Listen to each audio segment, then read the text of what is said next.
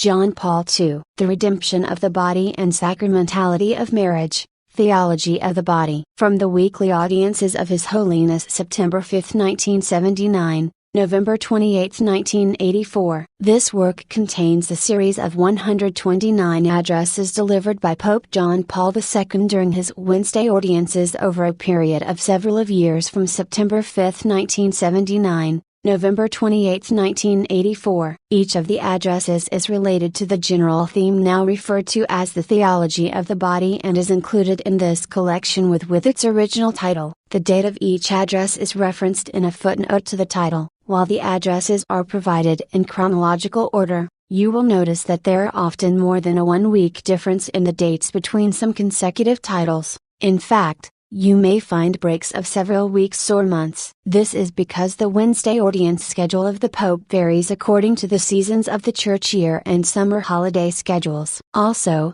on occasion, John Paul II would postpone discussions of this topic in order to relay messages pertaining to other occasions, such as a series of reflections on the Holy Year. This collection includes all references that were available in the original publications. Where a reference clarified a particular word or passage, a footnote containing the reference information is inserted at the bottom of the page and the footnote is referenced with an Arabic numeral, such as 1, 2, or 3. Where the reference information provided an extensive discussion concerning an issue, but was not judged to be of immediate importance for purposes of understanding the particular word or passage, that reference information is included in the endnotes and is referenced with a Roman numeral, such as 1, 2, or 3. Many references contain both types of information and will be divided between a footnote and an endnote. In such cases, the reference will include both an Arabic and a Roman numeral, such as 1I, as stated above.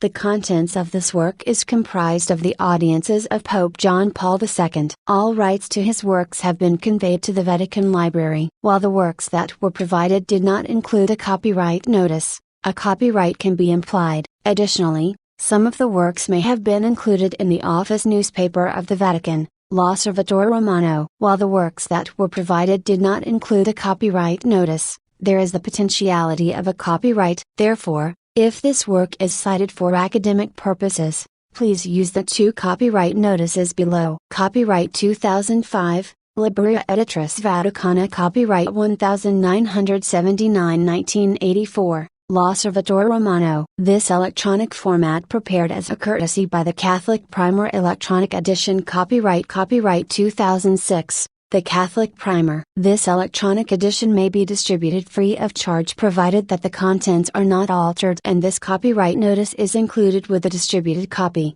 provided that the following conditions are adhered to. This electronic document may not be offered in connection with any other document, product, promotion or other item that is sold, exchanged for compensation of any type or manner, or used as a gift for contributions, including charitable contributions. Questions concerning this limited license should be directed to webmaster@catholicprimer.org. This document may not be distributed in print form, except for educational, academic, pastoral, or ecclesiastical purposes that are performed in accordance with the ordinary magisterium of the Catholic Church. In honor and memory of Care Al-Wajda, May 18, 1920. April 2, 2005. His Holiness Pope John Paul II. October 16, 1978, April 2, 2005. Totus Tuus. The Unity and Indissolubility of Marriage. For some time now preparations have been going on for the next Ordinary Assembly of the Synod of Bishops,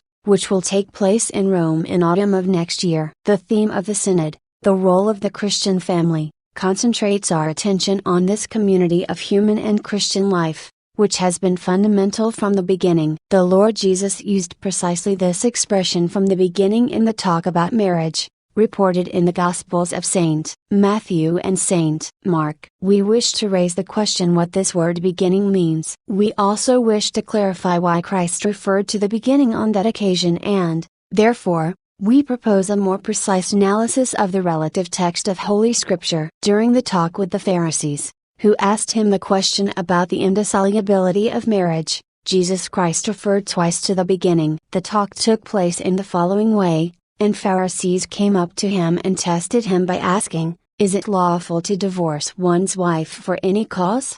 He answered, Have you not read that he who made them from the beginning made them male and female, and said, For this reason a man shall leave his father and mother and be joined to his wife, and the two shall become one flesh? So they are no longer two but one flesh. What therefore God has joined together, let not man put asunder. They said to him, Why then did Moses command one to give a certificate of divorce, and to put her away? He said to them, For your hardness of heart Moses allowed you to divorce your wives, but from the beginning it was not so. Mount 19:3 ff, cf. Also Mk 10:2 ff. Christ did not accept the discussion at the level at which his interlocutors tried to introduce it. In a certain sense he did not approve of a dimension that they tried to give the problem. He avoided getting caught up in juridico-casuistical controversies. On the contrary, he referred twice to the beginning. Acting in this way, he made a clear reference to the relative words in Genesis, which his interlocutors too knew by heart. From those words of the ancient revelation, Christ drew the conclusion and the talk ended. Therefore, the beginning means that which Genesis speaks about. Christ quoted Genesis 1:27 in summary form, In the beginning the Creator made them male and female. The original passage reads textually as follows, God created man in his own image, in the image of God he created him, male and female he created them. Subsequently, the Master referred to Genesis 2:24, Therefore, a man leaves his father and his mother and cleaves to his wife, and they become one flesh. Quoting these words almost in full, Christ gave them an even more explicit normative meaning, since it could be supported that in Genesis they express de facto statements, leaves ...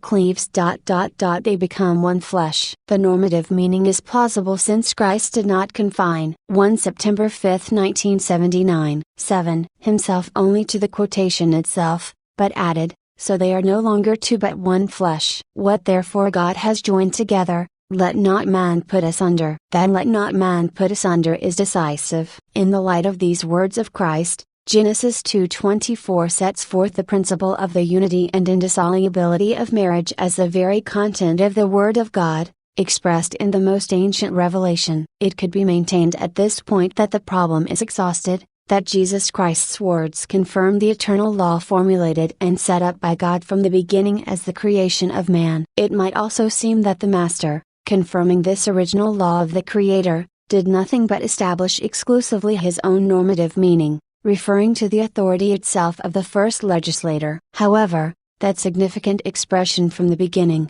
repeated twice, clearly induced his interlocutors to reflect on the way in which man was formed in the mystery of creation, precisely as male and female, in order to understand correctly the normative sense of the words of Genesis. This is no less valid for the people of today than for those of that time. Therefore, in the present study, considering all this, we must put ourselves precisely in the position of Christ's interlocutors today. During the following Wednesday reflections at the general audiences, we will try, as Christ's interlocutors today, to dwell at greater length on St. Matthew's words, 19:3 ff. To respond to the indication, inserted in them by Christ, we will try to penetrate toward that beginning, to which he referred in such a significant way. Thus we will follow from a distance the great work which participants in the forthcoming Synod of Bishops are undertaking on this subject just now. Together with them, numerous groups of pastors and laymen are taking part in it,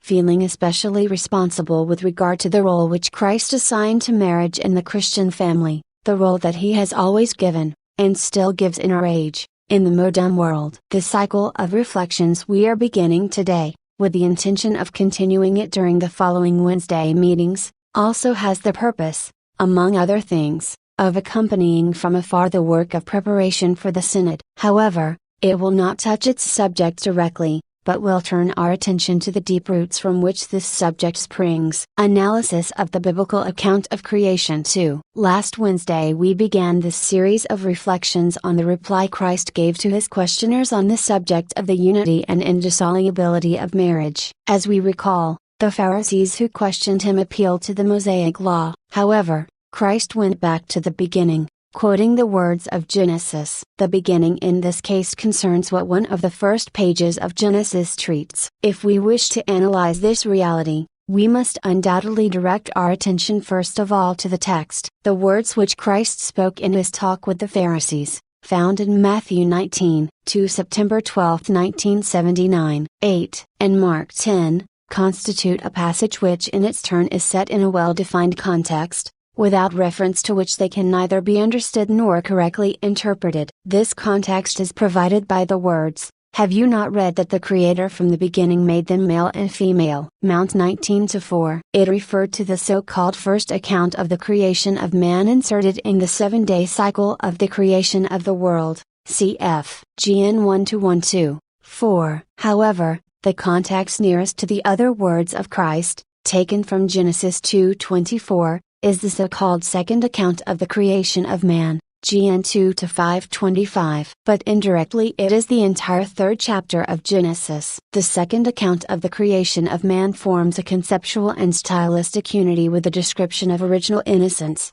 man's happiness, and also his first fall. Granted the specific content of Christ's words taken from Genesis 2:24, one could also include in the context at least the first phrase of the fourth chapter of Genesis, which treats of the conception and birth of man from earthly parents. That is what we intend to do in the present analysis. From the point of view of biblical criticism, it is necessary to mention immediately that the first account of man's creation is chronologically later than the second, whose origin is much more remote. This more ancient text is defined as Yahwist because the term Yahweh is used to name God. It is difficult not to be struck by the fact that the image of God presented there has quite considerable anthropomorphic traits. Among others, we read that the Lord God formed man of dust from the ground, and breathed into his nostrils the breath of life, GN 2-7. In comparison with this description, the first account, that is, the one held to be chronologically later,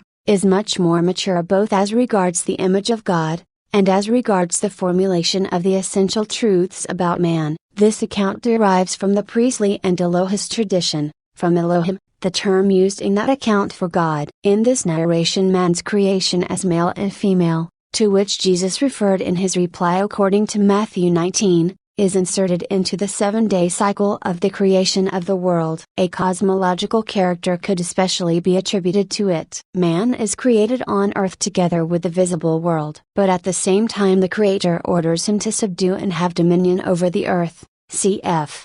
GN 1:28. Therefore he is placed over the world. Even though man is strictly bound to the visible world, the biblical narrative does not speak of his likeness to the rest of creatures, but only to God. God created man in his own image. In the image of God he created him. GN 1:27. In the 7-day cycle of creation a precise graduated procedure is evident. However, man is not created according to a natural succession. The Creator seems to halt before calling him into existence, as if he were pondering within himself to make a decision, "Let us make man in our image, after our likeness." GN 1:26. The level of that first account of man's creation, even though chronologically later, is especially of a theological character. An indication of that is especially the definition of man on the basis of his relationship with God. In the image of God he created him. At 9. The same time it affirms the absolute impossibility of reducing man to the world. Already in the light of the first phrases of the Bible,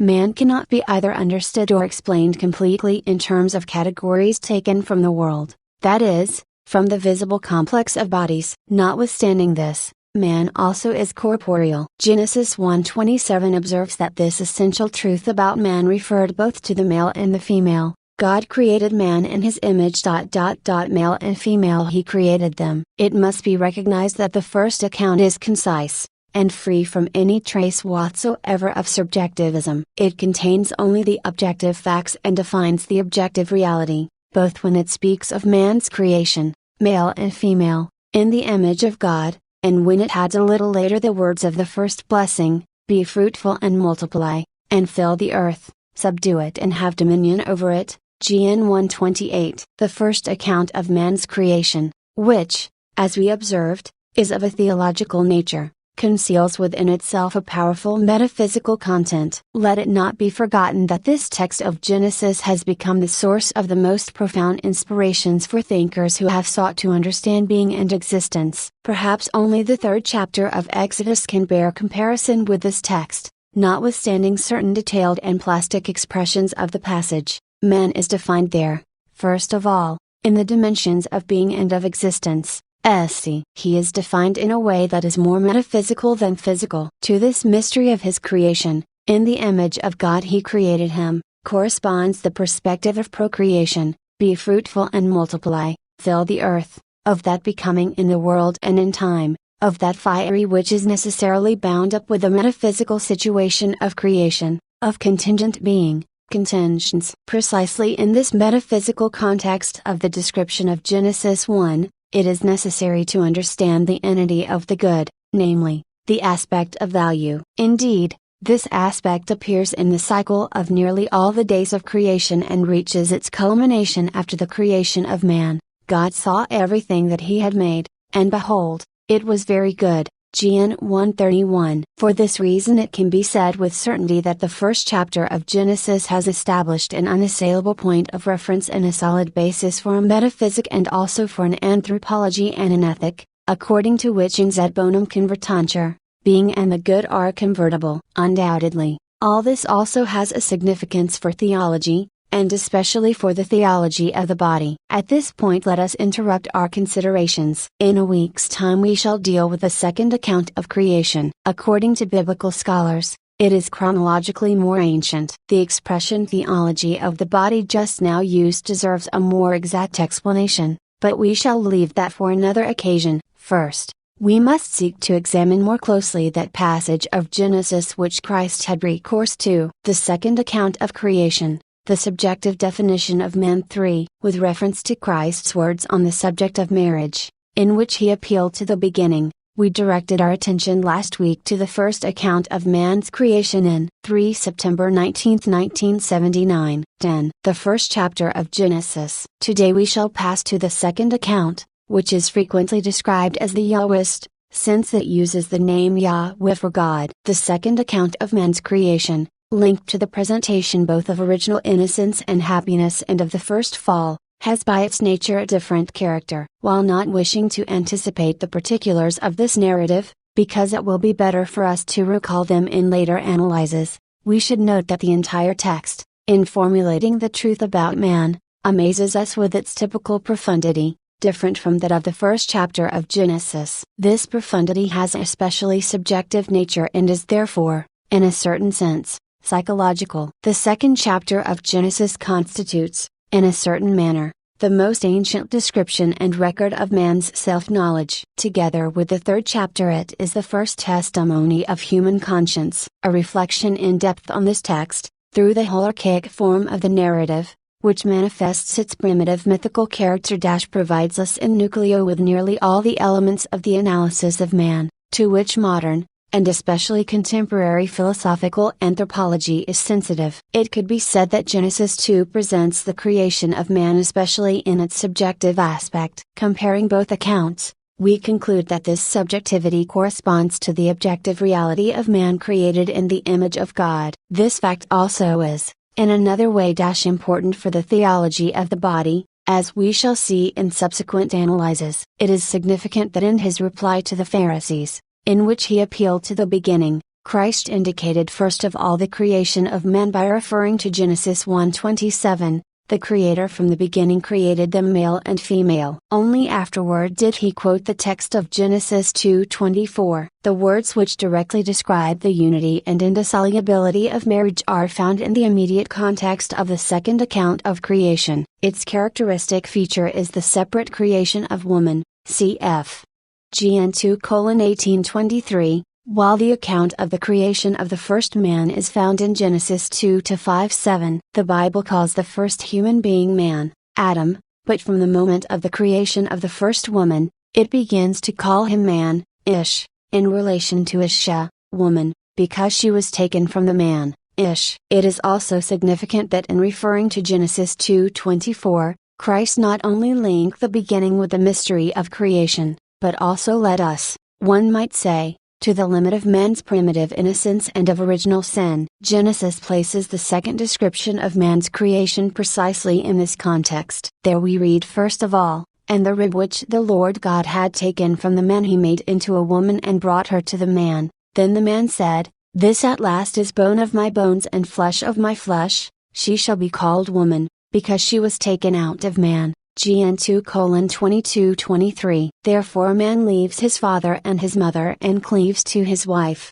and they become one flesh." GN 2:24. "And the man and his wife were both naked, and they were not ashamed." GN 2:25. Immediately after these verses, chapter 3 begins with its account of the first fall of the man and the woman, linked with the mysterious tree already called the tree of the knowledge of good and evil. GN 2:17. Thus an entirely new situation emerges. 11. Essentially different from the preceding. The tree of knowledge of good and evil is the line of demarcation between the two original situations which Genesis speaks of. The first situation was that of original innocence, in which man, male and female, was, as it were, outside the sphere of the knowledge of good and evil, until the moment when he transgressed the Creator's prohibition and ate the fruit of the tree of knowledge. The second situation, however, was that in which man, after having disobeyed the Creator's command at the prompting of the evil spirit, symbolized by the serpent, found himself, in a certain way, within the sphere of the knowledge of good and evil. This second situation determined the state of human sinfulness, in contrast to the state of primitive innocence. Even though the Yahweh's text is very concise, it suffices with clarity to differentiate and to set against each other those two original situations. We speak here of situations, having before our eyes the account which is a description of events. Nonetheless, by means of this description and all its particulars, the essential difference emerges between the state of man's sinfulness and that of his original innocence. Systematic theology will discern in these two antithetical situations two different states of human nature, the state of integral nature and the state of fallen nature. All this emerges from that Yahweh's text of Genesis 2:3, which contains in itself the most ancient word of revelation. Evidently it has a fundamental significance for the theology of man and for the theology of the body. When Christ, referring to the beginning, directed his questioners to the words written in Genesis 2:24, he ordered them, in a certain sense, to go beyond the boundary which, in the Yahweh's text of Genesis, runs between the first and second situation of man. He did not approve what Moses had permitted for their hardness of heart. He appealed to the words of the first divine regulation, which in this text is expressly linked to man's state of original innocence. This means that this regulation has not lost its force, even though man has lost his primitive innocence. Christ's reply is decisive and unequivocal. Therefore, we must draw from it the normative conclusions which have an essential significance not only for ethics, but especially for the theology of man and for the theology of the body. As a particular element of theological anthropology, it is constituted on the basis of the Word of God which is revealed. During the next meeting we shall seek to draw these conclusions. The boundary between original innocence and redemption. 4. Answering the question on the unity and indissolubility of marriage, Christ referred to what was written about marriage in Genesis. In our two preceding reflections we analyzed both the so-called Elohist text, GN 1, and the Yahwist 1, GN 2. Today we wish to draw some conclusions from these analyses. For September 26, 1979. 12. When Christ referred to the beginning, he asked his questioners to go beyond, in a certain sense, the boundary which in Genesis passes between the state of original innocence and that of sinfulness, which started with the original fall. Symbolically this boundary can be linked with the tree of the knowledge of good and evil, which in the Yahweh's text delimits two diametrically opposed situations, the situation of original innocence and that of original sin. These situations have a specific dimension in man, in his inner self, in his knowledge, conscience, choice and decision. All this is in relation to God the Creator who, in the Yahweh's text, GN 2 and 3, is at the same time the God of the covenant, of the most ancient covenant of the Creator with his creature man. As an expression and symbol of the covenant with God broken in man's heart, the tree of the knowledge of good and evil delimits and contrasts two diametrically opposed situations and states, that of original innocence and that of original sin. and at the same time man's hereditary sinfulness which derives from it. However, Christ's words, which refer to the beginning, enable us to find in man an essential continuity and a link between these two different states or dimensions of the human being. The state of sin is part of historical man, both the one whom we read about in Matthew 19, that is, Christ's questioner at that time, and also of any other potential or actual questioner of all times of history, and therefore, naturally, also of modern man. That state, however, the historical state, plunges its roots, in every man without exception, in his own theological prehistory, which is the state of original innocence. It is not a question here of mere dialectic. The laws of knowing correspond to those of being. It is impossible to understand the state of historical sinfulness without referring or appealing, and Christ appealed to it, to the state of original, in a certain sense, prehistoric, and fundamental innocence. Therefore, right from the beginning, the arising of sinfulness as a state, a dimension of human existence, is in relation to this real innocence of man as his original and fundamental state, as a dimension of his being created in the image of God. It happens in this way not only for the first man, male and female, as dramatis personae and leading characters of the events described in the Yahweh's text of chapters 2 and 3 of Genesis, but also for the whole historical course of human existence. Historical man is, so to speak, rooted in his revealed theological prehistory. So every point of his historical sinfulness is explained, both for the soul and for the body. All with reference to original innocence. It can be said that this reference is a co-inheritance of sin, and precisely of original sin. If this sin signifies, in every historical man, a state of lost grace, then it also contains a reference to that grace, which was precisely the grace of original innocence. According to chapter 19 of Matthew, when Christ referred to the beginning, by this expression he did not indicate merely the state of original innocence as the lost horizon of human existence and history. To the words which he uttered with his own lips, we have the right to attribute at the same time the whole eloquence of the mystery of redemption. 13. Already in the Yahweh's texts of Genesis 2 and 3, we are witnesses of one man, male and female, after breaking the original covenant with the Creator, received the first promise of redemption in the words of the so-called proto-gospel in Genesis 3:15 and began to live in the theological perspective of the redemption. In the same way, therefore, historical man, both Christ's questioner at that time, of whom Matthew 19 speaks, and modern man participates in this perspective. He participates not only in the history of human sinfulness, as a hereditary and at the same time personal and unique subject of this history, he also participates in the history of salvation, here, too, as its subject and co-creator. Therefore, he is not only closed, because of his sinfulness, with regard to original innocence, but is at the same time open to the mystery of redemption, which was accomplished in Christ and through Christ. Paul, the author of the letter to the Romans, expresses this perspective of redemption in which historical man lives, when he writes, "We ourselves, who have the first fruits of the Spirit, groan inwardly as we wait for the redemption of our bodies." Rom 8:23. We cannot lose sight of this perspective as we follow the words of Christ who,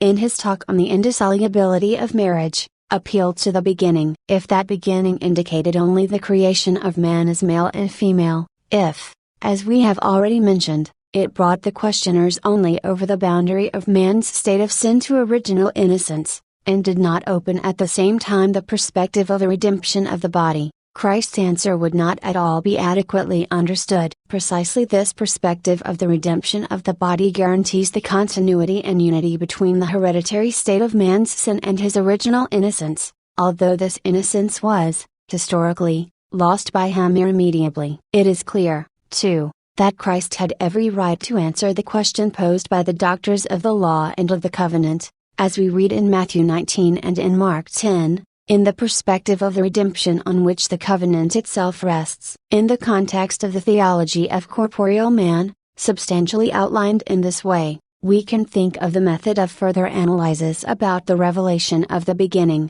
in which it is essential to refer to the first chapters of Genesis. We must at once turn our attention to a factor which is especially important for theological interpretation, because it consists in the relationship between revelation and experience. In the interpretation of the revelation about man, and especially about the body, we must, for understandable reasons, refer to experience, since corporeal man is perceived by us mainly by experience. In the light of the above-mentioned fundamental considerations, we have every right to the conviction that this historical experience of ours must, in a certain way, stop at the threshold of man's original innocence, since it is inadequate in relation to it. However, in the light of the same introductory considerations, we must arrive at the conviction that our human experience is, in this case, to some extent a legitimate means for the theological interpretation. In a certain sense, it is an indispensable point of reference,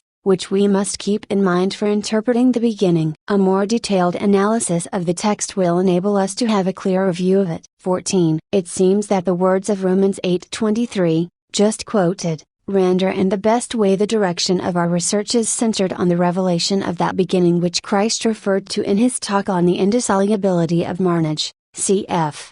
Mount 19 and Mk 10. All the subsequent analyses that will be made on the basis of the first chapters of Genesis will almost necessarily reflect the truth of Paul's words, "We who have the first fruit of the Spirit groan inwardly as we wait for the redemption of our bodies." If we put ourselves in this position so deeply in agreement with experience, the beginning must speak to us with the great richness of light that comes from revelation, to which above all theology wishes to be accountable. The continuation of the analyses will explain to us why and in what sense this must be a theology of the body. The meaning of man's original solitude. 5. In the last reflection of the present cycle we reached an introductory conclusion, taken from the words of Genesis on the creation of man as male and female. We reached these words, that is, the beginning, to which the Lord Jesus referred in his talk on the indissolubility of marriage, cf. Mount 19-39, Mk 10-112. But the conclusion at which we arrived does not yet end the series of our analyses. We must reread the narrations of the first and second chapters of Genesis in a wider context, which will allow us to establish a series of meanings of the ancient text to which Christ referred. Therefore, today we will reflect on the meaning of man's original solitude. The starting point of this reflection is provided for us directly by the following words of Genesis: "It is not good that man, male, should be alone, I will make him a helper fit for him." Gen 2:18. God Yahweh speaks these words. They belong to the second account of the creation of man, and so they come from the Yahweh's tradition. As we have already recalled, it is significant that, as regards the Yahweh's text, the account of the creation of the man is a separate passage, Gen 2-7. It precedes the account of the creation of the first woman, Gen 2:21-22. It is also significant that the first man, Adam, created from dust from the ground, is defined as a male, only after the creation of the first woman. So when God Yahweh speaks the words about solitude, it is in reference to the solitude of man as such, and not just to that of the male. However, it is difficult to go very far in drawing conclusions merely on the basis of this fact. Nevertheless, the complete context of that solitude of which Genesis 2:18 speaks can convince us that it is a question here of the solitude of man, male and female, and not just of the solitude of man the male, caused by the lack of woman. Therefore, on the basis of the whole context, it seems that this solitude has two meanings, one derived from man's very nature, that is, from his humanity, and the other derived from the male-female relationship. The first meaning is evident in the account of Genesis 2, and the second is evident, in a certain way, on the basis of the first meaning. A detailed analysis of the description seems to confirm this. 5 October 10, 1979. 15. The problem of solitude is manifested only in the context of the second account of the creation of man. The first account ignores this problem. There man is created in one act as male and female. God created man in his own image. Male and female he created them. Gen 1:27. As we have already mentioned, the second account speaks first of the creation of the man and only afterward of the creation of the woman from the rib of the male. This account concentrates our attention on the fact that man is alone. This appears as a fundamental anthropological problem, prior, in a certain sense, to the one raised by the fact that this man is male and female. This problem is prior not so much in the chronological sense, as in the existential sense. It is prior by its very nature. The problem of man's solitude from the point of view of the theology of the body will also be revealed as such, if we succeed in making a thorough analysis of the second account of creation in Genesis 2. The affirmation of God Yahweh, "It is not good that man should be alone," appears not only in the immediate context of the decision to create woman, "I will make him a helper fit for him," but also in the wider context of reasons and circumstances. These explain more deeply the meaning of man's original solitude. The Yahweh's text connects the creation of man first and foremost with the need to till the ground, Gen 2-5. That would correspond, in the first account, with the vocation to subdue and have dominion over the earth, cf. Gen 1:28. Then, the second account of creation speaks of man being put in the garden in Eden, and in this way introduces us to the state of his original happiness. Up to this moment man is the object of the creative action of God Yahweh, who at the same time, as legislator, establishes the conditions of the first covenant with man. Man's subjectivity is already emphasized through this. It finds a further expression when the Lord God formed out of the ground every beast of the field and every bird of the air, and brought them to man to see what he would call them. Gen 2:19. In this way, therefore, the first meaning of man's original solitude is defined on the basis of a specific test or examination which man undergoes before God, and in a certain way also before himself. By means of this test, man becomes aware of his own superiority, that is, that he cannot be considered on the same footing as any other species of living beings on the earth. As the text says, whatever the man called every living creature, that was its name, Gen 2:19. The man gave names to all cattle, and to the birds of the air, and to every beast of the field, but for the man, male, there was not found a helper fit for him. Gen 2:20. All this part of the text is unquestionably a preparation for the account of the creation of woman. However, it possesses a deep meaning even apart from this creation. Right from the first moment of his existence, created man finds himself before God as if in search of his own entity. It could be said he is in search of the definition of himself. A contemporary person would say he is in search of his own identity. The fact that man is alone in the midst of the visible world and, in particular, among living beings, has a negative significance in this search, since it expresses what he is not. 16. Nevertheless, the fact of not being able to identify himself essentially with the visible world of other living beings, anamalia, has, at the same time, a positive aspect for this primary search. Even if this fact is not yet a complete definition, it constitutes one of its elements. If we accept the Aristotelian tradition in logic and in anthropology, it would be necessary to define this element as the proxima genus, genus proximum. However, the Yahweh's text enables us to discover also further elements in the admirable passage. Man finds himself alone before God mainly to express, through a first self-definition, his own self-knowledge, as the original and fundamental manifestation of mankind. Self-knowledge develops at the same rate as knowledge of the world, of all the visible creatures, of all the living beings to which man has given a name to affirm his own dissimilarity with regard to them. In this way, consciousness reveals man as the one who possesses a cognitive faculty as regards the visible world. With this knowledge which, in a certain way, brings him out of his own being, man at the same time reveals himself to himself in all the peculiarity of his being. He is not only essentially and subjectively alone. Solitude also signifies man's subjectivity, which is constituted through self-knowledge. Man is alone because he is different from the visible world, from the world of living beings. Analyzing the text of Genesis, we are, in a way, witnesses of how man distinguishes himself before God Yahweh from the whole world of living beings, anamalia, with his first act of self-consciousness, and of how he reveals himself to himself. At the same time he asserts himself as a person in the visible world, sketched so incisively in Genesis 2:19-20. That process is a search for a definition of himself. Linking up with the Aristotelian tradition, it leads to indicating the proxima genus. Chapter 2 of Genesis expresses this with the words, "The man gave names." There corresponds to this the specific differentia which is,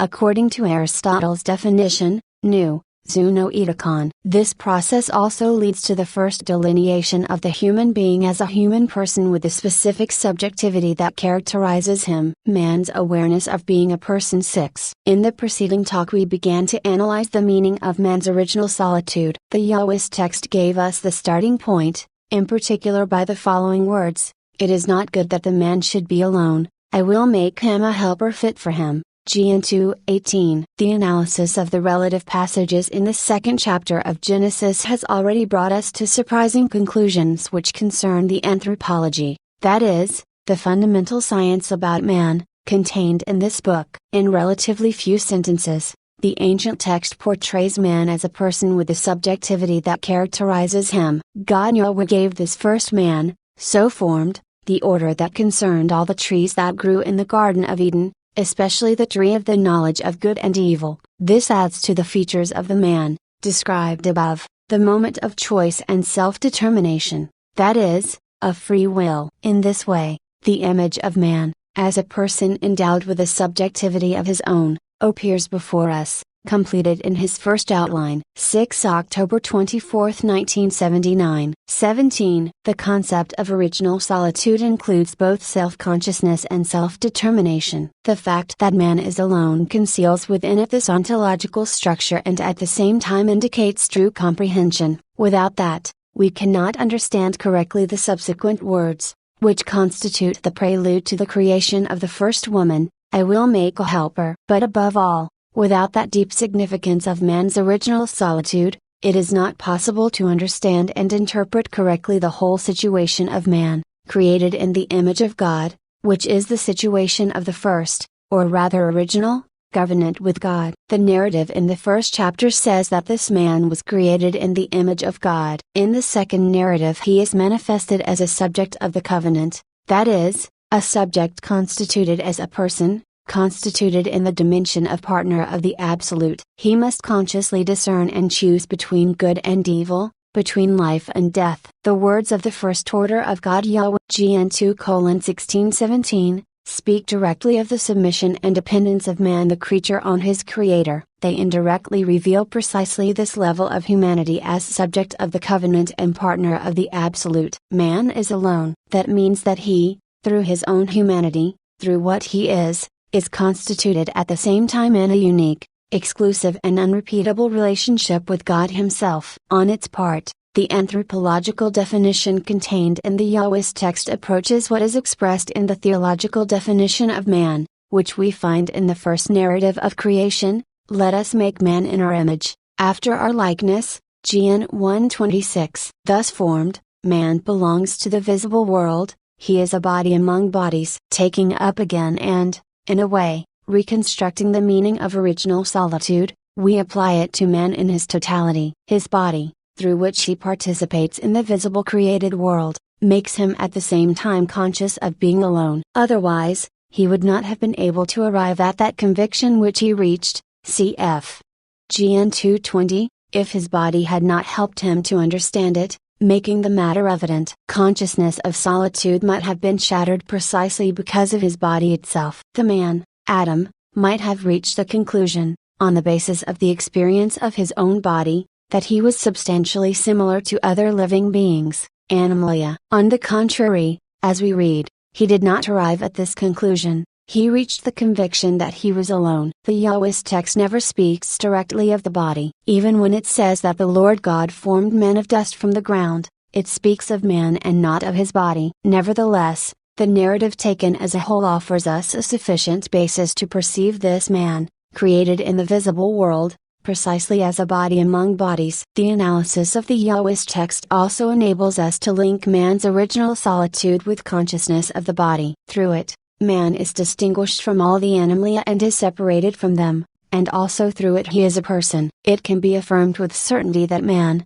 thus formed, has at the same time consciousness and awareness of the meaning of his own body, on the basis of the experience of original solitude. All this can be considered as an implication of the second narrative of the creation of man, and the analysis of the text enables us to develop it amply. 18. At the beginning of the Yahweh's text, even before it speaks of the creation of man from the dust of the ground, we read that there was no one to till the land or to make channels of water spring out of the earth to irrigate the whole land. GN 2-5-6. We rightly associate this passage with the one in the first narrative, in which God's command is expressed, fill the earth and subdue it, and have dominion. GN 1-28. The second narrative alludes specifically to the work that man carries out to till the earth. The first fundamental means to dominate the earth lies in man himself. Man can dominate the earth because he alone, and no other of the living beings, is capable of tilling it and transforming it according to his own needs. He made channels of water spring out of the earth to irrigate the whole land. This first outline of a specifically human activity seems to belong to the definition of man,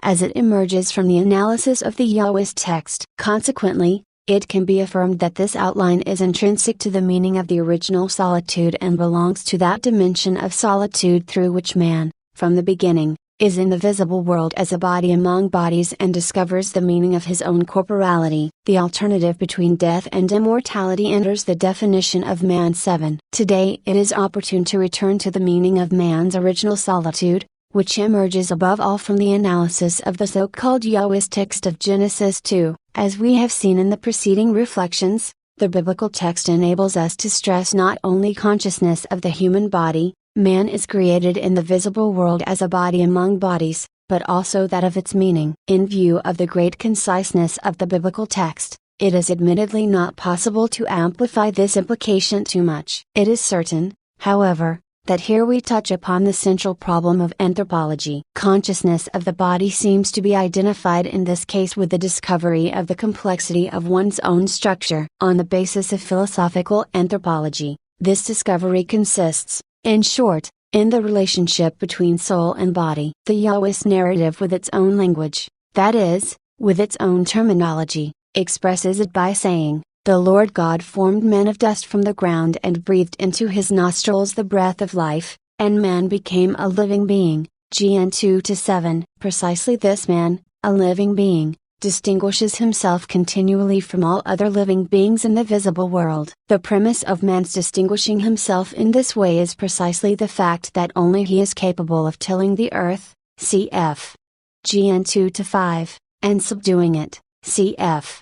GN 1-28. It can be said that the consciousness of superiority contained in the definition of humanity is born right from the beginning on the basis of a typically human praxis or behavior. This consciousness brings with it a particular perception of the meaning of one's own body, emerging precisely from the fact that it falls to man to till the earth and subdue it. All that would be impossible without a typically human intuition of the meaning of one's own body. 7 October 31, 1979. 19. It seems necessary, then, to speak in the first place of this aspect, rather than of the problem of anthropological complexity in the metaphysical sense. The original description of human consciousness, given by the Yahwist text, comprises also the body in the narrative as a whole. It contains the first testimony of the discovery of one's corporeality and even, as has been said, the perception of the meaning of one's own body. All this is revealed not on the basis of any primordial metaphysical analysis, but on the basis of a concrete subjectivity of man that is quite clear. Man is a subject not only because of his self-awareness and self-determination, but also on the basis of his own body. The structure of this body permits him to be the author of a truly human activity. In this activity the body expresses the person. Therefore, in all its materiality, God formed man of dust from the ground. It is almost penetrable and transparent, in such a way as to make it clear who man is, and who he should be, thanks to the structure of his consciousness and of his self-determination. On this rests the fundamental perception of the meaning of one's own body, which can be discovered when analyzing man's original solitude. Here, with this fundamental understanding of the meaning of his own body, man, as subject of the ancient covenant with the Creator, is placed before the mystery of the tree of knowledge. You may freely eat of every tree of the garden, but of the tree of the knowledge of good and evil you shall not eat, for in the day that you eat of it you shall die. GN 2:16-17. The original meaning of man's solitude is based on experience of the existence obtained from the Creator. This human existence is characterized precisely by subjectivity, which includes also the meaning of the body. But could man, who in his original consciousness, knew exclusively the experience of existing and therefore of life, have understood the meaning of the words, "You shall die." Would he have been able to arrive at understanding the meaning of these words through the complex structure of life, given to him when the Lord God breathed into his nostrils the breath of life? It must be admitted that the word die, a completely new one, appeared on the horizon of man's consciousness without his having ever experienced its reality. At the same time this word appeared before him as a radical antithesis of all that man had been endowed with. For the first time, man heard the words "You shall die," without having any familiarity with them in his experience up to then. On the other hand, he could not but associate the meaning of death with that dimension of life which he had enjoyed up to then. The words of God Yahweh addressed to man confirmed a dependence in existing, such as to make man a limited being and, by his very nature, liable to non-existence. These words raise the problem of death in a conditional way: "In the day that you eat of it you shall die." Man, who had heard these words, had to find their truth in the interior structure of his own solitude. In short, it depended on him, on his decision and free choice, if, with solitude, he was to enter also the circle of the antithesis revealed to him. 20. By the Creator, together with the tree of the knowledge of good and evil, and thereby to make his own the experience of dying and death. Listening to the words of God Yahweh, man should have understood that the tree of knowledge had roots not only in the Garden of Eden, but also in his humanity. Furthermore, he should have understood that that mysterious tree concealed within it a dimension of loneliness, hitherto unknown, with which the Creator had endowed him in the midst of the world of living beings. In the presence of the Creator himself, man had given names to them,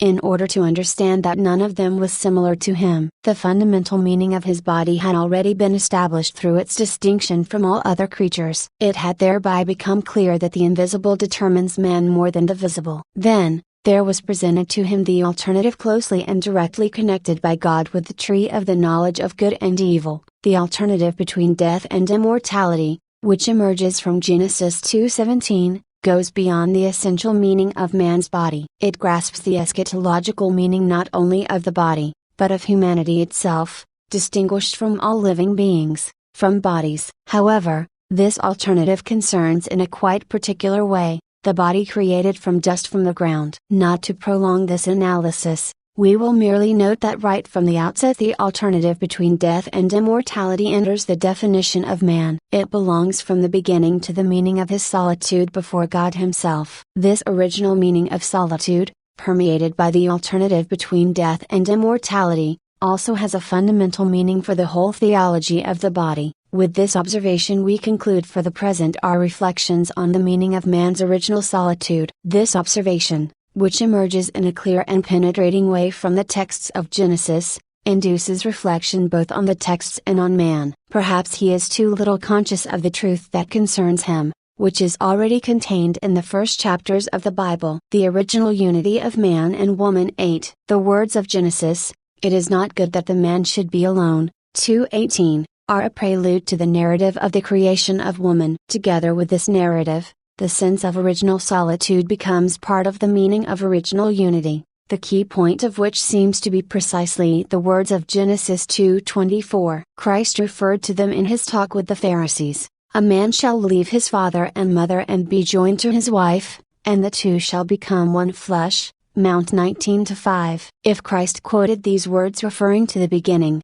it is opportune for us to clarify the meaning of that original unity, which has its roots in the fact of the creation of man as male and female. 8 November 7, 1979. 21. The narrative of the first chapter of Genesis does not know the problem of man's original solitude. Man is male and female right from the beginning. On the contrary, the Yahweh's text of the second chapter authorizes us, in a way, to think first only of the man since, by means of the body, he belongs to the visible world but goes beyond it. Then, it makes us think of the same man, but through the dualism of sex. Corporality and sexuality are not completely identified. In its normal constitution, the human body bears within it the signs of sex and is male or female by its nature. However, the fact that man is a body belongs to the structure of the personal subject more deeply than the fact that in his somatic constitution he is also male or female. Therefore, the meaning of original solitude,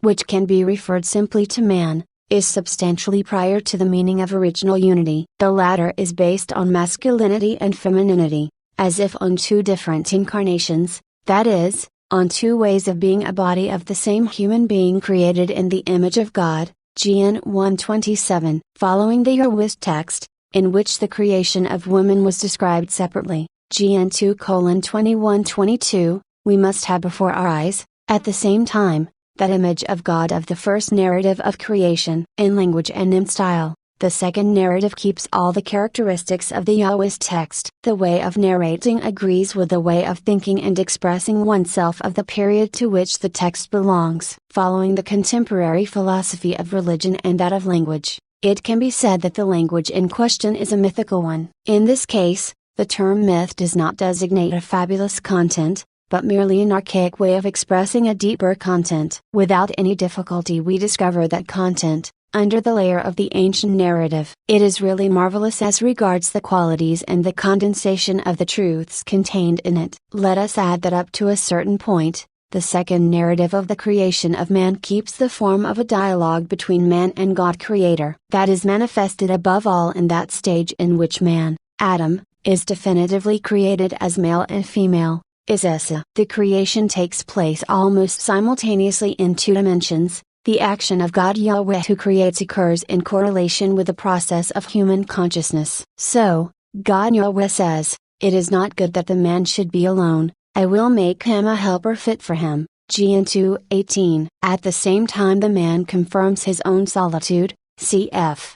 Gen 2:20. Next we read, "So the Lord God caused a deep sleep to fall upon the man, and while he slept took one of his ribs and closed up its place with flesh. The rib which the Lord God had taken from the man he made into a woman." Gen 2:21-22. Considering the specific language, first it must be recognized that in the Genesis account, that sleep in which the man is immersed, thanks to God Yahweh, in preparation for the new creative act, gives us food for thought. Against the background of contemporary mentality, accustomed, through analysis of the subconscious, to connecting sexual contents with the world of dreams, that sleep may bring forth a particular association. However, the Bible narrative seems to go beyond the 22 dimension of man's subconscious. If we admit, moreover, a significant difference of vocabulary, we can conclude that the man, Adam, falls into that sleep in order to wake up male and female. In Genesis 2:23,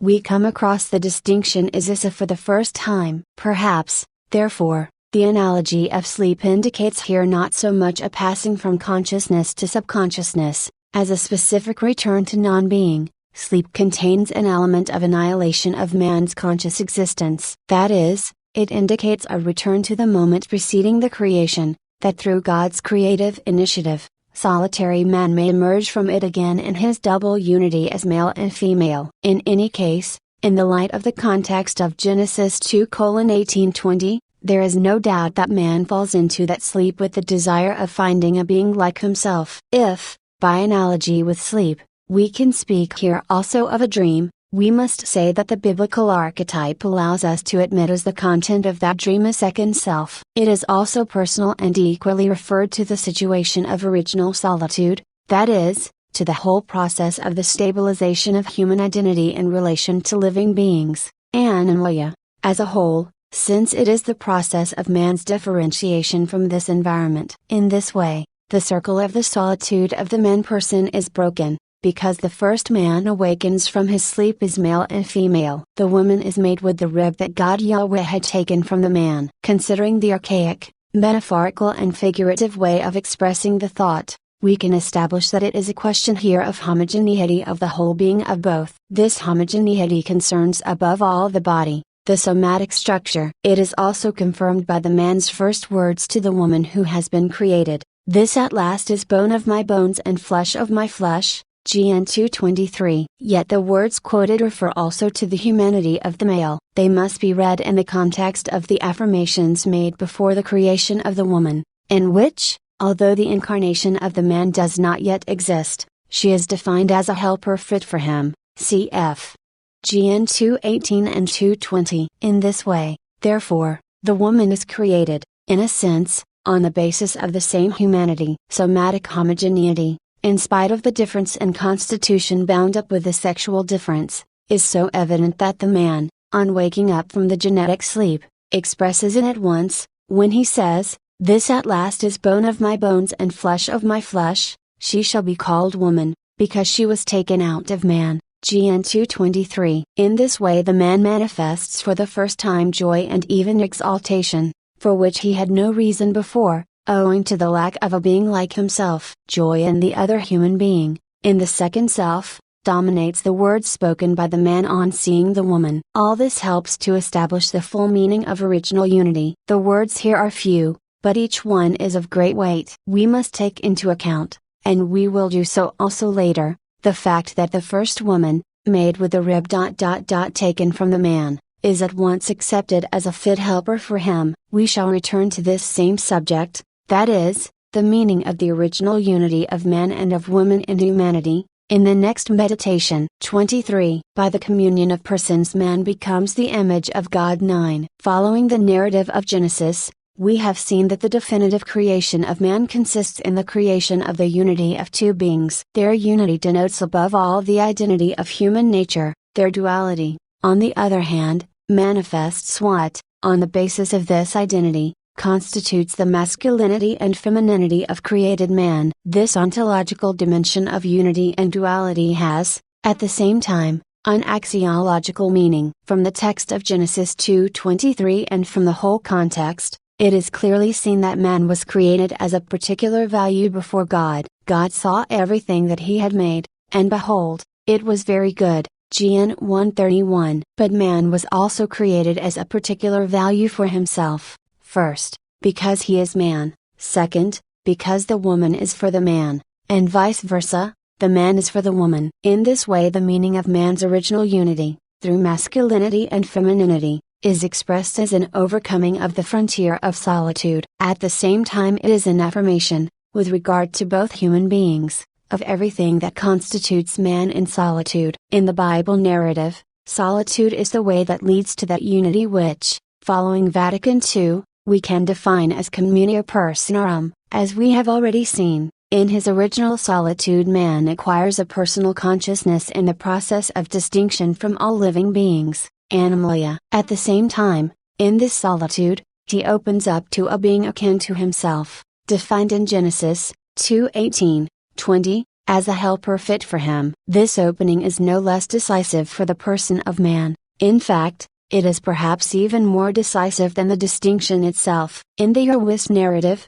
man's solitude is presented to us not only as the first discovery of the characteristic transcendence peculiar to the person, it is also presented as the discovery of an adequate relationship to the person, and therefore as an opening and expectation of a communion of persons. The term community could also be used here, if it were not generic and did not have so many meanings. Communio expresses more, with greater precision, since it indicates precisely that help which is derived, in a sense, from the very fact of existing as a person beside a person. In the Bible narrative this fact becomes eo ipso, in itself, the existence of the person for the person, since man in his original solitude was, in a way, already in this relationship. That is confirmed, in a negative sense, precisely by this solitude. Furthermore, the communion of persons could be formed only on the basis of a double solitude of man and of woman, that is, as their meeting in their distinction from the world of living beings, animalia, which gave them both the possibility of being and existing in a special reciprocity. The concept of help also expresses this reciprocity in existence, which no other living being could have ensured. All that constituted the foundation of the solitude of each of them was indispensable for this reciprocity. Self-knowledge and self-determination, that is, subjectivity and consciousness of the meaning of one's own body, was also indispensable. 9 November 14, 1979, 24. In the first chapter, the narrative of the creation of man affirms directly, right from the beginning, that man was created in the image of God as male and female. The narrative of the second chapter, on the other hand, does not speak of the image of God, but in its own way it reveals that the complete and definitive creation of man, subjected first to the experience of original solitude, is expressed in giving life to that communio personarum that man and woman form. In this way, The Yahwist narrative agrees with the content of the first narrative. If, vice versa, we wish to draw also from the narrative of the Yahwist text the concept of image of God, we can then deduce that man became the image and likeness of God not only through his own humanity, but also through the communion of persons which man and woman form right from the beginning. The function of the image is to reflect the one who is the model, to reproduce its own prototype. Man becomes the image of God not so much in the moment of solitude as in the moment of communion. Right from the beginning, he is not only an image in which the solitude of a person who rules the world is reflected, but also, and essentially, an image of an inscrutable divine communion of persons. In this way, the second narrative could also be a preparation for understanding the Trinitarian concept of the image of God, even if the latter appears only in the first narrative. Obviously, that is not without significance for the theology of the body. Perhaps it even constitutes the deepest theological aspect of all that can be said about man. In the mystery of creation, on the basis of the original and constituent solitude of his being, man was endowed with a deep unity between what is, humanly and through the body, male in him and what is, equally humanly and through the body, female in him. On all this, right from the beginning, the blessing of fertility descended, linked with human procreation, cf. GN 128. In this way, we find ourselves almost at the heart of the anthropological reality that has the name body. The words of Genesis 2:23 speak of it directly and for the first time in the following terms: bone of my bones and flesh of my flesh. The man uttered these words, as if it were only at the sight of the woman that he was able to identify and call by name what makes them visibly similar to each other, and at the same time what manifests humanity. In the light of the preceding analysis of all the bodies which man has come into contact with and which he has defined, conceptually giving them their name, anamalia, the expression flesh of my flesh takes on precisely this meaning: the body reveals man. This concise formula already contains everything that human science could ever say about the structure of the body as organism, about its vitality, and its particular sexual physiology, etc. This first expression of the man, flesh of my flesh, also contains a reference to what makes that body truly human. Therefore it referred to what determines man as a person, that is, as a being who, even in all his corporality, is similar to God. 25. We find ourselves, therefore, almost at the very core of the anthropological reality, the name of which is body, the human body. However, as can easily be seen, this core is not only anthropological, but also essentially theological. Right from the beginning, the theology of the body is bound up with the creation of man in the image of God. It becomes, in a way, also the theology of sex, or rather the theology of masculinity and femininity, which has its starting point here in Genesis. The words of Genesis 2:24 bear witness to the original meaning of unity, which will have in the revelation of God an ample and distant perspective. This unity through the body and the two will be one flesh possesses a multiform dimension. It possesses an ethical dimension, as is confirmed by Christ's answer to the Pharisees in Matthew 19, cf. Mk 10. It also has a sacramental dimension, a strictly theological one, as is proved by St. Paul's words to the Ephesians, which refer also to the tradition of the prophets, Hosea, Isaiah, Ezekiel. This is so because, right from the beginning, that unity which is realized through the body indicates not only the body, but also the incarnate communion of persons, communio personarum, and calls for this communion. Masculinity and femininity express the dual aspect of man's somatic constitution. This at last is bone of my bones and flesh of my flesh. Furthermore, through the same words of Genesis 2:23, they indicate the new consciousness of the sense of one's own body. It can be said that this sense consists in a mutual enrichment. Precisely this consciousness, through which humanity is formed again as the communion of persons, seems to be the layer which in the narrative of the creation of man, and in the revelation of the body contained in it, is deeper than his somatic structure as male and female. In any case, this structure is presented right from the beginning with a deep consciousness of human corporality and sexuality, and that establishes an inalienable norm for the understanding of man on the theological plane. In the first chapters of Genesis, Marriage is one and indissoluble. 10. Let us recall that when questioned about the unity and indissolubility of marriage, Christ referred to what was in the beginning. He quoted the words written in the first chapters of Genesis. In the course of these reflections, we are trying to penetrate the specific meaning of these words in these chapters. The meaning of the original unity of man, whom God created male and female, is obtained, especially in the light of Genesis 2:23, by knowing man in the entire endowment of his being, that is, in all the riches of that mystery of creation, on which theological anthropology is based. This knowledge, that is, the study of the human identity of the one who, at the beginning, is alone, must always pass through duality,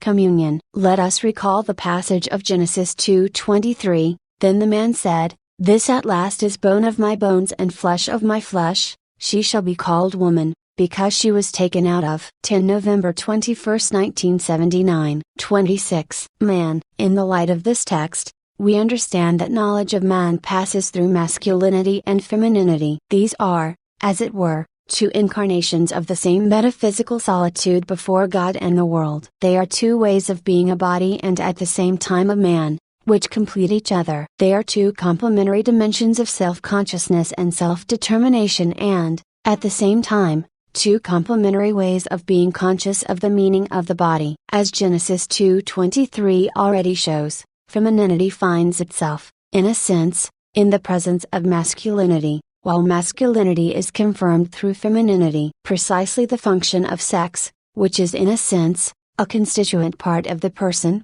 not just an attribute of the person, proves how deeply man, with all his spiritual solitude, with the never to be repeated uniqueness of his person, is constituted by the body as he or she. The presence of the feminine element, alongside the male element and together with it, signifies an enrichment for man in the whole perspective of his history, including the history of salvation. All this teaching on unity has already been expressed originally in Genesis 2:23. The unity of which Genesis 2:24 speaks, they become one flesh, is undoubtedly expressed and realized in the conjugal act. The biblical formulation, extremely concise and simple, indicates sex, femininity and masculinity, as that characteristic of man, male and female, which permits them, when they become one flesh, to submit their whole humanity to the blessing of fertility. However, the whole context of the lapidary formulation does not permit us to stop at the surface of human sexuality. It does not allow us to deal with the body and sex outside the full dimension of man and of the communion of persons. Right from the beginning it obliges us to see the fullness and depth which are characteristic of this unity,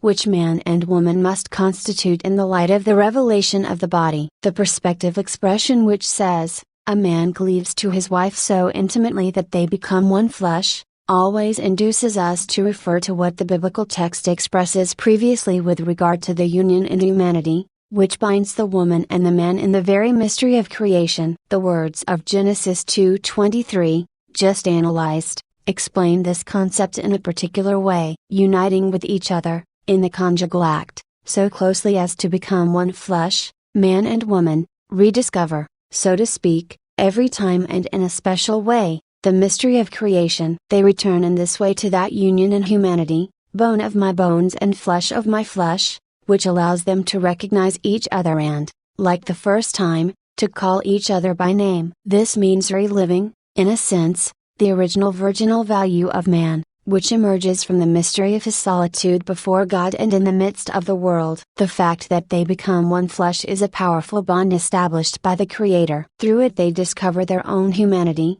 both in its original unity, and in the duality of a mysterious mutual attraction. However, sex is something more than the mysterious power of human corporality, which acts almost by virtue of instinct. At the level of man and in the mutual relationship of 27 persons, sex expresses an ever new surpassing of the limit of man's solitude that is inherent in the constitution of his body, and determines its original meaning. This surpassing always contains within it a certain assumption of the solitude of the body of the second self as one's own. Therefore, it is bound up with choice. The formulation of Genesis 2:24 indicates that human beings, created as man and woman, were created for unity. It also indicates that precisely this unity, through which they become one flesh, has right from the beginning a character of union derived from a choice. We read, "A man leaves his father and mother and cleaves to his wife." If the man belongs by nature to his father and mother, by virtue of procreation, on the other hand, he cleaves by choice to his wife, or she to her husband. The text of Genesis 2:24 defines this character of the conjugal bond with reference to the first man and the first woman. At the same time, it does so in the perspective of the whole earthly future of man. Therefore, in his time, Christ will appeal to that text, as equally relevant in his age. Formed in the image of God, also inasmuch as they form a true communion of persons, the first man and the first woman must constitute the beginning and the model of that communion for all men and women, who, in any period, are united so intimately as to be one flesh. The body, which through its own masculinity or femininity right from the beginning helped both to find themselves in communion of persons, becomes, in a particular way, the constituent element of their union, when they become husband and wife. This takes place, however, through a mutual choice. This choice establishes the conjugal pact between persons, who become one flesh only on this basis. That corresponds to the structure of man's solitude, and in actual fact to the twofold solitude. As the expression of self-determination, choice rests on the foundation of his self-consciousness. Only on the basis of the structure peculiar to man is he a body and, through the body, also male and female. When they both unite so closely as to become one flesh, their conjugal union presupposes a mature consciousness of the body. In fact, it bears within it a particular consciousness of the meaning of that body in the mutual self-giving of the persons. In this sense too, Genesis 2:24 is a perspective text. It proves that in every conjugal union of man and woman, the same original consciousness of the unifying significance of the body in its masculinity and femininity is discovered again. At the same time, the biblical text indicates that each of these unions renews, in a way, the mystery of creation in all its original depth and vital power. Taken out of man as flesh of his flesh, woman subsequently becomes, as wife and through her motherhood, mother of the living, cf. Gen 3:20, since her motherhood also has its origin in him. Procreation is rooted in creation, and every time, in a sense, reproduces its mystery. A special reflection on knowledge and procreation will be devoted to this subject. In it, it will be necessary to refer further to other elements of the biblical text. The analysis, 28, made hitherto of the meaning of the original unity proves in what way that unity of man and woman, inherent in the mystery of creation, is from the beginning also given as a commitment in the perspective of all following times. The meaning of original human experiences 11. The analysis of the first chapters of Genesis forces us, in a way, to reconstruct the elements that constitute man's original experience. In this sense, the character of the Yahweh's text makes it a special source. Speaking of original human experiences, we have in mind not so much their distance in time, as rather their basic significance. The important thing is not that these experiences belong to man's prehistory, to his theological prehistory, but that they are always at the root of every human experience. That is true even if in the evolution of ordinary human existence, little attention is paid to these essential experiences. They are so intermingled with the ordinary things of life that we do not generally notice their extraordinary character. On the basis of the analyses carried out up to now, we have already realized that what we called at the beginning the revelation of the body, helps us somehow to discover the extraordinary side of what is ordinary. That is possible because the revelation, the original one, expressed first in the Yahwist account of Genesis 2-3, then in the text of Genesis 1, takes into consideration precisely these primordial experiences. In them, there appears almost completely the absolute originality of what the male-female human being is, as a man, that is, also through his body. As we discover it in the biblical text quoted, man's experience of his body is certainly on the threshold of his whole subsequent historical experience. However, it also seems to rest at such an ontological depth that man does not perceive it in his own everyday life. This is so even if at the same time, and in a certain way, he presupposes it and postulates it as part of the process of formation of his own image. Without this introductory reflection, it would be impossible to define the meaning of original nakedness and tackle the analysis of Genesis 2:25, which runs as follows: "And the man and his wife were both naked, and were not ashamed." At first sight, the introduction of this detail, apparently a secondary one in the Yahwist account of man's creation, may seem something inadequate or misplaced. One would think that the passage quoted cannot bear comparison with what has been dealt with in the preceding verses and that, in a way, it goes beyond the context. However, this judgment does not stand up to a deeper analysis. Genesis 2:25 presents one of the key elements of the original revelation. It is as decisive as the other texts of Genesis 2:20 and 2:23, which have already enabled us to define the meaning of man's original solitude and original unity. To these is added, as the third element, the meaning of original nakedness, clearly stressed in the context. In the first biblical draft of anthropology, it is not something accidental. On the contrary, it is precisely the key for its full and complete understanding. 11 December 12, 1979, 29. This element of the ancient biblical text makes a specific contribution to the theology of the body that absolutely cannot be ignored. Further analyses will confirm this. But before undertaking them, I take the liberty of pointing out that the text of Genesis 2:25 expressly requires that the reflections on the theology of the body should be connected with the dimension of man's personal subjectivity. It is within the latter that consciousness of the meaning of the body develops. Genesis 2:25 speaks about it far more directly than other parts of that Yahwist text, which we have already defined as the first recording of human consciousness. The sentence,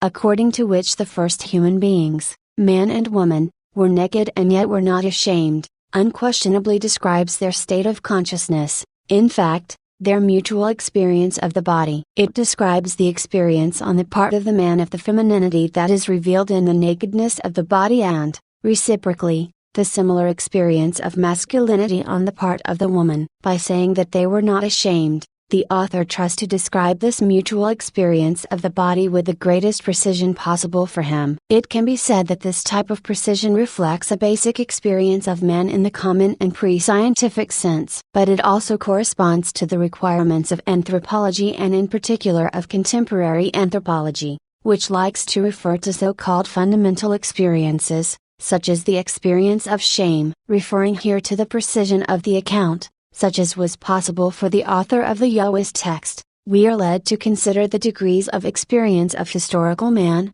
laden with the inheritance of sin. However, these degrees methodically start precisely from the state of original innocence. We have already seen that, referring to the beginning, which we have subjected here to successive contextual analyses, Christ indirectly established the idea of continuity and connection between those two states. This allows us to move back from the threshold of man's historical sinfulness to his original innocence. Genesis 2:25 makes it especially necessary to cross that threshold. This passage, together with the meaning of original nakedness inherent in it, takes its place in the contextual setting of the Yahwist narrative. After some verses, the same author writes, "Then the eyes of both were opened, and they knew that they were naked, and they sewed fig leaves together and made themselves aprons." Gen 3-7. The adverb then indicates a new moment and a new situation following the breaking of the first covenant. This situation follows the failure of the test connected with the tree of the knowledge of good and evil. At the same time that test constituted the first test of obedience,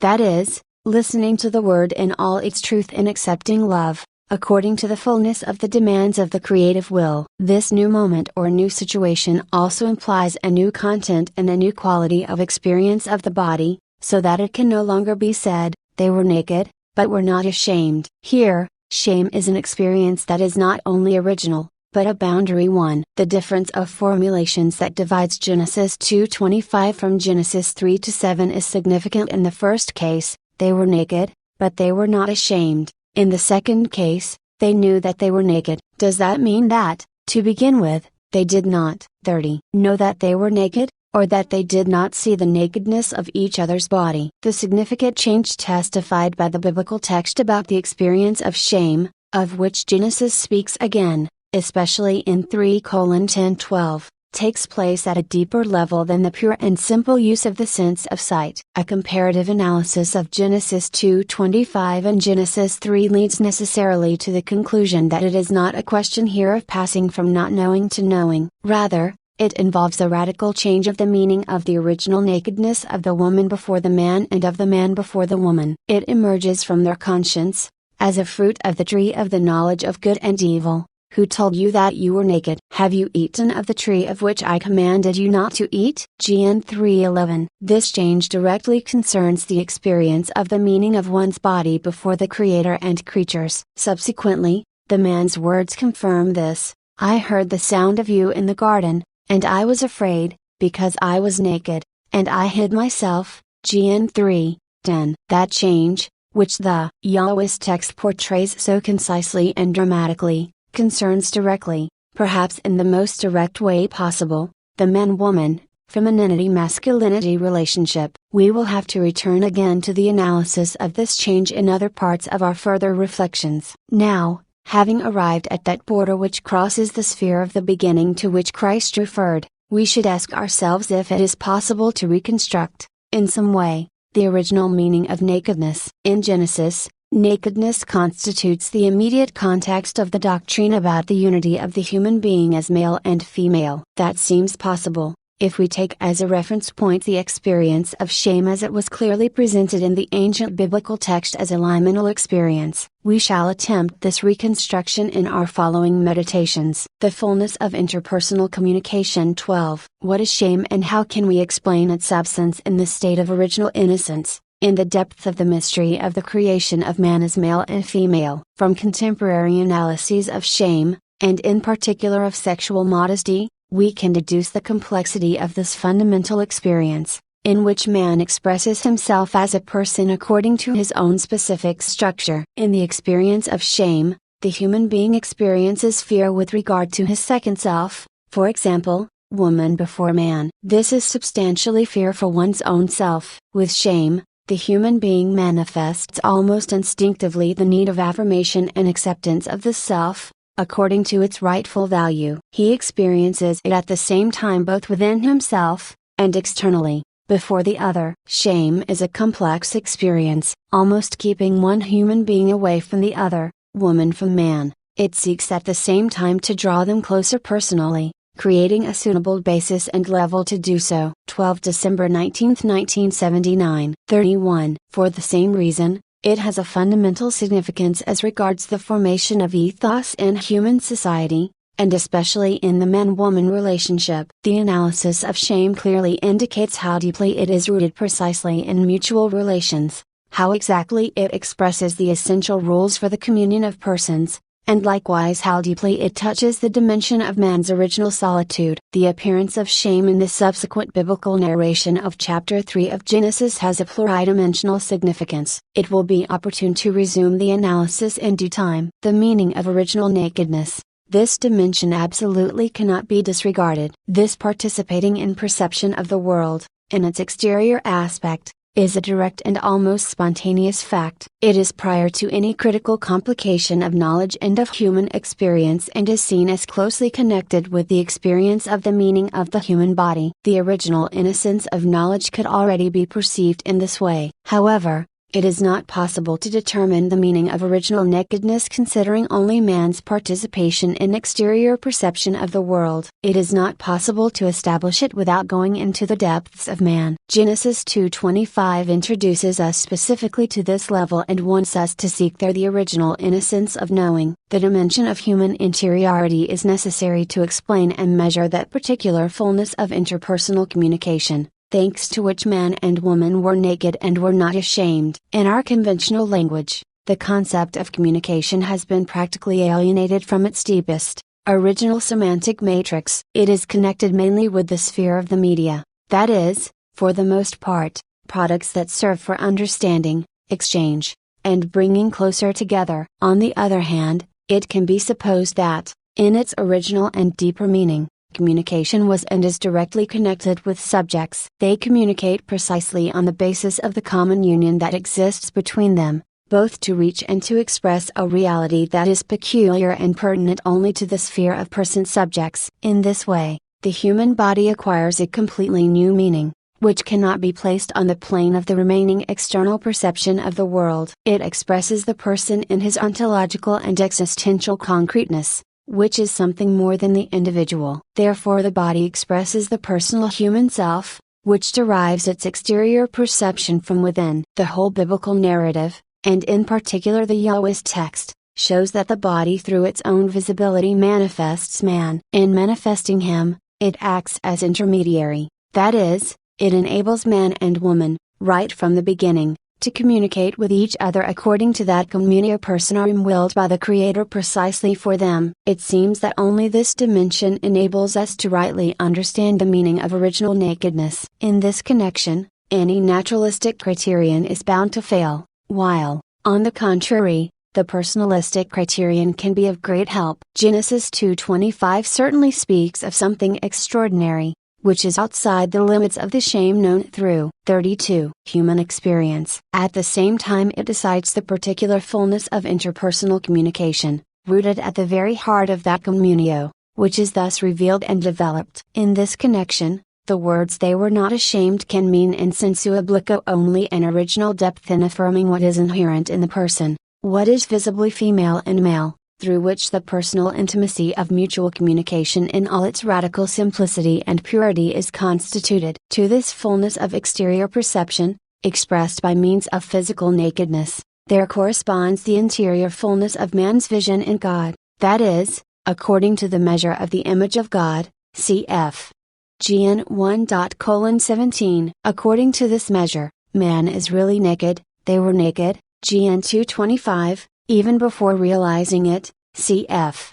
Gn 3-7:10. We shall still have to complete the analysis of this important text during the meditations that follow. Creation as a fundamental and original gift 13. Let us return to analyzing the text of Genesis 2:25, and the man and his wife were both naked and were not ashamed, Gn 2:25. According to this passage, the man and the woman saw themselves, as it were, through the mystery of creation. They saw themselves in this way, before knowing that they were naked. This seeing each other is not just a participation in exterior perception of the world. It also has an interior dimension of participation in the vision of the Creator Himself, that vision of which the Elohist text speaks several times.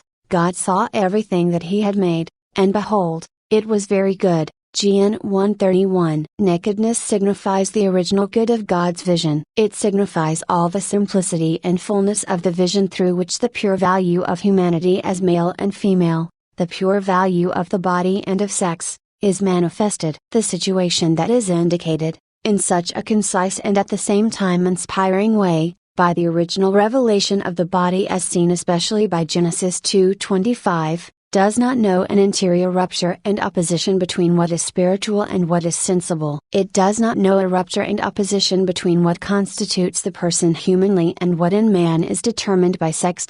What is male and female. Seeing each other, as if through the mystery of creation, man and woman see each other even more fully and distinctly than through the sense of sight itself, that is, through the eyes of the body. They see and know each other with all the peace of the interior gaze, which creates precisely the fullness of the intimacy of persons. Shame brings with it a specific limitation in seeing with the eyes of the body. This takes place above all because personal intimacy is disturbed and almost threatened by this sight. According to Genesis 2:25, the man and the woman were not ashamed seeing and knowing each other in all the peace and tranquility of the interior gaze. They communicate in the fullness of humanity, which is manifested in them as reciprocal. 13 January 2, 1980. 33. Complementarity precisely because they are male and female. At the same time, they communicate on the basis of that communion of persons in which, through femininity and masculinity, they become a gift for each other. In this way they reach in reciprocity a special understanding of the meaning of their own body. The original meaning of nakedness corresponds to that simplicity and fullness of vision in which understanding the meaning of the body comes about at the very heart of their communion. We will call it nuptial. The man and the woman in Genesis 2:23-25 emerge,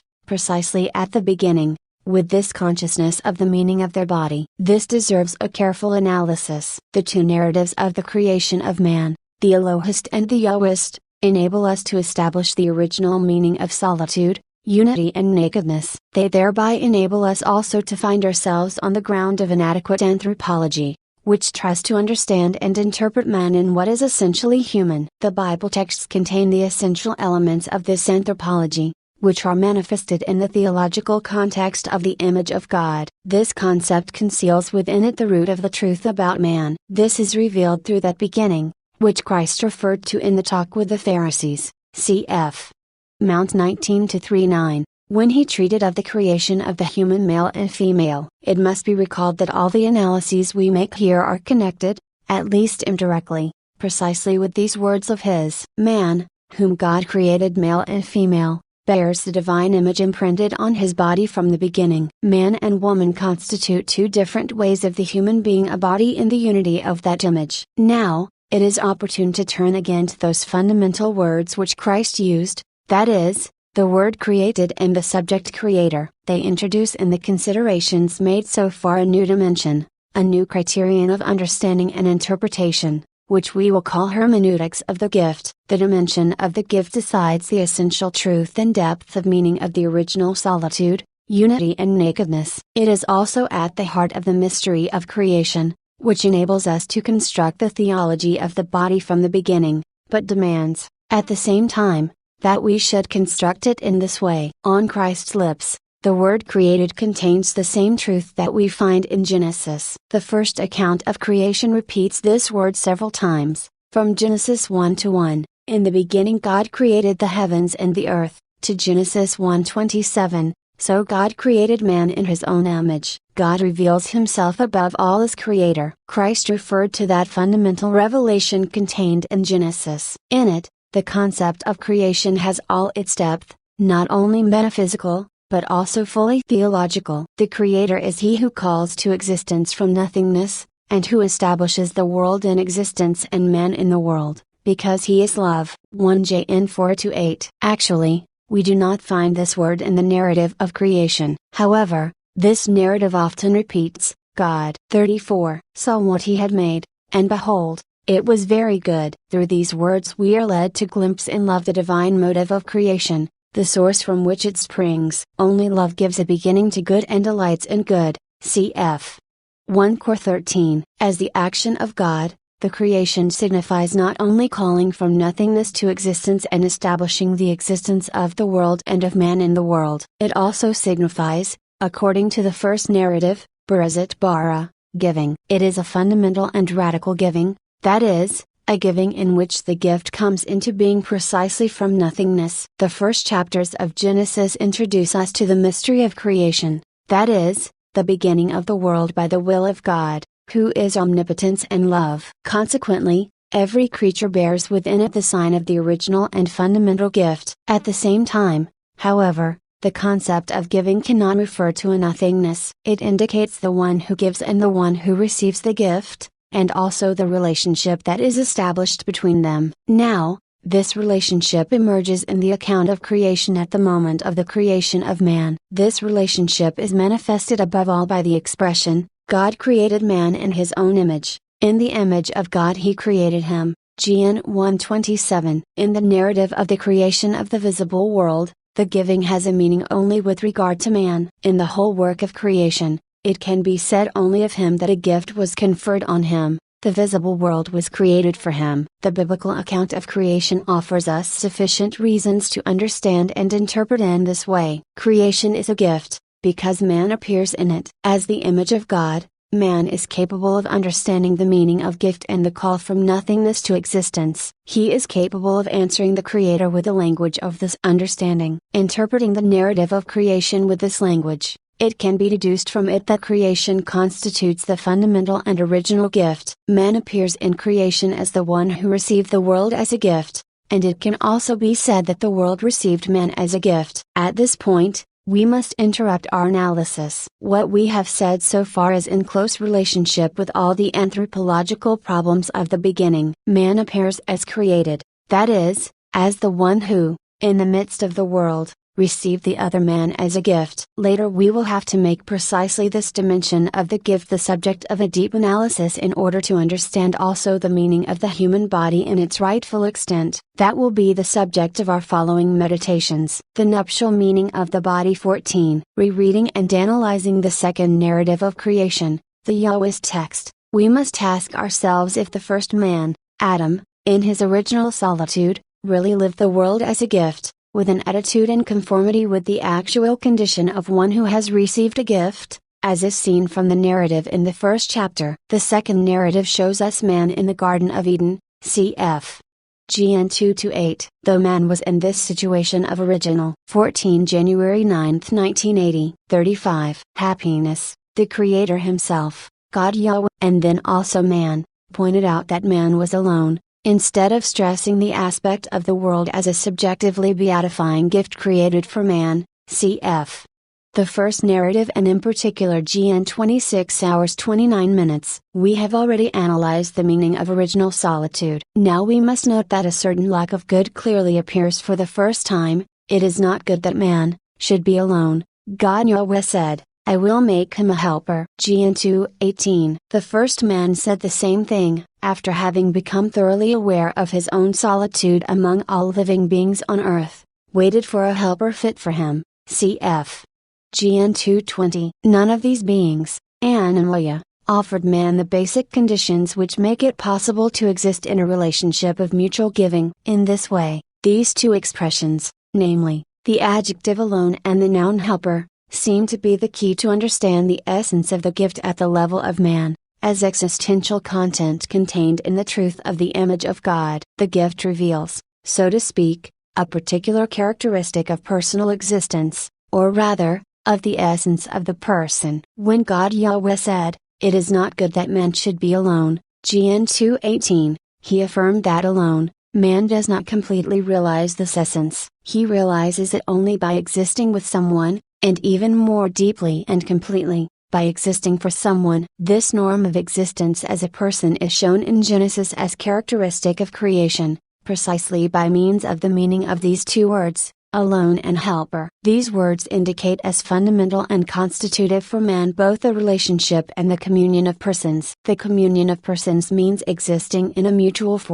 in a relationship of mutual gift. This relationship is precisely the fulfillment of man's original solitude. In its origin, this fulfillment is beatifying. It is certainly implicit in man's original happiness, and constitutes that happiness which belongs to the mystery of creation effected by love, which belongs to the essence of creative giving. When man, the male, awakening from the sleep of Genesis, saw the female, drawn from him, he said, this at last is bone of my bones and flesh of my flesh, Gen 2:23. These words express, in a way, the subjectively beatifying beginning of human existence in the world. Since it took place at the beginning, this confirms the process of individuation of man in the world. It springs from the depths of his human solitude, which he lives as a person in the presence of all other creatures and all living beings. This beginning belongs to an adequate anthropology and can always be verified on the basis of the latter. This purely anthropological verification brings us,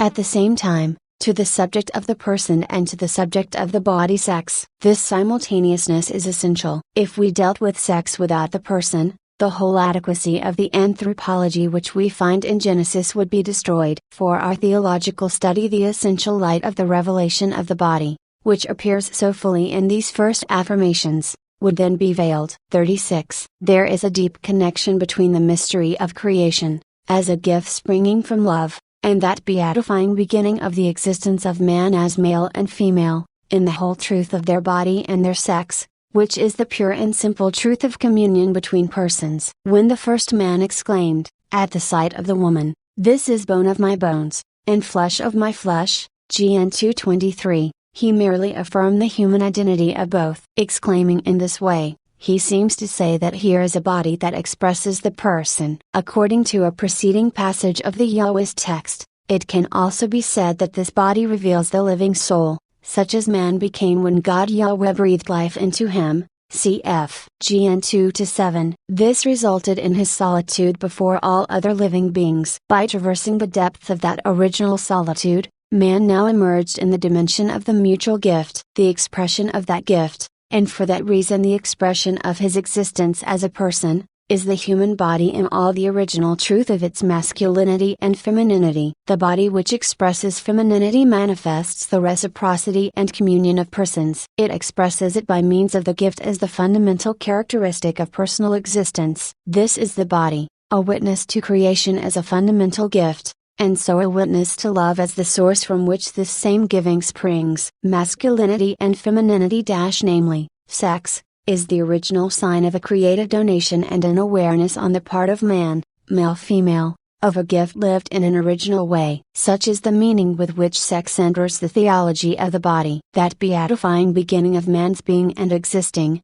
as male and female, is connected with the revelation and discovery of the meaning of the body, which can be called nuptial. If we speak of revelation and at the same time of discovery, we do so in relation to the specificity of the Yahweh's text. In it, the theological thread is also anthropological, appearing as a certain reality consciously lived by man. We have already observed that the words which express the first joy of man's coming to existence as male and female, GN 2:23, are followed by the verse which establishes their conjugal unity, cf. GN 2:24. Then follows the verse which testifies to the nakedness of both, without mutual shame, GN 2:25. This significant confrontation enables us to speak of the revelation and at the same time the discovery of the nuptial meaning of the body in the mystery of creation. This meaning, inasmuch as it is revealed and also conscious, lived by man, confirms completely that the creative giving, which springs from love, has reached the original consciousness of man. It becomes an experience of mutual giving, as can already be seen in the ancient text. That nakedness of both progenitors, free from shame, seems also to bear witness to that, perhaps even specifically. Genesis 2:24 speaks of the finality of man's masculinity and femininity, in the life of the spouse's parents. Uniting with each other so closely as to become one flesh, they will subject their humanity to the blessing of fertility, namely, procreation, which the first narrative speaks of, cf. GN 1:28. Man comes into being with consciousness of this. 37. Finality of his own masculinity-femininity, that is, of his own sexuality. At the same time, the words of Genesis 2:25, they were both naked, and were not ashamed, seem to add to this fundamental truth of the meaning of the human body, of its masculinity and femininity, another no less essential and fundamental truth. Aware of the procreative capacity of his body and of his sexuality, man is at the same time free from the constraint of his own body and sex. That original nakedness, mutual and at the same time not weighed down by shame, expresses this interior freedom of man. Is this what freedom from the sexual instinct is? The concept of instinct already implies an interior constraint, similar to the instinct that stimulates fertility and procreation in the whole world of living beings, Animalia. It seems, however, that both texts of Genesis, the first and the second narrative of the creation of man, connected sufficiently the perspective of procreation with the fundamental characteristic of human existence in the personal sense. Consequently, the analogy of the human body and of sex in relation to the world of animals, which we can call an analogy of nature, is also raised, in a way, in both narratives, though in a different way in each, to the level of image of God, and to the level of the person and communion between persons. Further analyses will be dedicated to this essential problem. For the conscience of man also for modern man, it is important to know that the revelation of the nuptial meaning of the body is found in those biblical texts which speak of the beginning of man. But it is even more important to establish what this meaning expresses precisely. The human person becomes a gift in the freedom of love. 15. Let us continue today with the analysis of the texts of Genesis, which we have undertaken according to Christ's line of teaching. Let us recall that in the talk about marriage he referred to the beginning, the revelation, and at the same time the original discovery of the nuptial meaning of the body, consists in this: it presents man, male and female, in the whole reality and truth of his body and sex. They were naked, and at the same time in full freedom from any constraint of the body and of sex. The nakedness of our progenitors, interiorly free from shame, seems to bear witness to this. It can be said that, created by love, endowed in their being with masculinity and femininity. They are both naked because they are free with the freedom of the gift. This freedom lies at the basis of the nuptial meaning of the body. The human body, with its sex, and its masculinity and femininity seen in the very mystery of creation, is not only a source of fruitfulness and procreation, as in the whole natural order. It includes right from the beginning the nuptial attribute, that is, the capacity of expressing love, that love in which the person becomes a gift and, by means of this gift, fulfills the meaning of his being and existence. Let us recall here the text of the last council which declared that, 15 January 16, 1980, 38, man is the only creature in the visible world that God willed for its own sake. It then added that man can fully discover his true self only in a sincere giving of himself. GS 24. The root of that original nakedness free from shame,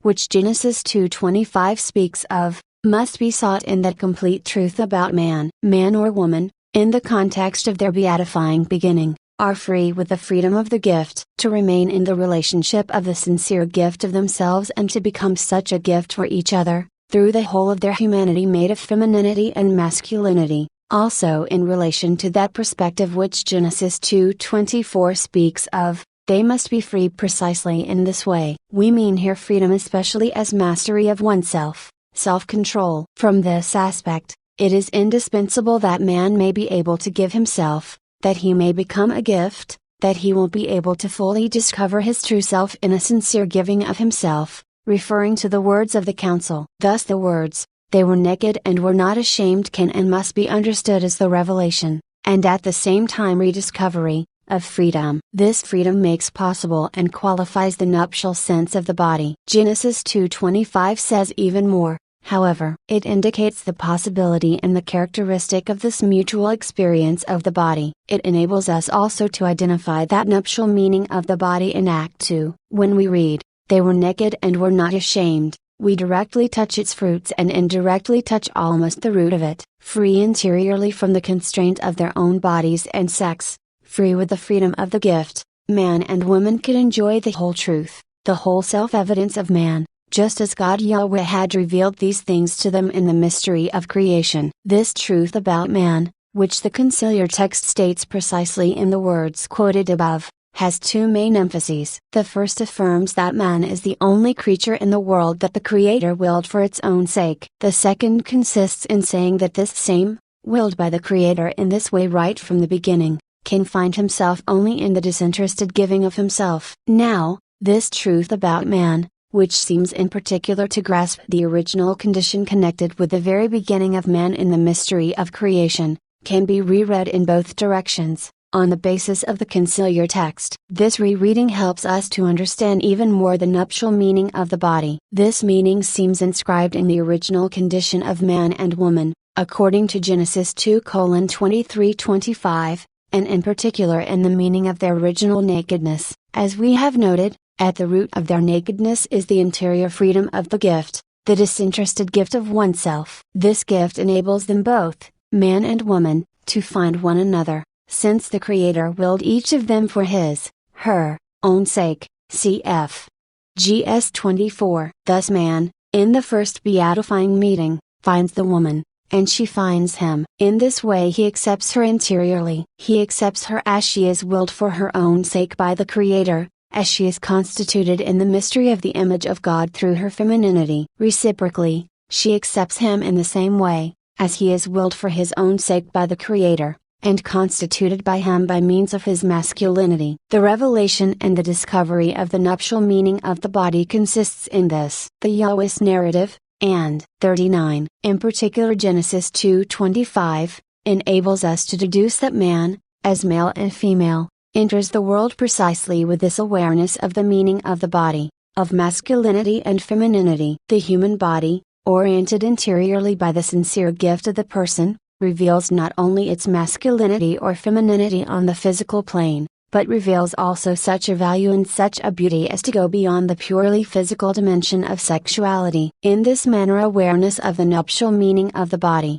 connected with man's masculinity-femininity, is in a way completed. On the one hand, this meaning indicates a particular capacity of expressing love, in which man becomes a gift. On the other hand, the capacity and deep availability for the affirmation of the person corresponds to it. This is, literally, the capacity of living the fact that the other, the woman for the man and the man for the woman, is, by means of the body, someone willed by the Creator for his or her own sake. The person is unique and unrepeatable, someone chosen by eternal love. The affirmation of the person is nothing but acceptance of the gift, which, by means of reciprocity, creates the communion of persons. This communion is constructed from within. It comprises also the whole exteriority of man, that is, everything that constitutes the pure and simple nakedness of the body in its masculinity and femininity. Then, as we read in Genesis 2:25, man and woman were not ashamed. The biblical expression "were not ashamed" directly indicates the experience as a subjective dimension. Precisely in this subjective dimension,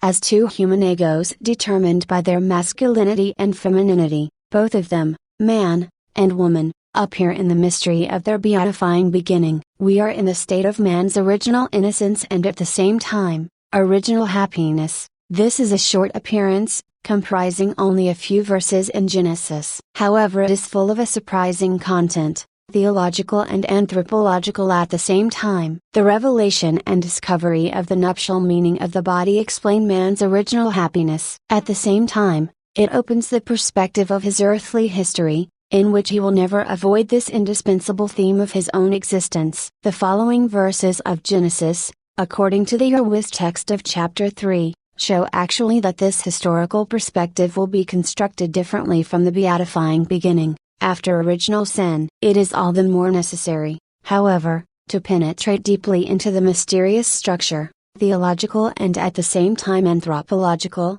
of this beginning. In the whole perspective of his own history, man will not fail to confer a nuptial meaning on his own body. Even if this meaning will undergo many distortions, it will always remain the deepest level. It demands to be revealed in all its simplicity and purity, and to be shown in its whole truth, as a sign of the image of God. The way that goes from the mystery of creation to the redemption of the body also passes here, cf. Rom 8. For the present we are remaining on the threshold of this historical perspective. On the basis of Genesis 2:23-25, we clearly realize the connection that exists between the revelation and the discovery of the nuptial meaning of the body, and man's original 40 happiness. This nuptial meaning is also beatifying. As such, it manifests in a word the whole reality of that donation which the first pages of Genesis speak to us of. Reading them, we are convinced of the fact that the awareness of the meaning of the body that is derived from them, in particular of its nuptial meaning, is the fundamental element of human existence in the world. This nuptial meaning of the human body can be understood only in the context of the person. The body has a nuptial meaning because the human person, as the Council says, is a creature that God willed for his own sake. At the same time, he can fully discover his true self only in a sincere giving of himself. Christ revealed to man and woman, over and above the vocation to marriage, another vocation, namely, that of renouncing marriage, in view of the kingdom of heaven. With this vocation, he highlighted the same truth about the human person. If a man or a woman is capable of making a gift of himself for the kingdom of heaven, this proves in its turn, and perhaps even more, that there is the freedom of the gift in the human body. It means that this body possesses a full nuptial meaning. The mystery of man's original innocence 16. The reality of the gift and the act of giving, outlined in the first chapters of Genesis as the content constituting the mystery of creation, confirms that the radiation of love is an integral part of this same mystery. Only love creates the good. Love alone can, in a word, be perceived in all its dimensions and its aspects in created things and especially in man. Its presence is almost the final result of that interpretation of the gift, which we are carrying out here. Original happiness, the beatifying beginning of man whom God created male and female, Gen 1:27, the nuptial significance of the body in its original nakedness, all this expresses its radication in love. This consistent giving goes back to the deepest roots of consciousness and subconsciousness, to the ultimate levels of the subjective existence of both, man and woman. This giving is reflected in their mutual experience of the body and bears witness to its radication in love. The first verses of the Bible speak about it so much as to remove all doubt. They speak not only of the creation of the world and of man in the world. They also speak of grace, that is, of the communication of holiness, of the radiation of the Spirit, which produced a special state of spiritualization in that man, who in fact was the first. In biblical language, that is, in the language of revelation, the adjective first means precisely of God, Adam, the Son of God, cf.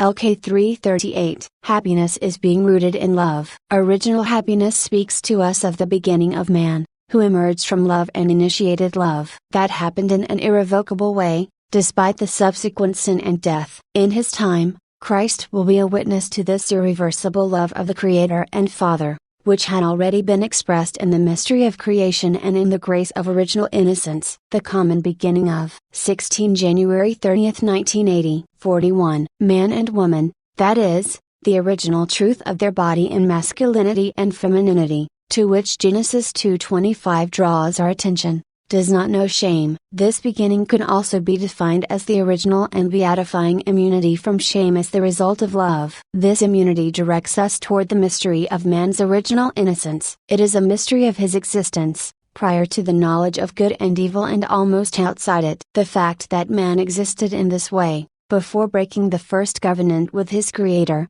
belongs to the fullness of the mystery of creation. As we have already said, creation is a gift to man. His fullness and deepest dimension is determined by grace, that is, by participation in the interior life of God Himself, in His holiness. This is also, in man, the interior foundation and source of his original innocence. With this concept, and more precisely with that of original justice, theology defines the state of man before original sin. In the present analysis of the beginning, which opens up for us the ways indispensable for understanding the theology of the body, we must dwell on the mystery of man's original state. That awareness of the body, rather, awareness of the meaning of the body, which we are trying to highlight through analysis of the beginning, reveals the peculiarity of original innocence. Genesis 2:25 manifests in a direct way the mystery of this innocence which the original man and woman both bore, each in himself or herself. The body itself is,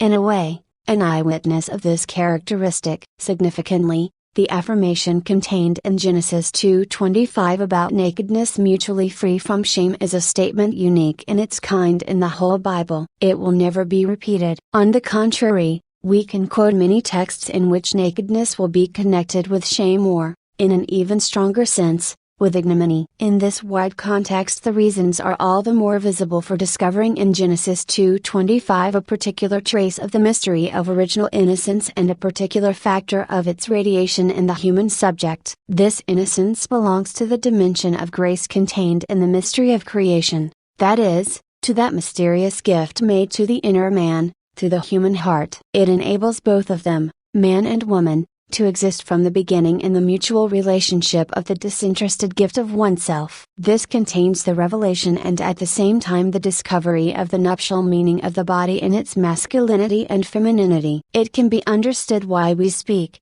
in this case, of revelation and at the same time of discovery. From the point of view of our analysis, it is essential that the discovery of the nuptial meaning of the body, which we read in the testimony of Genesis, takes place through original innocence. In fact, this discovery reveals and highlights the latter. Original innocence belongs to the mystery of man's beginning, from which historical man was then separated by committing original sin. This does not mean, however, that he is not able to approach that mystery by means of his theological knowledge. Historical man tries to understand the mystery of original innocence almost by means of a contrast, that is, going back also to the experience of his own sin and his own sinfulness. 42. He tries to understand original innocence as an essential characteristic for the theology of the body, starting from the experience of shame. In fact, the Bible text itself directs him in this way. Original innocence, therefore,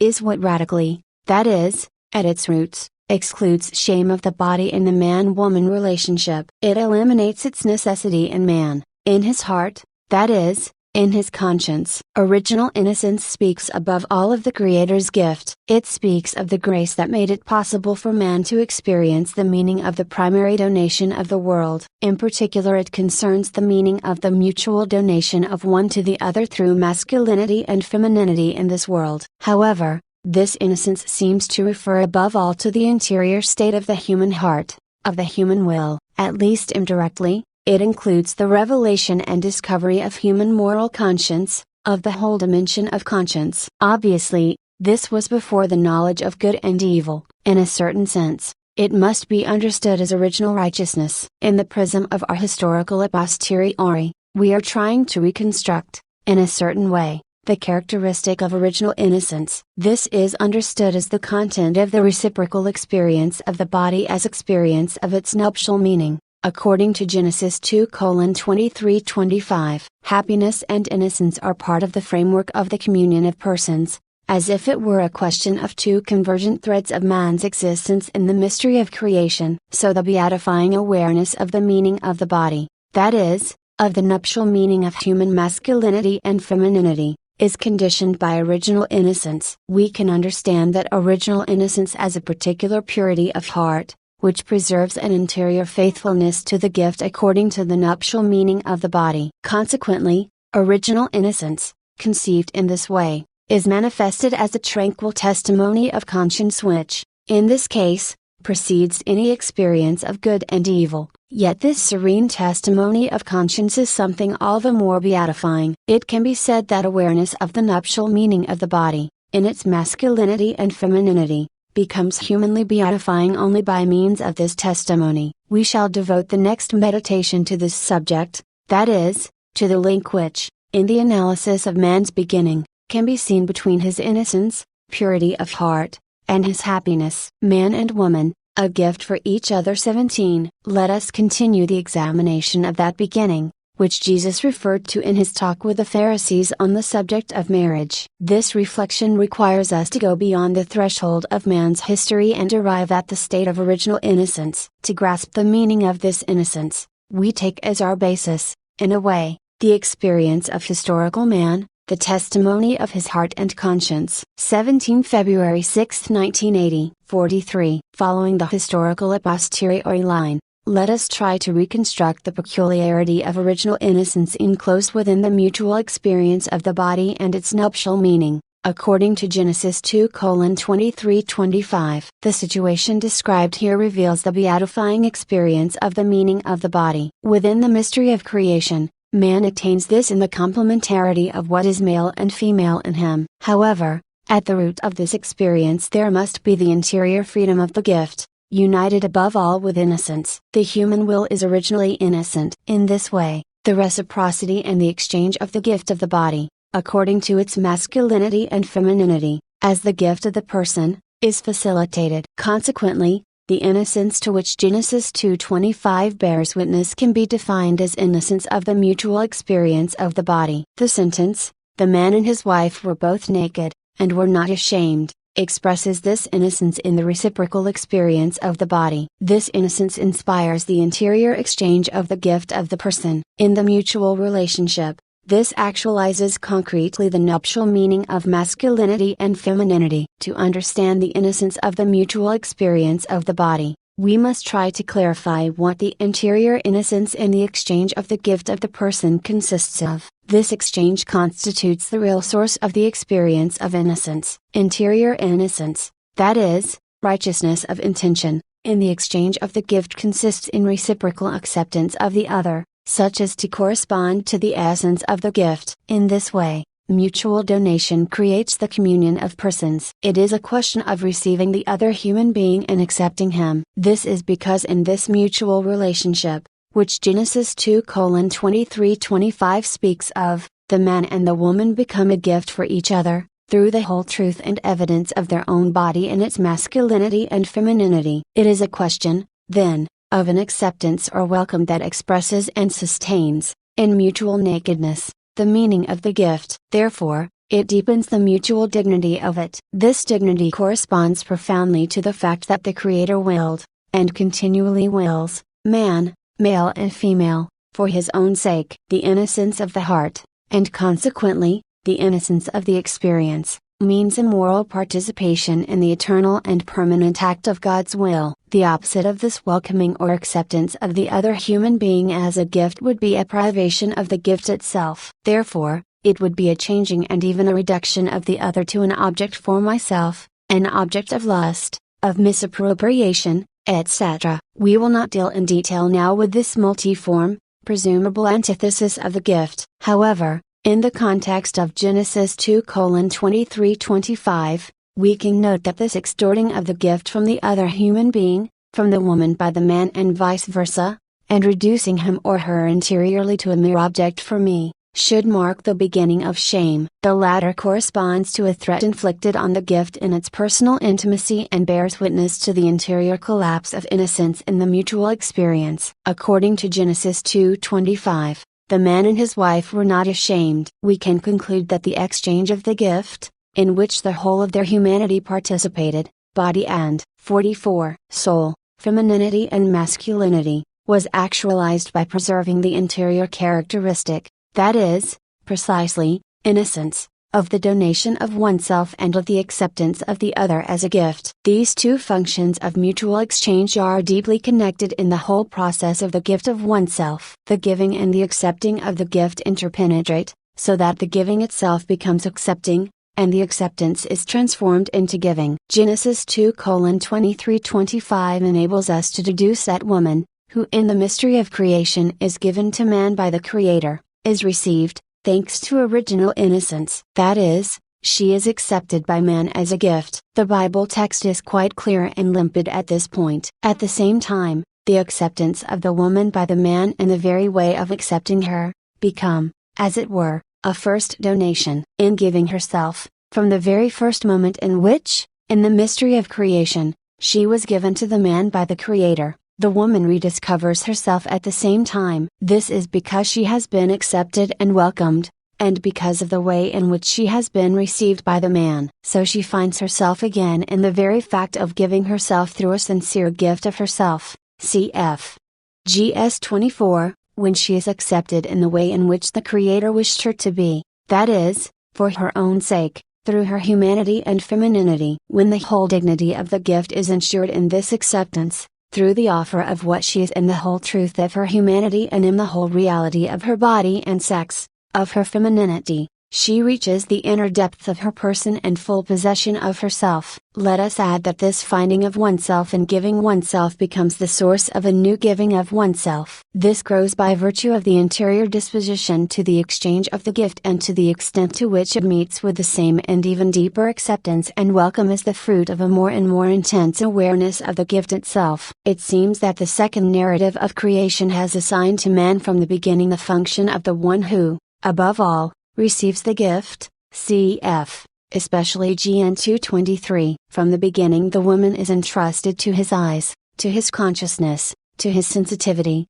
to his heart. On the other hand, he must, in a way, ensure the same process of the exchange of the gift, the mutual interpenetration of giving and receiving as a gift. Precisely through its reciprocity, it creates a real communion of persons. In the mystery of creation, the woman was given to the man. On his part, in receiving her as a gift in the full truth of her person and femininity, man thereby enriches her. At the same time, he too is enriched in this mutual relationship. The man is enriched not only through her, who gives him her own person and femininity, but also through the gift of himself. The man's giving of himself, in response to that of the woman, enriches himself. It manifests the specific essence of his masculinity which, through the reality of the body and of sex, reaches the deep recesses of the possession of self. Thanks to this he is capable both of giving himself and of receiving the other's gift. Therefore, the man not only accepts the gift, at the same time he is received as a gift by the woman, in the revelation of the interior spiritual essence of his masculinity,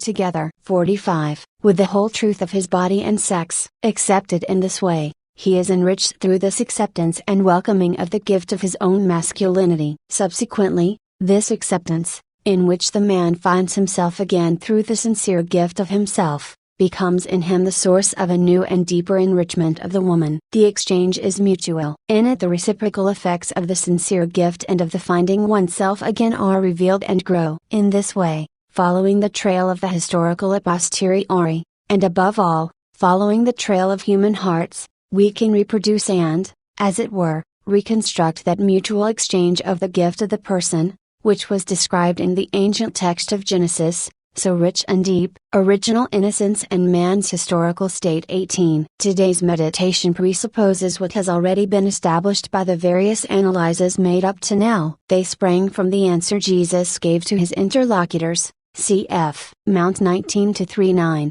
Mk 10-112. They had asked him a question about the indissolubility and unity of marriage. The Master had urged them to consider carefully that which was from the beginning. For this reason, so far in this series of meditations we have tried to reproduce somehow the reality of the union, or rather of the communion of persons, lived from the beginning by the man and the woman. Subsequently, we tried to penetrate the content of Genesis 2:25, which is so concise. And the man and his wife were both naked, and were not ashamed. These words refer to the gift of original innocence, revealing its character synthetically, so to speak. On this basis, theology has constructed the global image of man's original innocence and justice, prior to original sin, by applying the method of objectivization, proper to metaphysics and metaphysical anthropology. In this analysis we are trying rather to consider the aspect of human subjectivity. The latter, moreover, seems to be closer to the original texts,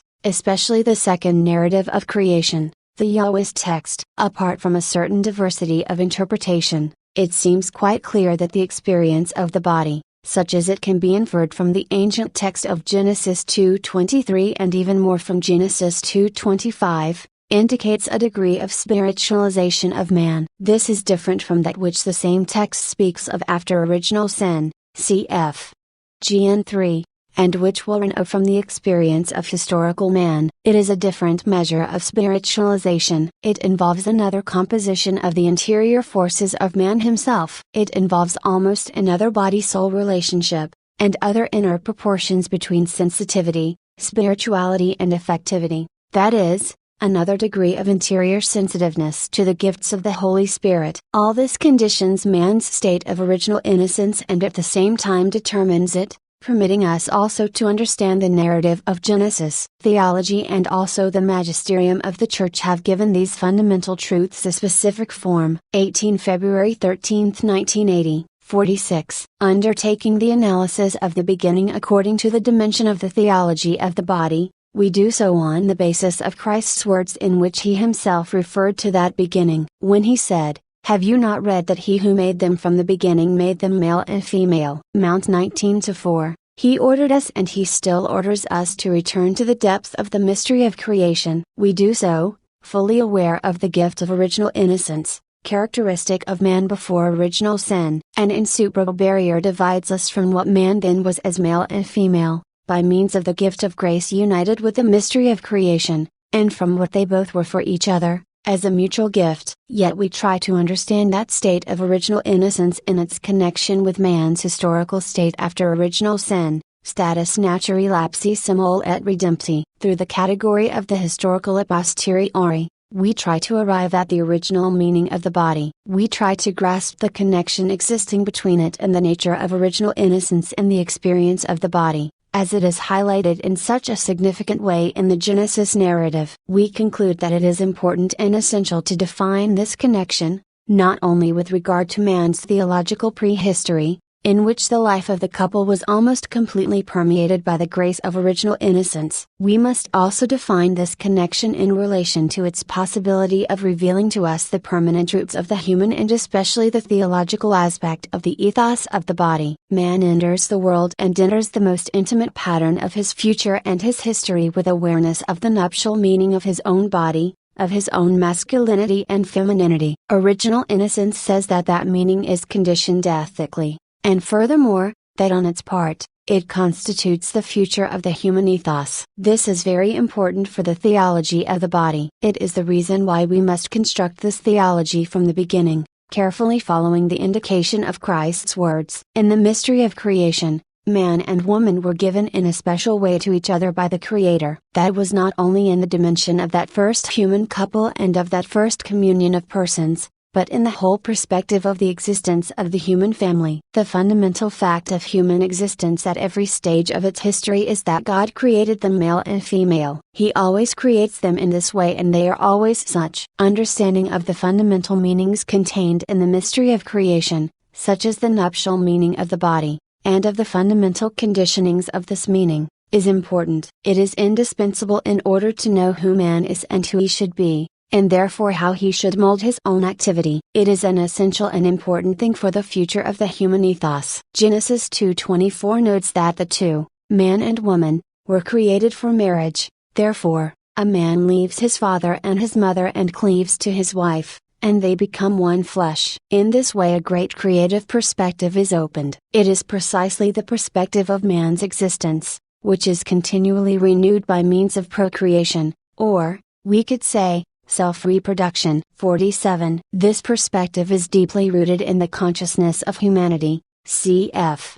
GN 223, and also in the particular consciousness of the nuptial meaning of the body, GN 225. Before becoming husband and wife, later Genesis 4:1 speaks of this in the concrete. The man and the woman emerge from the mystery of creation in the first place as brother and sister in the same humanity. Understanding the nuptial meaning of the body in its masculinity and femininity reveals the depth of their freedom, which is freedom of giving. From here that communion of persons begins, in which both meet and give themselves to each other in the fullness of their subjectivity. Thus both grow as persons subjects. They grow mutually one for the other also through their body and through that nakedness free of shame. In this communion of persons the whole depth of the original solitude of man, of the first one and of all, is perfectly ensured. At the same time, this solitude becomes in a marvelous way permeated and broadened by the gift of the other. If the man and the woman cease to be a disinterested gift for each other, as they were in the mystery of creation, then they recognize that they are naked, cf.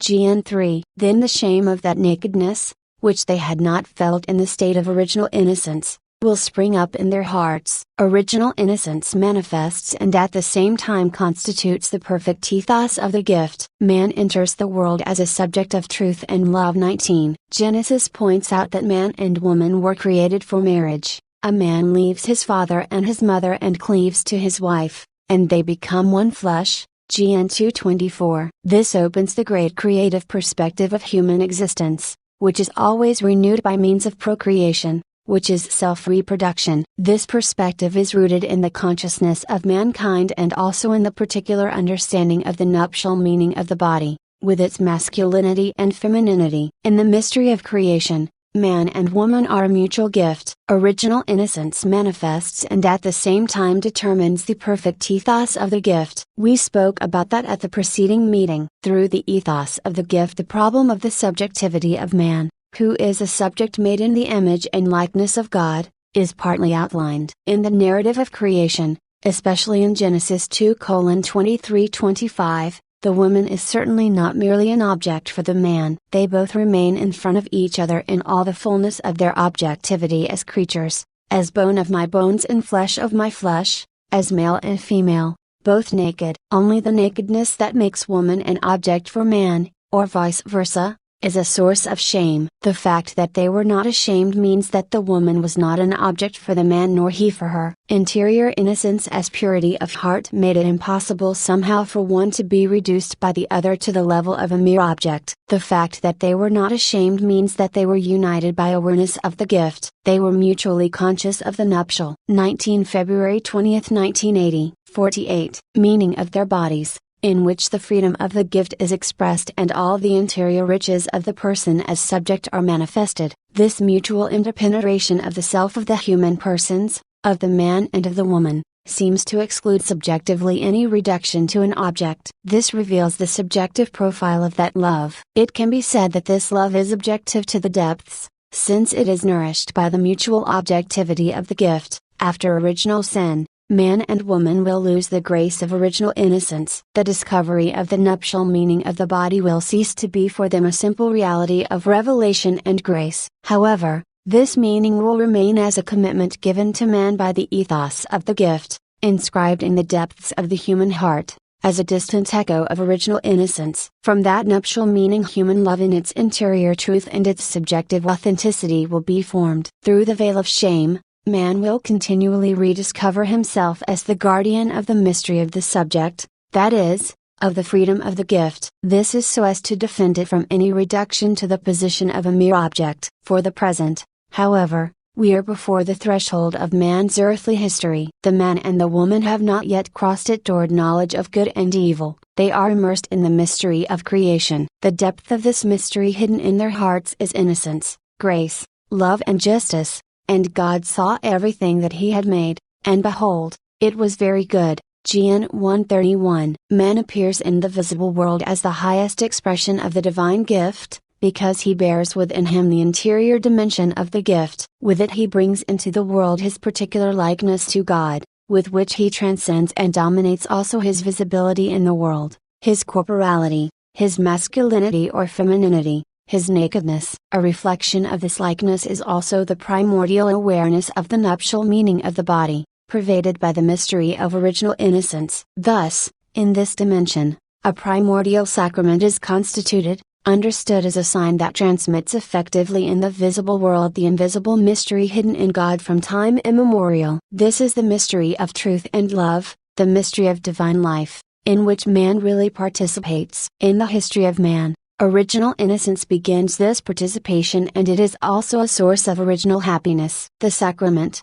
as a visible sign, is constituted with man, as a body, by means of his visible masculinity and femininity. The body, and it alone, is capable of making visible what is invisible, the spiritual and the divine. It was created to transfer into the visible reality of the world the mystery hidden since time immemorial in God, and thus be a sign of it. So the very sacramentality of creation, the sacramentality of the world was revealed in a way, in man created in the image of God. By means of his corporality, his masculinity and femininity, man becomes a visible sign of the economy of truth and love, which has its source in God Himself and which was revealed already in the mystery of creation. Against this vast background we understand fully the words that constitute the sacrament. 49. Of marriage, present in Genesis 2:24, a man leaves his father and his mother and cleaves to his wife, and they become one flesh. Against this vast background,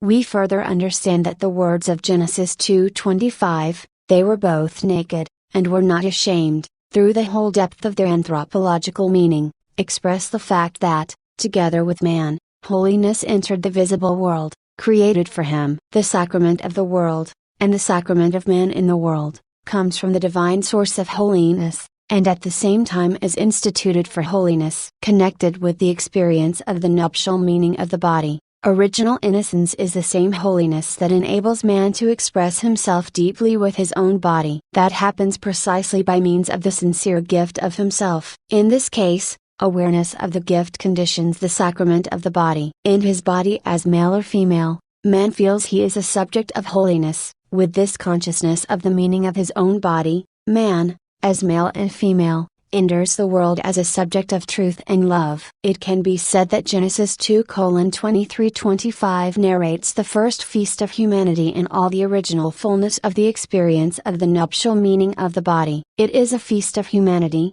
which draws its origin from the divine sources of truth and love in the mystery of creation. Very soon, the horizon of sin and death will be extended over that original feast, cf. Gen 3. Yet right from the mystery of creation we already draw a first hope, that is, that the fruit of the divine economy of truth and love, which was revealed at the beginning, is not death, but life. It is not so much the destruction of the body of the man created in the image of God, as rather the call to glory, cf. Rom 8:30. Analysis of knowledge and of procreation 20. To our analyses dedicated to the biblical beginning, we wish to add another short passage, taken from chapter 4 of Genesis. For this purpose, however, we must refer first of all to the words spoken by Jesus Christ in the talk with the Pharisees, cf. Mount 19 and Mk 10, in the compass of which our reflections take place. They concern the context of human existence, according to which death and the destruction of the body connected with it have become the common fate of Renan, according to the words, To dust you shall return of Genesis 3:19. Christ referred to the beginning, to the original dimension of the mystery of creation, when this dimension had already been shattered by the mysterium iniquities, that is, by sin and, together with it, by death, mysterium mortis. Sin and death entered man's history, in a way, through the very heart of that unity which, from the beginning, was formed by man and woman, created and called to become one flesh. Gn 2:24. Already at the beginning of our meditations we saw that in referring to the beginning, Christ leads us, in a certain way, beyond the limit of man's hereditary sinfulness to his original innocence. In this way he enables us to find the continuity and the connection existing between these two situations. By means of them, the drama of the origins was produced, as well as the revelation of the mystery of man to historical man. 20 March 5, 1980, 50. This authorizes us to pass, after the analyses concerning the state of original innocence, to the last of them, that is, to the analysis of knowledge and of procreation. Thematically, it is closely bound up with the blessing of fertility, which is inserted in the first narrative of man's creation as male and female, cf. Gn 1:27-28. Historically, on the other hand, it is already inserted in that horizon of sin and death. As Genesis teaches, cf. Gn 3, this has weighed on the consciousness of the meaning of the human body, together with the breaking of the first covenant with the Creator. In Genesis 4, and therefore still within the scope of the Yahweh's text, we read, Adam knew Eve his wife, and she conceived and bore Cain, saying, I have begotten a man with the help of the Lord. And again, she bore his brother Abel, Gn 4:1-2. If we connect with knowledge that first fact of the birth of a man on earth, we do so on the basis of the literal translation of the text. According to it, the conjugal union is defined as knowledge. Adam knew Eve his wife, which is a translation of the Semitic term jadak. We can see in this a sign of the poverty of the archaic language, which lacked varied expressions to define differentiated facts. Nevertheless, it is significant that the situation in which husband and wife unite so closely as to become one flesh has been defined as knowledge. In this way, from the very poverty of the language a specific depth of meaning seems to emerge. It derives precisely from all the meanings hitherto analyzed. Evidently, this is also important as regards the archetype of our way of conceiving corporeal man, his masculinity and his femininity, and therefore his sex. In this way, through the term knowledge used in Genesis 4:1-2 and often in the Bible,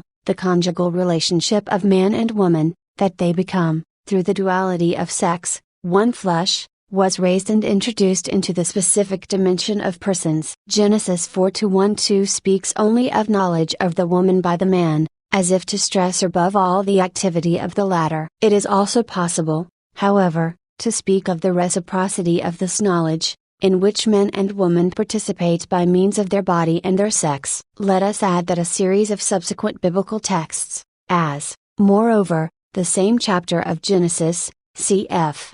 Gn 4:17, 4:25, speak with the same language. This goes up to the words Mary of Nazareth spoke in the Annunciation, How shall this be, since I know not man? LK 134. That biblical new appears for the first time in Genesis 4:1-2. With it, we find ourselves in the presence of both the direct expression of human intentionality, because it is characteristic of knowledge, and of the whole reality of conjugal life and union. In it, man and woman become one flesh. Even though due to the poverty of the language, in speaking here of knowledge, the Bible indicates the deepest essence of the reality of married life. This essence appears as an element and at the same time a result of those meanings, the trace of which we have been trying to follow from the beginning of our study. It is part of the awareness of the meaning of one's own body. In Genesis 4:1, becoming one flesh, the man and the woman experience in a particular way the meaning of their body. In this way, together they become almost the one subject of that act and that experience,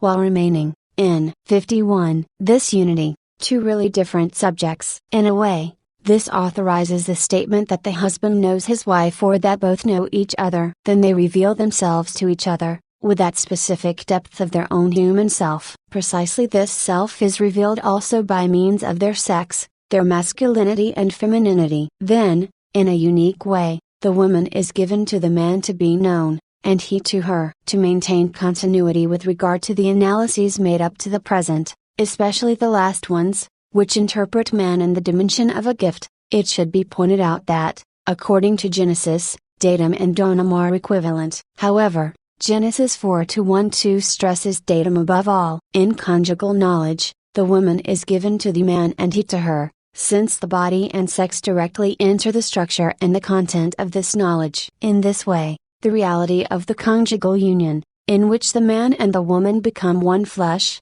contains a new and, in a way, definitive discovery of the meaning of the human body in its masculinity and femininity. But in connection with this discovery, is it right to speak only of sexual life together? We must consider that each of them, man and woman, is not just a passive object, defined by his or her own body and sex, and in this way determined by nature. On the contrary, because they are a man and a woman, each of them is given to the other as a unique and unrepeatable subject, as self, as a person. Sex decides not only the somatic individuality of man, but defines at the same time his personal identity and concreteness. Precisely in this personal identity and concreteness, as an unrepeatable female male self, man is known when the words of Genesis 2:24 come true, a man cleaves to his wife, and they become one flesh. The knowledge which Genesis 4:1-2 and all the following biblical texts speak of,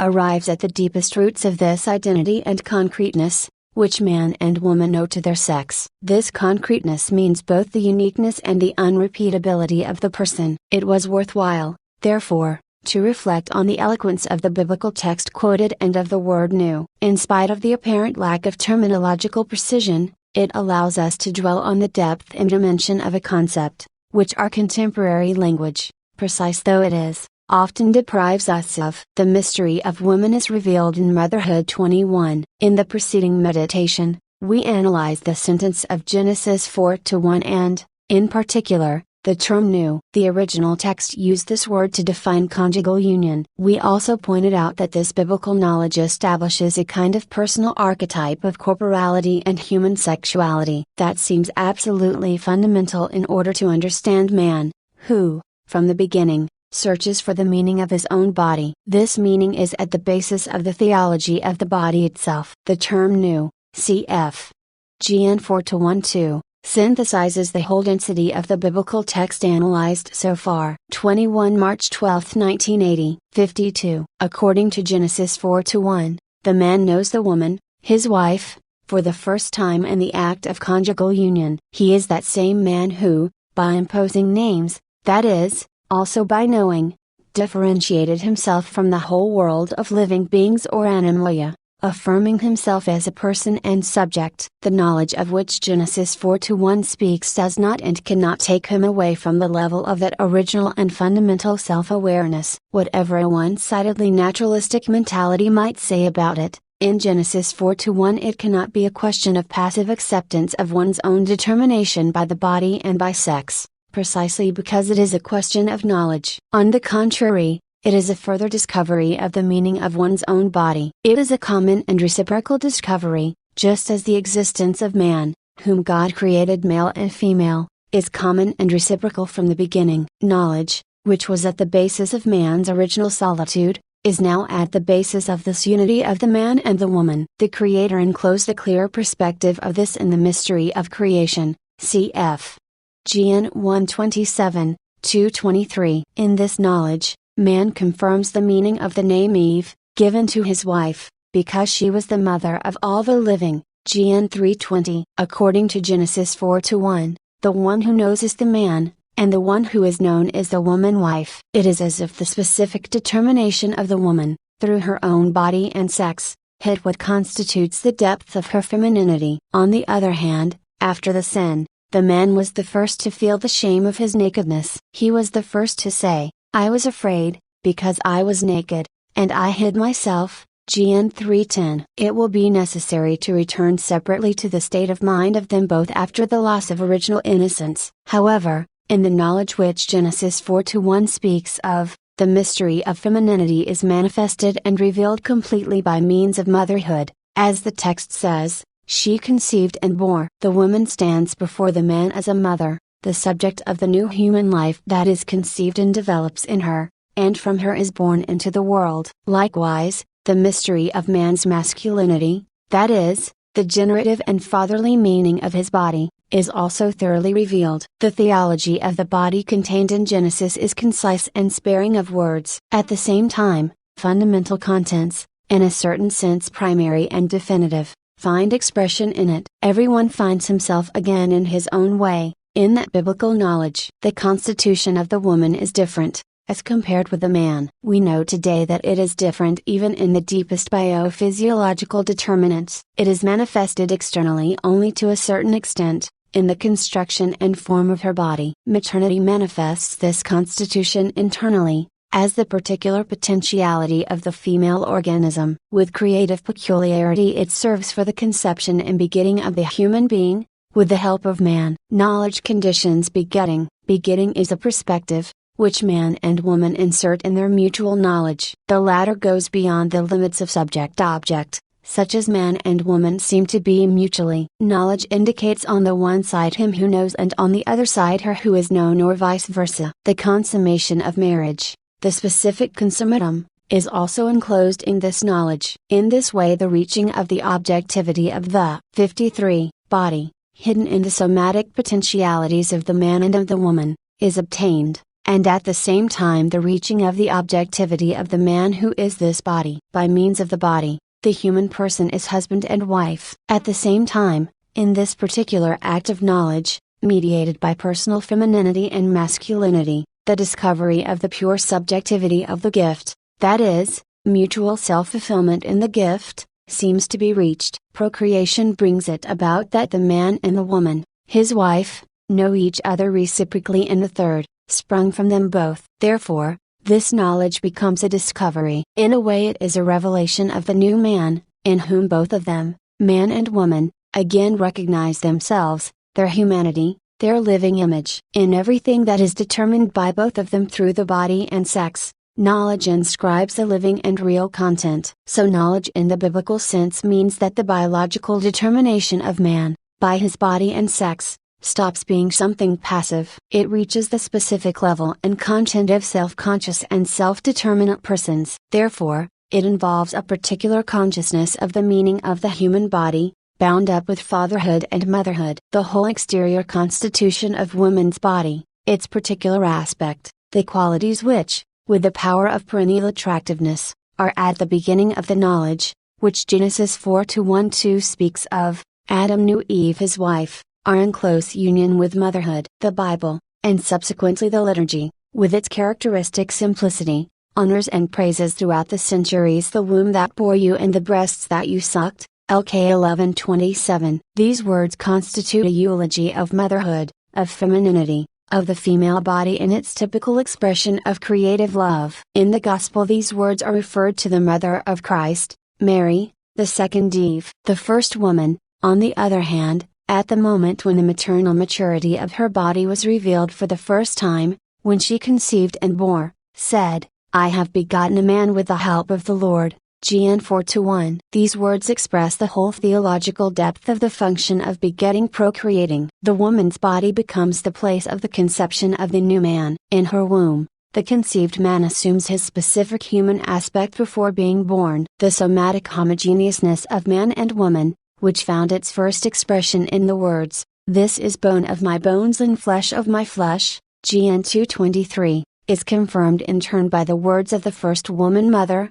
I have begotten a man. In giving birth, the first woman is fully aware of the mystery of creation, which is renewed in human generation. She is also fully aware of the creative participation that God has in human generation, His work and that of her husband, since she says, I have begotten a man with the help of the Lord. There cannot be any confusion between the spheres of action of the causes. The first parents transmit to all human parents the fundamental truth about the birth of man in the image of God, according to natural laws. They transmit this even after sin, together with the fruit of the tree of knowledge of good and evil and almost at the threshold of all historical experiences. In this new man, born of the woman parent thanks to the man. 54. Parent. There is reproduced every time the image of God, of that God who constituted the humanity of the first man, God created man in his own image, male and female he created them. Gen 1:27. There are deep differences between man's state of original innocence and his state of hereditary sinfulness. However,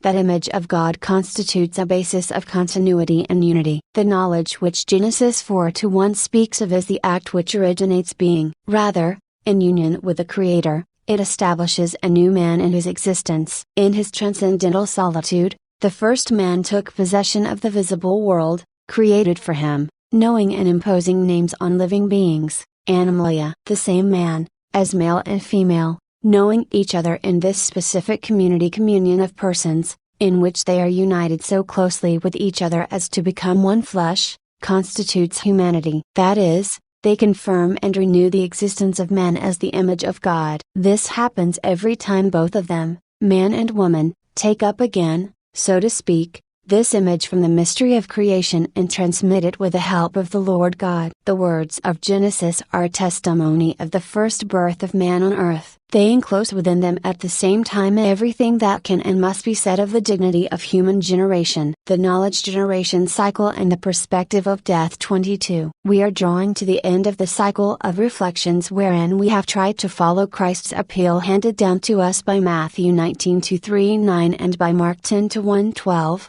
Have you not read that he who made them from the beginning made them male and female, and said, for this reason a man shall leave his father and mother and be joined to his wife, and the two shall become one flesh?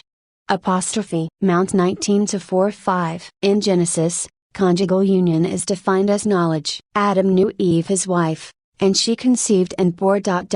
saying, I have begotten a man with the help of the Lord. Gen 4:1. In our preceding meditations, we have tried to throw light on the content of that biblical knowledge. With it man, male female, not only gives his own name, as he did when he gave names to the other living beings, animalia, thus taking possession of them, but he knows in the sense of Genesis 4:1, and other passages of the Bible. That is, he realizes what the name man expresses. He realizes humanity in the new man generated. In a sense, therefore, he realizes himself, that is, the man person. In this way, the biblical cycle of knowledge generation closes. This cycle of knowledge is constituted by the union of persons in love, which enables them to unite so closely that they become one flesh. Genesis reveals to us fully the truth of this cycle. By means of the knowledge of which the Bible speaks, man, male and female, conceives and generates a new being,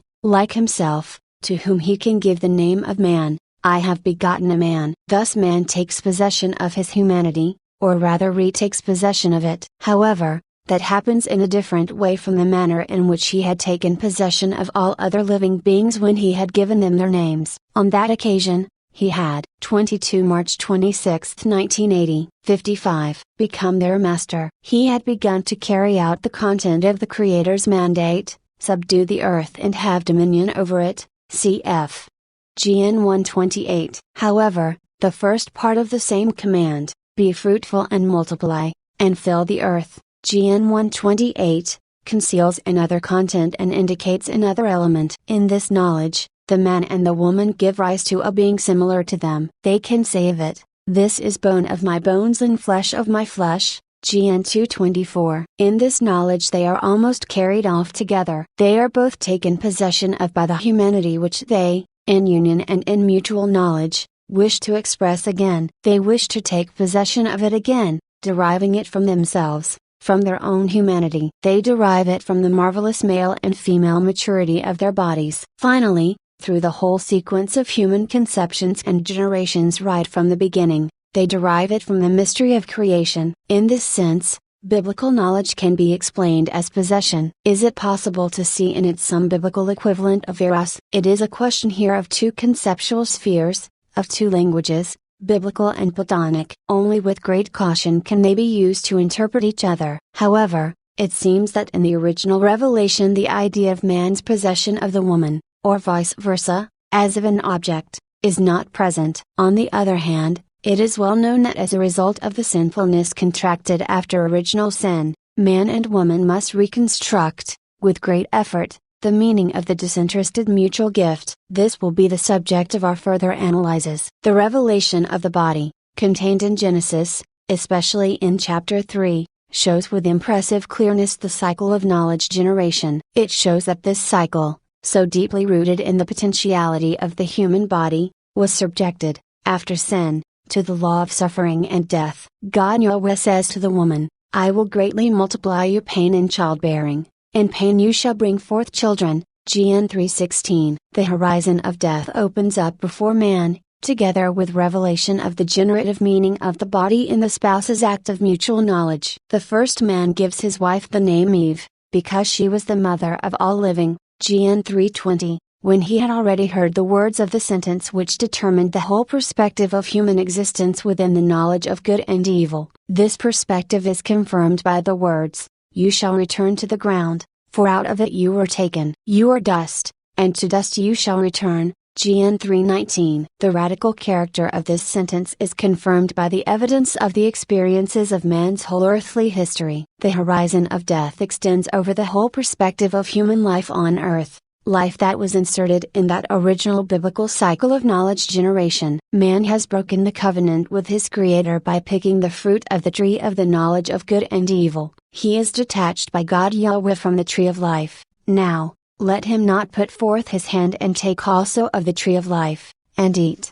and live forever. GN 3:21. In this way, the life given to man in the mystery of creation has not been taken away, but it is restricted by the limit of conceptions, births and deaths, and further aggravated by the perspective of hereditary sinfulness. But it is given to him again, in a way, as a task in the same ever-recurring cycle. 56. The sentence, Adam knew his wife, and she conceived and bore, GN 4:1, is like a seal impressed on the original revelation of the body at the very beginning of man's history on earth. This history is always formed anew in its most fundamental dimension as if from the beginning, by means of the same knowledge generation which Genesis speaks of. Thus, each person bears within him the mystery of his beginning, closely bound up with awareness of the generative meaning of the body. Genesis 4:1-2 seems to be silent on the subject of the relationship between the generative and the nuptial meaning of the body. Perhaps it is not yet the time or the place to clarify this relationship, even though it seems indispensable in the further analysis. It will be necessary, then, to raise again the questions connected with the appearance of shame in man, shame of his masculinity and femininity, not experienced before. However, for now this is in the background. In the foreground there remains, however, the fact that Adam knew Eve his wife, and she conceived and bore. This is precisely the threshold of man's history. It is his beginning on the earth. On this threshold man, as male and female, stands with the awareness of the generative meaning of his own body. Masculinity conceals within it the meaning of fatherhood, and femininity that of motherhood. In the name of this meaning, Christ will one day give a categorical answer to the question that the Pharisees will ask him, cf. Mount 19, Mk 10. On the other hand, penetrating the simple content of this answer, we are trying at the same time to shed light on the context of that beginning to which Christ referred. The theology of the body has its roots in it. Awareness of the meaning of the body and awareness of its generative meaning come into contact, in man, with awareness of death, the inevitable horizon of which they bear within them. Yet the knowledge generation cycle always returns in human history. In it, life struggles ever anew with the inexorable perspective of death, and always overcomes it. It is as if the reason for this refusal of life to surrender, which is manifested in generation, were always the same knowledge. With that knowledge, man goes beyond the solitude of his own being, and decides again to affirm this being in another. Both of them, man and woman, affirm it in the new person generated. In this affirmation, biblical knowledge seems to acquire an even greater dimension. It seems to take its place in that vision of God Himself, which the first narrative of the creation of man ends with. The narrative is about the male and the female made in the image of God. God saw everything that He had made and it was very good. GN 1:31. In spite of all the experiences of his life, in spite of suffering, disappointment with himself, his sinfulness, and, finally, in spite of the inevitable prospect of death, man always continues to put knowledge at the beginning of generation. In this way, he seems to participate in that first vision of God Himself. God the Creator saw and behold, It was very good. He confirms the truth of these words ever anew. 57. Marriage in the integral vision of man. 23. The Gospels according to Matthew and Mark report the answer Christ gave to the Pharisees when they questioned him about the indissolubility of marriage. They referred to the law of Moses, which in certain cases admitted the practice of the so-called certificate of divorce. Reminding them of the first chapters of Genesis, Christ answered, "Have you not read that he who made them from the beginning made them male and female, and said, for this reason a man shall leave his father and mother and be joined to his wife, and the two shall become one flesh? So they are no longer two but one flesh. What, therefore, God has joined together, let not man put asunder." Then, referring to their question about the law of Moses, Christ added, "For your hardness of heart Moses allowed you to divorce your wives, but from the beginning it was not so." Mount 19:3 ff, cf. Mk 12:2 ff. In his answer, Christ referred twice to the beginning. Therefore we, too, in the course of our analyses, have tried to clarify in the deepest possible way the meaning of this beginning. It is the first inheritance of every human being in the world, man and woman. It is the first attestation of human identity according to the revealed word, the first source of the certainty of man's vocation as a person created, in the image of God Himself. Christ's reply has a historical meaning, but not only a historical one. People of all times raise the question on the same subject. Our contemporaries also do so. But in their questions they do not refer to the law of Moses, which admitted the certificate of divorce, but to other circumstances and other laws. These questions of theirs are charged with problems, unknown to Christ's interlocutors. We know what questions concerning marriage in the family were addressed to the last council, to Pope Paul VI, and are continually formulated in the post-conciliar period, day after day, in the most varied circumstances. They are addressed by single persons, married couples, fiancés and young people. But they are also addressed by writers, journalists, politicians, economists and demographers, in a word, by contemporary culture and civilization. I think that among the answers that Christ would give to the people of our time and to their questions, often so impatient, the one He gave to the Pharisees would still be fundamental. Answering those questions, Christ would refer above all to the beginning. Perhaps He would do so all the more resolutely and essentially in that the interior and at the same time the cultural situation of modern man seems to be moving away from that beginning. It is assuming forms and dimensions which diverge from the biblical image of the beginning into points that are clearly more and more distant. However, Christ would not be surprised by any of these situations, and I suppose that He would continue to refer mainly to the beginning. For this reason, Christ's answer called for an especially thorough analysis. In that answer, fundamental and elementary truths about the human being, as man and woman, were recalled. It is the answer through which we catch a glimpse of the structure of human identity and the dimensions of the mystery of creation and, at the same time, in the perspective of the mystery of redemption. Without 23 April 2, 1980, 58. That there is no way of constructing a theological anthropology and, in its context, a theology of the body. From this the fully Christian view of marriage and the family takes its origin. Paul V pointed this out when, in his encyclical dedicated to the problems of marriage and procreation in its responsible meaning on the human and Christian planes, he referred to the total vision of man, Humani Vitae 7. In the answer to the Pharisees, Christ also put forward to his interlocutors this total vision of man, without which no adequate answer can be given to questions connected with marriage and procreation. This total vision of man must be constructed from the beginning. This applies also to the modern mentality, just as it did, though in a different way, to Christ's interlocutors. We are children of an age in which, owing to the development of various disciplines, this total vision of man may easily be rejected and replaced by multiple partial conceptions. Dwelling on one or other aspect of the compositum humanum, these do not reach man's integrum, or they leave it outside their own field of vision. Various cultural trends then take their place. On the basis of these partial truths, these trends formulate their proposals and practical indications on human behavior and, even more often, on how to behave with man. Man then becomes more an object of determined techniques than the responsible subject of his own action. The answer Christ gave to the Pharisees also wishes man, male and female, to be this subject. This subject decides his own actions in the light of the complete truth about himself, since it is the original truth, or the foundation of genuinely human experiences. This is the truth that Christ makes us seek from the beginning. Thus we turn to the first chapters of Genesis. The study of these chapters,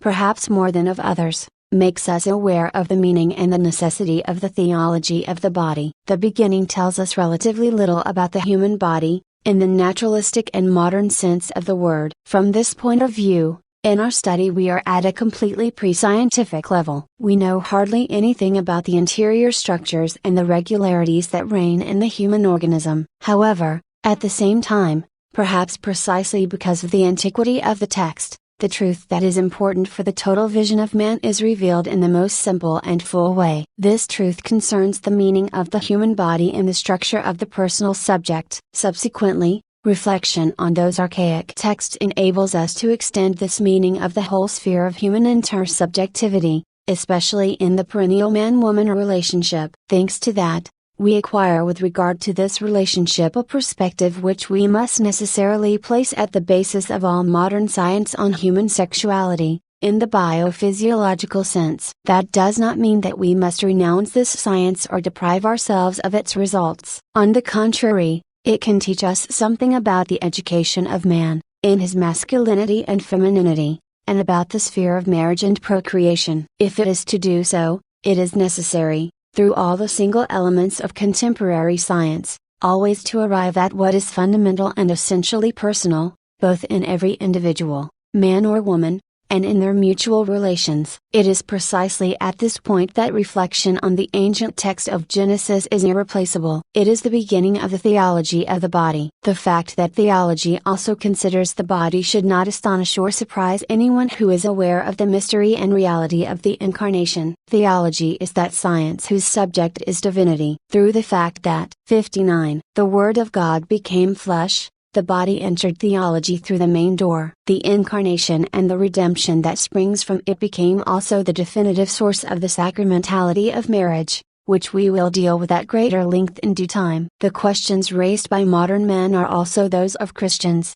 those who are preparing for the sacrament of marriage or those who are already living in marriage, which is the sacrament of the Church. These are not only the questions of science, but even more, the questions of human life. So many men and so many Christians seek the accomplishment of their vocation in marriage. So many people wish to find in it the way to salvation and holiness. The answer Christ gave to the Pharisees, zealots of the Old Testament, is especially important for them. Those who seek the accomplishment of their own human and Christian vocation in marriage are called, first of all, to make this theology of the body, whose beginning we find in the first chapters of Genesis, the content of their life and behavior. How indispensable is a thorough knowledge of the meaning of the body, in its masculinity and femininity, along the way of this vocation. A precise awareness of the nuptial meaning of the body, of its generating meaning, is necessary. This is so since all that forms the content of the life of married couples must constantly find its full and personal dimension in life together, in behavior, in feelings. This is all the more so against the background of a civilization which remains under the pressure of a materialistic and utilitarian way of thinking and evaluating. Modern biophysiology can supply a great deal of precise information about human sexuality. However, knowledge of the personal dignity of the human body and of sex must still be drawn from other sources. A special source is the Word of God Himself, which contains the revelation of the body. Going back to the beginning, how significant it is that Christ, in the answer to all these questions, orders man to return, in a way, to the threshold of his theological history. He orders him to put himself at the border between original innocence, happiness and the inheritance of the first fall. Does he not perhaps mean to tell him that the path along which he leads man, male and female, in the sacrament of marriage, the path of the redemption of the body, must consist in regaining this dignity? In it there is simultaneously accomplished the real meaning of the human body, its personal meaning and its meaning of communion. For the present, let us conclude the first part of our meditations dedicated to this important subject. To give an exhaustive answer to our questions, sometimes anxious ones, on marriage, or even more precisely, On the meaning of the body we cannot dwell only on what Christ told the Pharisees, referring to the beginning, cf.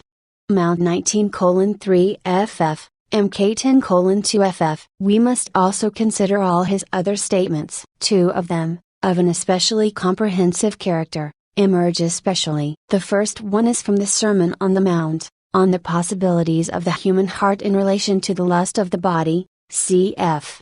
Mount 5-8. The second one is when Jesus referred to the future resurrection, cf.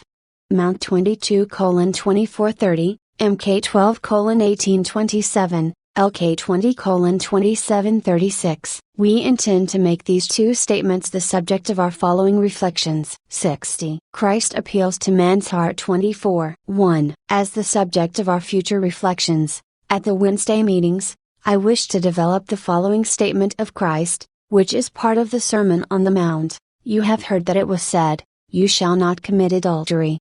But I say to you that everyone who looks at a woman lustfully has already committed adultery with her in his heart. Mount 5:27-28. This passage seems to have a key meaning for the theology of the body, like the one in which Christ referred to the beginning, which served as the basis of the preceding analyses. We then realized how wide was the context of a sentence, or rather of a word, uttered by Christ. It was a question not only of the immediate context, which emerged in the course of the conversation with the Pharisees, but of the global context. We could not penetrate that without going back to the first chapters of Genesis, omitting what refers there to the other books of the Old Testament. The preceding analyses have shown what an extensive content Christ's reference to the beginning involves. Need of fulfillment of the law. The statement to which we are now referring, Matthew 5:27-28, will certainly introduce us not only to the immediate context in which it appears, it will also introduce us to its wider context, the global context, through which the key meaning of the theology of the body will be revealed to us. This statement is one of the passages of the Sermon on the Mount in which Jesus Christ fundamentally revises the way of understanding and carrying out the moral law of the Old Covenant. It refers, in order, to the following commandments of the Decalogue. The fifth, "You shall not kill," cf. Mount 5:21-26. The sixth, "You shall not commit adultery," cf. Mount 5:27-32. It is significant that at the end of this passage there also appears the question of the certificate of divorce, cf. Mount 5:31-32, already mentioned in the preceding chapter, and the eighth commandment, according to the text of Exodus, cf. X 20-7, "You shall not swear falsely, but shall perform to the Lord what you have sworn," cf. Mount 5:33-37. Significant, above all, are he words that precede these articles, and the following ones, of the Sermon on the Mount, the words in which Jesus declares, "Think not that I have come to abolish the law and the prophets, I have come not to abolish them but to fulfill them." Mount 5:17. In the sentences that follow, Jesus explains the meaning of this opposition and the necessity of the fulfillment of the law in order to realize the kingdom of God. Whoever does them, these commandments, and teaches them shall be called great in the kingdom of heaven. Mount 5:19. The kingdom of heaven means the kingdom of God in the eschatological dimension. The fulfillment of the law fundamentally conditions this kingdom in the temporal dimension of human existence. However, it is a question of a fulfillment that fully, 24 April 16, 1980, 61, corresponds to the meaning of the law, of the Decalogue, of the individual commandments. Only this fulfillment constructs that justice which God the legislator willed. Christ the teacher urges us not to give such a human interpretation to the whole law and the individual commandments contained in it that it does not foster the justice willed by God the legislator. Unless your righteousness exceeds that of the scribes and Pharisees, you will never enter the kingdom of heaven. Mount 5:20. Aspects of fulfillment. 2. In this context there appears Christ's statement according to Matthew 5:27-28, which we intend to take as the basis for the present analyses, considering it together with the other statement in Matthew 19-39, and Mark 10, as the key to the theology of the body. Like the other one, this one has an explicitly normative character. It confirms the principle of human morality contained in the commandment, you shall not commit adultery. At the same time, it determines an appropriate and full understanding of this principle, that is, an understanding of the foundation and at the same time of the condition for its adequate fulfillment. The latter is to be considered precisely in the light of the words of Matthew 5:17-20, already quoted, which we have just drawn attention to. On the one hand, it is a question here of adhering to the meaning that God the legislator enclosed in the commandment, you shall not commit adultery. On the other hand, it is a question of carrying out that justice on the part of man. This justice must superabound in man himself, that is, it must reach its specific fullness in him. These are the two aspects of fulfillment in the evangelical sense. At the heart of ethos. 3. We find ourselves in this way at the heart of ethos, that is, in what can be defined as the interior form, almost the soul, of human morality. Contemporary thinkers, for example, Schiller, see in the Sermon on the Mount a great turning point in the field of ethos. 25. A living morality in the existential sense is not formed only by the norms that invest the form of the commandments, precepts and prohibitions, as in the case of you shall not commit adultery. The morality in which there is realized the meaning of being a man, which is, at the same time, the fulfillment of the law by means of the superabounding of justice through subjective vitality, is formed in the interior perception of values, from which there springs duty as the expression of conscience, as the response of one's own personal ego. At the same time ethos makes us enter the depth of the norm itself and ascend within the human subject of morality. Moral value is connected with the dynamic process of man's intimacy. To reach it, it is not enough to stop at the surface of human actions. It is necessary to penetrate inside. 25. Ich kenne kein grandios Erzeugnis für ein solch neuerliches Einganzen Werkes, die des Alterethos relativiert,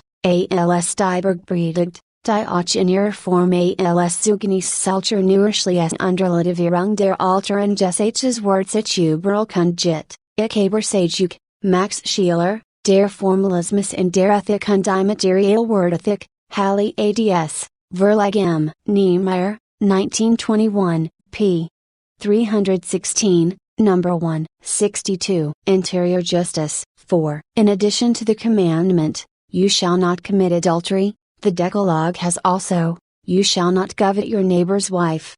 26. In the Sermon on the Mount, Christ connects them with each other, in a way. Everyone who looks at a woman lustfully has already committed adultery with her in his heart. However, it is not so much a question of distinguishing the scope of those two commandments of the Decalogue as of pointing out the dimension of the interior action, referred to also in the words, you shall not commit adultery. This action finds its visible expression in the act of the body, an act in which the man and the woman participate against the law of matrimonial exclusiveness. The casuistry of the books of the Old Testament aimed at investigating what constituted this act of the body according to exterior criteria. At the same time, it was directed at combating adultery, and opened to the latter various legal loopholes.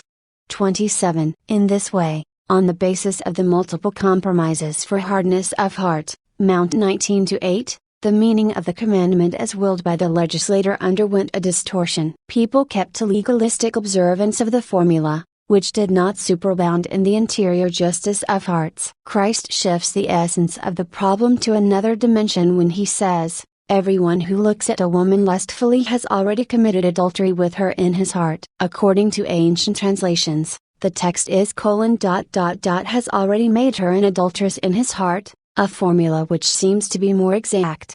28. In this way, therefore, Christ appeals to the interior man. He does so several times and under different circumstances. In this case it seems especially explicit and eloquent, not only with regard to the configuration of evangelical ethos, but also with regard to the way of viewing man. Not only the ethical reason, but also the anthropological one makes it advisable to dwell at greater length on the text of Matthew 5:27-28, which contains the words Christ spoke in the Sermon on the Mount. The ethical and anthropological content of the commandment, you shall not commit adultery. 29. 1. Let us recall the words of the Sermon on the Mount, to which we are referring in this cycle of our Wednesday reflections. You have heard, the Lord says, that it was said, you shall not commit adultery. But I say to you that everyone who looks at a woman lustfully has already committed adultery with her in his heart. Mount 5:27-28, 26 cf. X 2017, dt. 5:21-27. On this point, see the continuation of the present meditations. 28. The text of the Vulgate offers a faithful translation of the original. I am mochatus estate team in courtsuo. In fact, the Greek verb moishiwo is transitive. In modern European languages, on the other hand, to commit adultery is an intransitive verb, so we get the translation : has committed adultery with her. And thus, in English : has already committed adultery with her in his heart. Douai version, 1582, similarly Revised Standard Version, from 1611 to 1966, R.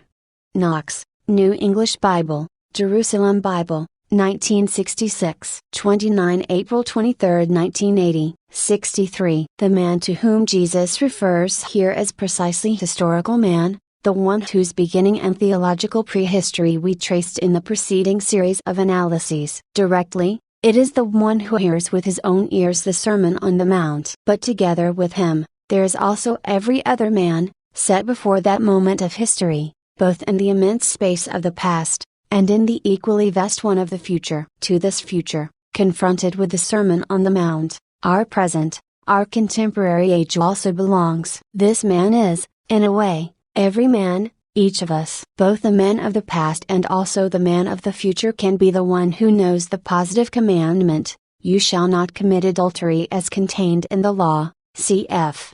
Rom 2:22-23. But he can equally be the one who, according to the letter to the Romans, has this commandment only written on his heart, cf. Rom 2:15.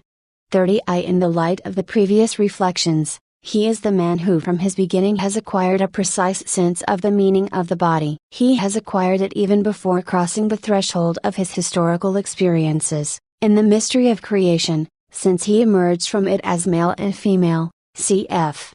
Gn 1:27. He is the historical man, who, at the beginning of his earthly vicissitudes, found himself inside the knowledge of good and evil, breaking the covenant with his Creator. He is the man who knew the woman, his wife, and knew her several times. She conceived and bore, cf. Gn 4:1-2, according to the Creator's plan, which went back to the state of original innocence, cf. Gn 1:28. 2:24. Entering into his full image. 2. In his Sermon on the Mount, especially in the words of Matthew 5:27-28, Christ addresses precisely that man. He addresses the man of a given moment of history and, at the same time, all men belonging to the same human history. As we have already seen, he addresses the interior man. Christ's words have an explicit anthropological content. They concern those perennial meanings through which an adequate anthropology is constituted. By means of their ethical content, these words simultaneously constitute such an anthropology. They demand that man should enter into his full image. The man who is flesh, as a male, remains in relationship with woman through his body and sex. The expression "you shall not commit adultery" indicates this. In the light of these words of Christ, this man must find himself again interiorly, in his heart.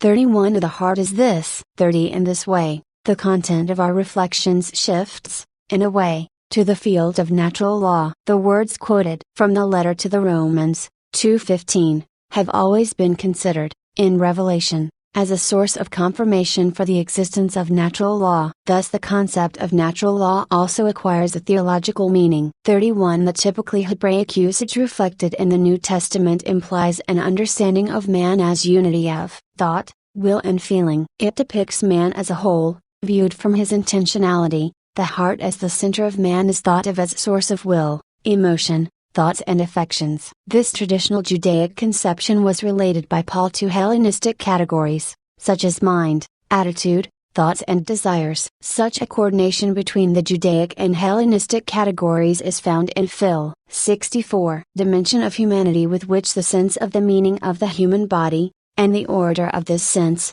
is directly linked. Here it is a question both of the meaning which, in the preceding analyses, we called nuptial, and of that which we call generative. What order are we treating of? Meaning of adultery. 3. This part of our considerations must give an answer precisely to this question, an answer that reaches not only the ethical reasons, but also the anthropological. They remain, in fact, in a mutual relationship. For the time being, as a preliminary, it is necessary to establish the meaning of Matthew 5:27-28, the meaning of the expressions used in it and their mutual relationship. Adultery, to which the aforesaid commandment refers, means a breach of the unity by means of which man and woman, only as husband and wife, can unite so closely as to be one flesh. GN 2:24. Man commits adultery if he unites in this way with a woman who is not his wife. The woman likewise commits adultery if she unites in this way with a man who is not her husband. It must be deduced from this that the adultery in the heart,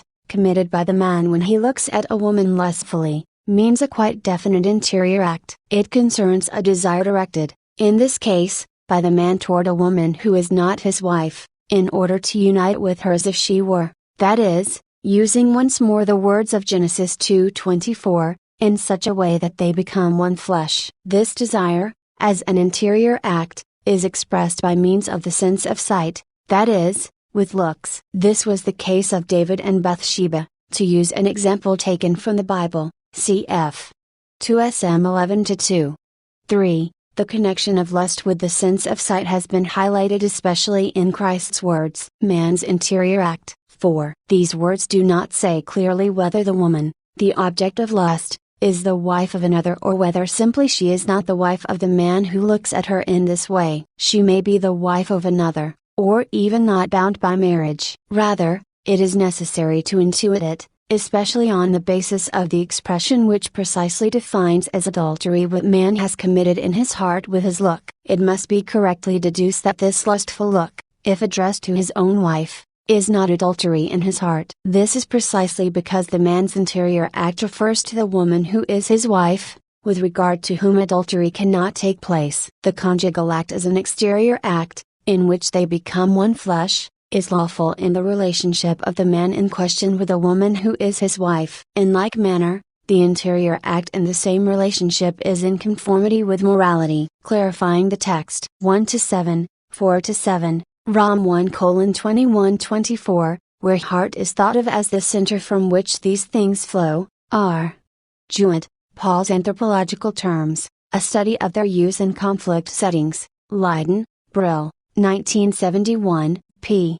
448, 65, 5. Nevertheless, that desire, indicated by the expression everyone who looks at a woman lustfully, has a biblical and theological dimension of its own, which we must clarify here. Even if this dimension is not manifested directly in this one concrete expression of Matthew 5:27-28, it is deeply rooted in the global context, which refers to the revelation of the body. We must go back to this context, so that Christ's appeal to the heart, to the interior man, may ring out in all the fullness of its truth. This statement of the Sermon on the Mount, Mount 5:27-28, fundamentally has an indicative character. The fact that Christ directly addresses man as the one who looks at a woman lustfully, does not mean that his words, in their ethical meaning, do not refer also to woman. Christ expresses himself in this way to illustrate with a concrete example how the fulfillment of the law must be understood, according to the meaning that God the legislator gave to it. Furthermore, it is to show how the superabounding of justice in the man who observes the sixth commandment of the Decalogue must be understood. Speaking in this way, Christ wants us not to dwell on the example in itself, but to penetrate the full ethical and anthropological meaning of the statement. If it has an indicative character, this means that, following its traces, we can arrive at understanding the general truth about historical man. This is valid also for the theology of the body. The further stages of our reflections will have the purpose of bringing us closer to understanding this truth. Lust is the fruit of the breach of the covenant with God. 32:1. During our last reflection, we said that the words of Christ in the Sermon on the Mount directly refer to the lust that arises immediately in the human heart. Indirectly, however, those words guide us to understanding a truth about man, which is of universal importance. The words of Christ, taken from Matthew 5:27-28, direct us toward this truth about historical man, of universal importance. It seems to be expressed in the biblical doctrine on the three forms of lust. We are referring here to the concise statement in 1 John 2:16-17, for all that is in the world, the lust of the flesh and the lust of the eyes and the pride of life, is not of the Father but is of the world. And the world passes away, and the lust of it, but he who does the will of God abides forever. To understand these words, obviously it is necessary to carefully consider the context in which they appear, that is, the context of the whole Johannine theology.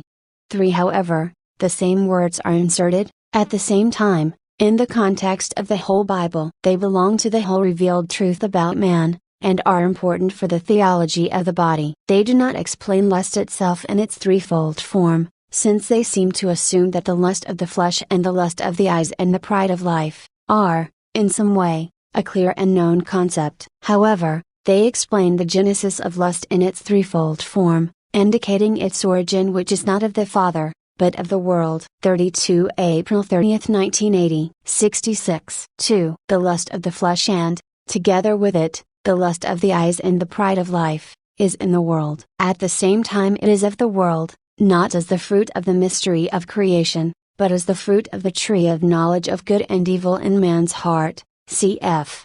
GN 2:17. What fructifies in the three forms of lust is not the world God created for man, the fundamental goodness of which we have read several times in Genesis 1, God saw that it was good. It was very good. On the contrary, in the three forms of lust there fructifies the breaking of the first covenant with the Creator, with God Elohim, with God Yahweh. This covenant was broken in man's heart. It would be necessary to make here a careful analysis of the events described in Genesis 3-1-6. However, we are referring only in general to the mystery of sin, to the beginnings of human history. The world of Genesis has become the world of the Johannine words, cf.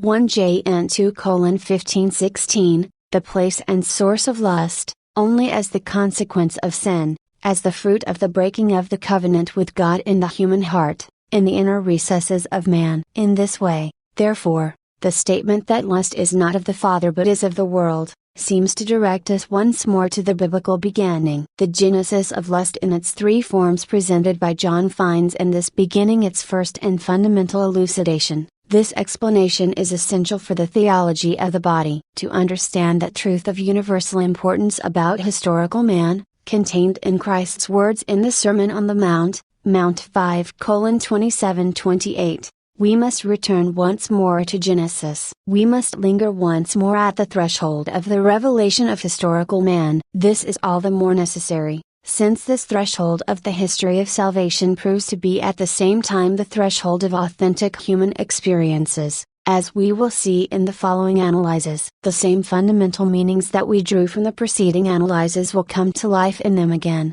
as essential elements of a fitting anthropology and the deep substratum of the theology of the body. 3. The question may arise again whether it is permissible to transport the content typical of the Johannine theology, contained in the entire first letter, especially in 1 Jn 2:15-16, to the ground of the Sermon on the Mount according to Matthew, and precisely of Christ's statement in Matthew 5:27-28. You have heard that it was said, "You shall not commit adultery." But I say to you that everyone who looks at a woman lustfully has already committed adultery with her in his heart. We will come back to this matter several times. Nevertheless, we are referring straightway to the general biblical context, to the whole truth about man revealed and expressed in it. Precisely in the name of this truth, we are trying to understand completely the man that Christ indicates in the text of Matthew 5:27-28, that is, the man who looks at a woman lustfully. Is not this look to be explained by the fact that man is precisely a man of lust, in the sense of the first letter of St. John? Both the man who looks lustfully and the woman who is the object of this look are in the dimension of lust in its three forms, which is not of the Father but is of the world. It is necessary to understand what that lust is, or rather who that lustful man of the Bible is. This is necessary in order to discover the depths of Christ's words according to Matthew 5:27-28, and to explain the significance of their reference to the human heart. so important for the theology of the body. 67. 4. Let us return again to the Yahweh's narrative. In it, the same man, male and female, appears at the beginning as a man of original innocence before original sin. Then he appears as the one who lost innocence, by breaking the original covenant with his Creator. We do not intend here to make a complete analysis of temptation and sin, according to the same text of Genesis 3-1-5. The doctrine of the Church in this connection in theology. It should merely be observed that the biblical description itself seems to highlight especially the key moment, in which the gift is questioned in man's heart. The man who gathers the fruit of the tree of the knowledge of good and evil makes, at the same time, a fundamental choice. He carries it out against the will of the Creator, God Yahweh. Accepting the motivation suggested by the tempter, you will not die, for God knows that when you eat of it your eyes will be opened, and you will be like God, knowing good and evil. According to old translations, you will be like gods, who know good and evil. 33. This motivation clearly includes questioning the gift and the love from which creation has its origin as donation. As regards man, he receives the world as a gift and at the same time the image of God, that is, humanity itself in all the truth of its male and female duality. It is enough to read carefully the whole passage of Genesis 3-1-5, to detect in it the mystery of man who turns his back on the Father, even if we do not find this name applied to God in the narrative. Questioning in his heart the deepest meaning of the donation, that is, love as the specific motive of the creation and of the original covenant, cf. Gen 3-5, man turns his back on God love, on the Father. In a way he casts God out of his heart. At the same time, he detaches his heart and almost cuts it off from what is of the Father. Thus, there remains in him what is of the world. 5. Then the eyes of both were opened, and they knew that they were naked, and they sewed fig leaves together and made themselves aprons. Gen 3-7. This is the first sentence of the Yahweh's narrative, which refers to man's situation after sin and shows the new state of human nature. Does not this sentence also suggest the beginning of lust in man's heart? To answer this question more thoroughly, we cannot stop at that first sentence, but must read the whole text again. However, it is worth recalling here what was said in the first analysis on the subject of shame as the experience of the limit. 34. 3. Genesis refers to this experience to show the frontier between the state of original innocence, cf. Gen 2:25, to which we devoted a great deal of attention in the preceding analysis, and man's sinfulness at the very beginning. Genesis 2:25 emphasizes that they were both naked, and were not ashamed. But Genesis 3-6 speaks explicitly of shame in connection with sin. That shame is almost the first source of the manifestation in both man and woman of what is not of the Father, but of the world. 33. The Hebrew text can have both meanings, because it runs, Elohim knows that when you eat of it, the fruit of the tree of the knowledge of good and evil, your eyes will be opened, and you will be like Elohim, knowing good and evil. The term Elohim is the plural of Eloah, pluralis ixlanchai. In English, you will be like God, knowing good and evil, Revised Standard Version, 1966. In relation to Yahweh, it has a singular meaning, but it may indicate the plural of other heavenly beings or pagan divinities, for example Ps 8-6, X 12:12, JGS 10:16, Hos 31:1 and others. 34 cf. General Audience of December 12, 1979, 68. Real significance of original nakedness. 35. 1. We have already spoken of the shame which arose in the heart of the first man, male and female, together with sin. The first sentence of the biblical narrative concerning this runs as follows: Then the eyes of both were opened, and they knew that they were naked, and they sewed fig leaves together and made themselves aprons. Gen 3-7. This passage, which speaks of the mutual shame of the man and the woman as a symptom of the fall, status naturae lapsi, must be considered in its context. At that moment shame reaches its deepest level and seems to shake the foundations of their existence. And they heard the sound of the Lord God walking in the garden in the cool of the day, and the man and his wife hid themselves from the presence of the Lord God among the trees of the garden. Gen 3-8. The necessity of hiding themselves indicates that in the depth of the shame they both feel before each other, as the immediate fruit of the tree of the knowledge of good and evil, a sense of fear before God has matured, a fear previously unknown. The Lord God called to the man, and said to him, "Where are you?" And he said, "I heard the sound of you in the garden, and I was afraid, because I was naked, and I hid myself." Gen 3-9-10. A certain fear always belongs to the essence of shame. Nevertheless, original shame reveals its character in a particular way. I was afraid, because I was naked. We realize that something deeper than physical shame, bound up with a recent consciousness of his own nakedness, is in action here. Man tries to cover the real origin of fear with the shame of his own nakedness. Thus he indicates its effect, in order not to call its cause by name. Then God Yahweh says in his turn, "Who told you that you were naked? Have you eaten of the tree of which I commanded you not to eat?" Gen 3:11. Man alienated from love. 2. The precision of that dialogue is overwhelming. The precision of the whole narrative is overwhelming. It manifests the surface of man's emotions in living the events, in such a way as to reveal their depth at the same time. In all this, nakedness does not have solely a literal meaning. It does not refer only to the body. It is not the origin of a shame related only to the body. Actually, through nakedness, man deprived of participation in the gift is manifested, man alienated from that love which had been the source of the original gift, the source of the fullness of the good intended for the creature. According to the formulas of the theological teaching of the Church, 36. If this man was deprived of the supernatural and preternatural gifts which were part of his endowment before sin. Furthermore, he suffered a loss in what belongs to his nature itself. 2. 35 May 14, 1980. 36 The magisterium of the Church dealt more closely with these problems, in 3 periods, according to the needs of the age. The declarations of the period of the controversies with the Pelagians, viii centuries, affirm that the first man, by virtue of divine grace, possess natural impossibilitatem et innocentiam, ds 239, also called freedom, libertas arbitriae, ds 371, 242, 383, 622. He remained in a state which the Synod of Orange, in the year 529, calls integritas, natura humana, etiam si in illa integritate, in quae candido state. Permanerit, nillo modo sapsum, creator suo non aduvant, serverit. ds 389, 69. Humanity in the original fullness of the image of God. The 3 forms of lust do not correspond to the fullness of that image, but precisely to the loss, the deficiencies, the limitations that appeared with sin. Lust is explained as a lack which has its roots in the original depths of the human spirit. If we wish to study this phenomenon in its origins, that is, at the threshold of the experiences of historical man, we must consider all the words that God Yahweh addressed to the woman,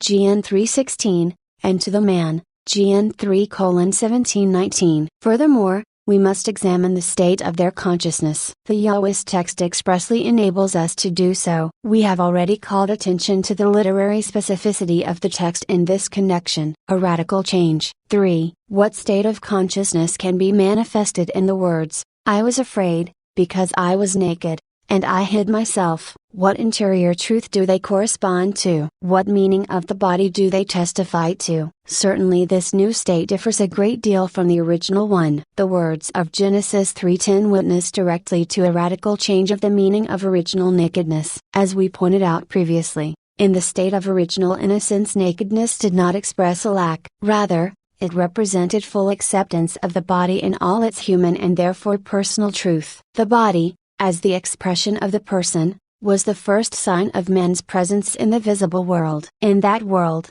right from the beginning, man was able to distinguish himself, almost to be individualized, that is, confirm himself as a person, through his own body. It had been marked as a visible factor of the transcendence in virtue of which man, as a person, surpasses the visible world of living beings, animalia. In this sense, the human body was from the beginning a faithful witness and a tangible verification of man's original solitude in the world. At the same time, by means of his masculinity and femininity, it became a limpid element of mutual donation in the communion of persons. In this way, the human body bore in itself, in the mystery of creation, an unquestionable sign of the image of God. It also constituted the specific source of the certainty of that image, present in the whole human being. In a way, original acceptance of the body was the basis of the acceptance of the whole visible world. In its turn, it was for man a guarantee of his dominion over the world, over the earth,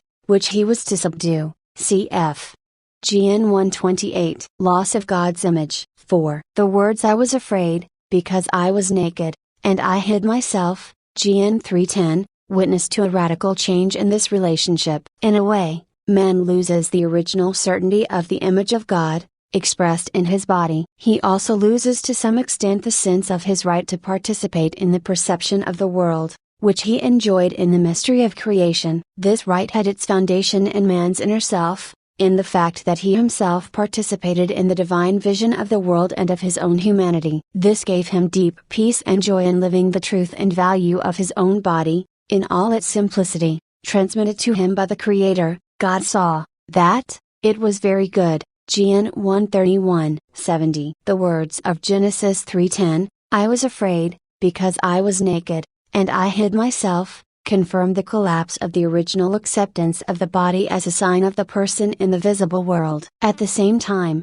the acceptance of the material world in relation to man also seems to be shaken. The words of God Yahweh forewarn the hostility of the world, the resistance of nature with regard to man and his tasks. They forewarn the fatigue that the human body was to feel in contact with the earth subdued by him. "Cursed is the ground because of you, in toil you shall eat of it all the days of your life. Thorns and thistles it shall bring forth to you, and you shall eat the plants of the field. In the sweat of your face you shall eat bread till you return to the ground, for out of it you were taken." GN 3:17-19. Death is the end of this toil, of this struggle of man with the earth. "You are dust, and to dust you shall return." GN 3:19. In this context, or rather in this perspective, Adam's words in Genesis 3:10, "I was afraid, because I was naked, and I hid myself," seem to express the awareness of being defenseless. They express the sense of insecurity of his bodily structure before the processes of nature,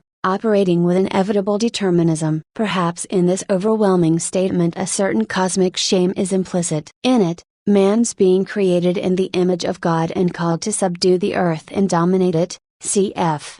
GN 128, expresses his own self. This happens precisely when, at the beginning of his historical experiences and in a manner so explicit, he is subjected to the earth, especially in the part of his transcendent constitution represented precisely by the body. It is necessary to interrupt here our reflections on the meaning of original shame, in the book of Genesis. We will resume them in a week's time. A fundamental disquiet in all human existence. 37. 1. We are reading again the first chapters of Genesis, to understand how, with original sin, the man of lust took the place of the man of original innocence. The words of Genesis 3:10, "I was afraid, because I was naked, and I hid myself," provide evidence of the first experience of man's shame with regard to his Creator, a shame that could also be called cosmic. However, this cosmic shame, if it is possible to perceive its features in man's total situation after original sin,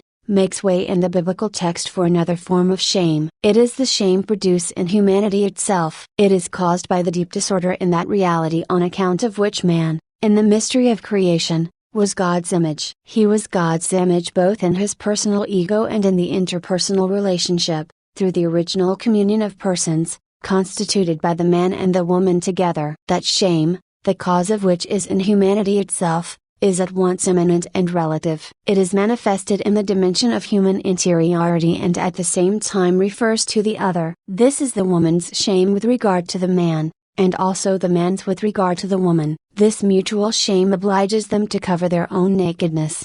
2. 37 May 28, 1980. 71. Hide their own bodies, to remove from the man's sight what is the visible sign of femininity, and from the woman's sight what is the visible sign of masculinity. The shame of both was turned in this direction after original sin, when they realized that they were naked, as Genesis 3-7 bears witness. The Yahweh's text seems to indicate explicitly the sexual character of this shame. They sewed fig leaves together and made themselves aprons. However, we may wonder if the sexual aspect has only a relative character. In other words, If it is a question of shame of one's own sexuality only in reference to a person of the other sex, relative character of original shame. 2. Although in the light of that one decisive sentence of Genesis 3-7, the answer to the question seems to support especially the relative character of original shame, nevertheless reflection on the whole immediate context makes it possible to discover its more imminent background. That shame,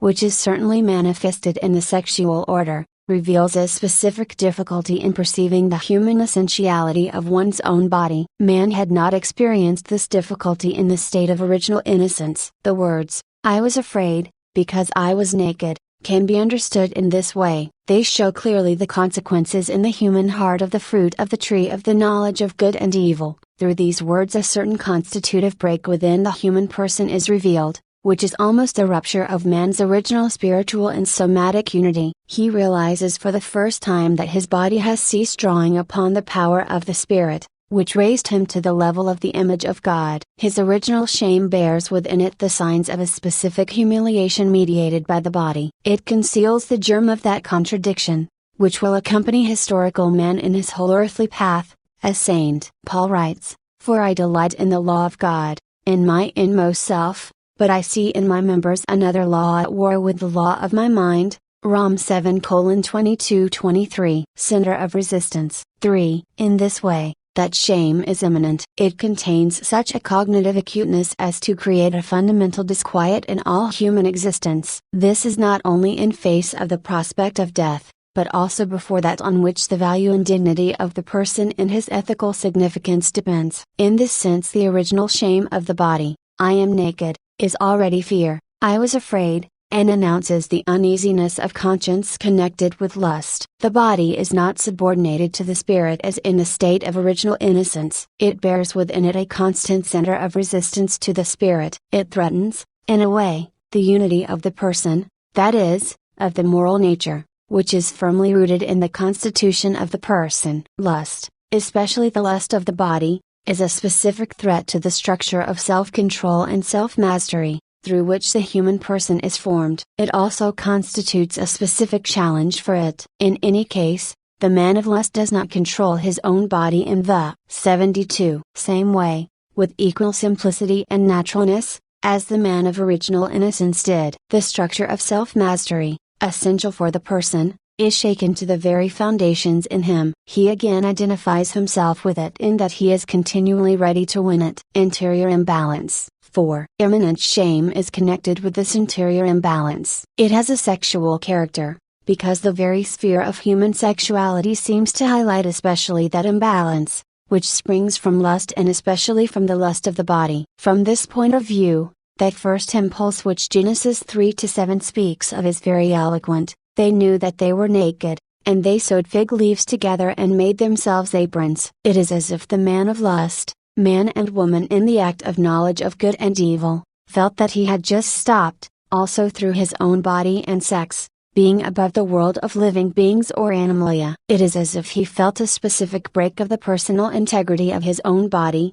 especially in what determines its sexuality and is directly connected with the call to that unity in which man and woman become one flesh. Gn 2:24. Therefore, that imminent and at the same time sexual shame is always, at least indirectly, relative. It is the shame of his own sexuality with regard to the other human being. Shame is manifested in this way in the narrative of Genesis 3. As a result of it we are, in a certain sense, witnesses of the birth of human lust. Also the motivation to go back from Christ's words about the man who looks at a woman lustfully, Mount 5:27-28, to that first moment in which shame is explained by means of lust, and lust by means of shame, is therefore sufficiently clear. In this way we understand better why and in what sense Christ speaks of desire as adultery committed in the heart, because he addresses the human heart. Desire and shame. 5. The human heart keeps within it simultaneously desire and shame. The birth of shame directs us toward that moment in which the inner man,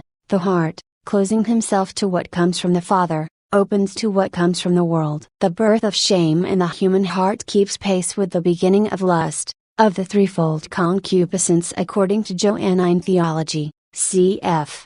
1 Jn 2:16, and in particular the concupiscence of the body. Man is ashamed of his body because of lust. In fact, he is ashamed not so much of his body as precisely of lust. He is ashamed of his body owing to lust. He is ashamed of his body owing to that state of his spirit to which theology and psychology give the same name, desire or lust, although with a meaning that is not quite the same. The biblical and theological meaning of desire and lust is different from that used in psychology. For the latter, desire comes from lack or necessity, which the value desired must satisfy, as we can deduce from 1 John 2:16. Biblical lust indicates the state of the human spirit removed from the original simplicity and the fullness of values that man and the world possess in the dimensions of God. This simplicity and fullness of the value of the human body in the first experience of its masculinity-femininity, which Genesis 2:23, 73, 25 speaks of,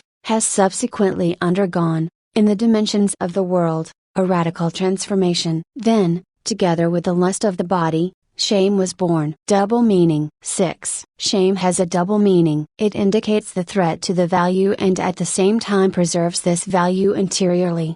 38. The human heart, from the moment when the lust of the body was born in it, also keeps shame within itself. This fact indicates that it is possible and necessary to appeal to the heart when it is a question of guaranteeing those values from which lust takes away their original and full dimension. If we keep that in mind, we can understand better why Christ, speaking of lust, appeals to the human heart. Relationship of lust to communion of persons. 39. 1. Speaking of the birth of lust, on the basis of the book of Genesis, we analyze the original meaning of shame, which appeared with the first sin. In the light of the biblical narrative, the analysis of shame enables us to understand even more thoroughly the meaning it has for interpersonal man-woman relations as a whole. The third chapter of Genesis shows without any doubt that shame appeared in man's mutual relationship with woman. By reason of the shame itself, this relationship underwent a radical transformation. It was born in their hearts together with the lust of the body. Thus,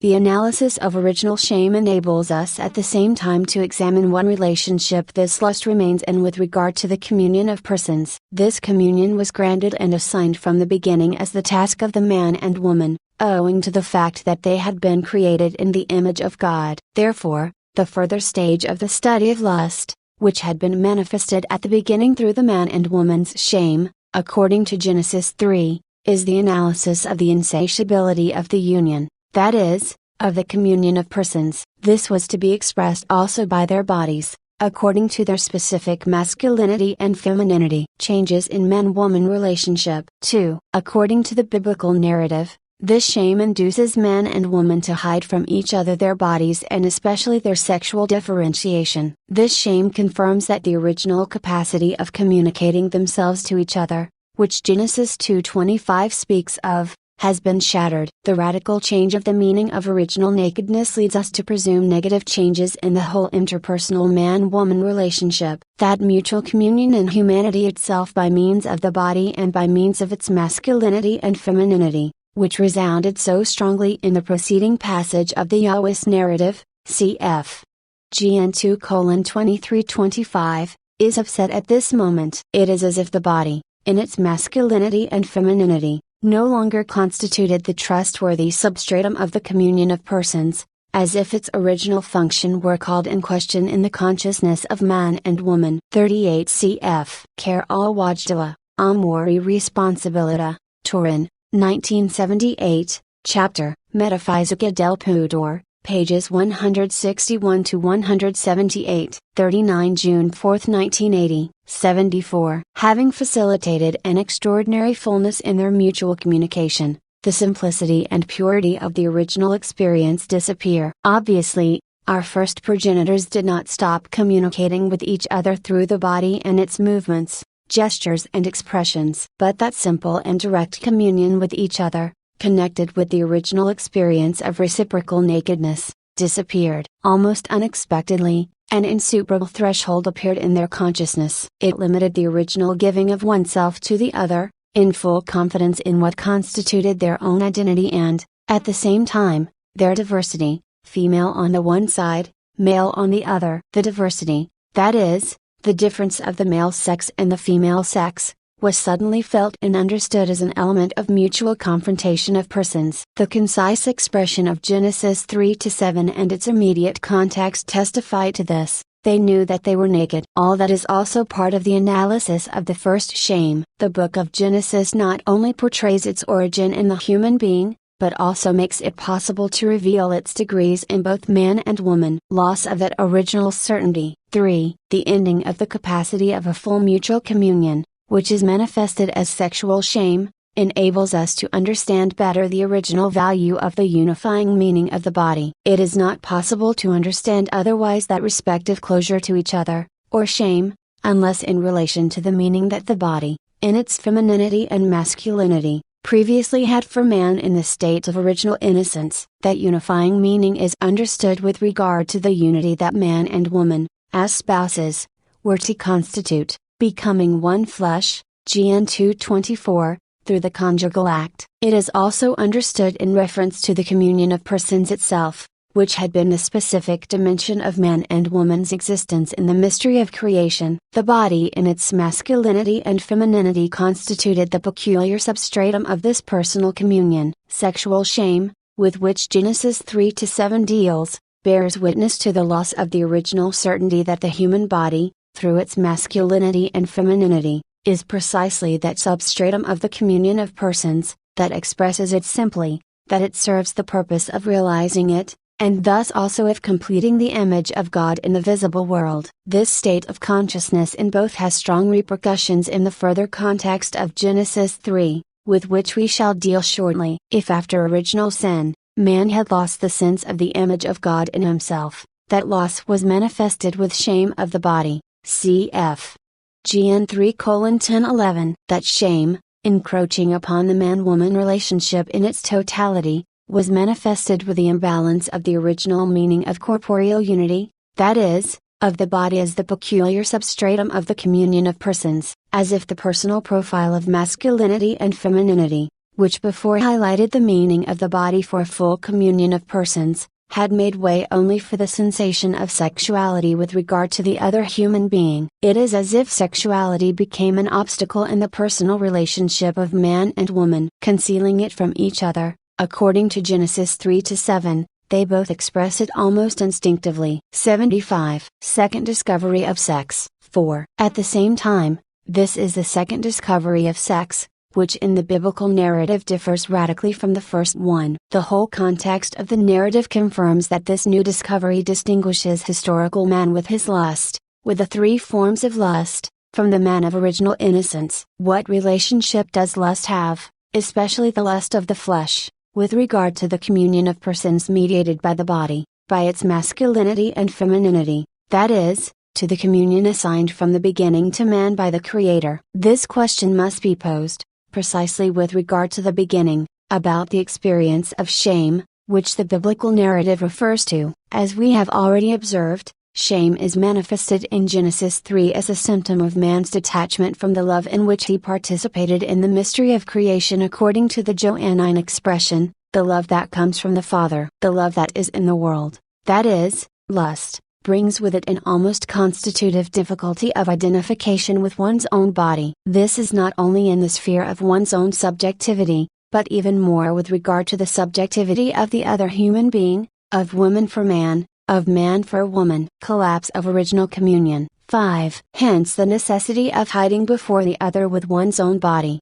with what determines one's own femininity masculinity. This necessity proves the fundamental lack of trust, which in itself indicates the collapse of the original relationship of communion. Regard for the subjectivity of the other, and at the same time for one's own subjectivity, has aroused in this new situation, that is, in the context of lust, the necessity of hiding oneself, which Genesis 3-7 speaks of. Here it seems to us that we can discover a deeper meaning of sexual shame and also the full meaning of that phenomenon, to which the biblical text refers, to point out the boundary between the man of original innocence and the historical man of lust. The complete text of Genesis 3 supplies us with elements to define the deepest dimension of shame, but that calls for a separate analysis. We will begin it in the next reflection. Dominion over the other in the interpersonal relation. 41. The phenomenon of shame, which appeared in the first man together with original sin, is described with surprising precision in Genesis 3. Careful reflection on this text enables us to deduce from it that shame has a deeper dimension. This shame took the place of the absolute trust connected with the previous state of original innocence in the mutual relationship between man and woman. In this connection, it is necessary to reread chapter 3 of Genesis to the end, and not limit ourselves to verse 7 or verses 10-11. Which contain the testimony about the first experience of shame. After this narrative, the dialogue of God Yahweh with the man and the woman breaks off and a monologue begins. Yahweh 40 June 18, 1980, 76 turns to the woman and speaks first of the pain of childbirth, which will accompany her from now on. I will greatly multiply your pain in childbearing. In pain you shall bring forth children. GN 3:16. That is followed by the expression which characterizes the future relationship of both the man and the woman. Your desire shall be for your husband, and he shall rule over you. GN 3:16. A particular disability of woman. 2. These words, like those of Genesis 2:24, have a perspective character. The incisive formulation of 3:16 seems to regard the facts as a whole. They have already emerged, in a way, in the original experience of shame, and will subsequently be manifested in the entire interior experience of historical man. The history of consciences and of human hearts will continually confirm the words of Genesis 3:16. The words spoken at the beginning seem to refer to a particular disability of woman as compared with man, but there is no reason to understand it as a social disability or inequality. The expression, "Your desire shall be for your husband, and he shall rule over you," immediately indicates, on the other hand, another form of inequality. Woman will feel this as a lack of full unity precisely in the vast context of union with man, to which both were called according to Genesis 2:24. A fundamental loss. 3. The words of God Yahweh, "Your desire shall be for your husband, and he shall rule over you," GN 3:16, do not concern exclusively the moment of man and woman's union, when both unite in such a way as to become one flesh, cf. GN 2:24. They refer to the ample context of relations, including indirect ones, of conjugal union as a whole. For the first time the man is defined here as husband. In the whole context of the Yahweh's narrative, these words mean above all, a violation, a fundamental loss, of the original communion of persons. The latter should have made men and women mutually happy by the pursuit of a simple and pure union in humanity, by a reciprocal offering of themselves. That is the experience of the gift of the person expressed with the soul and with the body, with masculinity and femininity, flesh of my flesh GN 2:23. Finally, it should have made them happy by the subordination of this union to the blessing of fertility with procreation, distorted by lust. 4. It seems that in the words which God Yahweh addressed to the woman, there is a deeper echo of the shame which the man and woman began to experience after breaking the original covenant with God. We find, moreover, a fuller motivation of this shame, in a very discreet way, which is still decipherable and expressive. Genesis 3:16 testifies how that original beatifying conjugal union of persons will be distorted in man's heart by lust. These words are addressed directly to woman, but they refer to man, or rather to both together. 77. Dominion over woman. 5. The previous analysis of Genesis 3-7 showed that in the new situation, after breaking the original covenant with God, the man and the woman found themselves more divided. Instead of being united, they were even opposed because of their masculinity and femininity. The biblical narrative stresses the instinctive impulse that had driven them both to cover their bodies. It describes at the same time the situation in which man, as male or female, before it was rather male and female, feels more estranged from the body, as from the source of the original union in humanity, flesh of my flesh. They were more opposed to the other precisely on the basis of the body and sex. This opposition does not destroy or exclude conjugal union, willed by the Creator, cf. GN 2:24, or its procreative effects, but it confers on the realization of this union another direction, which will be that of the man of lust. Genesis 3:16 speaks precisely of this. The woman, whose desire shall be for her husband, cf. GN 3:16, and the man who responds to this desire, as we read, he shall rule over you, unquestionably formed the same human couple. It was the same marriage as in Genesis 2:24, the same community of persons. However, they are now something different. They are no longer called only to union and unity, but are also threatened by the insatiability of that union and unity. It does not cease to attract man and woman precisely because they are persons, called from eternity to exist in communion. In the light of the biblical narrative, sexual shame has its deep meaning. It is connected with the failure to satisfy the aspiration to realize in the conjugal union of the body, cf. GN 224. The mutual communion of persons. Threefold lust. 6. All that seems to confirm, from various aspects, that at the basis of shame, in which historical man has become a participant, there is the threefold lust spoken of in the first letter of John. It is not only the lust of the flesh, but also the lust of the eyes and the pride of life. 1 John 2:16. Does not the expression of Genesis 3:16 regarding a rule, "He shall rule over you," indicate this last form of lust? Does not the rule over the other, of man over woman, change essentially the structure of communion in the interpersonal relationship? Does it not transpose into the dimension of this structure something that makes the human being an object, which can, in a way, be desired by the lust of the eyes? These questions spring from reflection on the words of God Yahweh according to Genesis 3:16. Delivered almost on the threshold of human history after original sin,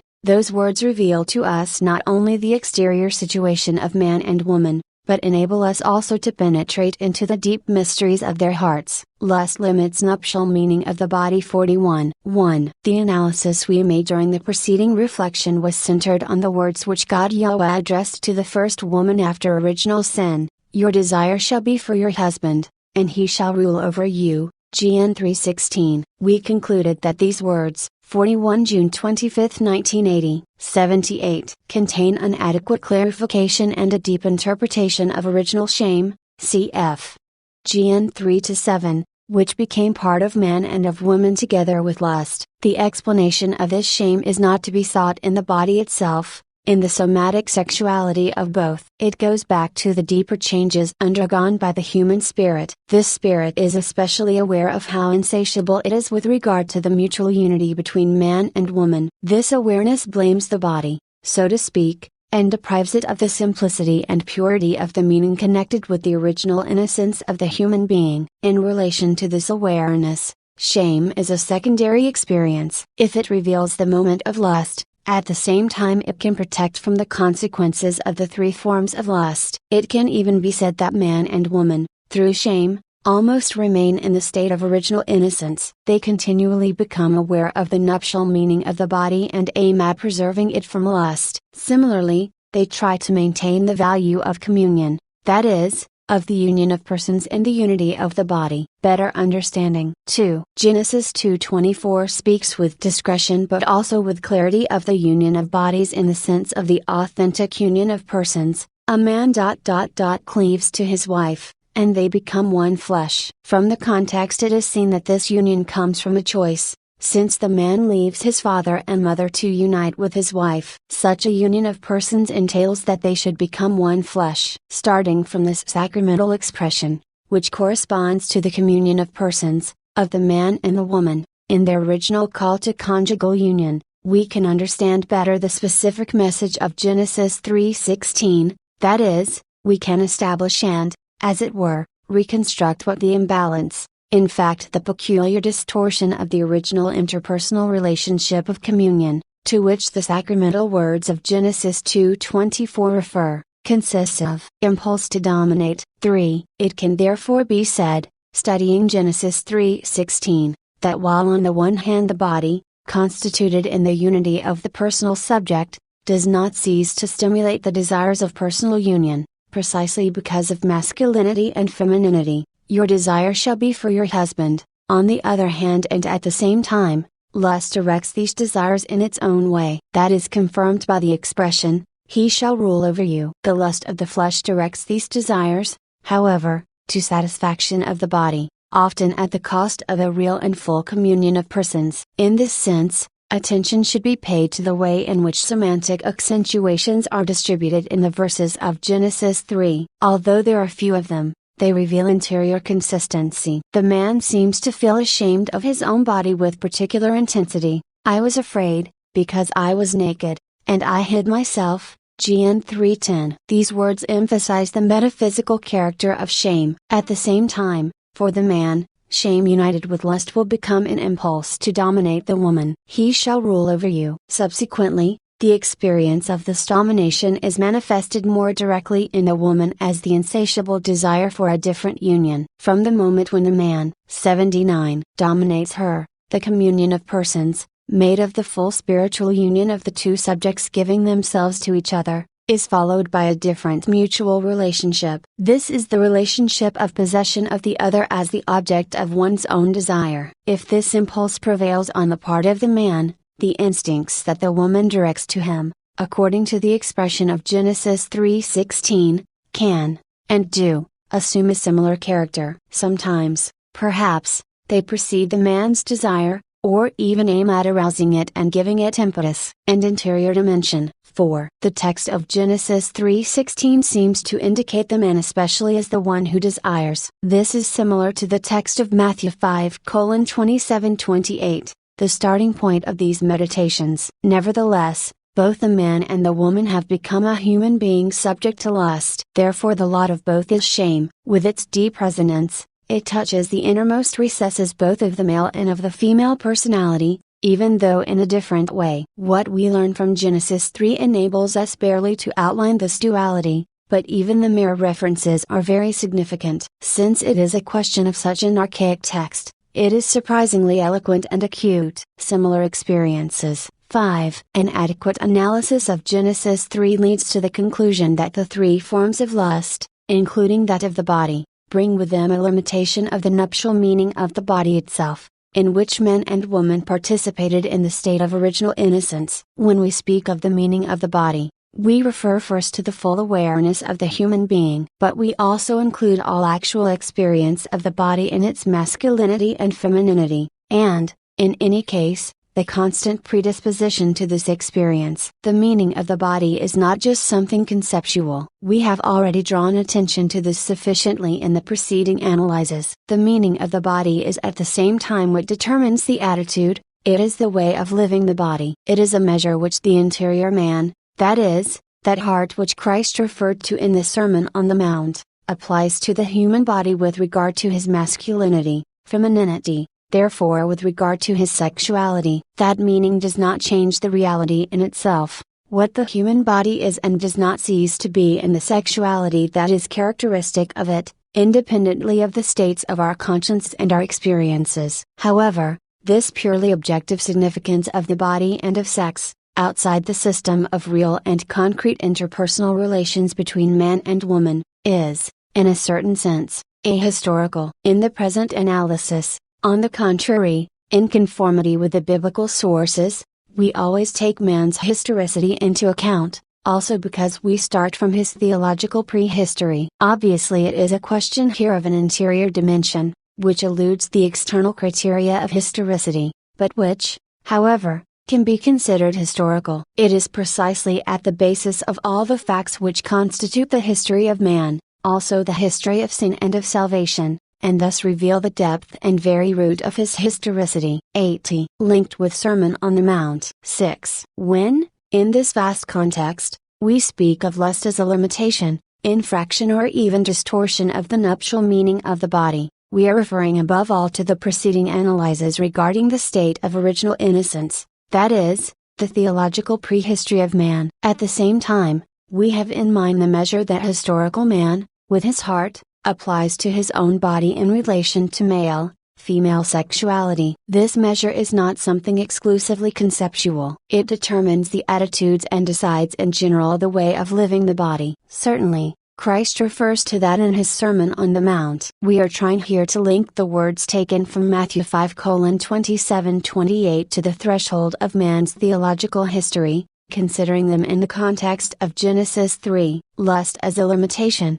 infraction or even distortion of the nuptial meaning of the body can be ascertained in an especially clear way in our first progenitors, Adam and Eve, despite the concise nature of the biblical narrative. Thanks to them we have been able to find the nuptial meaning of the body and rediscover what it consists of as a measure of the human heart, such as to mold the original form of the communion of persons. In their personal experience, which the biblical text enables us to follow, that original form has undergone imbalance and distortion, as we have sought to prove through the analysis of shame. Also the nuptial meaning of the body, which in the situation of original innocence constituted the measure of the heart of both the man and the woman, must have undergone a distortion. If we succeed in reconstructing what this distortion consists of, we shall also have the answer to our question. That is, what does lust of the flesh consist of, and what constitutes its theological and at the same time anthropological specific character? It seems that an answer theologically and anthropologically adequate,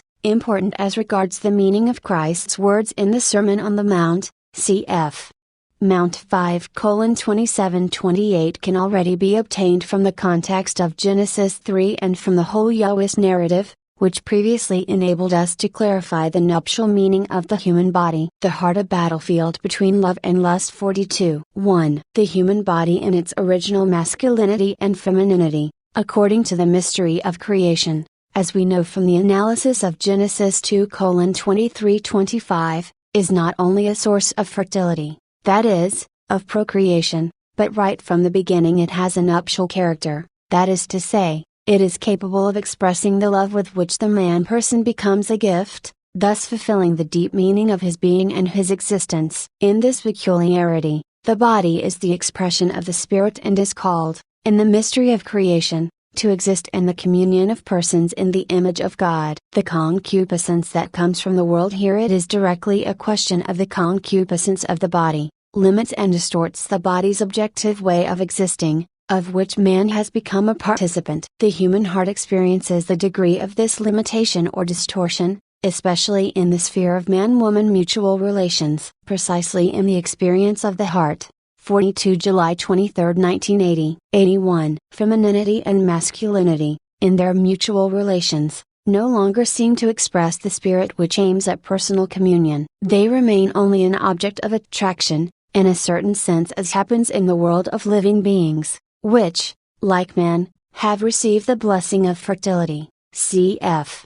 G in 1. 2. This similarity is certainly contained in the work of creation. Genesis 2 and especially verse 24 confirm this. However, already in the mystery of creation, that which constituted the natural, somatic and sexual substratum of that attraction, fully expressed the call of man and woman to personal communion. After sin, on the contrary, in the new situation of which Genesis 3 speaks, this expression was weakened and dimmed. It is as if it were lacking in the shaping of mutual relations, or as if it were driven back to another plane. The natural and somatic substratum of human sexuality was manifested as an almost autogenous force. It is marked by a certain coercion of the body, operating according to its own dynamics, which limits the expression of the spirit and the experience of the exchange of the gift of the person. The words of Genesis 3:15 addressed to the first woman seem to indicate this quite clearly. Your desire shall be for your husband,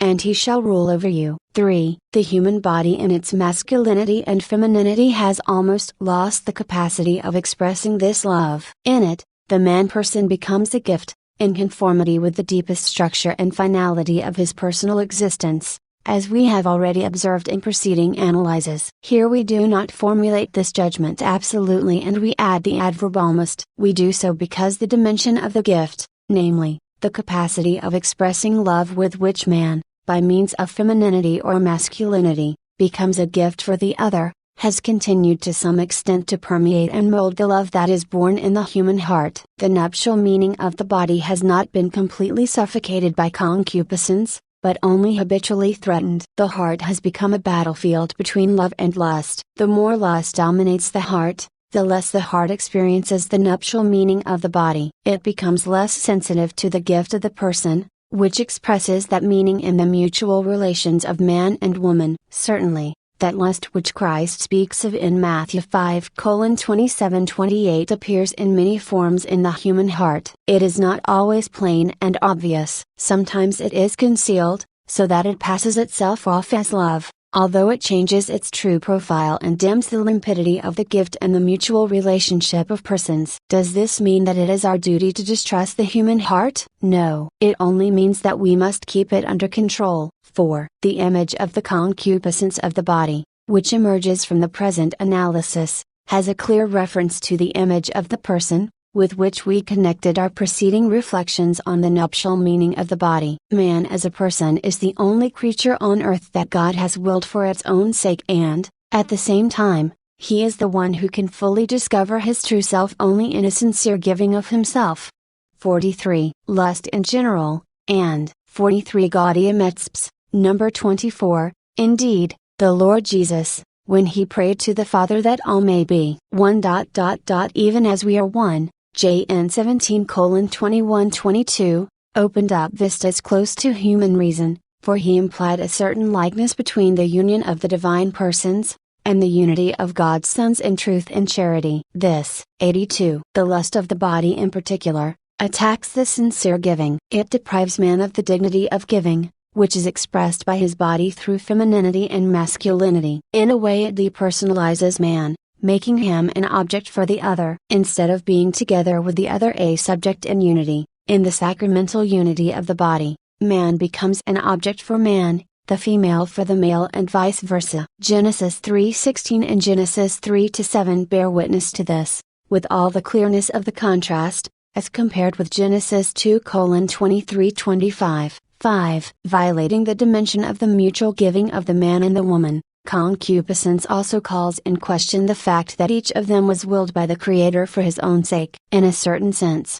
the subjectivity of the person gives way to the objectivity of the body. Owing to the body, man becomes an object for man, the female for the male and vice versa. Concupiscence means that the personal relations of man and of woman are unilaterally and reductively linked with the body and sex, in the sense that these relations become almost incapable of accepting the mutual gift of the person. They do not contain or deal with femininity, masculinity according to the full dimension of personal subjectivity. They do not express communion, but they remain unilaterally determined by sex. 6. Concupiscence entails the loss of the interior freedom of the gift. The nuptial meaning of the human body is connected precisely with this freedom. Man can become a gift, that is, the man and the woman can exist in the relationship of mutual self-giving, if each of them controls himself. Manifested as a coercion sui generis of the body, concupiscence limits interiorly and reduces self-control. For that reason,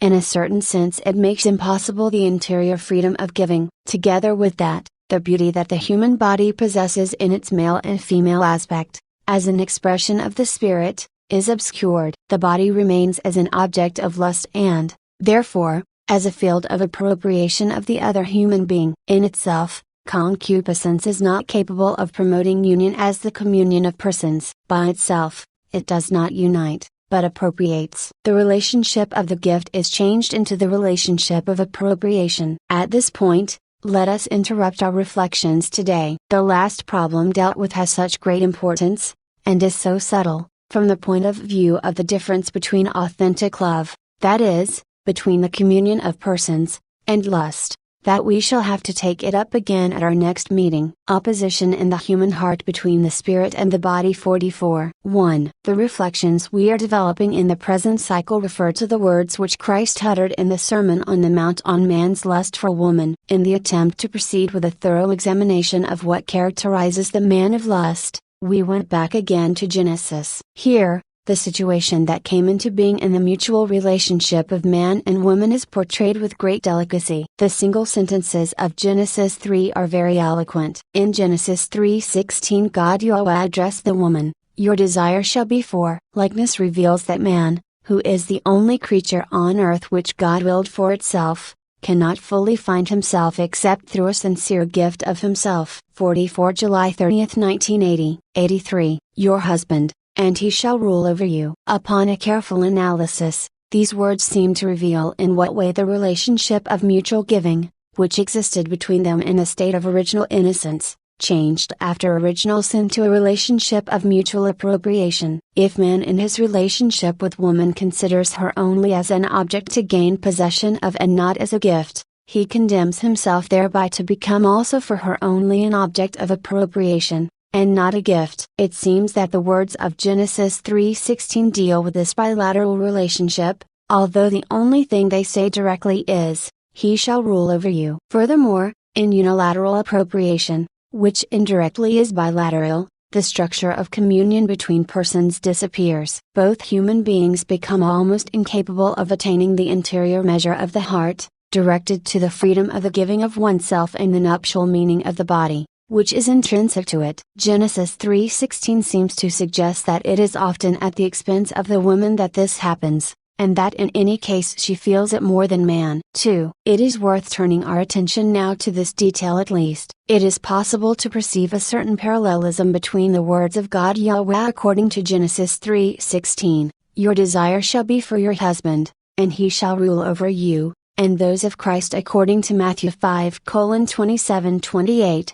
Everyone who looks at a woman lustfully. Perhaps it is not a question here of the fact that the woman especially becomes the object of man's lust, but rather that, as we have already stressed previously, from the beginning man was to have been the guardian of the reciprocity of donation and its true balance. The analysis of that beginning, cf. GN 2:23-25, shows precisely man's responsibility in accepting femininity as a gift and in borrowing it in a mutual, bilateral exchange. To take from woman her own gift by means of concupiscence is in open contrast with that. The maintenance of the balance of the gift seems to have been entrusted to both. But a special responsibility rests with man above all, as if it depended more on him whether the balance is maintained or broken, or even, if already broken, re-established. Certainly, the diversity of roles according to these statements, to which we are referring here as to key texts, was also dictated by the social imagination of women in the conditions of that time. The sacred scripture of the Old and the New Testament gives us sufficient proofs of this. Nevertheless, it contains a truth, which has its weight independently of specific conditionings due to the customs of that given historical situation. 3. As a consequence of lust, the body becomes almost a ground of appropriation of the other person, as is easy to understand.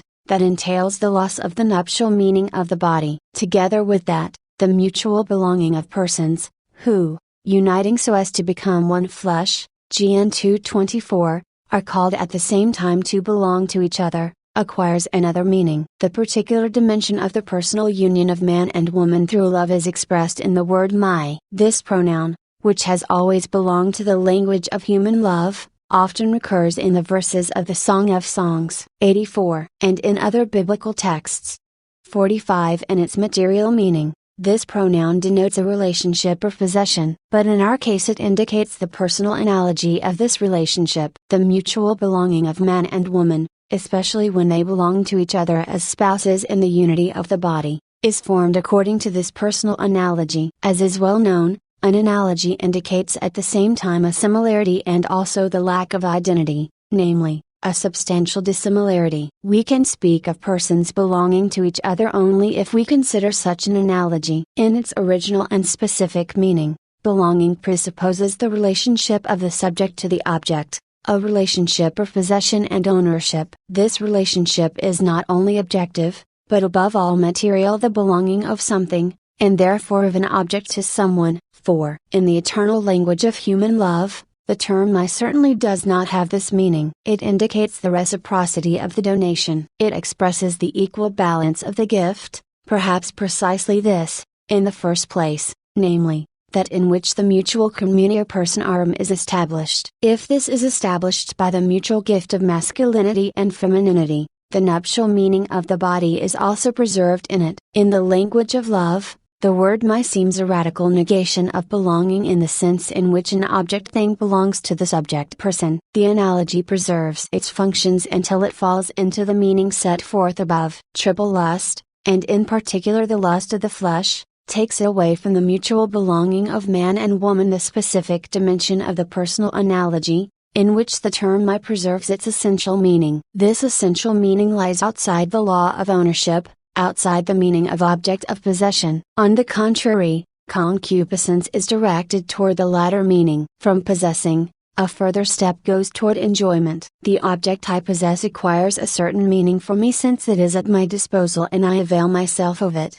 I use it. It is evident that the personal analogy of belonging is decidedly opposed to this meaning. This opposition is a sign that what comes from the Father in the mutual relationship of man and woman, still persists and continues in confrontation with what comes from the world. However, concupiscence in itself drives man toward possession of the other as an object. It drives him to enjoyment, which brings with it the negation of the nuptial meaning of the body. In its essence, disinterested giving is excluded from selfish enjoyment. Do not the words of God Yahweh addressed to woman in Genesis 3:16 already speak of this? 5. According to the first letter of John, 2:16, lust bears witness in the first place to the state of the human spirit. It will be opportune to devote a further analysis to this problem. We can apply Johannine theology to the field of the experiences described in Genesis 3, as well as to the words Christ spoke in the Sermon on the Mount, Mount 5:27-28. We find a concrete mention of that opposition which,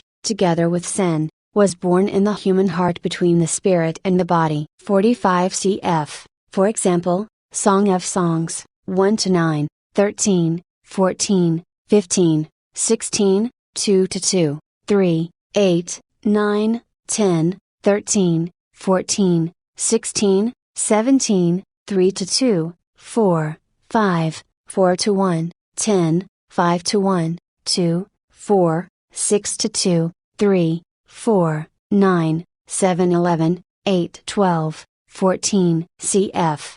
Also, for example, as 16-8, Hos 2:18, TB 8-7, 85. Its consequences are felt in the mutual relationship of persons, whose unity in humanity is determined right from the beginning by the fact that they are man and woman. Another law at war with the law of my mind, Rom 7:23, has been installed in man. So almost a constant danger exists of this way of seeing, evaluating, and loving, so that the desire of the body is more powerful than the desire of the mind. We must always keep in mind this truth about man, this anthropological element, if we wish to understand completely the appeal Christ made to the human heart in the Sermon on the Mount. Sermon on the Mount to the men of our day 46. 1. Continuing our cycle, let us take up again today the Sermon on the Mount, and the statement, everyone who looks at a woman lustfully has already committed adultery with her in his heart, Mount 5:28. Jesus appeals here to the heart. In his talk with the Pharisees,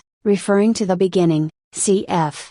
The preceding analyses, Jesus uttered the following words with regard to the certificate of divorce, for your hardness of heart Moses allowed you to divorce your wives, but from the beginning it was not so, Mount 19-8. This sentence undoubtedly contains an accusation. Hardness of heart 47 indicates what, according to the ethos of the people of the Old Testament, had brought about the situation contrary to the original plan of God Yahweh in Genesis 2:24. There we must seek the key to interpret the whole legislation of Israel in the sphere of marriage and, in the wider sense, in relations between man and woman as a whole. Speaking of hardness of heart, Christ accuses the whole interior subject who is responsible for the distortion of the law. In the Sermon on the Mount, Mount 5:27-28, he also refers to the heart, but the words pronounced here do not seem only to accuse. 2. We must reflect on them once more, placing them as far as possible in their historical dimension. The analysis made so far,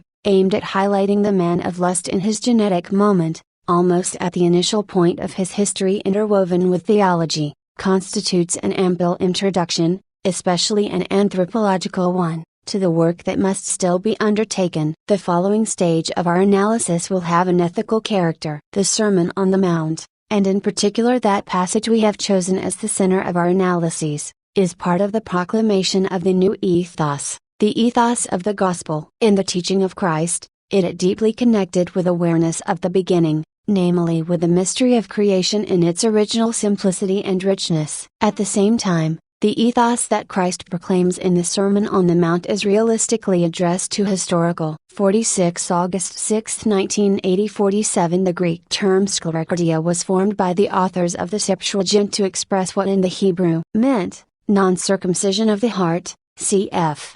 For example, DT 1016, Jur 4-4, Sir 3:26f, and which, in the literal translation of the New Testament, appears only once, cf. Acts 7:51, non-circumcision meant paganism, immodesty, distance from the covenant with God, non-circumcision of the heart expressed unyielding obstinacy in opposing God. This is confirmed by the exclamation of the deacon Stephen, "You stiff-necked people, uncircumcised in heart and ears, you always resist the Holy Spirit. As your fathers did, so do you." Acts 7:51-86. Man, who has become the man of lust. Lust in its three forms is the heritage of all humanity, and the human heart really participates in it. Christ knows what is in every man, cf. Jn 2:25. 48. He cannot speak in any other way than with this awareness. From this point of view, in the words of Matthew 5:27-28, it is not the accusation that prevails but the judgment, a realistic judgment on the human heart. It is a judgment which has both an anthropological foundation and a directly ethical character. For the ethos of the Gospel, it is a constitutive judgment. 3. In the Sermon on the Mount, Christ directly addresses the man who belongs to a well-defined society. The Master, too, belongs to that society, to that people. So we must look in Christ's words for a reference to the facts, the situations and the institutions which he was familiar with in everyday life. These references must be analyzed at least in a summary way, so that the ethical meaning of the words of Matthew 5:27-28 may emerge more clearly. However, with these words, Christ also addresses, in an indirect but real way, every historical man, understanding this adjective mainly in a theological sense. This man is precisely the man of lust, whose mystery and whose heart is known to Christ. For he himself knew what was in man, Jn 2:25. The Sermon on the Mount enables us to contact the interior experience of this man almost at every geographical latitude and longitude, in the various ages, in the different social and cultural conditionings. The man of our time feels called by name with this statement of Christ, no less than the man of that time, whom the Master was addressing directly. 4. The universality of the Gospel, which is not at all a generalization, lies in this. Perhaps precisely in this statement of Christ, which we are analyzing here, this is manifested with particular clarity. By virtue of this statement, the man of all times and all places feels called, in an adequate, concrete and unrepeatable way. This is because Christ appeals to the human heart, which cannot be subject to any generalization. With the category of the heart, everyone is characterized individually, even more than by name. Everyone is reached in what determines him in a unique and unrepeatable way, and is defined in his humanity from within. 5. The image of the man of lust concerns his inner being in the first place. 49. The history of the human heart after original sin is written under the pressure of lust in its three forms. Even the deepest image of ethos in its various historical documents is also connected with this lust. However, that inner being is also the force that decides exterior human behavior, and also the form of multiple structures and institutions at the level of social life. If we deduce the content of ethos, in its various historical formulations, from these structures and institutions, we always meet this inner aspect, characteristic of the interior image of man. This is the most essential element. Christ's words in the Sermon on 48 cf. RV 2:23: He who searches mind and heart, Acts 1:24, Lord, who knows the hearts of all men. Cardiognosts 49. For out of the heart come evil thoughts, murder, adultery, fornication, theft, false witness,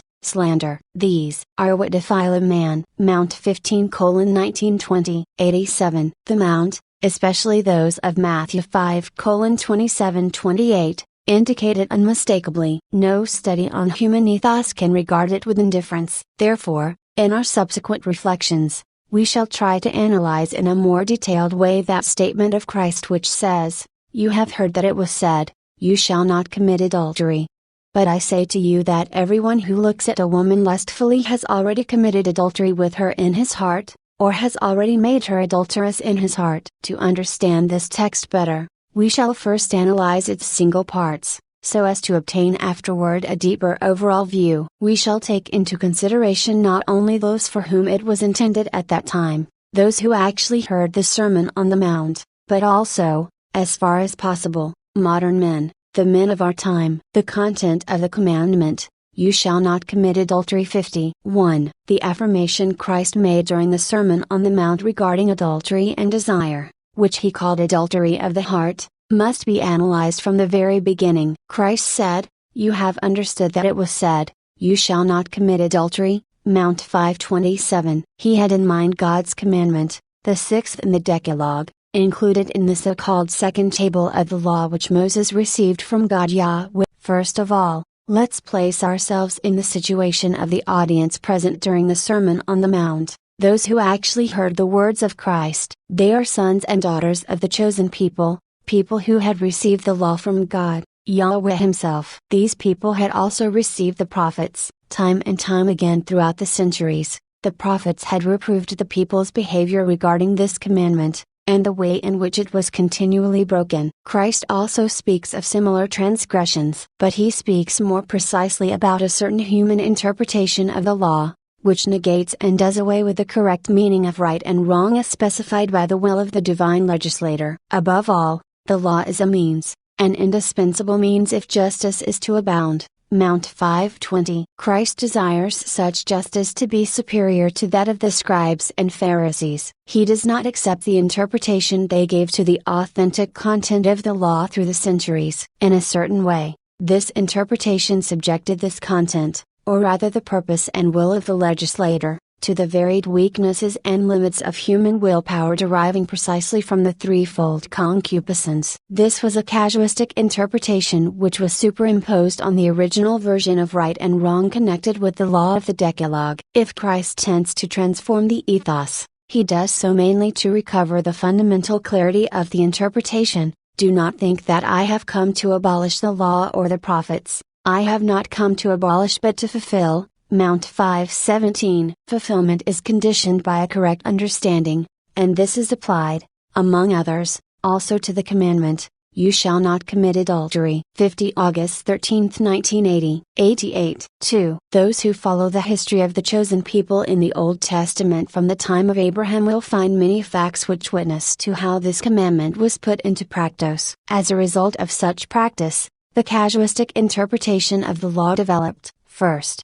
it is well known that the history of the Old Testament is the scene for the systematic defection from monogamy. This fact must have a fundamental significance in our understanding of the prohibition, "You shall not commit adultery." Especially at the time of the patriarchs, the abandonment of monogamy was dictated by the desire for offspring, a very numerous offspring. This desire was very profound, and procreation as the essential end of marriage was very evident. This was so much so that wives who loved their husbands but were not able to give them children, on their own initiative asked their husbands who loved them, if they could carry on their own needs, or welcome, his children born of another woman, for example, those of the serving woman, the slave. Such was the case of Sarah regarding Abraham, cf.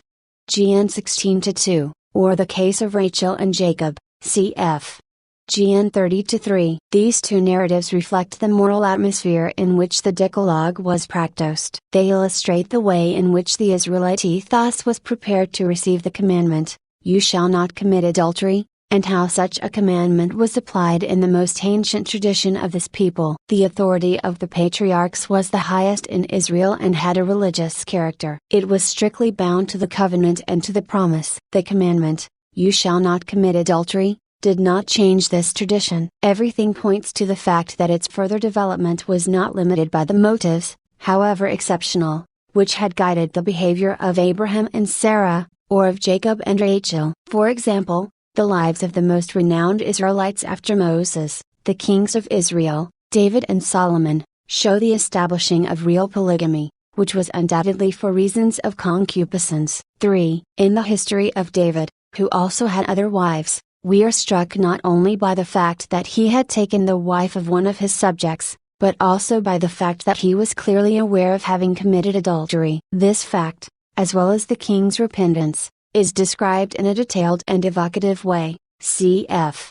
2 SM 11-227. Adultery is understood to mean only the possession of another man's wife, but it is not considered to be the possession of other women as wives together with the first one. All Old Testament tradition indicates that the real need for monogamy is an essential and indispensable implication of the commandment, "You shall not commit adultery," never reached the conscience and the ethos of the following generations of the chosen people. Against this background, one must also understand all the efforts which aim at putting the specific content of the commandment, "You shall not commit adultery," within the framework of the promulgated laws. It is confirmed by the books of the Bible, in which we find the Old Testament legislation fully recorded as a whole. If we consider the letter of such legislation, we find that it takes a determined and open stand against adultery, using radical means, including the death penalty, cf.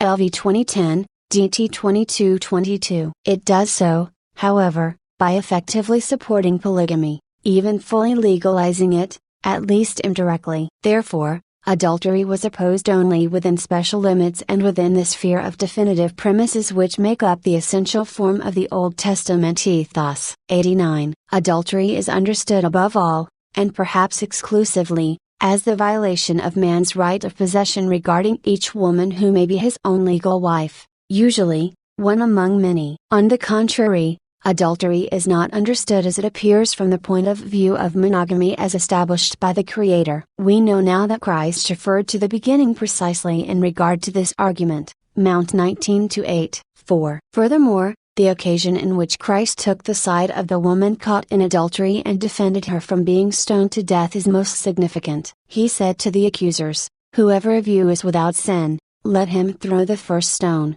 JN 3-7. When they put down the stones and went away, he said to the woman, "Go, and from now on, sin no more." JN 8-11. Therefore, Christ clearly identified adultery with sin. On the other hand, when he turned to those who wanted to stone the adulteress, he did not refer to the precepts of Israel's law but exclusively to conscience. The discernment between right and wrong engraved on the human conscience can show itself to be deeper and more correct than the content of a norm. As we have seen, the history of God's people in the Old Testament, which we have tried to illustrate through only a few examples, took place mainly outside the normative content contained in God's commandment, "You shall not commit adultery." It went along, so to speak, side by side with it. Christ wanted to straighten out these errors, and thus we have his words spoken during the Sermon on the Mount. Adultery according to the law and as spoken by the prophets 51:1. In the Sermon on the Mount,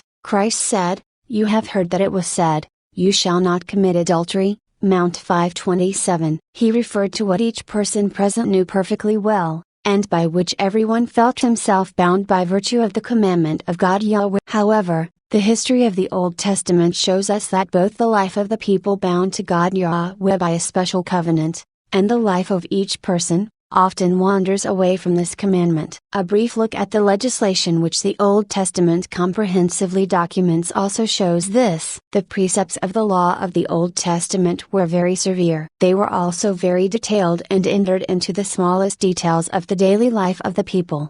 52. One can presume that the more the legalizing of actual polygamy became evident in this law, the necessity to uphold its juridical dimension and protect its legal limits increased even more. Hence, we find the great number of precepts, and also the severity of the punishments the legislator provided for the violation of such norms. On the basis of the analysis which we have previously carried out regarding Christ's reference to the beginning, in his discourse on the indissolubility of marriage and on the act of repudiation, the following is evident. He clearly saw the basic contradiction that the matrimonial law of the Old Testament had hidden within itself by accepting actual polygamy, namely the institution of the concubine, together with legal wives, or else the 51 August 20, 1980 52 cf. For example, DT 21:1013, NM 30-716, DT 24-14, DT 22:1321,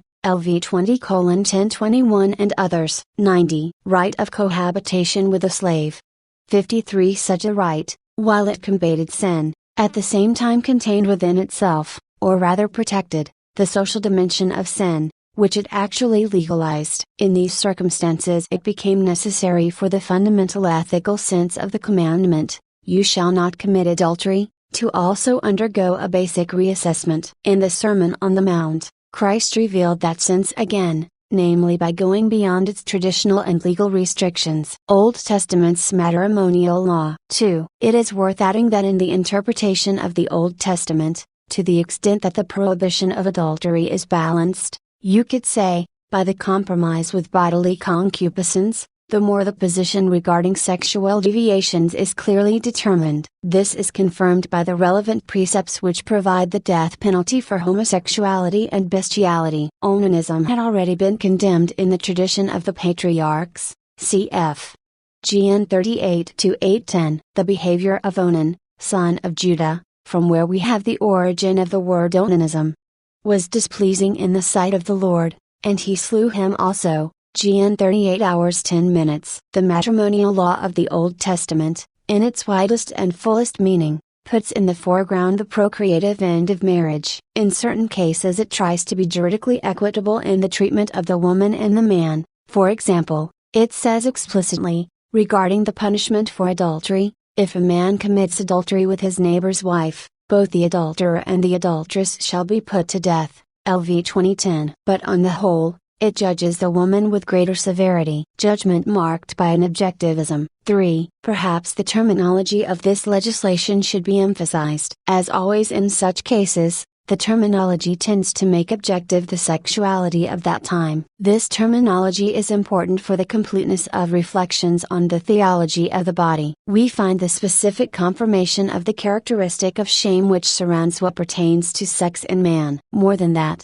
what is sexual is in a certain way considered as impure, especially when it regards physiological manifestations of human sexuality. The discovery of nudity, cf. LV 2011, 1721, is branded as being the equivalent of an illicit and completed sexual act. The expression itself seems eloquent enough here. There is no doubt that the legislator has tried to use the terminology relating to the conscience and 53. Although Genesis may present the monogamous marriages of Adam, Seth and Noah as models to be imitated, and seems to condemn bigamy, which only appeared among Cain's descendants, cf.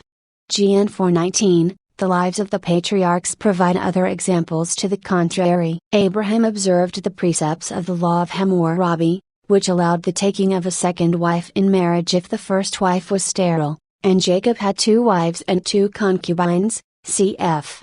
GN 30-119. Deuteronomy admits the legal existence of bigamy, cf.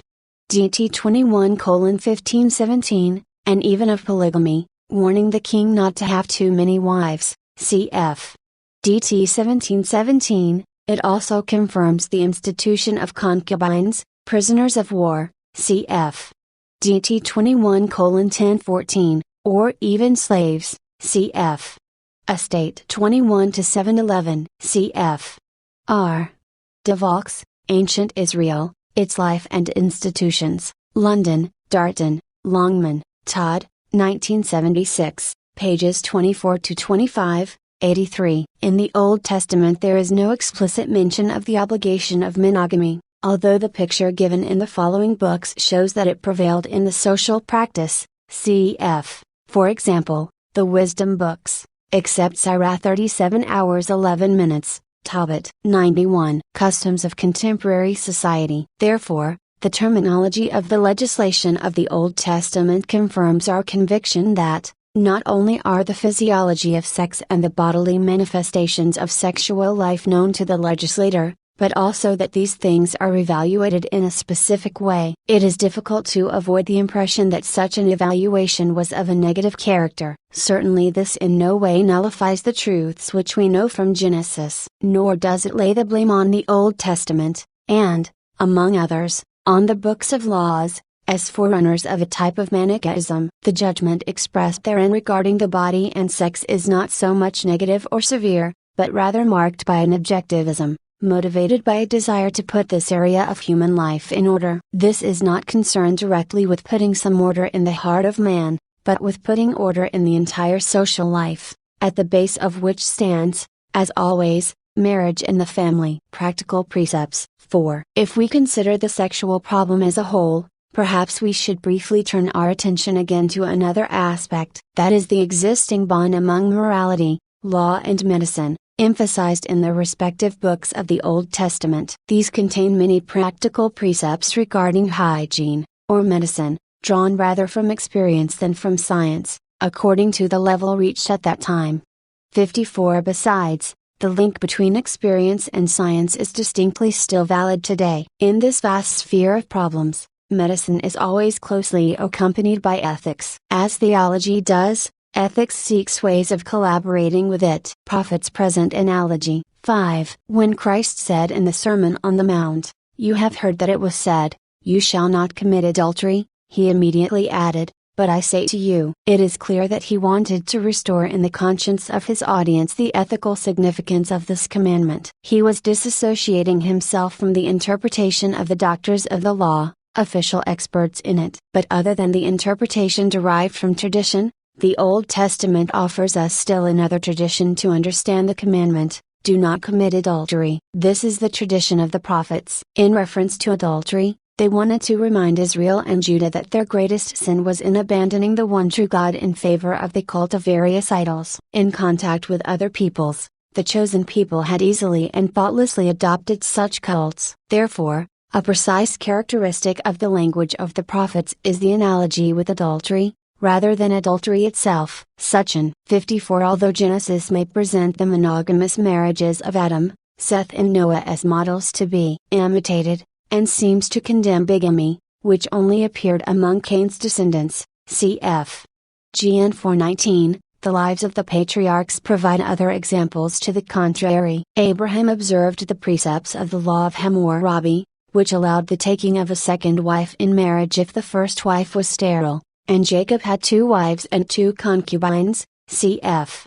GN 30-119. Deuteronomy admits the legal existence of bigamy, cf. DT 21:15-17, and even of polygamy, warning the king not to have too many wives, cf. DT 17:17. It also confirms the institution of concubines, prisoners of war, cf. DT 21:10-14, or even slaves, cf. Estate 21-711, cf. R.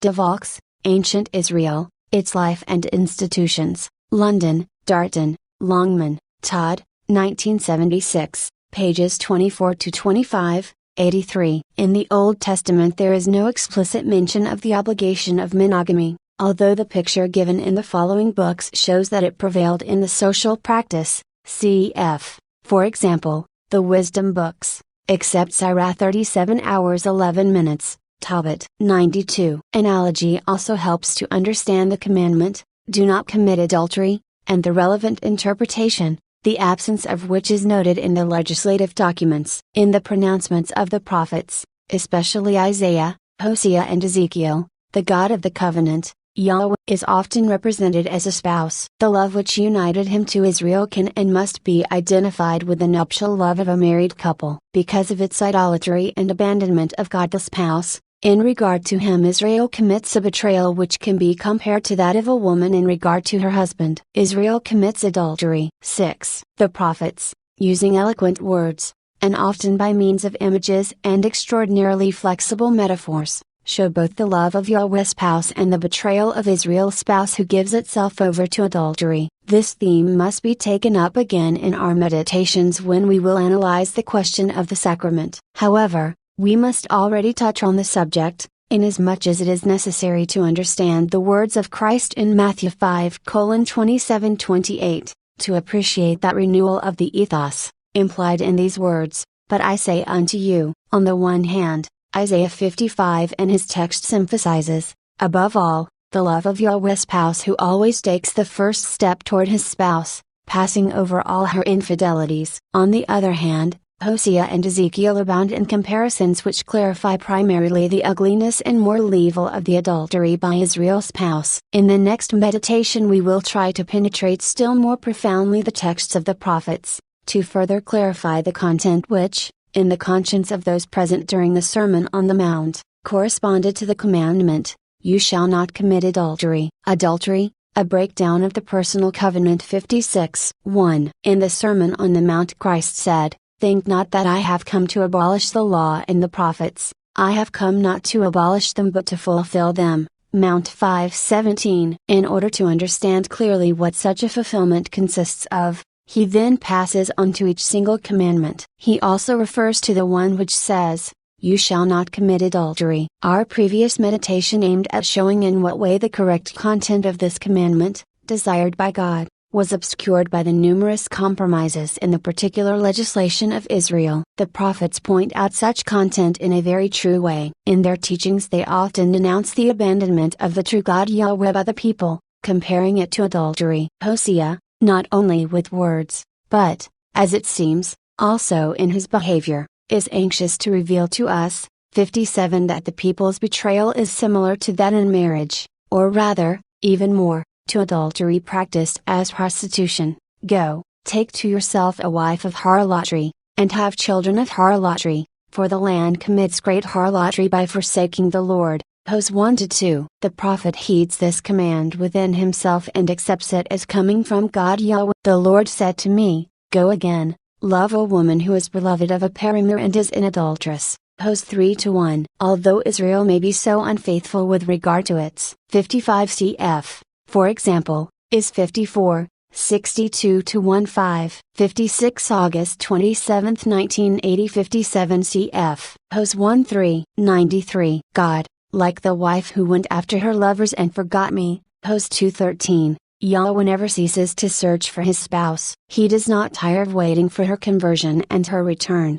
confirming this attitude with the words and actions of the prophet. "In that day, says the Lord, you will call me, my husband, and no longer will you call me, my belle. I will betroth you to me forever, I will betroth you to me in righteousness and in justice, in steadfast love and mercy. I will betroth you to me in faithfulness, and you shall know the Lord." Hos 2:16. 1920. This fervent call to conversion of the unfaithful wife consort goes hand in hand with the following threat, that she put away harlotry from her face, and her adultery from between her breasts, lest I strip her naked and make her as in the day she was born. Hos 2-4-5. 2. The unfaithful Israel spouse was reminded of this image of the humiliating nudity of birth, by the prophet Ezekiel, and even within a wider sphere.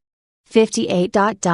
But you were cast out on the open field, for you were abhorred, on the day that you were born. And when I passed by you, and saw you weltering in your blood, I said to you in your blood, live, and grow like a plant in the field. And you grew and became tall and arrived at full maidenhood. Your breasts were formed, and your hair had grown, yet you were naked and bare. When I passed by you again and looked upon you, behold, you were at the age for love, and I spread my skirt over you, and covered your nakedness. I plighted my troth to you and entered into a covenant with you, says the Lord God, and you became mine. And I put a ring on your nose, and earrings in your ears, and a beautiful crown upon your head. Thus you were decked with gold and silver, and your raiment was of fine linen, and silk and embroidered cloth. And your renown went forth among the nations because of your beauty, for it was perfect through the splendor which I had bestowed upon you. But you trusted in your beauty, and played the harlot because of your renown, and lavished your harlotries on any passerby. How lovesick is your heart, says the Lord God, seeing you did all these things, the deeds of a brazen harlot, making your lofty place in every square. Yet you were not like a harlot, because you scorn hire. Adulterous wife, who receives strangers instead of her husband, is 16-5-8, 12-15, 30-32. 3. The quotation is rather long. However, the text is so important that it was necessary to bring it up again. It expresses the analogy between adultery and idolatry in an especially strong and exhaustive way. The similarity between the two parts of the analogy consists in the covenant accompanied by love. Out of love, God Yahweh settles the covenant with Israel, which is not worthy of it, and for him Israel becomes as a most affectionate, attentive, and generous spouse consort is toward his own wife. In exchange for this love, which ever since the dawning of history accompanies the chosen people, Yahweh's spouse receives numerous betrayals. Haughtiness. Here we have the cult of idols, in which adultery is committed by Israel's spouse. In the analysis we are carrying out here, the essential thing is the concept of adultery, as put forth by Ezekiel. However, it can be said that the situation as a whole, in which this concept is included, in the analogical sphere, is not typical. Here it is not so much a question of the mutual choice made by the husband and wife, which is born from mutual love, but of the choice of the wife, which was already made at the moment of her birth. This choice derives from the love of the husband, a love which on the part of the husband himself is an act of pure mercy. This, 58 cf. is 16 to 58, 12-15, 30-32. 94. Choice is outlined in the following way. It corresponds to that part of the analogy which defines the covenant of Yahweh with Israel. But on the other hand, it corresponds to a lesser degree to the second part of it, which defines the nature of marriage. Certainly, the mentality of that time was not very sensitive to this reality. According to the Israelites, marriage was rather the result of a unilateral choice, often made by the parents. Nevertheless, such a situation seldom forms part of our mentality. 4. Apart from this detail, we can note that the texts of the prophets have a different meaning of adultery from that given by the legislative tradition. Adultery is a sin because it constitutes the breakdown of the personal covenant between the man and the woman. In the legislative texts, the violation of and the right of ownership is pointed out, primarily the right of ownership of the man in regard to that woman who was his legal wife, one of many. In the text of the prophets, the background of real and legalized polygamy does not alter the ethical meaning of adultery. In many texts, monogamy appears as the only correct analogy of monotheism as understood in the categories of the covenant, that is, of faithfulness and confidence toward the one true God Yahweh, the spouse of Israel. Adultery is the antithesis of that nuptial relationship. It is the antinomy of marriage,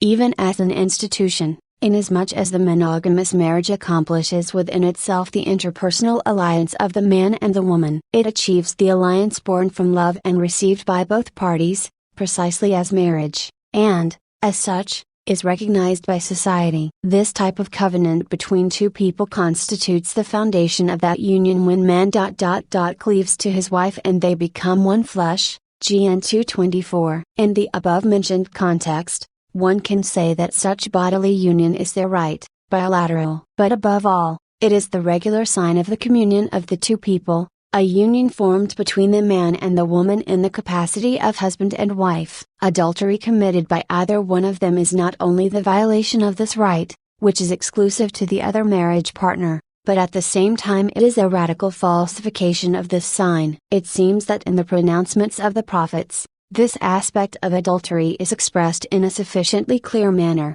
5. Adultery is a falsification of that sign which does not have its legality so much as its simple interior truth in marriage, that is, in the cohabitation of the man and the woman who have become a married couple. Then, in a certain sense, we refer again to the basic statements made previously, considering them essential and important for the theology of the body. From both an ethical and anthropological point of view, adultery is a sin of the body. The whole tradition of the Old Testament bears witness to it, and Christ confirms it. The comparative analysis of his words in the Sermon on the Mount, Mount 5:27-28, like the several relevant enunciations contained in the Gospels and in other parts of the New Testament, allows us to establish the exact reason for the sinfulness of adultery. It is obvious that we determine the reason for sinfulness, or rather for moral evil, basing ourselves on the principle of contraposition, in regard to that moral goodness which is faithfulness in marriage. That goodness can be adequately achieved only in the exclusive relationship of both parties,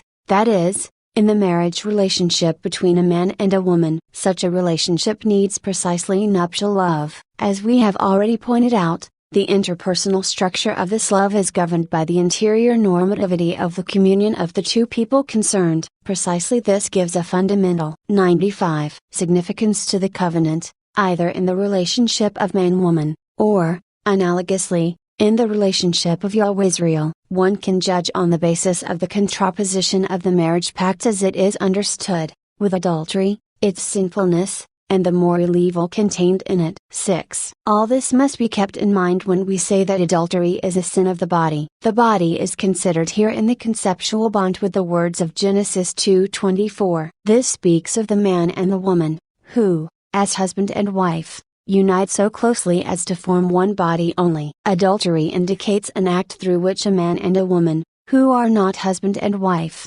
unite as one body only, that is, those who are not husband and wife in a monogamous sense, as was originally established, rather than in the legal casuistic sense of the Old Testament. The sin of the body can be identified only in regard to the relationship between the people concerned. One can speak of moral good and evil according to whether in this relationship there is a true union of the body and whether or not it has the character of the truthful sign. In this case, we can therefore judge adultery as a sin, according to the objective content of the act. This is the content which Christ had in mind when, in the Sermon on the Mount, He reminded us, "You have understood that it was said, 'You shall not commit adultery.'"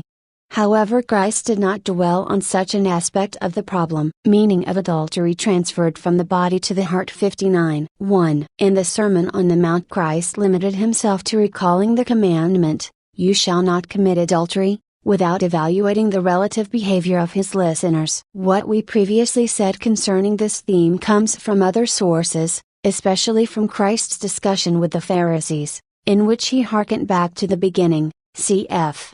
Mount 19:8, Mk 10:6. In the Sermon on the Mount, Christ omitted such an evaluation, or rather, he implied it. What he will say in the second part of the statement, which begins with the words, "But I say to you," will be something more than the dispute with the doctors of the law or with the moralists of the Torah. It will also be something more with respect to the evaluation of the Old Testament ethos. It will be a direct transition to the new ethos. Christ seemed to leave aside the whole dispute about the ethical significance of adultery on the plane of legislation and casuistry, in which the essential interpersonal relationship between husband and wife was considerably darkened by the objective relationship of property, and it acquires another dimension. Christ said, "But I say to you that everyone who looks at a woman lustfully has already committed adultery with her in his heart." Mount 5:28. When reading this passage, there always comes to mind the ancient translation, "He has already made her an adulteress in his heart,"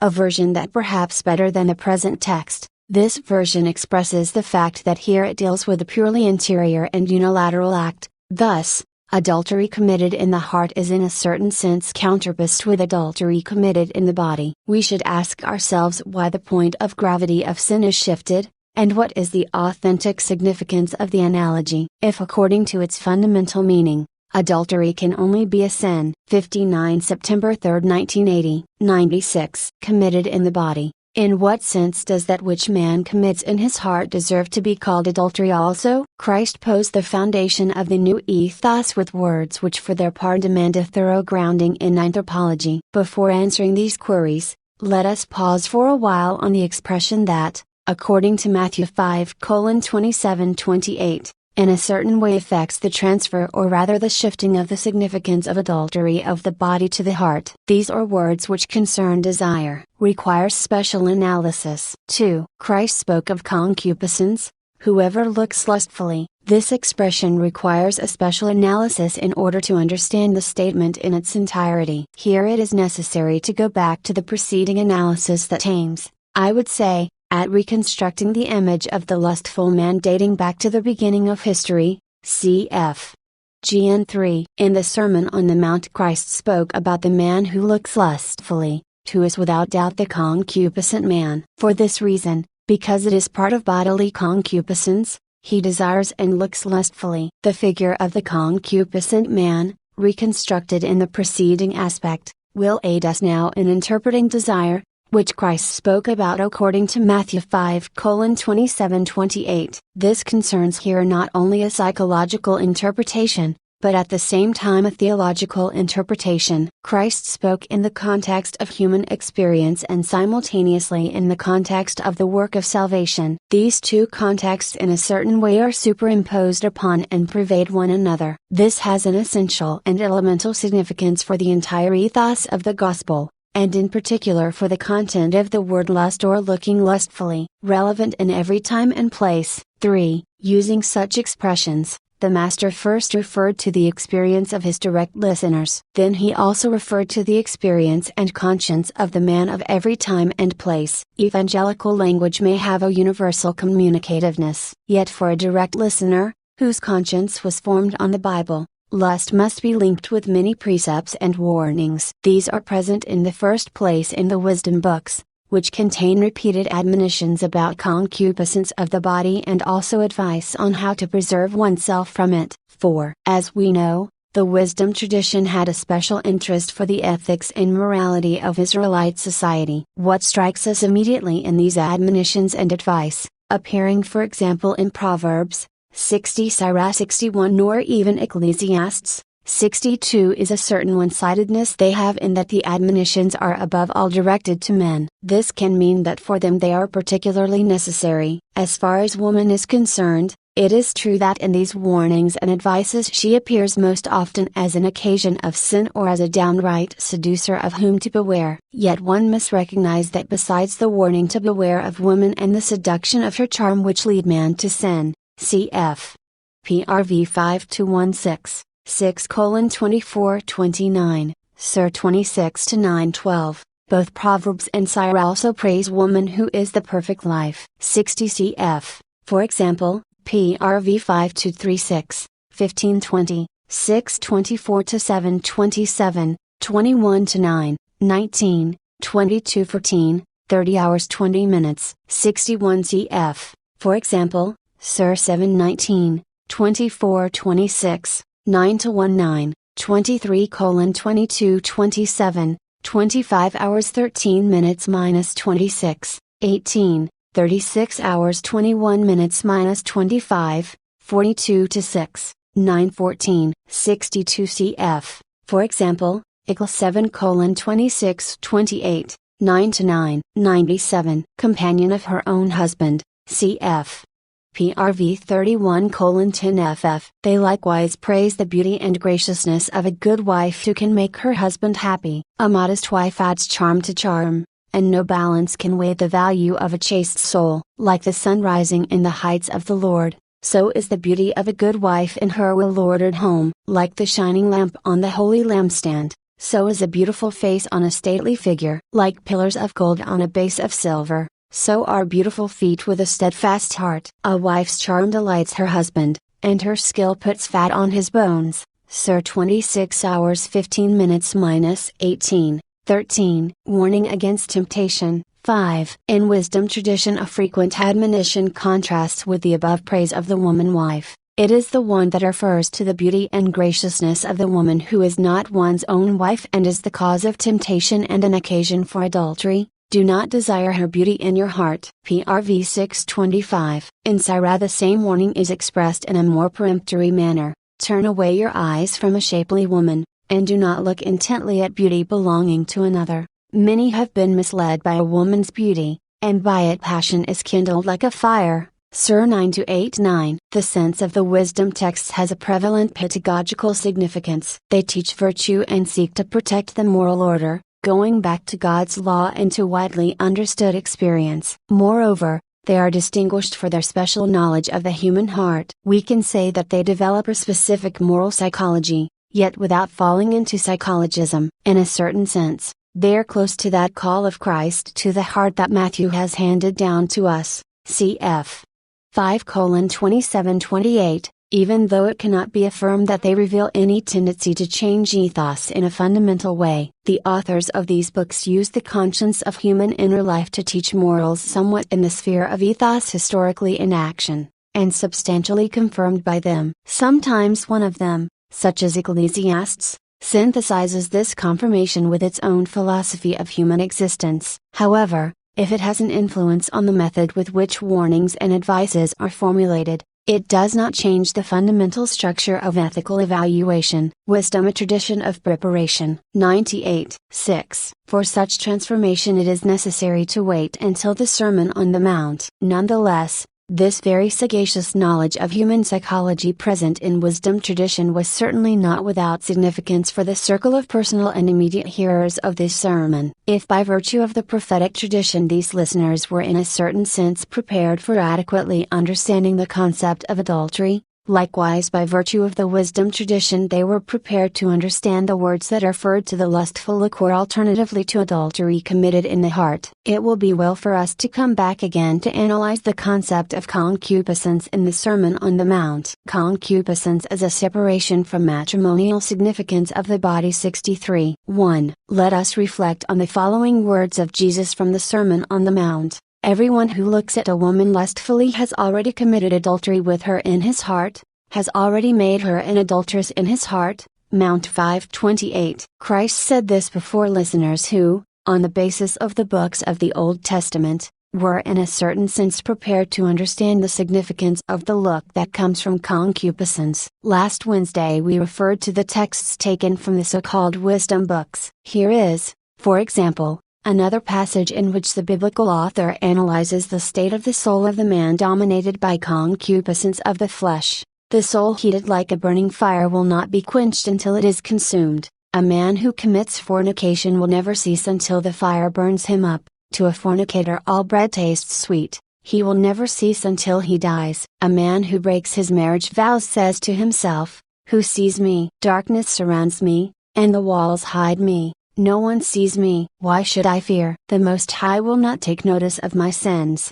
His fear is confined to the eyes of men. He does not realize that the eyes of the Lord are 10,000 times brighter than the sun. They look upon all the ways of men, and perceive even the hidden places. So it is with a woman who leaves her husband, and provides an heir by a stranger. Sir 23:1722. 63 September 10, 1980. 99. 2. Analogous descriptions are not lacking in world literature. 64 Certainly, many of them are distinguished by a more penetrating discernment of psychological analysis and a more intense significance and expressive force. Yet, the biblical description from Sirach 23:1722, includes some elements maintained to be classic in the analysis of carnal concupiscence. One element of this kind, for example, is a comparison between concupiscence of the flesh and fire. Flaring up in man, this invades his senses, excites his body, involves his feelings and in a certain sense takes possession of his heart. Such passion, originating in carnal concupiscence, suffocates in his heart the most profound voice of conscience, the sense of responsibility before God, and in fact that is particularly placed in evidence in the biblical text just now quoted. On the other hand, external modesty with respect to men does persist.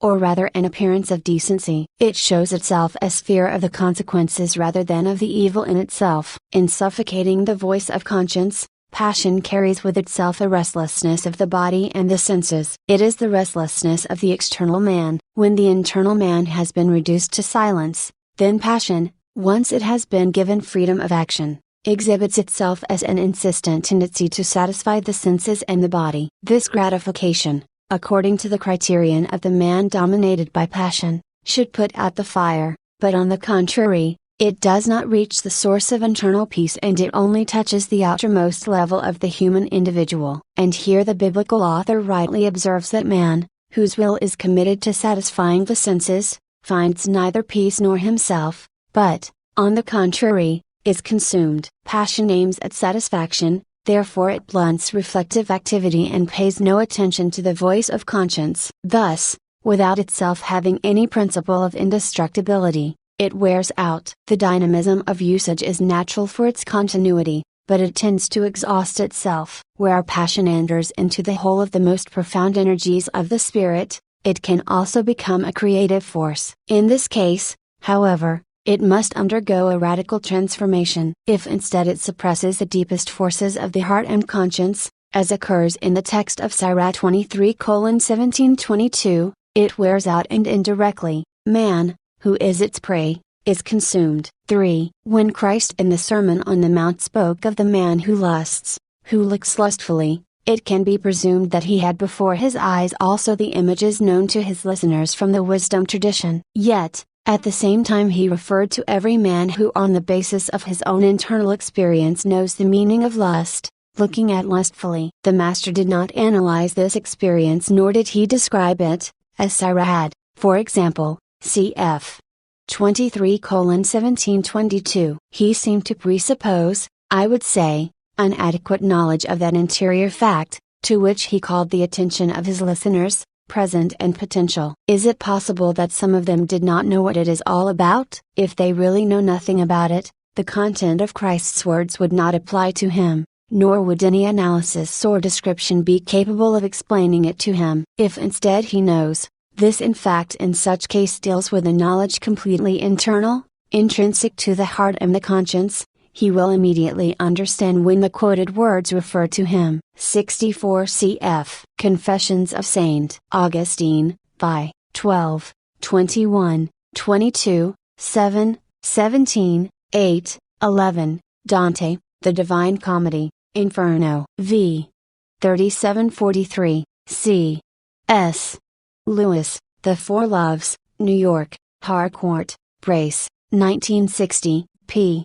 28, 104. Christ, therefore, does not describe or analyze what constitutes the experience of lust, the experience of concupiscence of the flesh. One even has the impression that he did not penetrate this experience in all the breadth of its interior dynamism, as occurs, for example, in the text quoted from Sirah, but rather he paused on its threshold. Lust has not yet been changed into an exterior action. It has still not become the act of the body, but is until now the interior act of the heart. It expresses itself in a look, in the way of looking at the woman. Nevertheless, it already lets itself be understood and reveals its content in its essential quality. It is now necessary for us to make this analysis. A look expresses what is in the heart. A look expresses, I would say, the man within. If in general it is maintained that man acts according to his lights, operari sequitur esse, Christ in this case wanted to bring out that the man looks in conformity with what he is, intueri sequitur esse. In a certain sense, man by his look reveals himself to the outside and to others. Above all he reveals what he perceives on the inside.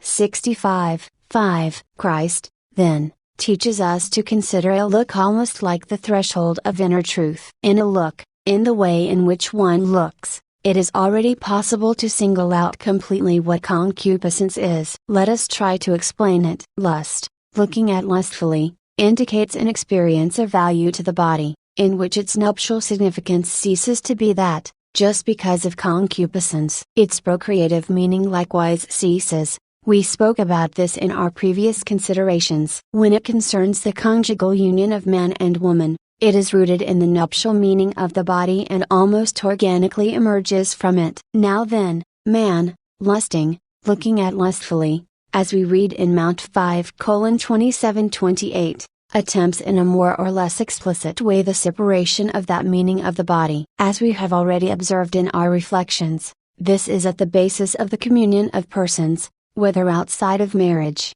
or, in a special way, when man and woman are called to build their union in the body, as the Gospel of the Beginning proclaims in the classic text of Gn 2:24. The experience of the nuptial meaning of the body is subordinate in a special way to the sacramental call, but is not limited to this. This meaning qualifies the liberty of the gift that, as we shall see more precisely in further analyses, can be fulfilled not only in marriage but also in a different way. Christ says, everyone who looks at a woman lustfully has already committed adultery with her in his heart, Mount 5:28. Did he not perhaps mean by this that concupiscence itself, like adultery, is an interior separation from the nuptial meaning of the body? Did he not want to refer his listeners to their internal experiences of such detachment? Is it not perhaps for this reason that he defines it as adultery committed in the heart? Mutual attraction differs from lust. 66. 65. A philological analysis confirms the significance of the expression hoblepon,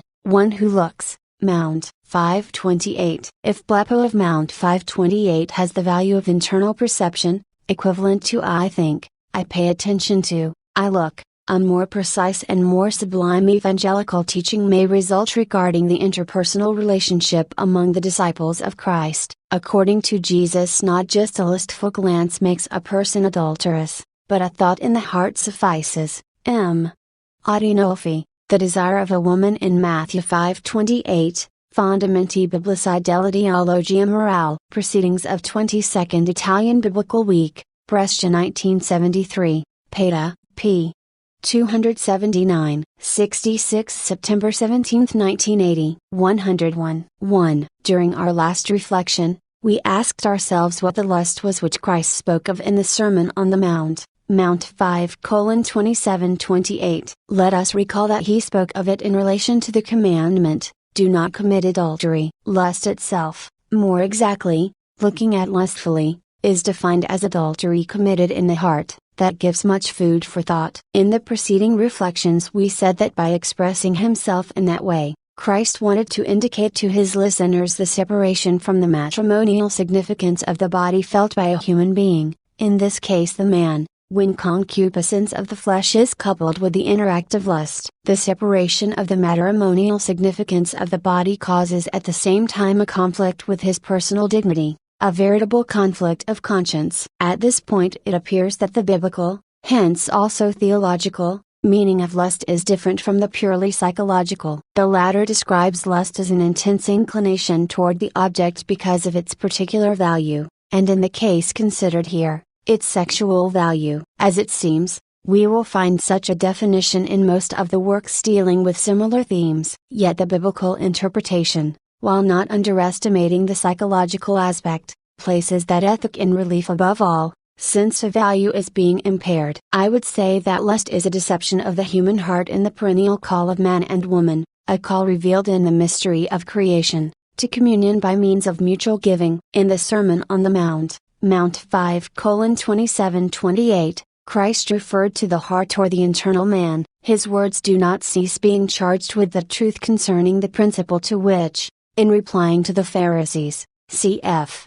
Mount 19-8, he had reverted to the whole problem of man, woman and marriage. 2. The perennial call, which we have tried to analyze following Genesis, especially Gen 2:23-25, and, in a certain sense, the perennial mutual attraction on man's part to femininity and on woman's part to masculinity, is an indirect imitation of the body. But it is not lust in the sense of the word in Matthew 5:27-28. That lust carries into effect the concupiscence of the flesh, also and especially in the purely internal act. It diminishes the significance of what were, and that in reality do not cease being, that imitation and that reciprocal attraction. The eternal feminine, desueguiblich, just like the eternal masculine for that matter, on the level of historicity, too, tends to free itself from pure concupiscence and seeks a position of achievement in the world of people. It testifies to that original sense of shame of which Genesis 3 speaks. The dimension of intentionality of thought and heart constitutes one of the main streams of universal human culture. Christ's words in the Sermon on the Mount exactly confirm this dimension. 3. Nonetheless,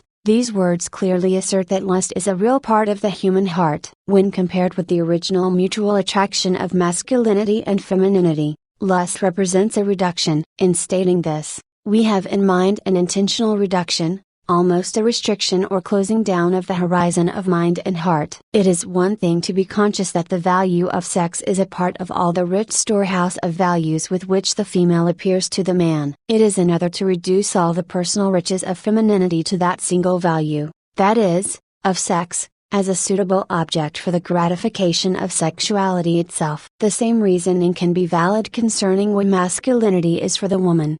102. Even though Matthew's words in 5:27-28 refer directly to the other relationship only, as can be seen, the intentional reduction is primarily of an axiological nature. On one hand, the eternal attraction of man toward femininity, cf. Gen 2:23, frees in him, or perhaps it should free, a gamut of spiritual corporal desires of an especially personal and sharing nature, cf.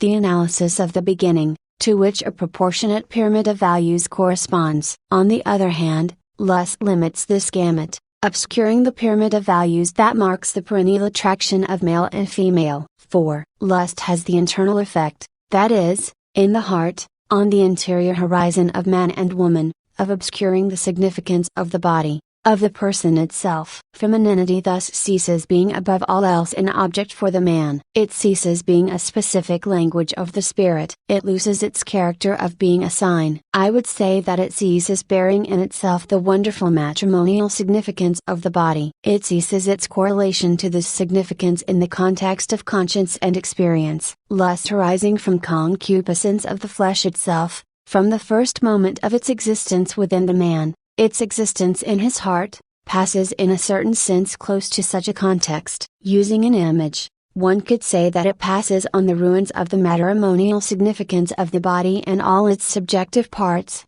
by virtue of axiological intentionality itself. It aims directly at an exclusive end, to satisfy only the sexual need of the body, as its precise object. 5. According to the words of Christ, Mount 5:27-28, such an intentional and axiological reduction can take place in the sphere of the look, of looking. Rather, it takes place in the sphere of a purely interior act expressed by the look. A look, or rather looking, is in itself a cognitive act. When concupiscence enters its inner structure, the look takes on the character of lustful knowledge. The biblical expression to look at lustfully can indicate both a cognitive act, which the lusting man makes use of, that is, giving him the character of lust aiming at an object, and a cognitive act that arouses lust in the other object and above all in its will and in its heart. As is seen, it is possible to place an intentional interpretation on an interior act, being aware of one and the other pole of man's psychology, knowledge or lust understood as appetitus, which is something broader than lust, since it indicates everything manifested in the object as aspiration, and as such always tends to aim at something, that is, toward an object known under the aspect of value. Yet, an adequate interpretation of Matthew 5:27-28 requires us, by means of the intentionality itself of knowledge or of the appetitus to discern something more, that is, the intentionality of the very existence of man in relation to the other man. In our case, it is the man in relation to the woman and the woman in relation to the man. It will be well for us to return to this subject. Concluding today's reflection, we add again that in that lust, in looking at lustfully, which the Sermon on the Mount deals with, for the man who looks in that way, the woman ceases to exist as an object of eternal attraction. She begins to be only an object of carnal concupiscence. To that is connected the profound inner separation of the matrimonial significance of the body,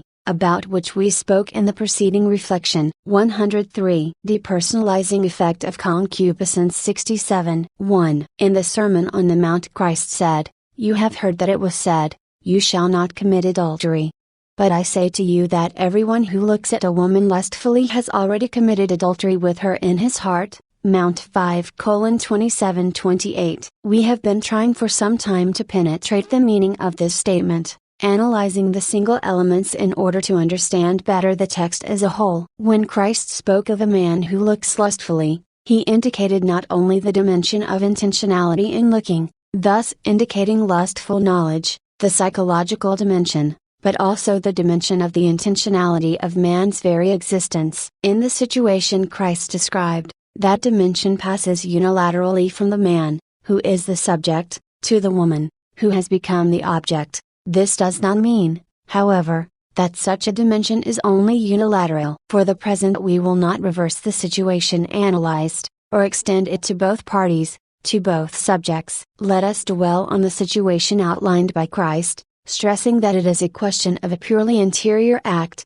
hidden in the heart and stopping on the threshold of the look. It is enough to note that in this case the woman, who owing to her personal subjectivity exists perennially for man, waiting for him, too, for the same reason, to exist for her is deprived of the meaning of her attraction as a person. Though being characteristic of the eternal feminine, she becomes at the same time only an object for the man. That is, she begins to exist intentionally as an object for the potential satisfaction of the sexual need inherent in his masculinity. Although the act is completely interior, hidden in the heart and expressed only by the look, there already occurs in him a change, subjectively unilateral, of the very intentionality of existence. If it were not so, if it were not a question of such a deep change, the following words of the same sentence, has already committed adultery with her in his heart, Mount 528, would have no meaning. 2. That change of the intentionality of existence, by means of which a certain woman begins to exist for a certain man not as a subject of call and personal attraction or as a subject of communion,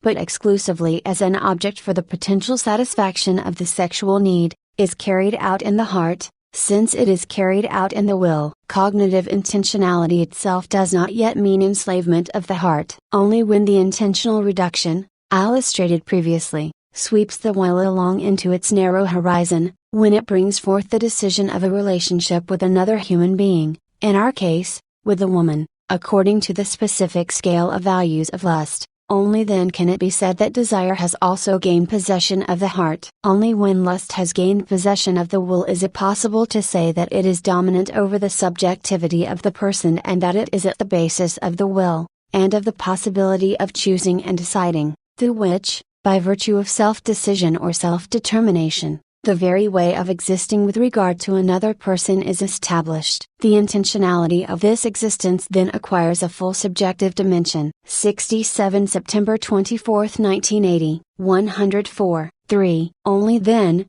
that is from that subjective moment and on its subjective prolongation, is it possible to confirm what we read, for example, in Sirah, 23:1722, about the man dominated by lust, and what we read in even more eloquent descriptions in world literature. Then we can also speak of that more or less complete compulsion, which is called elsewhere compulsion of the body. This brings with it loss of the freedom of the gift, congenital and deep awareness of the matrimonial meaning of the body, of which we have also spoken in preceding analyses. 4. When we speak of desire as the transformation of the intentionality of a concrete existence, of the man, for example, for whom, according to Mount 5:2728, a certain woman becomes merely the object of the potential satisfaction of the sexual need inherent in his masculinity, it is not at all a matter of questioning that need, as an objective dimension of human nature with the procreative finality that is characteristic of it. Christ's words in the Sermon on the Mount,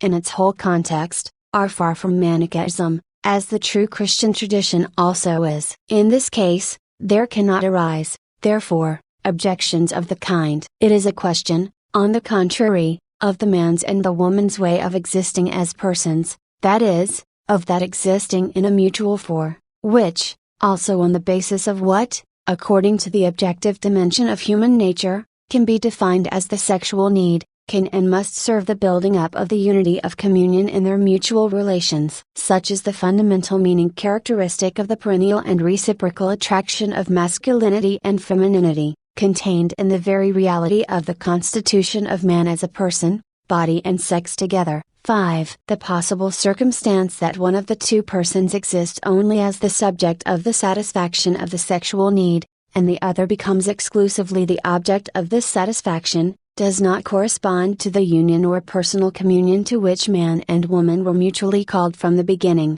On the contrary, it is in conflict with it. Moreover, the case in which both the man and the woman exist reciprocally as the object of satisfaction of the sexual need, and each on his or her part is only the subject of that satisfaction, does not correspond to this unity of communion, but on the contrary it clashes with it. This reduction of such a rich content of the reciprocal and perennial attraction of human persons in their masculinity or femininity does not at all correspond to the nature of the attraction in question. This reduction extinguishes the personal meaning of communion, characteristic of man and woman, through which, according to Genesis 2:24, a man cleaves to his wife, and they become one flesh. Lust turns away the intentional dimension of the man's and woman's mutual existence from the personal perspectives, of communion, characteristic of their perennial and mutual attraction, reducing it, and, so to speak, pushing it toward utilitarian dimensions,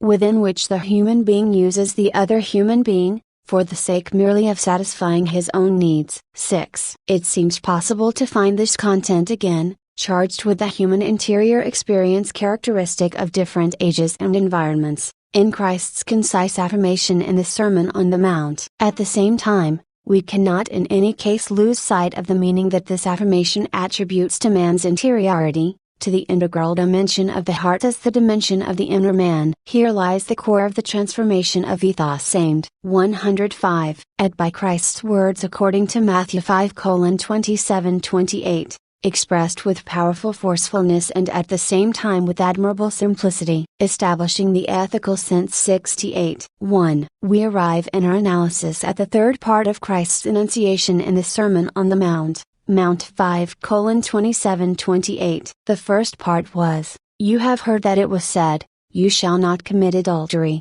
The second, "But I say to you that everyone who looks at a woman lustfully, is grammatically connected with the third part: has already committed adultery with her in his heart." The method applied here, which is that of dividing or splitting Christ's enunciation into three parts which follow one another, may seem artificial. However, when we seek the ethical meaning of the enunciation in its totality, the division of the text used by us may be useful. This is provided that it is applied not only in a disjunctive, but in a conjunctive way. This is what we intend to do. Each of the distinct parts has its own specific content and connotations, and we wish to stress this by dividing the text. But it must be pointed out at the same time that each of the parts is explained in direct relationship with the others, that referred in the first place to the principal semantic elements by which the enunciation constitutes a whole. These elements are, to commit adultery, to desire to commit adultery in the body, to commit adultery in the heart. It would be especially difficult to establish the ethical sense of desiring without the element indicated here last, that is adultery in the heart. The preceding analysis has already considered this element to a certain extent. However, a fuller understanding of to commit adultery in the heart is possible only after a special analysis. Rediscovering values. 2. As we have already mentioned, it is a question here of establishing the ethical sense. Christ's enunciation in Matthew 5:27-28 starts from the commandment, "Do not commit adultery," in order to show how it must be understood and put into practice, so that the justice that God your wished as legislator may abound in it. It is in order that it may abound to a greater extent than appeared from the interpretation and casuistry of the Old Testament doctors. If Christ's words in this sense aim at constructing the new ethos, and on the basis of the same commandment, the way to that passes through the rediscovery of the values which, in the general Old Testament understanding and in the application of this commandment, have been lost, that justice may abound. 3. From this point of view also the formulation of the text of Matthew 5:27-28 is significant. The commandment "Do not commit adultery" is formulated as a prohibition which categorically excludes a given moral evil. It is well known that the same law, the Ten Commandments, as well as the prohibition "Do not commit adultery," also include 68 October 1, 1980. 106. The prohibition, "Do not covet your neighbor's wife," X 2014, 17, DT 518, 21. Christ did not nullify one prohibition with regard to the other. Although he spoke of desire, he aimed at a deeper clarification of adultery. It is significant that after mentioning the prohibition, "Do not commit adultery," as well known to his listeners, in the course of his enunciation he changed his style and the logical structure from the normative to the narrative affirmative. When he said, "Everyone who looks at a woman lustfully has already committed adultery with her in his heart," he described an interior fact, whose reality can easily be understood by his listeners. At the same time, through the fact thus described and qualified, he indicated how the commandment, "Do not commit adultery," must be understood and put into practice, so that it will lead to the justice willed by the legislator. Establishing the sense. 4. In this way we have reached the expression "has committed adultery in his heart." This is the key expression, as it seems, for understanding its correct ethical meaning. This expression is at the same time the principal source for revealing the essential values of the new ethos, the ethos of the Sermon on the Mount. As often happens in the Gospel, here, too, we come up against a certain paradox. How can adultery take place without committing adultery, that is, without the exterior act which makes it possible to identify the act forbidden by the law? We have seen how much the casuistry of the doctors of the law devoted itself to defining this problem. But even apart from casuistry, it seems clear that adultery can be identified only in the flesh, that is, when the two, the man and the woman who unite with each other in such a way as to become one flesh, cf. GN 224, are not legal spouses, husband and wife. What meaning, then, can adultery committed in the heart have? Is it not perhaps just a metaphorical expression the Master used to highlight the sinfulness of lust? Ethical consequences. 5. If we admitted this semantic reading of Christ's enunciation, Mount 5:27-28, it would be necessary to reflect deeply on the ethical consequences that would be derived from it, that is, on the conclusions about the ethical regularity of the behavior. Adultery takes place when the man and the woman who unite with each other so as to become one flesh, cf. GN 224, that is, in the way characteristic of spouses, are not legal spouses. The detecting of adultery as a sin committed in the body is closely and exclusively united with the exterior act, with living together in a conjugal way. This referred also to the status of the acting persons, recognized by society. In the case in question, this status is improper and does not authorize such an act, hence the term adultery. The affirmative answer. 6. Going on to the second part of Christ's enunciation, that is, the one in which the new ethos begins to take shape, it would be necessary to understand the expression, everyone who looks at a woman lustfully, in exclusive reference to persons according to their civil status. This is their status recognized by society, whether or not they are, 107, husband and wife. Here the questions begin to multiply. There can be no doubt about the fact that Christ indicated the sinfulness of the interior act of lust expressed through a way of looking at every woman who is not the wife of the one who so looks at her. Therefore we can and even must ask ourselves if, with the same expression, Christ admitted and approved such a look, such an interior act of lust, directed toward the woman who is the wife of the man who so looks at her. The following logical premise seems to favor the affirmative answer to such a question. In the case in question, only the man who is the potential subject of adultery in the flesh can commit adultery in the heart. Since this subject cannot be the husband with regard to his own legitimate wife, therefore adultery in the heart cannot refer to him, but any other man can be considered guilty of it. If he is the husband, he cannot commit it with regard to his own wife. He alone has the exclusive right to desire, to look lustfully at the woman who is his wife. It can never be said that due to such an interior act he deserves to be accused of adultery committed in the heart. If by virtue of marriage he has the right to unite with his wife, so that the two become one flesh, this act can never be called adultery. Similarly, the interior act of desire, dealt with in the Sermon on the Mount, cannot be defined as adultery committed in the heart. Considering the results. 7. This interpretation of Christ's words in Mount 5:27-28 seems to correspond to the logic of the Ten Commandments. In addition to the commandment, do not commit adultery, they also contain the commandment, do not covet your neighbor's wife. Furthermore, the reasoning in support of this interpretation has all the characteristics of objective correctness and accuracy. Nevertheless, good grounds for doubt remain as to whether this reasoning takes into account all the aspects of revelation, as well as of the theology of the body. This must be considered, especially when we wish to understand Christ's words. We have already seen what the specific weight of this expression is, how rich the anthropological and theological implications are of the one sentence in which Christ referred to the beginning, cf. Mount 19:8. These implications of the Annunciation in the Sermon on the Mount in which Christ referred to the human heart confer on the Annunciation itself also a specific weight of its own. At the same time they determine its consistency with evangelical teaching as a whole. Therefore we must admit that the interpretation presented above, with all its objective correctness and logical precision, requires a certain amplification and, above all, a deepening. We must remember that the reference to the human heart, expressed perhaps in a paradoxical way, cf.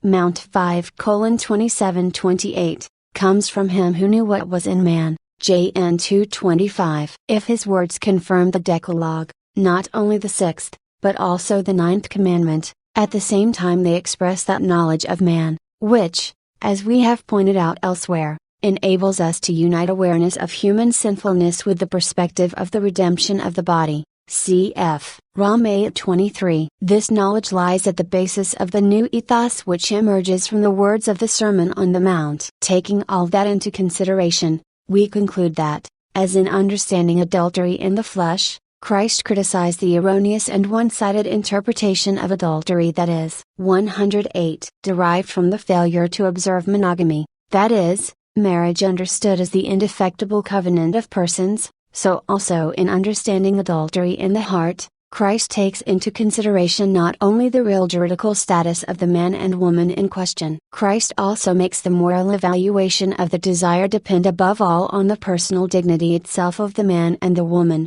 and this has its importance both when it is a question of persons who are not married, and, perhaps even more, when they are spouses, wife and husband. From this point of view it will be useful for us to complete the analysis of the words of the Sermon on the Mount, and we will do so the next time. Interpreting the concept of concupiscence 69. 1. Today I wish to conclude the analysis of the words spoken by Christ in the Sermon on the Mount about adultery and lust, and especially the last element of this enunciation, in which lust of the eyes is defined specifically as adultery committed in the heart. We have already seen that the above-mentioned words are usually understood as desire for another's wife, that is, according to the spirit of the 9th commandment of the Decalogue. However, it seems that this interpretation, a more restrictive one, can and must be widened in the light of the total context. The moral evaluation of lust, of looking lustfully, which Christ called adultery committed in the heart,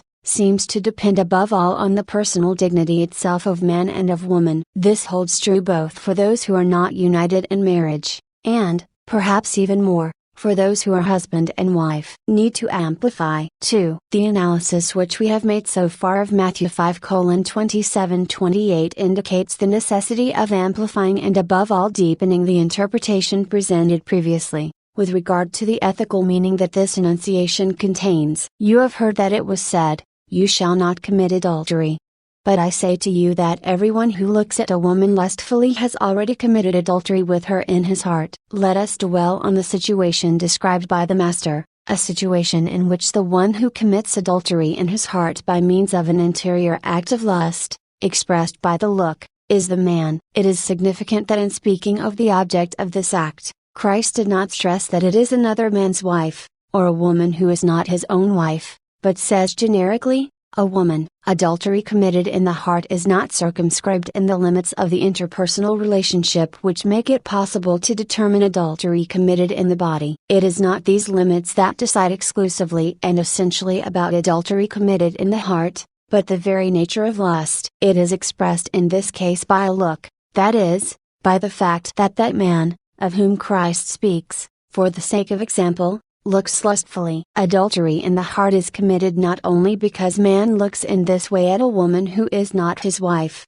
but precisely because he looks at a woman in this way. Even if he looked in this way at the woman who is his wife, he could likewise commit adultery in his heart. To satisfy his own instinct. 69 October 8, 1980. 109. 3. This interpretation seems to take into consideration more amply what has been said about lust in these analyses as a whole, and primarily about the lust of the flesh as a permanent element of man's sinfulness, status naturae lapsi. The lust which, as an interior act, springs from this basis, as we tried to indicate in the preceding analyses, changes the very intentionality of the woman's existence for man. It reduces the riches of the perennial call to the communion of persons, the riches of the deep attractiveness of masculinity and femininity, to mere satisfaction of the sexual need of the body. The concept of instinct seems to be linked more closely with this. As a result of this reduction, the person, in this case, the woman, becomes for the other person, the man, mainly the object of the potential satisfaction of his own sexual need. In this way, that mutual for is distorted, losing its character of communion of persons in favor of the utilitarian function. A man who looks in this way, as Matthew 5:27-28 indicates, uses the woman, her femininity, to satisfy his own instinct. Although he does not do so with an exterior act, he has already assumed this attitude deep down, inwardly deciding in this way with regard to a given woman. This is what adultery committed in the heart consists of. Man can commit this adultery in the heart also with regard to his own wife, if he treats her only as an object to satisfy instinct. Better interpretation. 4. It is not possible to arrive at the second interpretation of Matthew 5:27-28. If we confine ourselves to the purely psychological interpretation of lust without taking into account what constitutes its specific theological character, that is, the organic relationship between lust, as an act, and the lust of the flesh as a permanent disposition derived from man's sinfulness. The purely psychological, or sexological, interpretation of lust does not seem to constitute a sufficient basis to understand the text of the Sermon on the Mount in question. On the other hand, if we refer to the theological interpretation, without underestimating what remains unchangeable in the first interpretation, the psychological one, the second interpretation, the theological one, appears to us as more complete. Thanks to it, the ethical meaning of the key enunciation of the Sermon on the Mount, to which we owe the adequate dimension of the ethos of the Gospel, becomes clearer. Fulfillment in the heart. 5. Sketching this dimension, Christ remains faithful to the law. Do not think that I have come to abolish the law and the prophets. I have come not to abolish them but to fulfill them. Mount 5:17. Consequently, he shows how deep down it is necessary to go, how the recesses of the human heart must be thoroughly revealed, in order that this heart may become a place of fulfillment of the law. The enunciation of Matthew 5:27-28, which makes manifest the interior perspective of adultery committed in the heart, and in this perspective points out the right ways to fulfill the commandment, do not commit adultery, is an extraordinary argument of it. This enunciation, Mount 5:27-28, refers, in fact, to the sphere which especially concerns purity of heart, cf. Mount 5-8, an expression which, as is known, has a wide meaning in the Bible. Elsewhere, too, we will. 110. Consider in what way the commandment do not commit adultery, which, as regards the way in which it is expressed and the content, is a univocal and severe prohibition, like the commandment, you shall not covet your neighbor's wife. Acts 20:17 is carried out precisely by means of purity of heart. The severity and strength of the prohibition are testified to directly by the following words of the Sermon on the Mount, in which Christ spoke figuratively of plucking out one's eye and cutting off one's hand, if these members were the cause of sin, cf. Mount 5:29-30. We have already seen that the legislation of the Old Testament, though abounding in severe punishments, did not contribute to fulfill the law, because its casuistry was marked by many compromises with the lust of the flesh. On the contrary, Christ taught that the commandment is carried out through purity of heart. This is not given to man except at the cost of firmness with regard to everything that springs from the lust of the flesh. Whoever is able to demand consistently from his heart and from his body, acquires purity of heart. To become one flesh. 6. The commandment do not commit adultery finds its rightful motivation in the indissolubility of marriage. In it, man and woman, by virtue of the original plan of the Creator, unite in such a way that the two become one flesh, cf.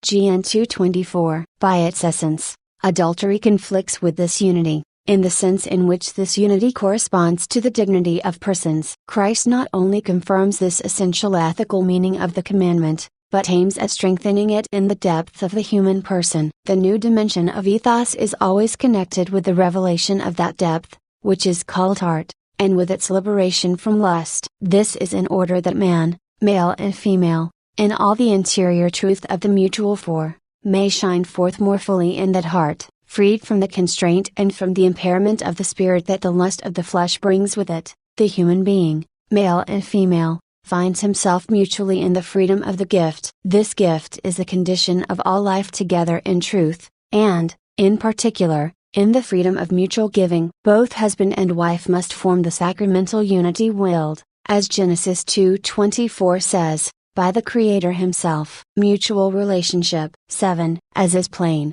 the necessity which, in the Sermon on the Mount, Christ placed on all His actual and potential listeners, belongs to the interior space in which man, precisely the one who is listening to Him, must perceive anew the lost fullness of his humanity, and want to regain it. That fullness in the mutual relationship of persons, of the man and of the woman, was claimed by the Master in Matthew 5:27-28. He had in mind above all the indissolubility of marriage, but also every other form of the common life of men and women, that common life which constitutes the pure and simple fabric of existence. By its nature, human life is coeducative. Its dignity and balance depend, at every moment of history and at every point of geographical longitude and latitude, on who she will be for him, and he for her. The words spoken by Christ in the Sermon on the Mount have certainly this universal and at the same time profound significance. Only in this way can they be understood in the 111 mouth of him who knew thoroughly what was in man,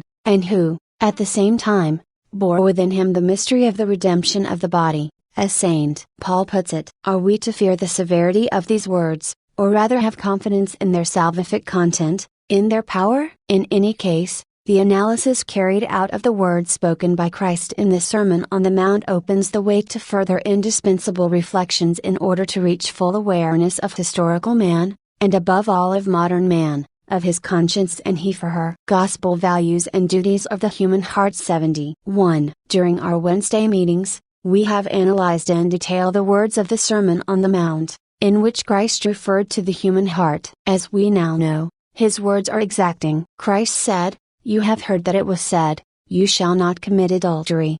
But I say to you that everyone who looks at a woman lustfully has already committed adultery with her in his heart." Mount 5:27-28. This reference to the heart throws light on the dimension of human interiority, the dimension of the inner man, characteristic of ethics, and even more of the theology of the body. Desire rises in the sphere of the lust of the flesh. It is at the same time an interior and theological reality, which is experienced, in a way, by every historical man, and it is precisely this man, even if he does not know the words of Christ, who continually asks himself the question about his own heart. Christ's words make this question especially explicit: is the heart accused, or is it called to good? Toward the end of our reflections and analyses we now intend to consider this question, connected with the sentence of the Gospel, so concise and yet categorical at the same time, so pregnant with theological, anthropological, and ethical content. A second question goes hand in hand with it, a more practical one: how can and must he act, the man who accepts Christ's words in the Sermon on the Mount, the man who accepts the ethos of the Gospel, and, in particular, accepts it in this field, ethos of human practice. 2. This man finds in the considerations made up to now the answer, at least an indirect one, to two questions. How can he act, that is, on what can he rely in his inner self, at the source of his interior or exterior acts? Furthermore, how should he act, that is, in what way do the values known according to the scale revealed in the Sermon on the Mount constitute a duty of his will and his heart, of his desires and his choices? In what way are they binding on him in action and behavior? If, accepted by means of knowledge, they already commit him in thinking and, in a certain way, in feeling? These questions are significant for human praxis, and indicate an organic connection of praxis itself with those. Lived morality is always the ethos of human practice. Moral sensitivity. 70 October 15, 1980, 112. 3. It is possible to answer the aforesaid questions in various ways. In fact, various answers are given, both in the past and today. This is confirmed by an ample literature. In addition to the answers we find in it, it is necessary to consider the infinite number of answers that concrete man gives to these questions by himself, the ones that his conscience, his awareness and moral sensitivity give repeatedly, in the life of everyone. In this sphere an interpenetration of ethos and praxis is carried out. Here the individual principles live their own life, not exclusively theoretical. This not only concerns the norms of morality with their motivations which are worked out and made known by moralists, it also concerns the ones worked out, certainly not without a link with the work of moralists and scientists, by individual men, as authors and direct subjects of real morality, as co-authors of its history. On this the level of morality itself also depends, its progress or its decadence. All this reconfirms, everywhere and always, that historical man to whom Christ once spoke. He proclaimed the good news of the Gospel with the Sermon on the Mount, where he said among other things, "You have heard that it was said, 'You shall not commit adultery.' But I say to you that everyone who looks at a woman lustfully has already committed adultery with her in his heart." Mount 5:27-28. Need for further analysis. 4. Matthew's enunciation is stupendously concise in comparison with everything that has been written on this subject in secular literature. Perhaps its power in the history of ethos consists precisely in this. At the same time, it must be realized that the history of ethos flows in a multiform bed, in which the individual currents draw nearer to, or move further away from, one another in turn. The historical man always evaluates his own heart in his own way, just as he also judges his own body. So he passes from the pole of pessimism to the pole of optimism, from Puritan severity to modern permissiveness. It is necessary to realize this, in order that the ethos of the Sermon on the Mount may always have due transparency with regard to human actions and behavior. For this purpose it is necessary to make some more analyses. Words misunderstood.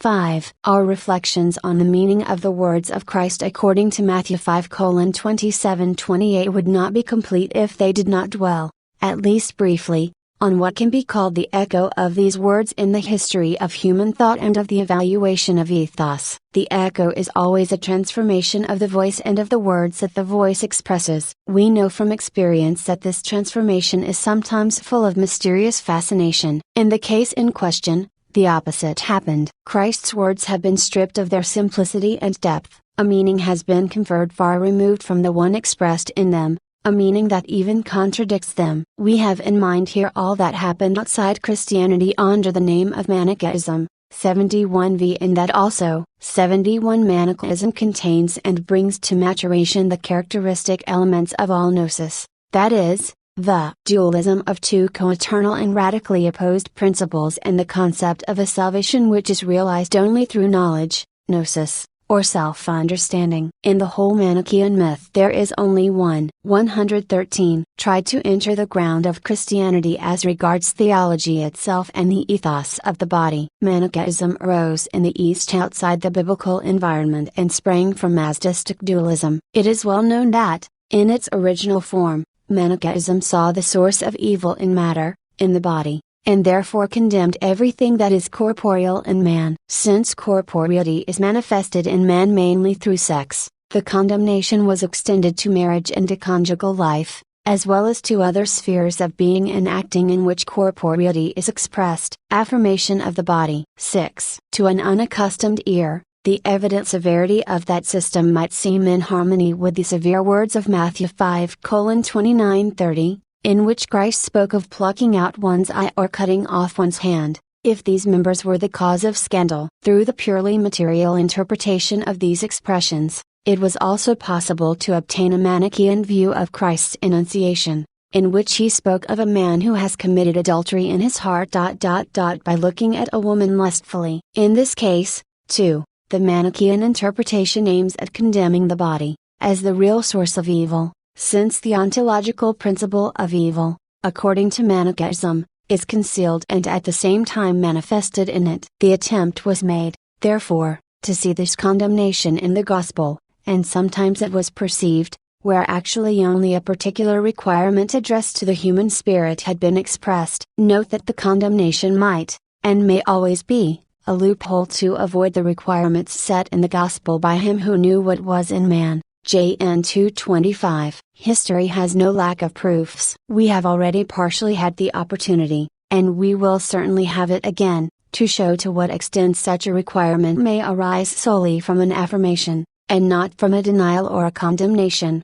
if it has to lead to an affirmation that is even more mature and deep, objectively and subjectively. The words of Christ according to Matthew 5:27-28 must lead to such an affirmation of the femininity and masculinity of the human being, as the personal dimension of being a body. This is the right ethical meaning of these words. They impress on the pages of the Gospel a peculiar dimension of ethos in order to impress it subsequently on human life. We will try to take up this subject again in our further reflections. Realization of the value of the body according to the plan of the Creator. 72. 1. At the center of our reflections, at the Wednesday meetings, there has been for a long time now the following enunciation of Christ in the Sermon on the Mount: You have heard that it was said, "You shall not commit adultery." But I say to you that everyone who looks at a woman lustfully has already committed adultery with her, towards her, in his heart. Mount 5:27-28. These words have an essential meaning for the whole theology of hero and only one situation which is always repeated: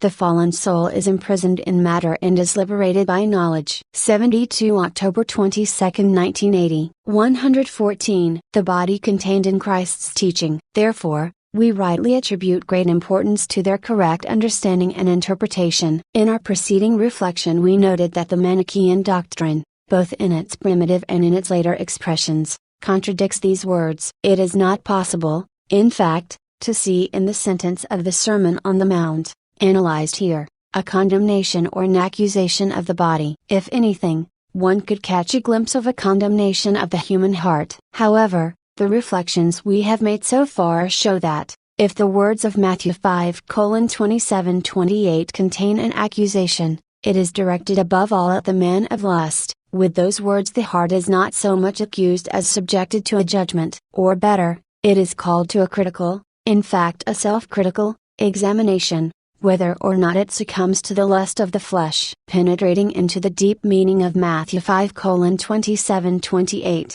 we must note, however, that the judgment it contains about desire, as an act of lust of the flesh, brings with it not the negation, but rather the affirmation, of the body as an element which, together with the spirit, determines man's ontological subjectivity and shares in his dignity as a person. In this way, the judgment on the lust of the flesh has a meaning essentially different from the one which the Manichaean ontology presupposes and which necessarily springs from it. Body manifests the spirit. 2. In its masculinity and femininity, the body is called from the beginning to become the manifestation of the spirit. It does so also by means of the conjugal union of man and woman, when they unite in such a way as to form one flesh. Elsewhere, cf.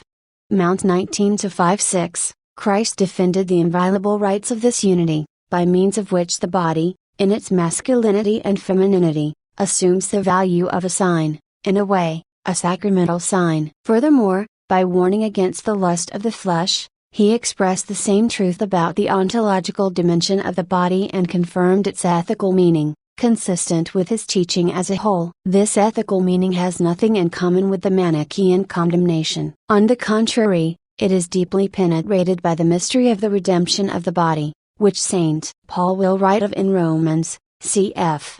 Rom 8:23. The redemption of the body does not indicate, however, ontological evil as a constituent attribute of the human body. It only points out man's sinfulness, as a result of which he has, among other things, lost the clear sense of the nuptial meaning of the body, in which interior mastery and the freedom of the spirit is expressed. As we have already pointed out, it is a question here of a partial, potential loss, where the sense of the nuptial meaning of the body is confused, in a way, with lust, and easily lets itself be absorbed by it. Transformation of conscience and attitudes. 3. The appropriate interpretation of Christ's words according to Matthew 5:27-28, as well as the praxis in which the authentic ethos of the Sermon on the Mount will be subsequently expressed, must be absolutely free of Manichaean elements in thought and in attitude. A Manichaean attitude would lead to an annihilation of the body, if not real, at least intentional, to negation of the value of human sex, of the masculinity and 115 femininity of the human person, or at least to their mere toleration in the limits of the need delimited by the necessity of procreation. On the basis of Christ's words in the Sermon on the Mount, Christian ethos is characterized by a transformation of the conscience and attitudes of the human person, both man and woman. This is such as to express and realize the value of the body and of sex, according to the Creator's original plan, placed as they are in the service of the communion of persons, which is the deepest substratum of human ethics and culture. For the Manichaean mentality, the body and sexuality constitute an anti-value. For Christianity, on the contrary, they always remain a value not sufficiently appreciated, as I will explain better further on. The second attitude indicates the form of ethos in which the mystery of the redemption of the body takes root in the historical soil of human sinfulness. That is expressed by the theological formula, which defines the state of historical man as status naturae lapsi simulaci redempti, the state of fallen, but at the same time redeemed, nature. Question of detachment. 4. Christ's words in the Sermon on the Mount, cf. Mount 5:27-28, must be interpreted in the light of this complex truth about man. If they contain a certain accusation leveled at the human heart, all the more so they appeal to it. The accusation of the moral evil which desire, born of intemperate lust of the flesh, conceals within itself, is at the same time a call to overcome this evil. If victory over evil consists in detachment from it, hence the severe words in the context of Matthew 5:27-28, it is only a question of detaching oneself from the evil of the act, in the case in question, the interior act of lust, and never of transferring the negative character of this act to its object. Such a transfer would mean a certain acceptance, perhaps not fully conscious, of the Manichaean anti-value. It would not constitute a real and deep victory over the evil of the act, which is evil by its moral essence, and so evil of a spiritual nature. On the contrary, it would conceal the great danger of justifying the act to the detriment of the object. The essential error of Manichaean ethos consists in this. It is clear that in Matthew 5:27-28, Christ demanded detachment from the evil of lust, or of the look of disorderly desire. But his enunciation does not let it be supposed in any way that the object of that desire, that is, the woman who is looked at lustfully, is an evil. This clarification seems to be lacking sometimes in some wisdom texts. Knowing the difference. 5. We must, therefore, specify the difference between the accusation and the appeal. The accusation leveled at the evil of lust is at the same time an appeal to overcome it. Consequently, this victory must be united with an effort to discover the true values of the object, in order that the Manichaean anti-value may not take root in man, in his conscience, and in his will. As a result of the evil of lust, that is, of the act of which Christ spoke in Matthew 5:27-28, the object to which it is addressed constitutes for the human subject a value not sufficiently appreciated. In the words of the Sermon on the Mount, Mount 5:27-28, which have been analyzed, the human heart is accused of lust, or is warned against the lust. At the same time, by means of the words themselves, it is called to discover the full sense of what, in the act of lust, constitutes for him a value that is not 116 sufficiently appreciated. As we know, Christ said, "Everyone who looks at a woman lustfully has already committed adultery with her in his heart." Adultery committed in the heart can and must be understood as devaluation, or as the impoverishment of an authentic value. It is an intentional deprivation of that dignity to which the complete value of her femininity corresponds in the person in question. Matthew 5:27-28 contains a call to discover this value and this dignity, and to reassert them. It seems that only when the semantic significance of Matthew's words is respected they are understood in this way. To conclude these concise considerations, it is necessary to note once more that the Manichaean way of understanding and evaluating man's body and sexuality is essentially alien to the Gospel. It is not in conformity with the exact meaning of the words Christ spoke in the Sermon on the Mount. The appeal to master the lust of the flesh springs precisely from the affirmation of the personal dignity of the body and of sex, and serves only this dignity. Anyone who wants to see in these words a Manichaean perspective would be committing an essential error. Power of redeeming completes power of creating. 73. 1. For a long time now, our Wednesday reflections have been centered on the following enunciation of Jesus Christ in the Sermon on the Mount: "You have heard that it was said, 'You shall not commit adultery.'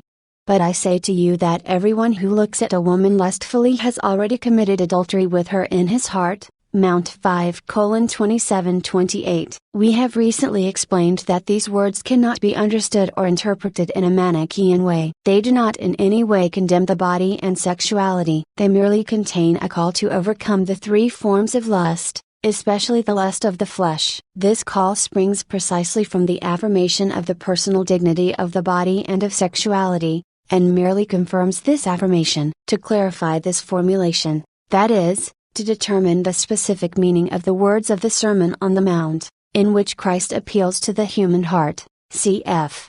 Mount 5:27-28, is important not only because of inveterate habits, springing from Manichaeism, in the way of thinking and evaluating things, but also because of some contemporary positions which interpret the meaning of man and of morality. Ricoeur described Freud, Marx and Nietzsche as masters of suspicion. 74. Maîtres du soupçon. He had in mind the set of systems that each of them represents, and above all, perhaps, the hidden basis and the orientation of each of them in understanding and interpreting the humanum itself. It seems necessary to refer, at least briefly, to this basis and to this orientation. It must be done to discover a significant convergence and also a fundamental divergence, which has its source in the Bible, and which we are trying to express in our analyses. What does the convergence consist of? It consists in the fact that the above-mentioned thinkers, who have and still do exercise a great influence on the way of thinking and evaluating of the 73 October 29, 1980 74 cf. Paul Ricoeur,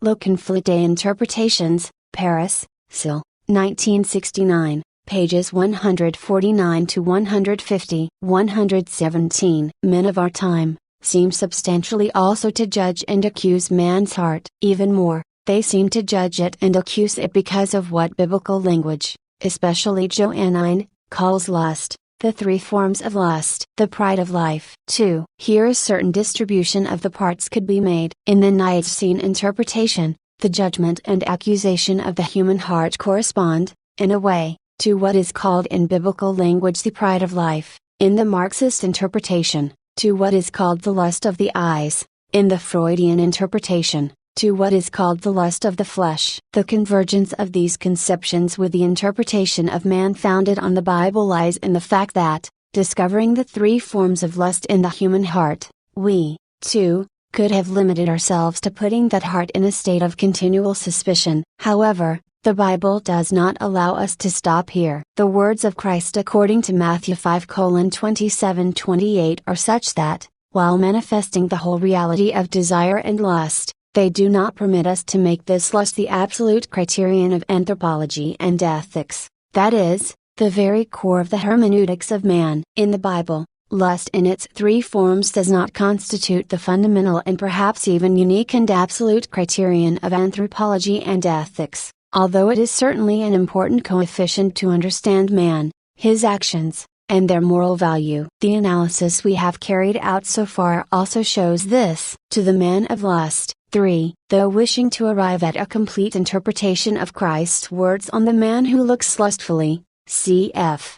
Mount 5:27-28, we cannot be content with any conception of lust, even if the fullness of the psychological truth accessible to us were to be reached. We must, on the contrary, draw on the first letter of John 2:15-16 and the theology of lust that is contained in it. The man who looks lustfully is, in fact, the man of the three forms of lust. He is the man of the lust of the flesh. Therefore he can look in this way, and he must even be conscious that, leaving this interior act at the mercy of the forces of nature, he cannot avoid the influence of the lust of the flesh. In Matthew 5:27-28 Christ also dealt with this and drew attention to it. His words refer not only to the concrete act of lust, but, indirectly, also to the man of lust. 4. Why cannot these words of the Sermon on the Mount, in spite of the convergence of what they say about the human heart 75 with what has been expressed in the interpretation of the masters of suspicion,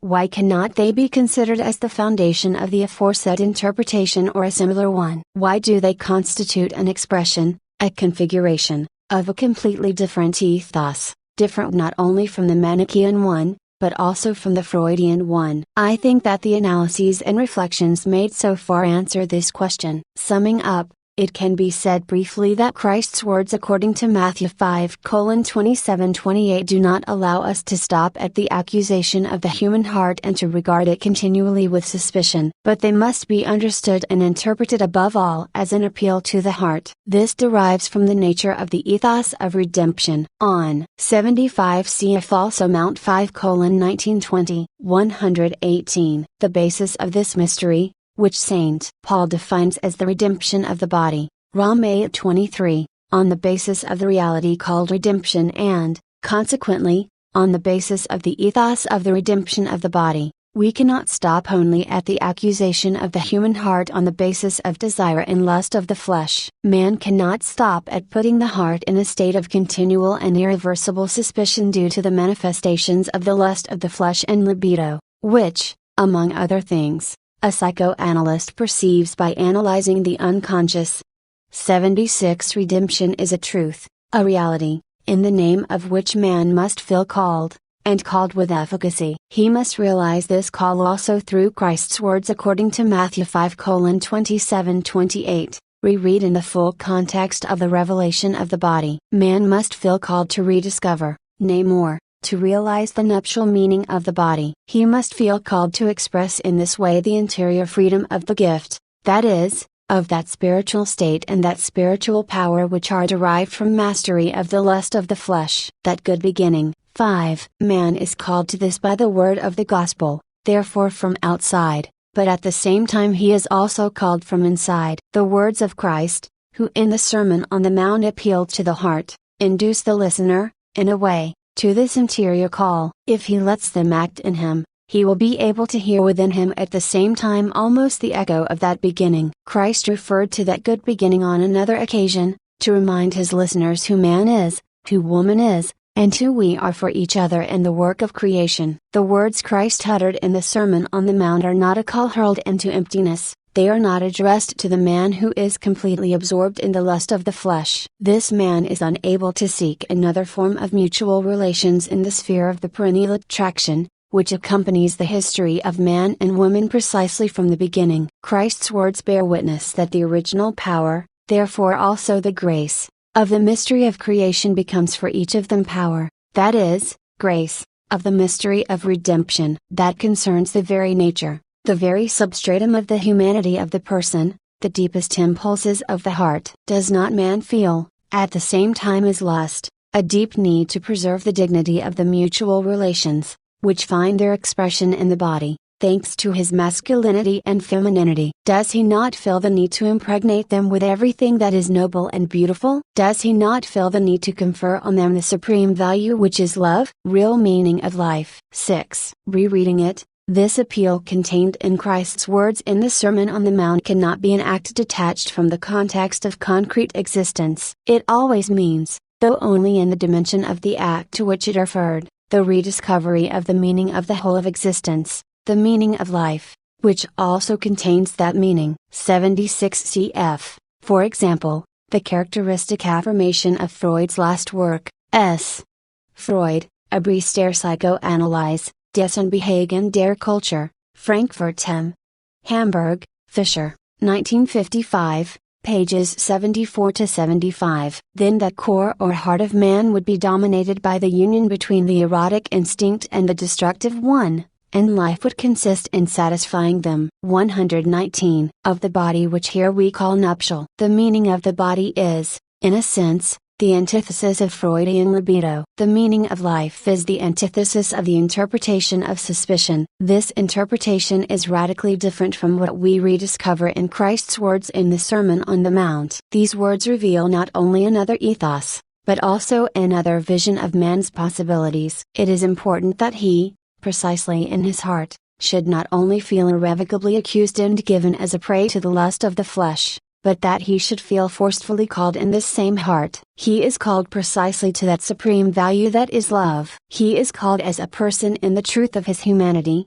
therefore also in the truth of his masculinity or femininity, in the truth of his body. He is called in that truth which has been his heritage from the beginning, the heritage of his heart, which is deeper than the sinfulness inherited, deeper than lust in its three forms. The words of Christ, set in the whole reality of creation and redemption, reactivate that deeper heritage and give it real power in man's life. Eros and ethos meet and bear fruit in the human heart. 77. 1. In the course of our weekly reflections on Christ's enunciation in the Sermon on the Mount, in which, in reference to the commandment, "You shall not commit adultery," he compared lust, looking lustfully, with adultery committed in the heart, we are trying to answer the question, do these words only accuse the human heart, or are they first and foremost an appeal addressed to it? Of course, this concerns an appeal of ethical character, an important and essential appeal for the ethos of the Gospel. We answer that the above-mentioned words are above all an appeal. At the same time,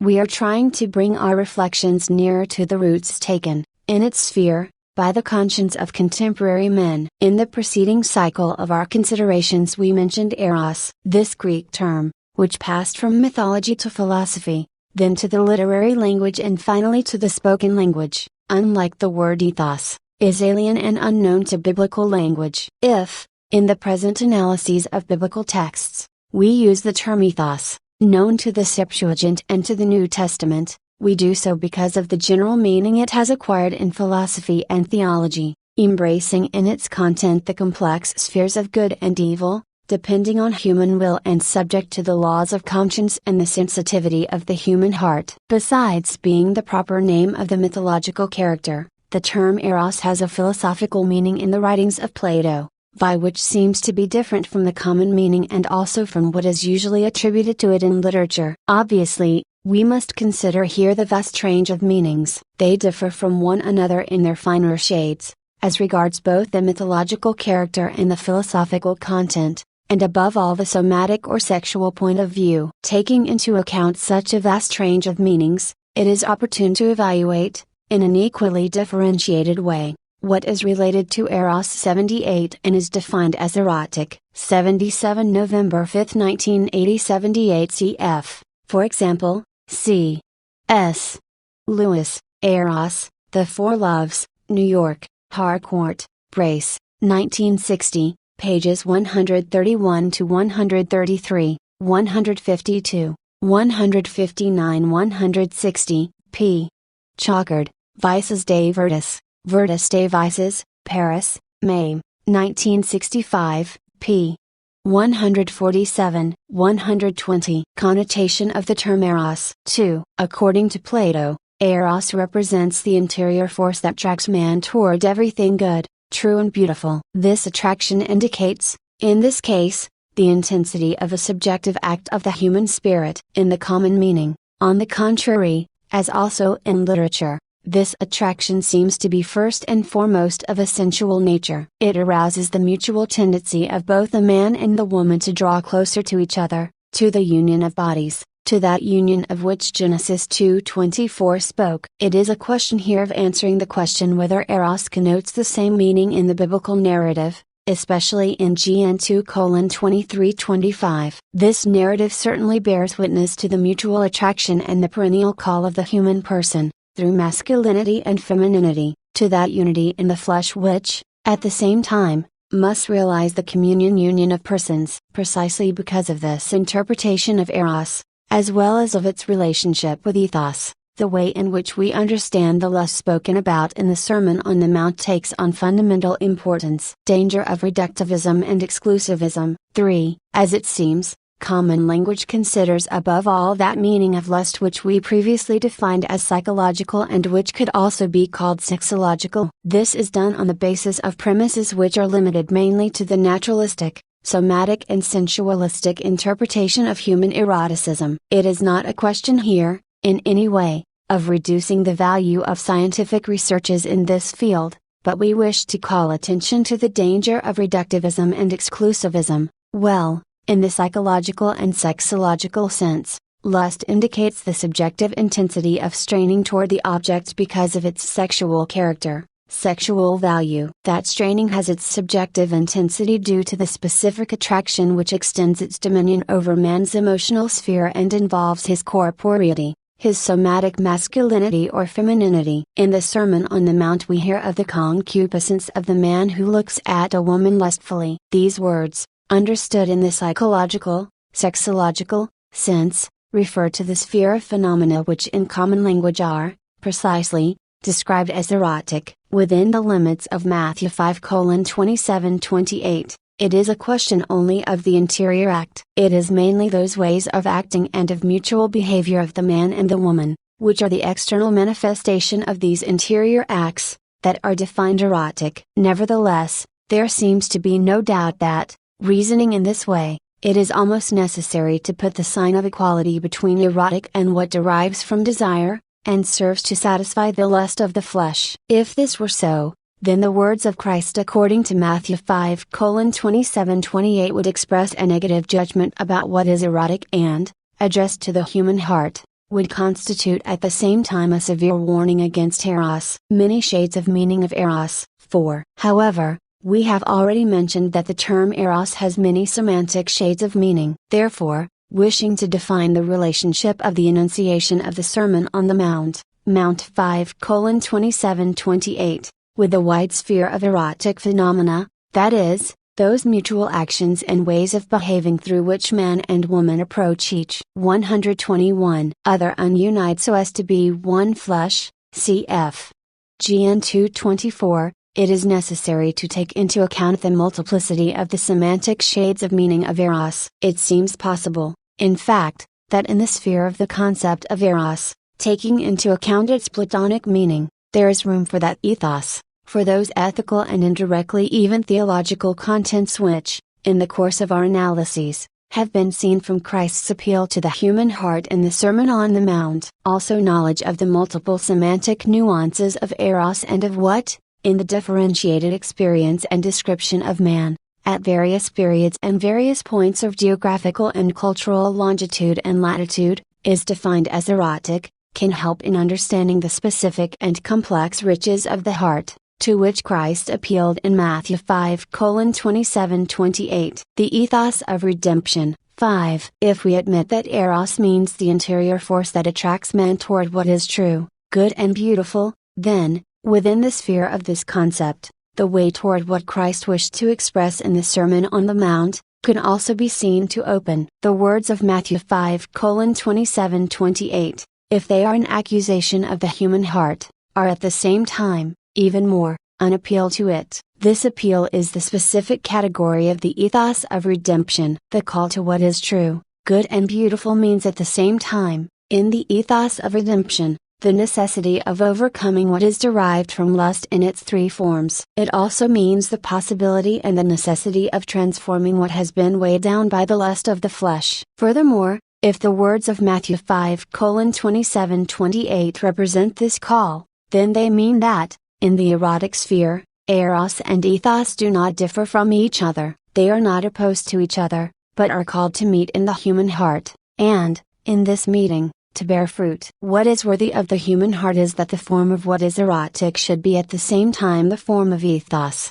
that is, of what is ethical. Ethos and ethics. 6. This affirmation is important for ethos and at the same time for ethics. A negative meaning is often connected with the latter concept, because ethics bears with it norms, commandments and prohibitions. We are commonly inclined to consider the words of the Sermon on the Mount on lust, on looking lustfully, exclusively as a prohibition in the sphere of eros, that is, in the erotic sphere. Often we are content merely with this understanding, without trying to reveal the deep and essential values that this prohibition covers, that is, ensures. Not only does it protect them, but it also makes them accessible and liberates them, if we learn to open our heart to them. In the Sermon on the Mount, Christ teaches us this and directs man's heart toward these values. Spontaneity, the mature result of conscience. 79. 1. Today we resume our analysis on the relationship between what is ethical and what is erotic. Our reflections follow the pattern of the words Christ spoke in the Sermon on the 79 November 12, 1980, 122 Mount,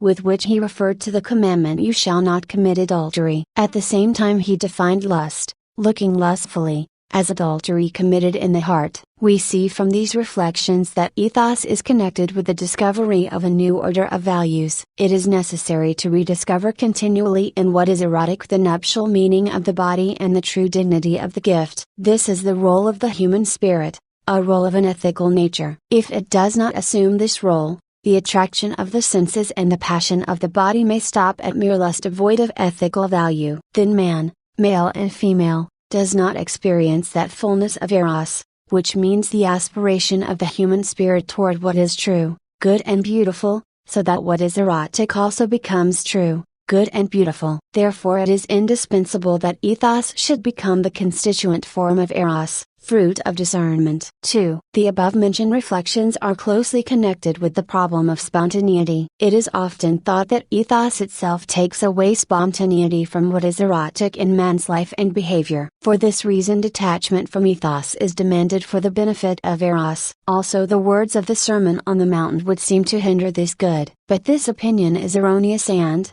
in any case, superficial. Obstinately accepting it and upholding it, we will never reach the full dimensions of eros. That inevitably has repercussions in the sphere of praxis, that is, in our behavior and also in the concrete experience of values. Whoever accepts the ethos of Matthew 5:27-28 must know that he is also called to full and mature spontaneity of the relations that spring from the perennial attraction of masculinity and femininity. This spontaneity is the gradual fruit of the discernment of the impulses of one's own heart. Need to be aware. 3. Christ's words are severe. They demand from man that, in the sphere in which relations with persons of the other sex are formed, he should have full and deep consciousness of his own acts, and above all of interior acts. They demand that he should be aware of the internal impulses of his heart, so as to be able to distinguish them and qualify them maturely. Christ's words demand that in this sphere, which seems to belong exclusively to the body and to the senses,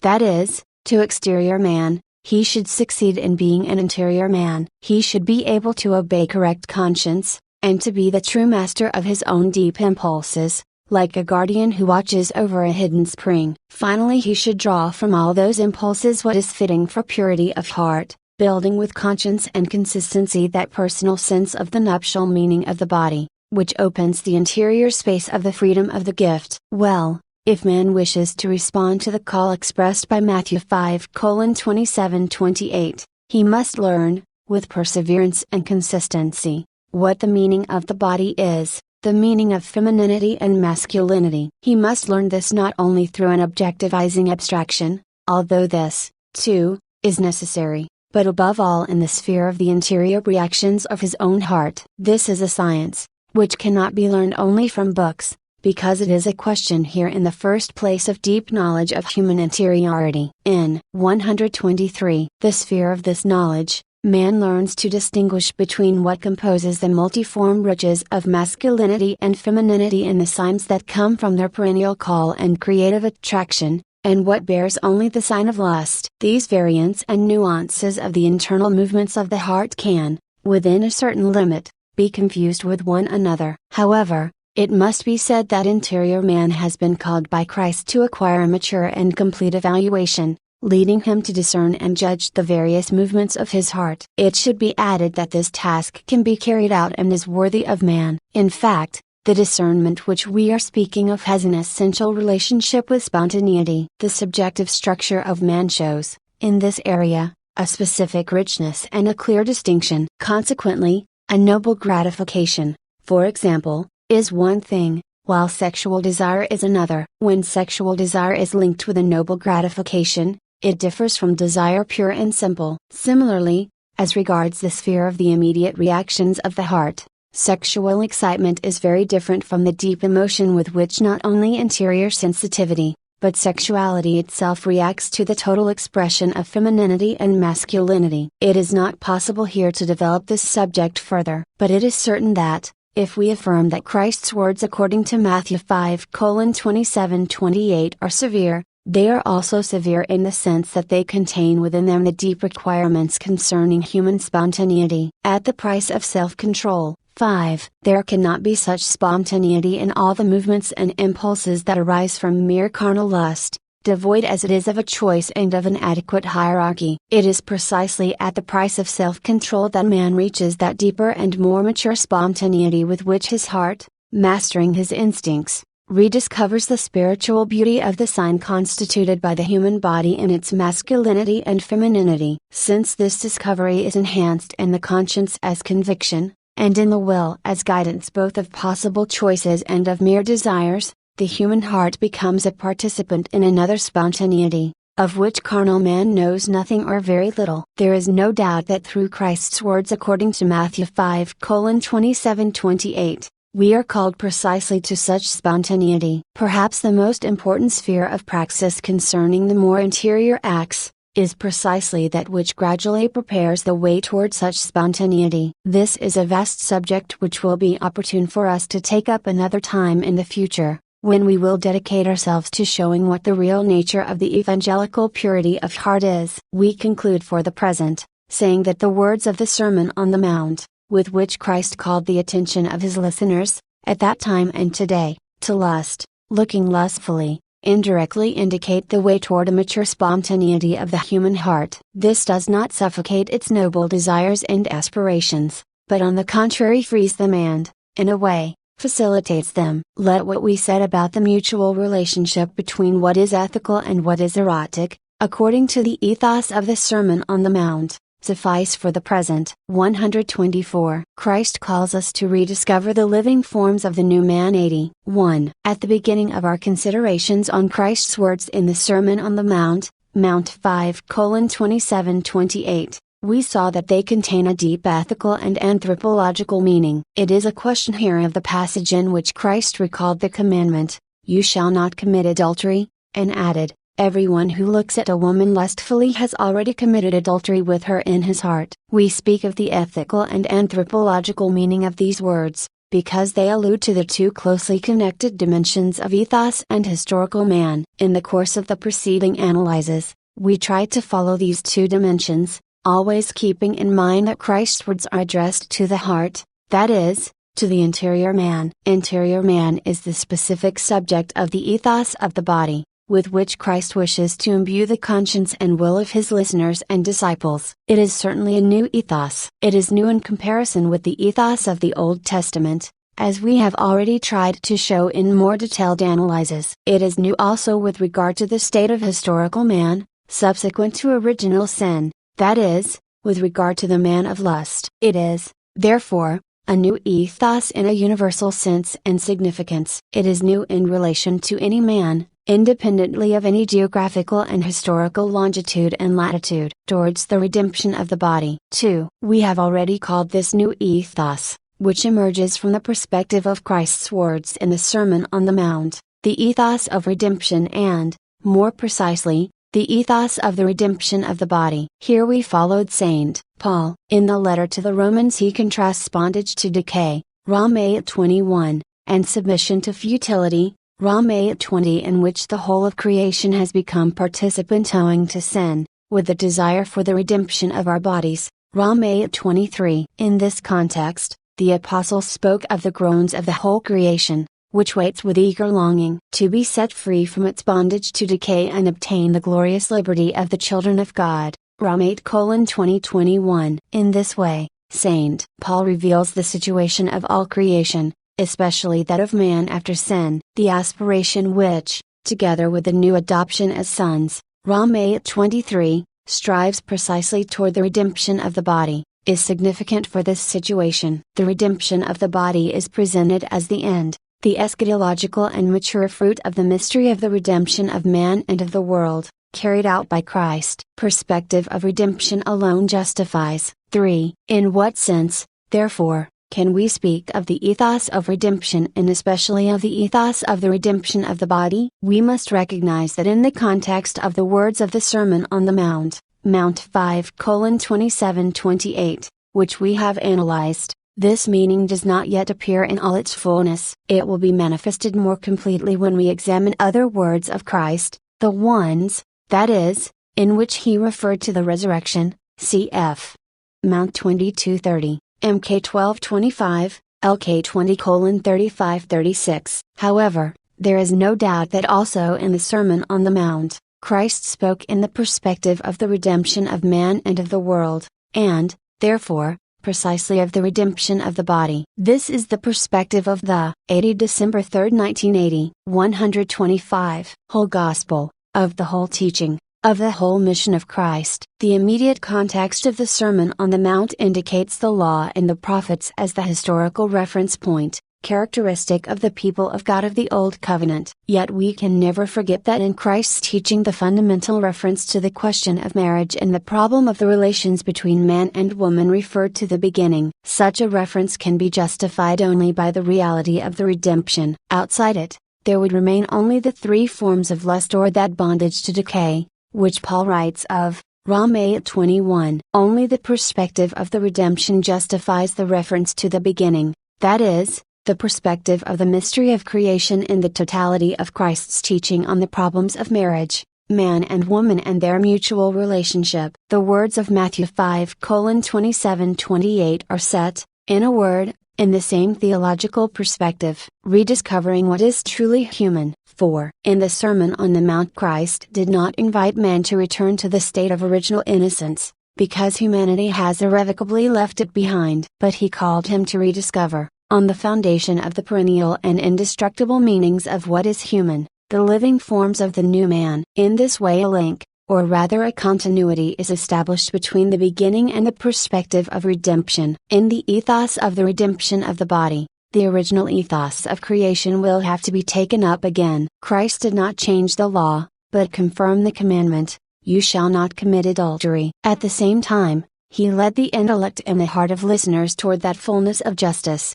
willed by God the Creator and Legislator, that this commandment contains. This fullness is discovered, first with an interior view of the heart, and then with an adequate way of being and acting. The form of the new man can emerge from this way of being and acting, to the extent to which the ethos of the redemption of the body dominates the lust of the flesh and the whole man of lust. Christ clearly indicated that the way to attain this must be the way of temperance and mastery of desires, that is, at the very root, already in the purely interior sphere, everyone who looks at a woman lustfully. The ethos of redemption contains in every area, and directly in the sphere of the lust of the flesh, the imperative of self-control, the necessity of immediate continence and of habitual temperance, realized through self-mastery. 5. However, temperance and continence do not mean, if it may be put in this way, suspension in emptiness, neither in the emptiness of values nor in the emptiness of the subject. The ethos of redemption is realized in self-mastery,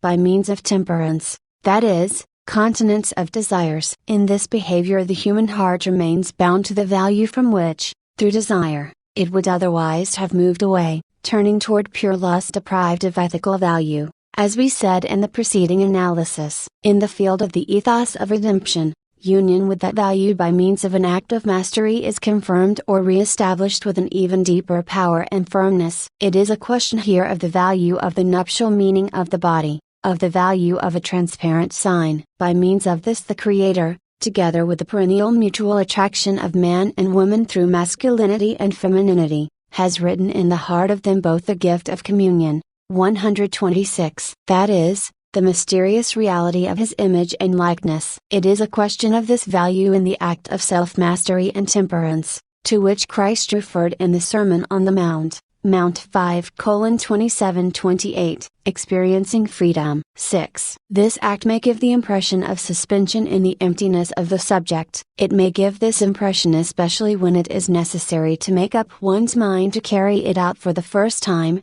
or, even more, when the opposite habit has been formed, when man is accustomed to yield to the lust of the flesh. However, even the first time, and all the more so if he then acquires the capacity, man already gradually experiences his own dignity. By means of temperance, he bears witness to his own self-mastery and shows that he is carrying out what is essentially personal in him. Furthermore, he gradually experiences the freedom of the gift, which in one way is the condition, and in another way is the response of the subject to the nuptial value of the human body, in its femininity and masculinity. In this way, the ethos of the redemption of the body is realized through self-mastery, through the temperance of desires. This happens when the human heart enters an alliance with this ethos, or rather confirms it by means of its own integral subjectivity, when the deepest and yet most real possibilities and dispositions of the person are manifested, when the innermost layers of his potentiality acquire a voice, layers which the lust of the flesh would not permit to show themselves. Nor can these layers emerge when the human heart is bound in permanent suspicion, as is the case in Freudian hermeneutics. Nor can they be manifested when the Manichaean anti-value is dominant in consciousness. The ethos of redemption, on the other hand, is based on a close alliance with those layers. Purity a requirement. 7. Further reflections will give us other proofs. Concluding our analyses on Christ's significant enunciation according to Matthew 5:27-28, we see that in it the human heart is above all the object of a call and not of an accusation. At the same time, we must admit that the consciousness of sinfulness is, in historical man, not only a necessary starting point, it is also an indispensable condition of his aspiration to virtue, to purity of heart, to perfection. The ethos of the redemption of the body remains deeply rooted in the anthropological and axiological realism of revelation. Referring in this case to the heart,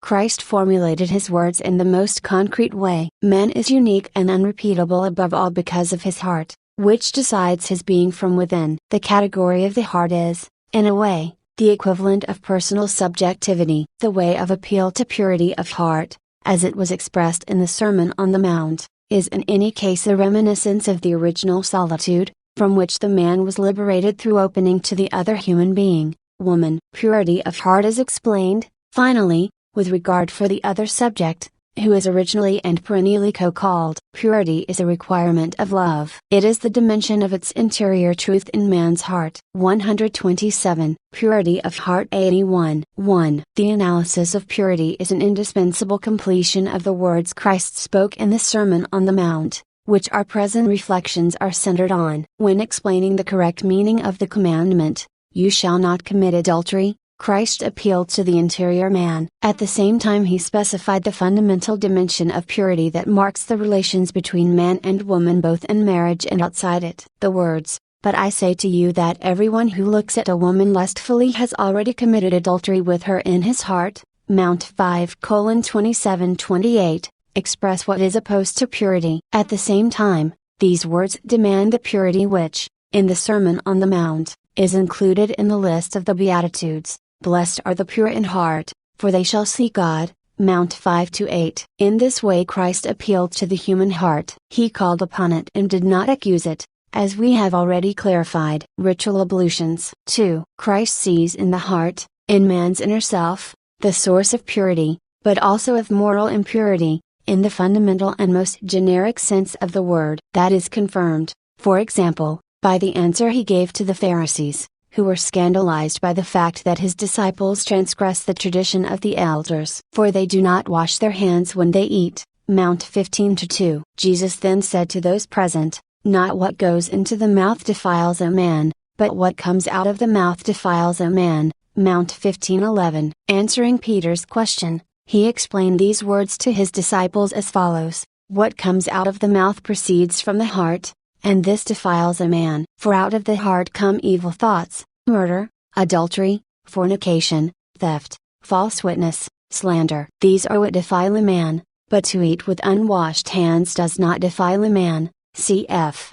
Mount 15:18-20, also Mk 7:20-23. When we say purity or pure, in the first meaning of these words, we indicate what contrasts with what is dirty. To dirty means to make filthy, to pollute, that referred to the various spheres of the physical world. For example, we talk of a dirty road or a dirty room. We also talk of polluted air. In the same way man can be filthy, when his body is not clean. The body must be washed to remove dirt. The Old Testament tradition attributed great importance to ritual ablutions, for example, to wash one's hands before eating, which the above-mentioned text spoke of. Many detailed prescriptions concern the ablutions of the body in relation to sexual impurity, understood in the exclusively physiological sense, to which we have referred previously. Cf. LV 15. According to the medical science of the time, the various ablutions may have corresponded to hygienic prescriptions. Since they were imposed in God's name and contained in the sacred books of the Old Testament legislation,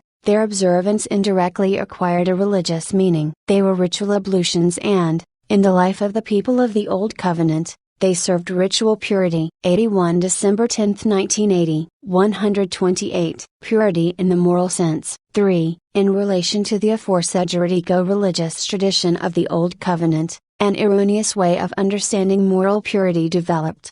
7. It was often taken in the exclusively exterior and material sense. In any case, an explicit tendency to this interpretation spread. Christ opposed it radically. Nothing from outside makes one filthy, no material dirt makes one impure in the moral, that is, interior sense. No ablution, not even of a ritual nature, is capable in itself of producing moral purity. This has its exclusive source within man. It comes from the heart, probably the respective prescriptions in the Old Testament, for example, those found in Leviticus 15:16-24, 18:LFF, or 12:1-5, served, in addition to hygienic purposes, to attribute a certain dimension of interiority to what is corporeal and sexual in the human person. In any case, Christ took good care not to connect purity in the moral, ethical, sense with physiology and its organic processes. In the light of the words of Matthew 15:18-20, quoted above, none of the aspects of sexual dirtiness, in the strictly bodily, biophysiological sense, falls by itself into the definition of purity or impurity in the moral, ethical, sense. A general concept, for the aforesaid assertion, Mount 15:18-20, is important above all for semantic reasons. Speaking of purity in the moral sense, that is, of the virtue of purity, we use an analogy, according to which moral evil is compared precisely to uncleanness. Certainly this analogy has been a part of the sphere of ethical concepts from the most remote times. Christ took it up again and confirmed it in all its extension. What comes out of the mouth proceeds from the heart, and this defiles a man. Here Christ spoke of all moral evil, of all sin, that is, of transgressions of the various commandments. He enumerates evil thoughts, murder, adultery, fornication, theft, false witness,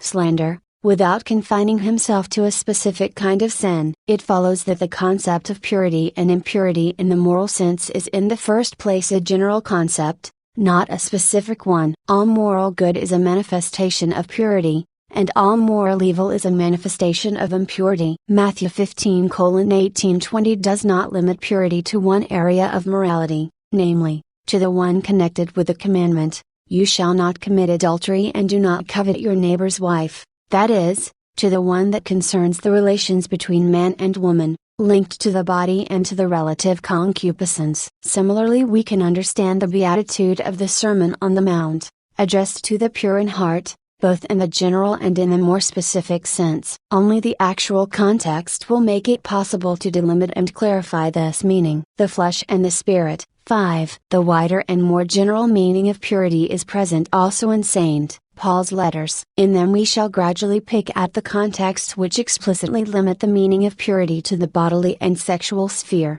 that is, to that meaning which we can grasp from Christ's words in the Sermon on the Mount on lust. This is already expressed in looking at a 129 woman, and is regarded as equivalent to committing adultery in one's heart, cf. Mount 5:27-28. Saint Paul is not the author of the words about the three forms of lust. As we know, they occur in the first letter of John. John spoke of the opposition within man between God and the world, between what comes from the Father and what comes from the world, cf. 1 John 2:16-17. This opposition is born in the heart and penetrates into man's actions as the lust of the flesh and the lust of the eyes and the pride of life. Similarly, St. Paul points at another contradiction in the Christian. It is the opposition and at the same time the tension between the flesh and the spirit, written with a capital letter, that is, the Holy Spirit. But I say, walk by the Spirit, and do not gratify the desires of the flesh. For the desires of the flesh are against the Spirit, and the desires of the Spirit are against the flesh. For these are opposed to each other, to prevent you from doing what you would. Gal 5:16-17. It follows that life according to the flesh is in opposition to life according to the Spirit. For those who live according to the flesh set their minds on the things of the flesh, but those who live according to the Spirit set their minds on the things of the Spirit. Rom 8-5. In subsequent analyses we shall seek to show that purity, the purity of heart which Christ spoke of in the Sermon on the Mount,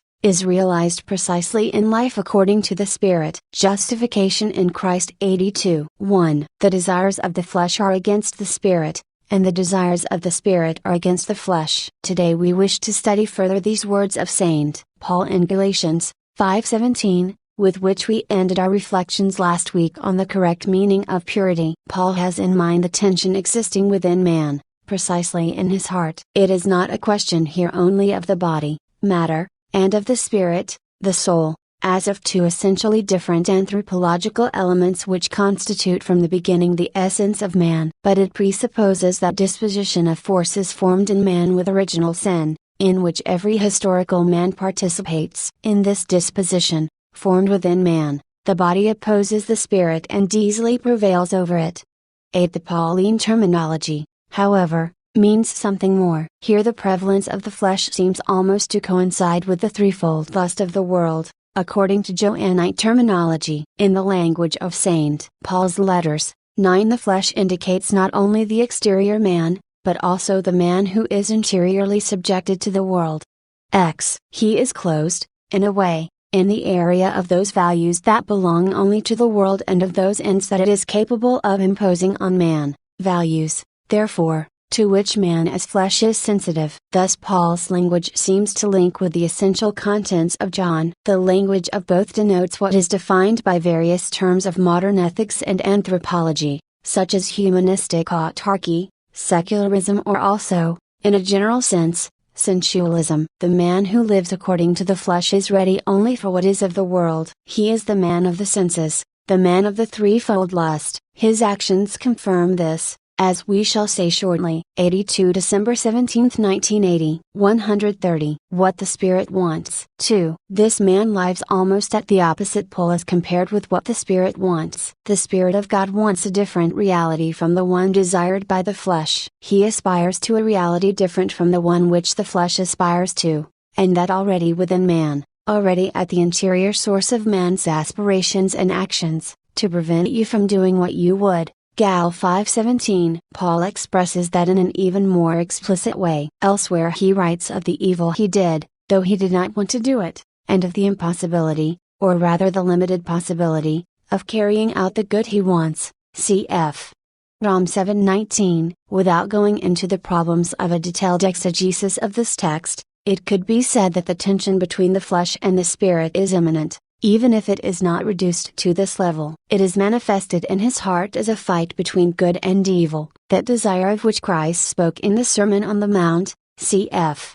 Mount 5:27-28, although it is an interior act, is certainly, according to Pauline language, a manifestation of life according to the flesh. At the same time, that desire enables us to see how, within man, life according to the flesh is opposed to life according to the spirit. We see how the latter, in man's present state, in view of his hereditary sinfulness, is constantly exposed to the weakness and insufficiency of the former, to which it often yields, if it is not strengthened interiorly to do precisely what the Spirit wants. We can deduce from this that Paul's words, which deal with life according to the flesh and according to the Spirit, are at the same time a synthesis and a program. It is necessary to understand them in this key. St. Paul explains this opposition. 3. We find the same opposition of life according to the flesh and life according to the Spirit in Romans. Here too, as in Galatians, it is placed in the context of the Pauline doctrine on justification by means of faith,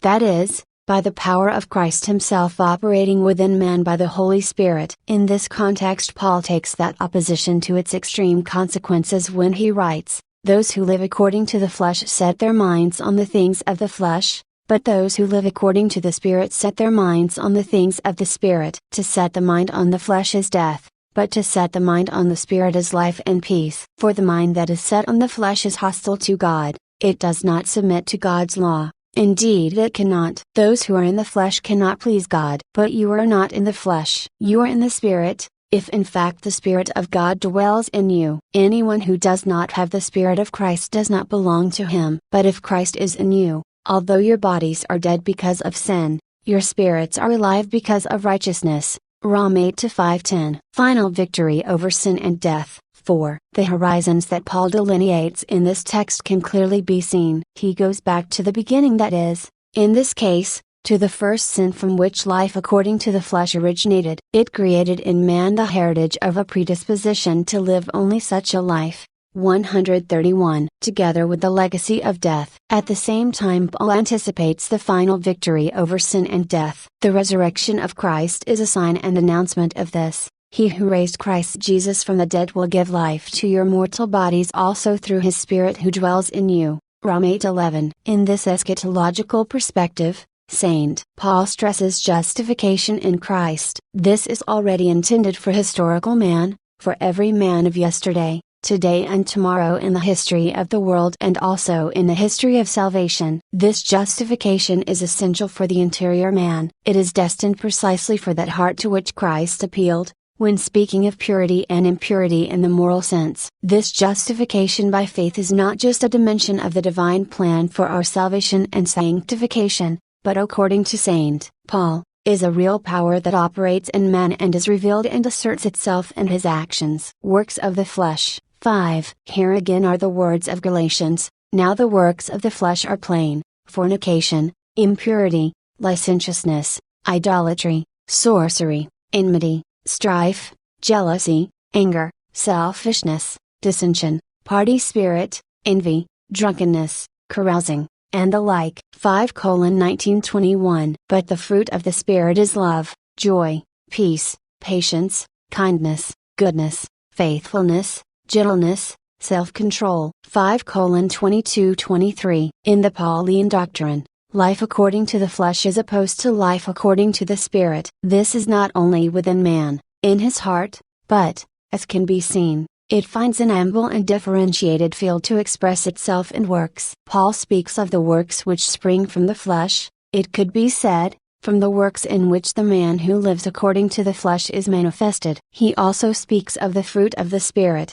that is of the actions, 11 of the ways of behaving, of the virtues, in which the man who lives according to the Spirit is manifested. In the first case we are dealing with man abandoned to the threefold lust, which John said is of the world. In the second case we have before us what we have already called the ethos of redemption. Only now are we able to clarify fully the nature and structure of that ethos. It is expressed and affirmed through what in man, in all his operating, in actions and in behavior, is the fruit of dominion over the threefold lust, of the flesh, of the eyes, and of the pride of life, of all that the human heart can rightly be accused of, and which man and his interiority can continually be suspected of. If mastery in the sphere of ethos is manifested and realized as love, joy, peace, patience, kindness, goodness, faithfulness, gentleness, self-control as we read in the letter to the Galatians, then behind each of these realizations,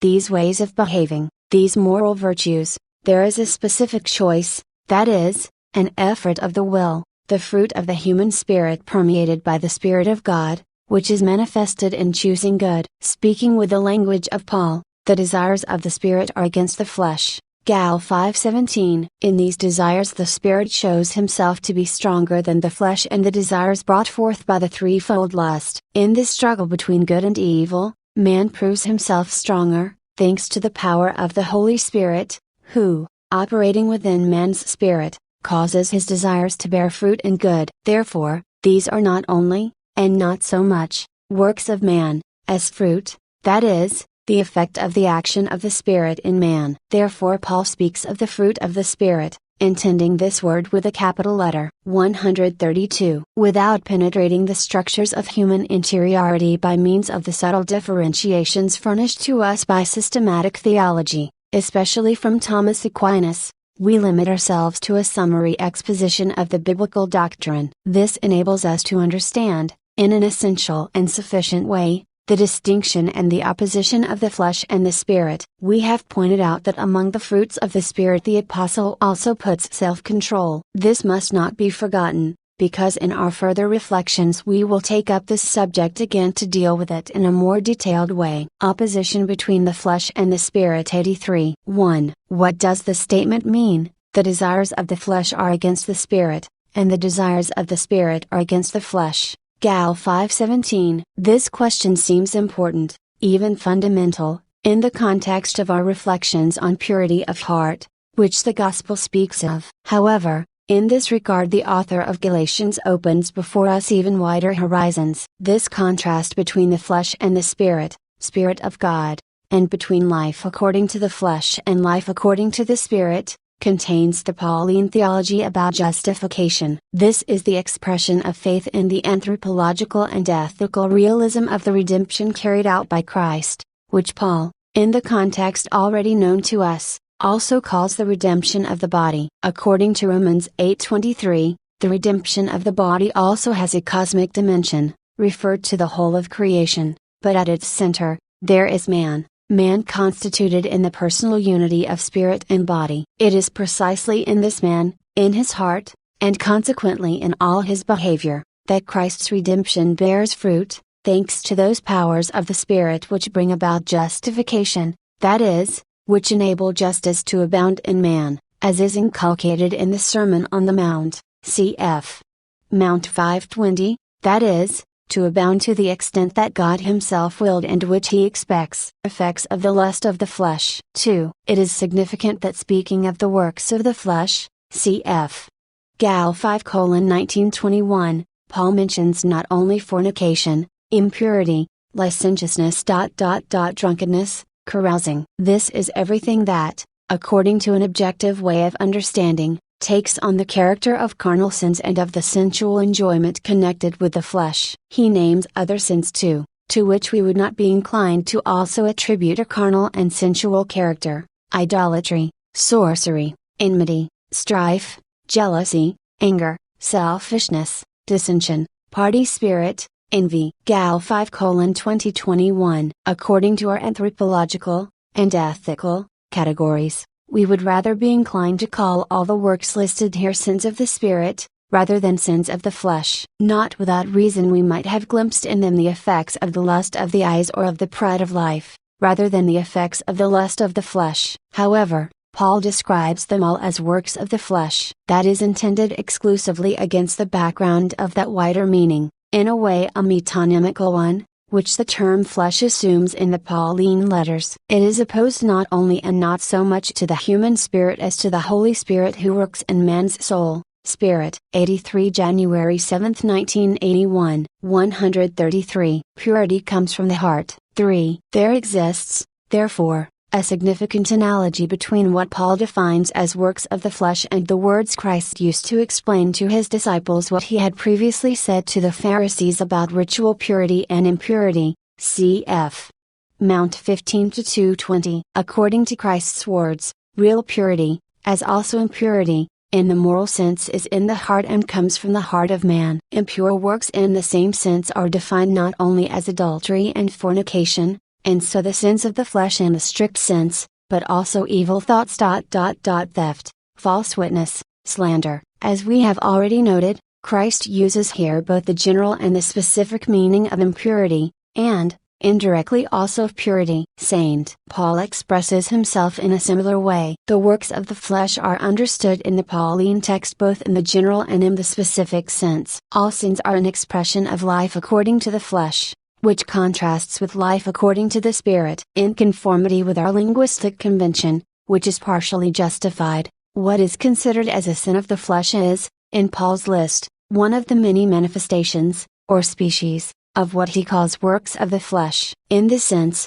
it is one of the symptoms, that is, actualizations of life according to the flesh, and not according to the Spirit. 2 meanings of death. 4. Paul's words written to the Romans: So then, brothers, we are debtors, not to the flesh, to live according to the flesh, for if you live according to the flesh you will die, but if by the Spirit you put to death the deeds of the body you will live. Rom 8:12-13 introduce us again into the rich and differentiated sphere of the meanings which the terms body and spirit have for him. However, the definitive meaning of that enunciation is advisory, exhortative, and so valid for the evangelical ethos. When he speaks of the necessity of putting to death the deeds of the body with the help of the Spirit, Paul expresses precisely what Christ spoke about in the Sermon on the Mount, appealing to the human heart and exhorting it to control desires, even those expressed in a man's look at a woman for the purpose of satisfying the lust of the flesh. This mastery,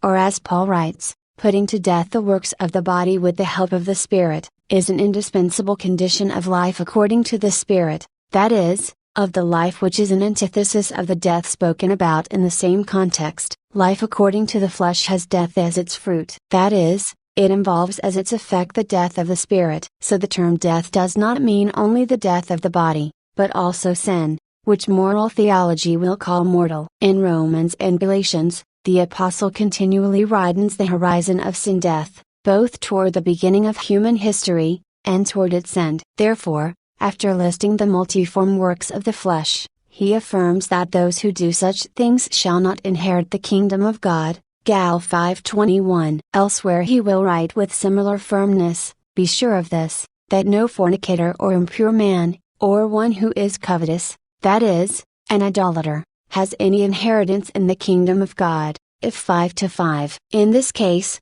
too, the works that exclude inheritance in the kingdom of Christ and of God, that is, the works of the flesh, are listed as an example and with general value, although sins against purity in the specific sense are at the top of the list here, cf.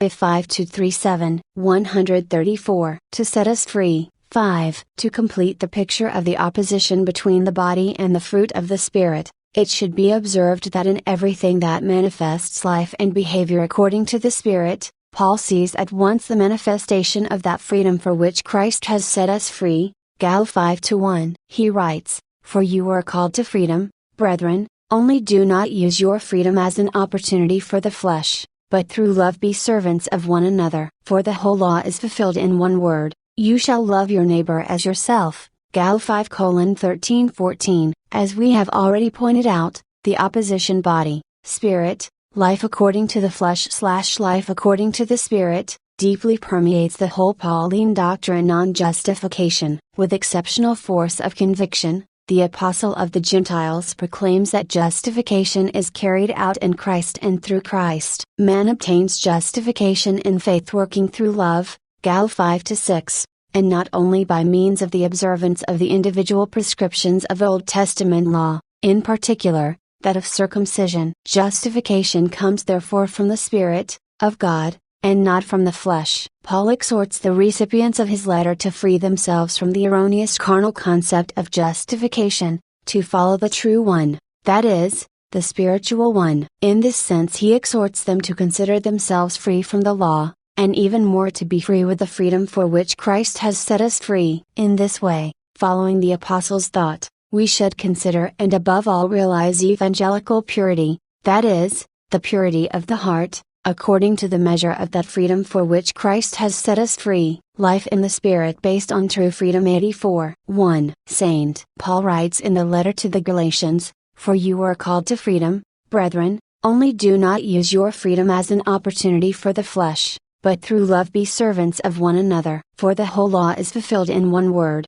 you shall love your neighbor as yourself." Gal 5:13-14. We have already dwelled on this enunciation. However, we are taking it up again today, in connection with the main argument of our reflections. Although the passage quoted refers above all to the subject of justification, here, however, the Apostle aims explicitly at driving home the ethical dimension of the body-spirit opposition, that is, the opposition between life according to the flesh and life according to the Spirit. Here he touches the essential point, revealing the anthropological roots of the gospel ethos. If the whole law, the moral law of the Old Testament, is fulfilled in the commandment of charity, the dimension of the new gospel ethos is nothing but an appeal to human freedom. It is an appeal to its fuller implementation and, in a way, to fuller utilization of the potential of the human spirit, freedom linked with command to love. 84 January 14, 1981, 135. 2. It might seem that Paul was only contrasting freedom with the law and the law with freedom. However,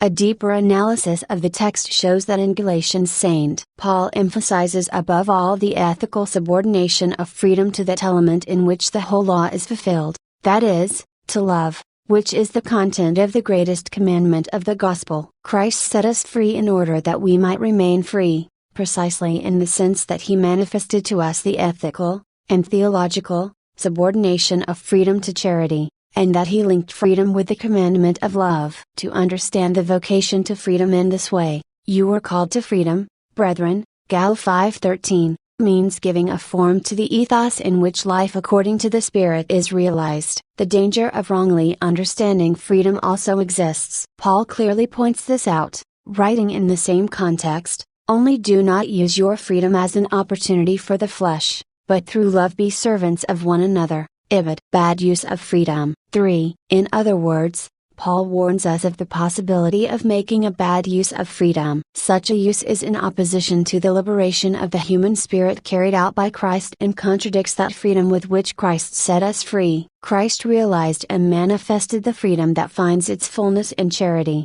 the freedom thanks to which we are servants of one another. In other words, that freedom becomes a source of new works and life according to the Spirit. The antithesis and, in a way, the negation of this use of freedom takes place when it becomes a pretext to live according to the flesh. Freedom then becomes a source of works and of life according to the flesh. It stops being the true freedom for which Christ set us free, and becomes an opportunity for the flesh, a source, or instrument, of a specific yoke on the part of pride of life, the lust of the eyes, and the lust of the flesh. Anyone who lives in this way according to the flesh, that is, submits, although in a way that is not quite conscious, but nevertheless actual, to the three forms of lust, especially to the lust of the flesh, ceases to be capable of that freedom for which Christ set us free. He also ceases to be suitable for the real gift of himself, which is the fruit and expression of this freedom. Moreover, he ceases to be capable of that gift which is organically connected with the nuptial meaning of the human body,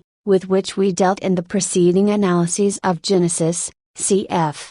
GN 2:23-25. The law fulfilled. 4. In this way, the Pauline doctrine on purity, a doctrine in which we find the faithful and true echo of the Sermon on the Mount, permits us to see evangelical and Christian purity of heart in a wider perspective, and above all permits us to link it with a charity in which the law is fulfilled. Paul, in a way similar to Christ, knows a double meaning of purity, and of impurity, a generic meaning and a specific meaning. In the first case, everything that is morally good is pure, and on the contrary, everything that is morally bad is impure. Christ's words according to Matthew 15:18-20, quoted previously, clearly affirm this. In Paul's enunciations about the works of the flesh, which he contrasts with the fruit of the Spirit, we find the basis for a similar way of understanding this problem. Among the works of the flesh Paul puts what is morally bad, while every moral good is 136 linked with life according to the Spirit. In this way, one of the manifestations of life according to the Spirit is behavior in conformity with that virtue which Paul in the letter to the Galatians seems to define rather indirectly, but which he speaks directly of in the first letter to the Thessalonians. Virtue of self-control. 5. In the passages of the letter to the Galatians, which we have previously already submitted to detailed analysis, the Apostle lists in the first place among the works of the flesh, fornication, impurity and licentiousness. Subsequently, however, when he contrasts these works with the fruit of the Spirit, he does not speak directly of purity, but names only self-control, enkratia. This control can be recognized as a virtue which concerns continence in the area of all the desires of the senses, especially in the sexual sphere. It is in opposition to fornication, impurity and licentiousness, and also to drunkenness and carousing. It could be admitted that Pauline self-control contains what is expressed in the term continence or temperance,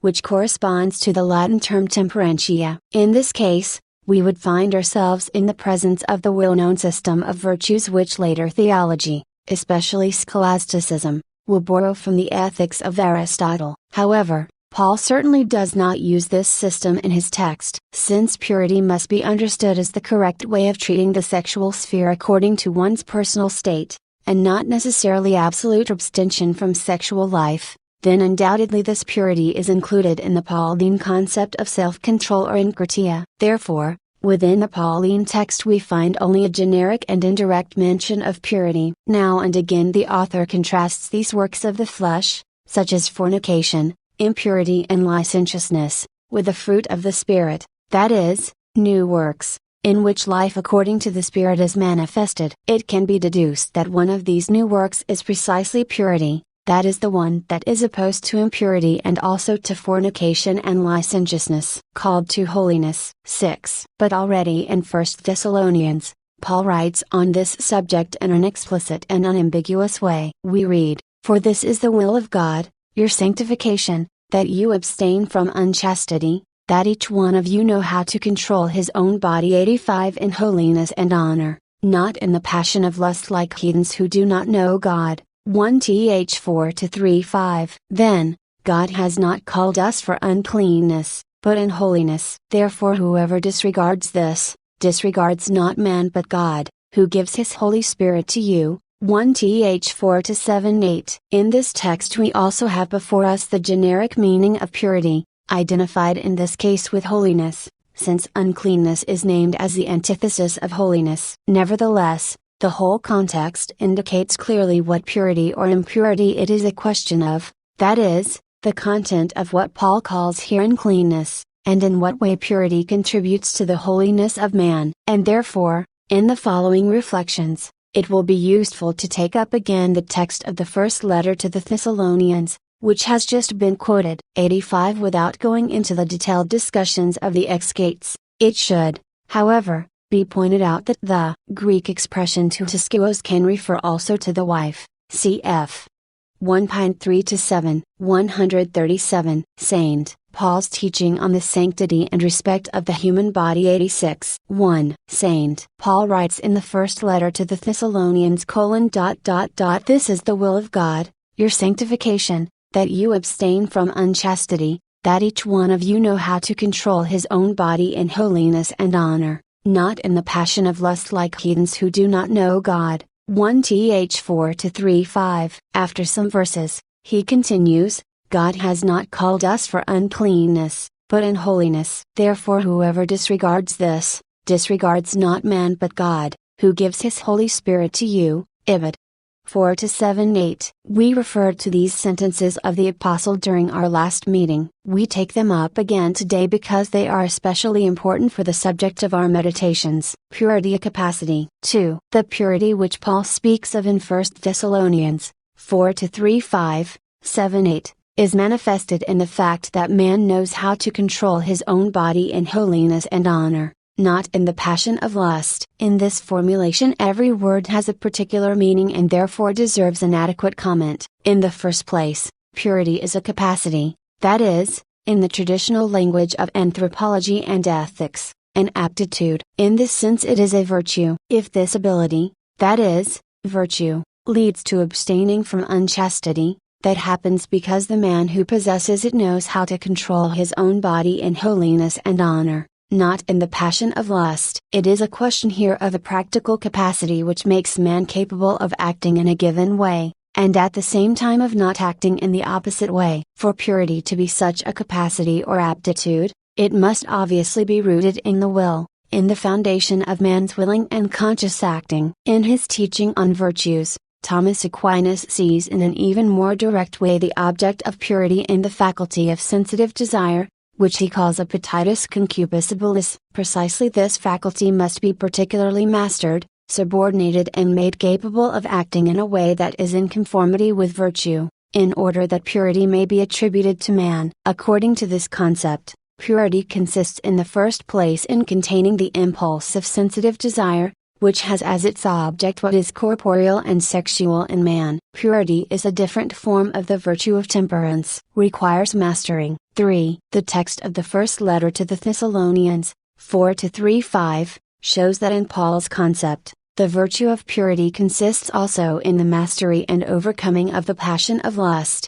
That means that the capacity for controlling the impulses of sensitive desire, that is, the virtue of temperance, belongs necessarily to its nature. At the same time, however, this Pauline text turns our attention to another role of the virtue of purity. It could be said that this other dimension is more positive than negative. That is, the task of purity, which the author of the letter seems to stress above all, is not only, and not so much, abstention from unchastity and from what leads to it, and so abstention from the passion of lust, but, 86 January 28, 1981, 138. At the same time, the control of one's own body and, indirectly, also that of others, in holiness and honor. These two functions, abstention and control, are closely connected and dependent on each other. It is not possible to control one's body in holiness and honor if that abstention from unchastity and from what leads to it is lacking. Consequently, it can be admitted that control of one's body, and indirectly that of others, in holiness and honor confers adequate meaning and value on that abstention. This in itself calls for overcoming something that is in man and that arises spontaneously in him as an inclination, an attraction, and also as a value. This acts above all in the sphere of the senses, but often not without repercussions on the other dimensions of human subjectivity, and particularly on the affective emotional dimension. 4. Considering all this, it seems that the Pauline image of the virtue of purity, an image that emerges from the very eloquent comparison of the function of abstention, that is, of temperance, with that of control of one's body in holiness and honor is deeply right, complete and adequate. Perhaps we owe this completeness to nothing else than the fact that Paul considers purity not only as a capacity, that is, an aptitude, of man's subjective faculties, but at the same time, as a concrete manifestation of life according to the Spirit. In this life, human capacity is interiorly made fruitful and enriched by what Paul calls in Galatians 5:22 the fruit of the Spirit. The honor that arises in man for everything that is corporeal and sexual, both in himself and in any other person, male and female, is seen to be the most essential power to control the body in holiness. To understand the Pauline teaching on purity, it is necessary to penetrate fully the meaning of the term honor, which is obviously understood here as a power of the spiritual order. Precisely this interior power confers its full dimension on purity as a virtue, that is, as the capacity of acting in that whole field in which man discovers within himself the multiple impulses of the passion of lust and for various reasons, sometimes surrenders to them. About the human body. 5. To grasp better the thought of the author of 1 Thessalonians, it will be a good thing to keep in mind also another text, which we find in 1 Corinthians. Paul sets forth in it his great ecclesiological doctrine, according to which the church is the body of Christ. Paul takes the opportunity to formulate the following argumentation about the human body: God arranged the organs in the body, each one of them, as he chose. 1 Cor 12:18. Further on he said, on the contrary, the parts of the body which seem to be weaker are indispensable, and those parts of the body which we think less honorable we invest with the greater honor, and our unpresentable parts are treated with greater modesty, which our more presentable parts do not require. But God has so composed the body, giving the greater honor to the inferior part, that there may be no discord in the body, but that the members may have the same care for one another. Ibid. 12:22-25. Worthy of honor. 139. 6. The specific subject of the text in question is the theology of the Church as the body of Christ. However, in connection with this passage it can be said that Paul, by means of his great ecclesiological analogy, which recurs in other letters, and which we will take up again in due time, contributes, at the same time, to deepening the theology of the body. While in 1 Thessalonians he writes about control of the body in holiness and honor, in the passage now quoted from 1 Corinthians he wishes to show this human body as worthy of honor. It could also be said that he wishes to teach the receivers of his letter the correct concept of the human body. Therefore, this Pauline description of the human body in 1 Corinthians seems to be closely connected with the recommendations of the first letter to the Thessalonians, that each one of you know how to control his own body in holiness and honor. 1 Th 4-4. This is an important thread, perhaps the essential one, of the Pauline doctrine on purity. St. Paul's description of the body and teaching on purity. 87. 1. In our last considerations last Wednesday on purity according to the teaching of St. Paul, we called attention to the text of the first letter to the Corinthians. In it the apostle presents the church as the body of Christ, that offers him the opportunity to reason as follows about the human body: God arranged the organs in the body, each one of them, as he chose. On the contrary, the parts of the body which seem to be weaker are indispensable, and those parts of the body which we think less honorable we invest with the greater honor, and our unpresentable parts are treated with greater modesty, which our more presentable parts do not require. But God has so composed the body, giving the greater honor to the inferior part, that there may be no discord in the body, but that the members may have the same care for one another. 1 Cor 12:18, 22-25. Man is that body. 2. The Pauline description of the human body corresponds to the reality which constitutes it. so it is a realistic description. At the same time, a very fine thread of evaluation is intermingled with the realism of this description, conferring on it a deeply evangelical, Christian value. Certainly, it is possible to describe the human body, to express its truth with the objectivity characteristic of the natural sciences. But such a description, with all its precision, cannot be adequate, that is, commensurable with its object. It is not just a question of the body, intended as an organism, in the somatic sense, but of man, who expresses himself through that body and in this sense is, I would say, that body. So that thread of evaluation, seeing that it is a question of man as a person, is indispensable in describing the human body. Furthermore, it is necessary to say how right this evaluation is. This is one of the tasks and one of the perennial themes of the whole of culture, of literature, sculpture, painting, and also of dancing, of theatrical works, and finally of the culture of everyday life, private or social. This is a subject that would be worth dealing with separately. 87 February 4, 1981, 140. Not scientific. 3. The Pauline description in 1 Corinthians 12:18-25 certainly does not have a scientific meaning. It does not present a biological study on the human organism or on human somatics. From this point of view, it is a simple pre-scientific description, a concise one made up of barely a few sentences. It has all the characteristics of common realism and is unquestionably sufficiently realistic. However, what determines its specific character, what especially justifies its presence in Holy Scripture, is precisely that evaluation intermingled with the description expressed in its narrative realistic tissue. It can be said with certainty that this description would not be possible without the whole truth of creation and also without the whole truth of the redemption of the body, which Paul professes and proclaims. It can also be affirmed that the Pauline description of the body corresponds precisely to the spiritual attitude of respect for the human body, due because of the holiness, cf.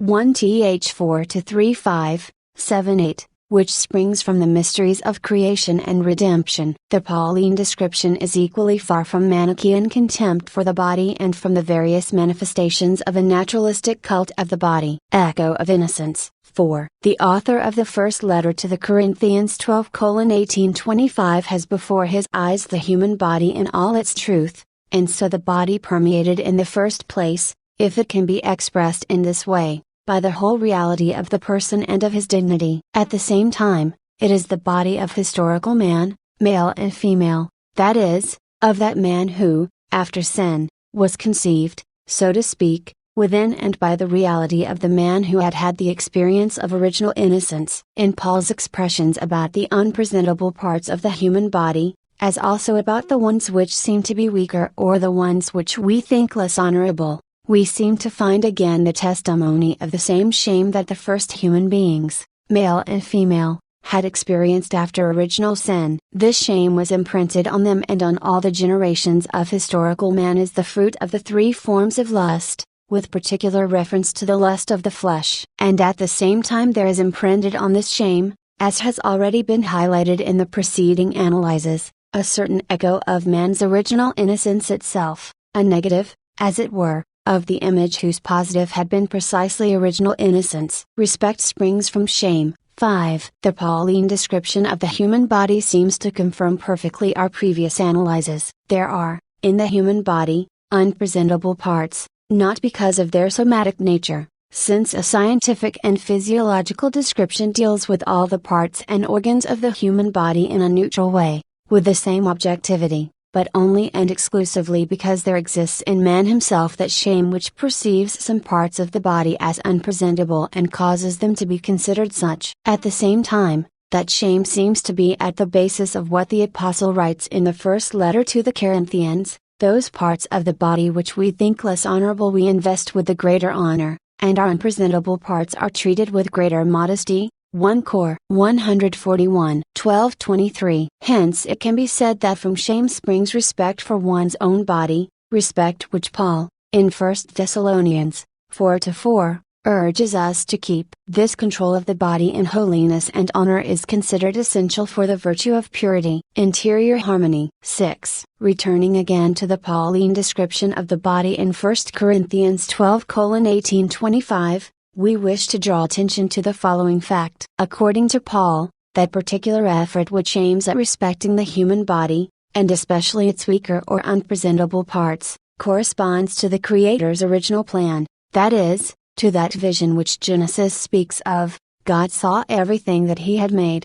and behold, it was very good. Gen 1:31. Paul writes, God has so composed the body, giving the greater honor to the inferior parts, that there may be no discord in the body, but that the members may have the same care for one another. 1 Cor 12:24-25. As a result of discord in the body, some parts are considered weaker, less honorable, and so unpresentable. This discord is a further expression of the vision of man's interior state after original sin, that is, of historical man. The man of original innocence, male and female, did not even feel that discord in the body. In Genesis 2:25 we read that they were naked, and were not ashamed. The Creator endowed the body with an objective harmony, which Paul specifies as mutual care of the members for one another, cf.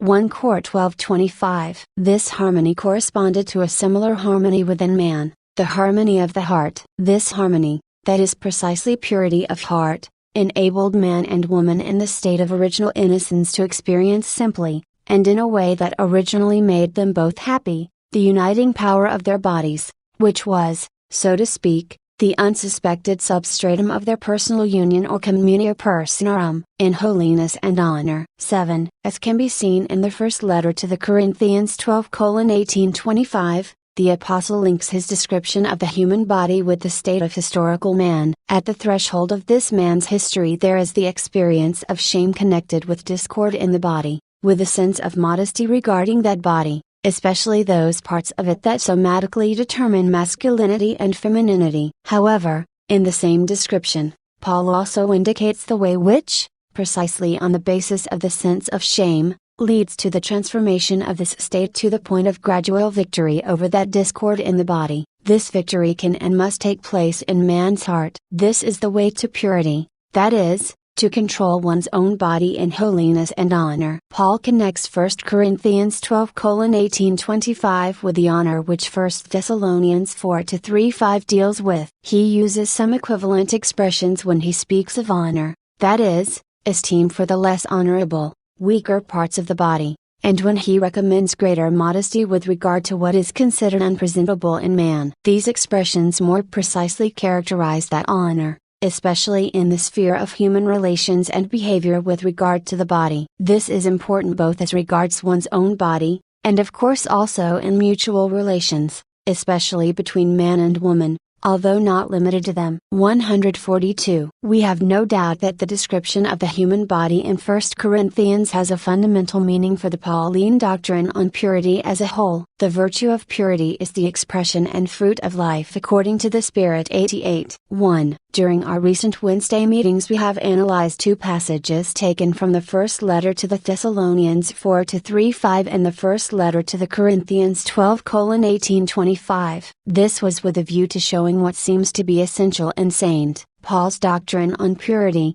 understood in the moral sense, that is, as a virtue. If in the aforementioned text of the first letter to the Thessalonians we can see that purity consists in temperance, in this text, however, as also in the first letter to the Corinthians, the element of respect is also highlighted. By means of such respect due to the human body, and let us add that, according to the first letter to the Corinthians, respect is seen precisely in relation to its element of modesty. Purity as a Christian virtue is revealed in the Pauline letters as an effective way to become detached from what, in the human heart, is the fruit of the lust of the flesh. Abstention from unchastity implies controlling one's body in holiness and honor. This abstention makes it possible to deduce that, according to the Apostles' doctrine, purity is a capacity centered on the dignity of the body. That is, it is centered on the dignity of the person in relation to his own body, to the femininity or masculinity which is manifested in this body. Understood as capacity, purity is precisely the expression and fruit of life according to the Spirit in the full meaning of the expression. It is a new capacity of the human being, in which the gift of the Holy Spirit bears fruit. These two dimensions of purity, the moral dimension, or virtue, and the charismatic dimension, namely the gift of the Holy Spirit, are present and closely connected in Paul's message. That is emphasized particularly by the Apostle in the first letter to the Corinthians, in which he calls the body a temple, therefore, a dwelling and shrine, of the Holy Spirit. You are not your own. 2. Do you not know that your body is a temple of the Holy Spirit within you, which you have from God? You are not your own. Paul said this to the Corinthians, 1 Cor 6:19. After having first instructed them with great severity about the moral requirements of purity. Shun immorality. Every other sin which a man commits is outside the body, but the immoral man sins against his own body. 1 Cor 6:18. The peculiar characteristic of the sin that the apostle stigmatizes here lies in the fact that this sin, unlike all others, is against the body, while other sins are outside the body. In this way, we find in the Pauline terminology the motivation for expressions such as the sins of the body or carnal sins. These sins are in opposition precisely to that virtue by force of which man keeps his body in holiness and honor. Cf. 1 Thess 4-3-5, 88 February 11, 1981. 143. Profanation of the temple. 3. Such sins bring with them profanation of the body. They deprive the man's or woman's body of the honor due to it because of the dignity of the person. However, the apostle goes further. According to him, sin against the body is also profanation of the temple. In Paul's eyes, it is not only the human spirit, thanks to which man is constituted as a personal subject, that decides the dignity of the human body. But even more so it is the supernatural reality constituted by the indwelling and the continual presence of the Holy Spirit in man, in his soul and in his body, as fruit of the redemption carried out by Christ. It follows that man's body is no longer just his own. It deserves that respect whose manifestation in the mutual conduct of man, male and female, constitutes the virtue of purity. This is not only because it is the body of the person. When the apostle writes, "Your body is a temple of the Holy Spirit within you, which you have from God," 1 Cor 6:19, he intends to indicate yet another source of the dignity of the body, precisely the Holy Spirit, who is also the source of the moral duty deriving from this dignity. You were bought with a price. 4. The reality of redemption, which is also redemption of the body, constitutes this source. For Paul, this mystery of faith is a living reality, geared directly to every person. Through redemption, every man has received from God again, as it were, himself and his own body. Christ has imprinted on the human body, on the body of every man and every woman, new dignity, since, in himself, the human body has been admitted, together with the soul, to union with the person of the Son Word. With this new dignity, through the redemption of the body, a new obligation arose at the same time. Paul writes of this concisely, but in an extremely moving way. You were bought with a price, 1 Cor 6:20. The fruit of redemption is the Holy Spirit, who dwells in man and in his body as in a temple. In this gift, which sanctifies every man, the Christian receives himself again as a gift from God. This new, double gift is binding. The apostle refers to this binding dimension when he writes to believers, aware of the gift, to convince them that one must not commit unchastity. One must not sin against one's own body. Ibid. 6:18. He writes, the body is not meant for immorality, but for the Lord, and the Lord for the body. Ibid. 6:13. It is difficult to express more concisely what the mystery of the Incarnation brings with it for every believer. The fact that the human body becomes in Jesus Christ the body of God man obtains for this reason, in every man, a new supernatural elevation, which every Christian must take into account in his behavior with regard to his own body and, of course, with regard to the other's body. Man with regard to woman and woman with regard to man. The redemption of the body involves the institution, in Christ and through Christ, of a new measure of the holiness of the body. Paul refers precisely to this holiness in the first letter to the Thessalonians, 4-3-5, when he writes of controlling one's own body in holiness and honor. 144. One with the Lord. 5. In chapter 6 of the first letter to the Corinthians, Paul specifies the truth about the holiness of the body. He stigmatizes unchastity, that is, the sin against the holiness of the body, the sin of impurity, with words that are even drastic, Do you not know that your bodies are members of Christ? Shall I therefore take the members of Christ and make them members of a prostitute? Never. Do you not know that he who joins himself to a prostitute becomes one body with her? For, as it is written, the two shall become one flesh. But he who is united to the Lord becomes one spirit with him. 1 Cor 6:15-17. According to the Pauline teaching, purity is an aspect of life according to the Spirit. That means that the mystery of the redemption of the body as part of the mystery of Christ, started in the Incarnation and already addressed to every man through it, bears fruit in it. This mystery bears fruit also when purity understood as a particular commitment based on ethics. The fact that we were bought with a price, 1 Cor 6:20, that is, at the price of Christ's redemption, gives rise to a special commitment, that is, the duty of controlling one's body in holiness and honor. Awareness of the redemption of the body operates in the human will in favor of abstention from unchastity. It operates and acts for the purpose of causing man to acquire an appropriate ability or capacity, called the virtue of purity. What can be seen from the words of the first letter to the Corinthians, 6:15-17, about Paul's teaching on the Christian virtue of purity as the implementation of life according to the Spirit is of special depth and has the power of the supernatural realism of faith. We will have to come back to reflection on this subject more than once. The Pauline doctrine of purity as life according to the Spirit 89:1. At our meeting some weeks ago, we concentrated our attention on the passage in the first letter to the Corinthians in which St. Paul calls the human body a temple of the Holy Spirit. He writes, "Do you not know that your body is a temple of the Holy Spirit within you, which you have from God? You are not your own, you were bought with a price." 1 Cor 6:19-20. Do you not know that your bodies are members of Christ? 1 Cor 6:15. The Apostle points out the mystery of the redemption of the body, carried out by Christ, as a source of a special moral duty which commits the Christian to purity. This is what Paul himself defines elsewhere as the necessity of controlling his own body in holiness and honor. 1 Thess 4:4. Piety serves purity, too. However, we would not completely discover the riches of the thought contained in the Pauline texts, if we did not note that the mystery of redemption bears fruit in men also in a charismatic way. According to the Apostle's words, the Holy Spirit enters the human body as His own temple, dwells there and operates together with His spiritual gifts. Among these gifts, known in the history of spirituality as the 7 Gifts of the Holy, 89 March 18, 1981, 145, Spirit, cf. is 11-2, according to the Septuagint and the Vulgate. The one most congenial to the virtue of purity seems to be the gift of piety, euspia, donum pietatis.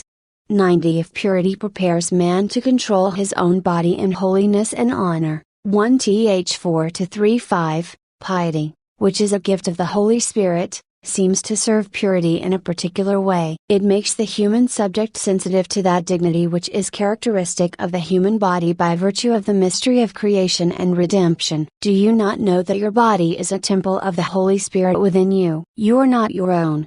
1 Cor 6:19. Thanks to the gift of piety, Paul's words acquire the eloquence of an experience of the nuptial meaning of the body and of the freedom of the gift connected with it, in which the profound aspect of purity and its organic link with love is revealed. Fruit of the Spirit's indwelling. 3. Although control of one's body in holiness and honor is acquired through abstention from immorality, and this way is indispensable, yet it always bears fruit in deeper experience of that love, which was inscribed from the beginning, according to the image and likeness of God Himself, in the whole human being and so also in his body. Therefore, St. Paul ends his argumentation in chapter 6 of the first letter to the Corinthians with a significant exhortation, "So glorify God in your body." v. 20. Purity as the virtue is the capacity of controlling one's body in holiness and honor, together with the gift of piety, as the fruit of the dwelling of the Holy Spirit in the temple of the body. Purity brings about in the body such a fullness of dignity in interpersonal relations that God Himself is thereby glorified. Purity is the glory of the human body before God. It is God's glory in the human body, through which masculinity and femininity are manifested. From purity springs that extraordinary beauty which permeates every sphere of men's common life and makes it possible to express in it simplicity and depth, cordiality and the unrepeatable authenticity of personal trust. There will perhaps be an opportunity later to deal with this subject more fully. The connection of purity with love and also the connection of purity and love with that gift of the Holy Spirit, piety, is a part of the theology of the body which is little known, but which deserves particular study. That will be possible in the course of the analysis concerning the sacramentality of marriage. In the Old Testament, 4. And now a brief reference to the Old Testament. The Pauline doctrine about purity, understood as life according to the Spirit, seems to indicate a certain continuity with regard to the wisdom books of the Old Testament. For example, we find there the 90 in the Greco-Roman period Euspia or pietas generally referred to the veneration of the gods, as devotion, but it still kept its broader original meaning of respect for vital structures. Euspia defined the mutual behavior of relatives, relations between husband and wife, and also the attitude due by the legions toward Caesar or by slaves to their masters. In the New Testament, only the later writings apply Euspia to Christians. In the older writings this term characterizes good pagans, Acts 10-2, 7, 17-23. And so the Greek Euspia, as also the donum pietatis, while they certainly refer to divine veneration, have a wide basis in the connotation of interpersonal relations. Cf. W. Forster, Art. Euspia, Theological Dictionary of the New Testament, Volume 7, ed. G. Goodall, G. Bromley, Grand Rapids, Erdmans, 1971, pages 177 to 182. 146. Following prayer to obtain purity in thought, word and deed, O Lord, Father and God of my life. Remove from me evil desire, let neither gluttony nor lust overcome me. Sir 23-46. Purity is, in fact, the condition for finding wisdom and following it, as we read in the same book. I directed my soul to her, that is, to wisdom, and through purification I found her. Sir 51 hours 20 minutes. We could also consider the text of the Book of Wisdom, 8:21, known by the liturgy in the Vulgate version, Sivi quoniam aliter non possum esse contens, nisi deestat, et hoc ipsum erit sapientiae, sire, guius esid hoc donum. 91. According to this concept, it is not so much purity that is a condition for wisdom, but wisdom that is a condition for purity, as for a special gift of God. It seems that already in the above-mentioned wisdom texts the double meaning of purity takes shape, as a virtue and as a gift. The virtue is in the service of wisdom, and wisdom is a preparation to receive the gift that comes from God. This gift strengthens the virtue and makes it possible to enjoy, in wisdom, the fruits of a behavior and life that are pure. The sight of God. 5. Just as Christ, in his beatitude in the Sermon on the Mount which referred to the pure in heart, highlights the sight of God, the fruit of purity, and in an eschatological perspective, so Paul in his turn sheds light on its diffusion in the dimensions of temporality, when he writes, to the pure all things are pure, but to the corrupt and unbelieving nothing is pure. Their very minds and consciences are corrupted. They profess to know God, but they deny Him by their deeds. Tit 1:15f. These words can also refer both to the general and to the specific meaning of purity, as to the characteristic note of all moral good. For the Pauline concept of purity, in the sense spoken of in the first letter to the Thessalonians, 4-3-5, and the first letter to the Corinthians, 6:13-20, that is, in the sense of life according to the Spirit, the anthropology of rebirth in the Holy Spirit, cf. Also JN 3:5ff, seems to be fundamental, as can be seen from these considerations of ours as a whole. It grows from roots set in the reality of the redemption of the body, carried out by Christ, redemption, whose ultimate expression is the resurrection. There are profound reasons for connecting the whole theme of purity with the words of the Gospel, in which Christ referred to the resurrection, and that will be the subject of the further stage of our considerations. Here we have mainly linked it with the ethos of the redemption of the body. Appeal to the heart. 6. The way of understanding and presenting purity, inherited from the tradition of the Old Testament and characteristic of the wisdom books, was certainly an indirect, but nonetheless real, preparation for the Pauline doctrine about purity understood as life according to the Spirit. That way unquestionably helped many listeners of the Sermon on the Mount to understand Christ's words when, explaining the commandment, "You shall." 91. This version of the Vulgate, retained by the Neo-Vulgate and by the Liturgy, quoted several times by Augustine, de Esverg, par. 43, confess. By 11, x. 29. Serm. CLX, 7, changes, however, the meaning of the original Greek, which can be translated as follows: knowing that I would not have obtained it, wisdom, otherwise, if God had not granted it to me. 147. Not commit adultery, he appealed to the human heart. In this way our reflections as a whole have been able to show, at least to a certain extent, how rich and profound the doctrine on purity is in its biblical and evangelical sources themselves. Positive function of purity of heart. 92. 1. Before concluding the series of considerations concerning the words Jesus Christ uttered in the Sermon on the Mount, it is necessary to recall these words once more and briefly retrace the thread of ideas whose basis they constitute. Here is the tenor of Jesus' words: "You have heard that it was said, you shall not commit adultery.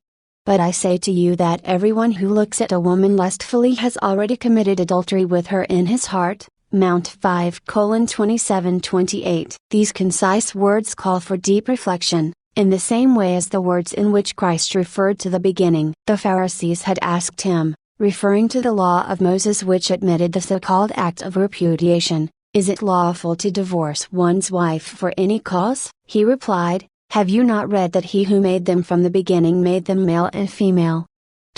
For this reason a man shall leave his father and mother and be joined to his wife, and the two shall become one flesh. What therefore God has joined together, let not man put asunder." Mount 19-36. These words, too, called for a deep reflection, to derive all the riches contained in them. A reflection of this kind enabled us to outline the true theology of the body. Truth rooted in man's original innocence. 2. Following the reference Christ made to the beginning, we dedicated a series of reflections to the relative texts in Genesis, which deal precisely with that beginning. An image of the situation of man, male and female, in the state of original innocence emerged from that analysis, as well as the theological basis of the truth about man and about his particular vocation. This springs from the eternal mystery of the person, the image of God, incarnate in the visible and corporeal fact of the masculinity or femininity of the human person. This truth is at the basis of the answer Christ gave about the nature of marriage, and especially its indissolubility. It is truth about man, truth rooted in the state of original innocence, truth which must therefore be understood in the context of that situation prior to sin, as we tried to do in the preceding series of reflections. 3. At the same time, however, it is necessary to consider, understand and interpret the same fundamental truth about man, his being male and female, in the prism of another situation, that is, of the one that was formed through breaking the first covenant with the Creator, that is, through original sin. Such truth about man, male and female, should be seen in the context of his hereditary sinfulness. It is precisely here that we find Christ's enunciation in the Sermon on the Mount. It is obvious that in the scriptures of the Old and the New Covenant there are many narratives, phrases and words which confirm the same truth, that is, that historical man bears within him the inheritance of original sin. Nevertheless,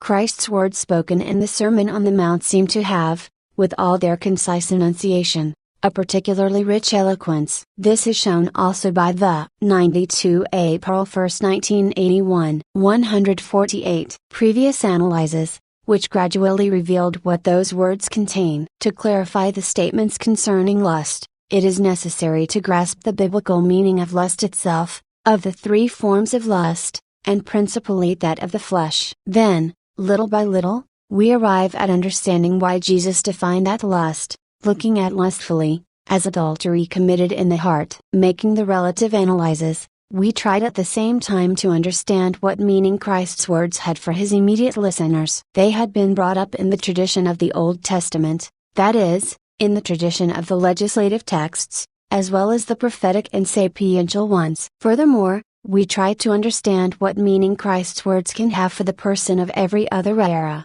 especially for modern man, considering his various cultural conditionings. We are convinced that these words, in their essential content, refer to the man of every time and every place. Their comprehensive value consists also in this: they proclaim to each one the truth that is valid and substantial for him, an ethical truth. 4. What is this truth? Unquestionably, it is a truth of an ethical nature and therefore a truth of a normative nature, just as the truth contained in the commandment, "You shall not commit adultery," is normative. The interpretation of this commandment, made by Christ, indicates the evil that must be avoided and overcome, precisely the evil of lust of the flesh, and at the same time it points at the good for which the way is opened by overcoming desire. This good is purity of heart, which Christ spoke of in the same context of the Sermon on the Mount. From the biblical point of view, purity of heart means freedom from every kind of sin or guilt, not just from sins that concern the lust of the flesh. However,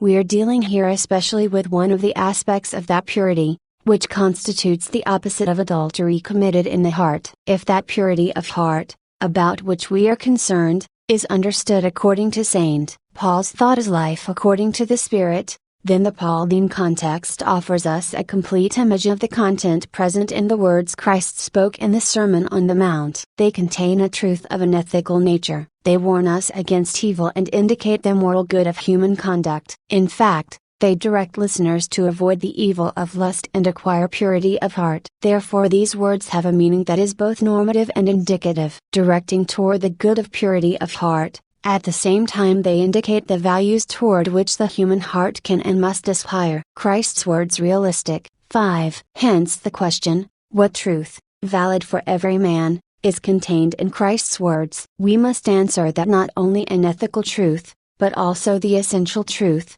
the anthropological truth about man is contained in them. Precisely for this reason we go back to these words in formulating here the theology of the body. It is closely related to and is in the perspective of the preceding words in which Christ had referred to the beginning. It can be affirmed that, with their expressive evangelical eloquence, the man of original innocence is, in a way, recalled to the consciousness of the man of lust. But Christ's words are realistic. They do not try to make the human heart return to the state of original innocence, which man left behind him at the moment when he committed 149 original sin. On the contrary, they indicate to him the way to a purity of heart which is possible and accessible to him even in the state of hereditary sinfulness. This is the purity of the man of lust. However, he is inspired by the word of the gospel and open to life according to the Spirit, in conformity with St. Paul's words, that is, the purity of the man of lust who is entirely enveloped by the redemption of the body Christ carried out. For this reason we find in the words of the Sermon on the Mount the reference to the heart, that is, to the interior man. The interior man must open himself to life according to the Spirit, in order to participate in evangelical purity of heart, to rediscover and realize the value of the body, freed through redemption from the bonds of lust. The normative meaning of Christ's words is deeply rooted in their anthropological meaning, in the dimension of human interiority, felt with the heart. 6. According to the evangelical doctrine, developed in such a stupendous way in Paul's letters, purity is not just temperance or abstention from unchastity, cf. 1th 4-3. At the same time, it also opens the way to a more and more perfect discovery of the dignity of the human body. The body is organically connected with the freedom of the gift of the person in the complete authenticity of his personal subjectivity, male or female. In this way, purity in the sense of temperance matures in the heart of the person who cultivates it and tends to reveal and strengthen the nuptial meaning of the body in its integral truth. This truth must be known interiorly. In a way, it must be felt with the heart, in order that the mutual relations of man and of woman, even mere looks, may reacquire that authentically nuptial content of their meanings. In the Gospel, purity of heart indicates precisely this content. Enjoying the victory. 7. If in the interior experience of man, that is, the man of lust, temperance takes shape as a negative function, The analysis of Christ's words in the Sermon on the Mount and connected with the texts of St. Paul enables us to shift this meaning toward the positive function of purity of heart. In mature purity, man enjoys the fruits of the victory won over lust, a victory which St. Paul writes of, exhorting man to control his own body in holiness and honor. 1th 4-4. The efficacy of the gift of the Holy Spirit, whose temple the human body is, cf. 1 Cor 6:19, is partly manifested precisely in such mature purity. This gift is above all that of piety, donum pietatis, which restores to the experience of the body, especially when it is a question of the sphere of the mutual relations of man and woman, all its simplicity, its explicitness and also its interior joy. As can be seen, this is a spiritual climate which is very different from the passion of lust of which Paul writes, and which we know, moreover, from the preceding analyses, cf. Sir 26 hours 13 minutes, 1518. The satisfaction of the passions is one thing, and the joy that man finds in mastering himself more fully is another thing. In this way he can also become more fully a real gift for another person. 150. The words spoken by Christ in the Sermon on the Mount direct the human heart precisely towards this joy. We must entrust ourselves, our thoughts and our actions to them, in order to find joy and give it to others. Pronouncements of Magisterium apply Christ's words to day 93. 1. The time has now come to conclude the reflections and analyses based on the words Christ spoke in the Sermon on the Mount, with which he appealed to the human heart, exhorting it to purity. You have heard that it was said, "You shall not commit adultery." But I say to you that everyone who looks at a woman lustfully has already committed adultery with her in his heart. Mount 5:27-28. We have said several times that these words, spoken once to the limited number of listeners to that sermon, refer to people of all times and places. They appeal to the human heart, in which the most interior and, in a way, the most essential design of history is inscribed. It is the history of good and evil, whose beginning is connected, in Genesis, with the mysterious tree of the knowledge of good and evil. At the same time, it is the history of salvation, whose word is the gospel, and whose power is the Holy Spirit, given to those who accept the gospel with a sincere heart. Christ's words teach, too. If Christ's appeal to the human heart and, still earlier, his reference to the beginning, enable us to construct or at least to outline an anthropology which we can call the theology of the body, such a theology is, at the same time, a pedagogy. Pedagogy aims at educating man, setting before him the requirements, motivating them, and pointing out the ways that lead to their fulfillment. Christ's pronouncements have also this purpose. They are pedagogical enunciations. They contain a pedagogy of the body, expressed in a concise and at the same time extremely complete way. Both the answer given to the Pharisees with regard to the indissolubility of marriage, and the words of the Sermon on the Mount concerning the mastery of lust, prove, at least indirectly, that the Creator has assigned as a task to man his body, his masculinity and femininity, and that in masculinity and femininity he, in a way, assigned to him as a task his humanity, the dignity of the person, and also the clear sign of the interpersonal communion in which man fulfills himself through the authentic gift of himself, setting before man the requirements conforming to the tasks entrusted to him. At the same time the Creator points out to man, male and female, the ways that lead to assuming and discharging them. Self-education of man. 3. Analyzing these key texts of the Bible to their very roots, we discover that anthropology which can be called the theology of the body. This theology of the body is the basis of the most suitable method of the pedagogy of the body, that is, the education, the self-education, of man. This takes on particular relevance for modern man, whose science in the field of biophysiology and biomedicine has made great progress. However, 93 April 8, 1981. 151. This science deals with man under a determined aspect and so is partial rather than global. We know well the functions of the body as an organism, the functions connected with the masculinity and femininity of the human person. But in itself, this science does not yet develop the awareness of the body as a sign of the person, as a manifestation of the spirit. The whole development of modern science,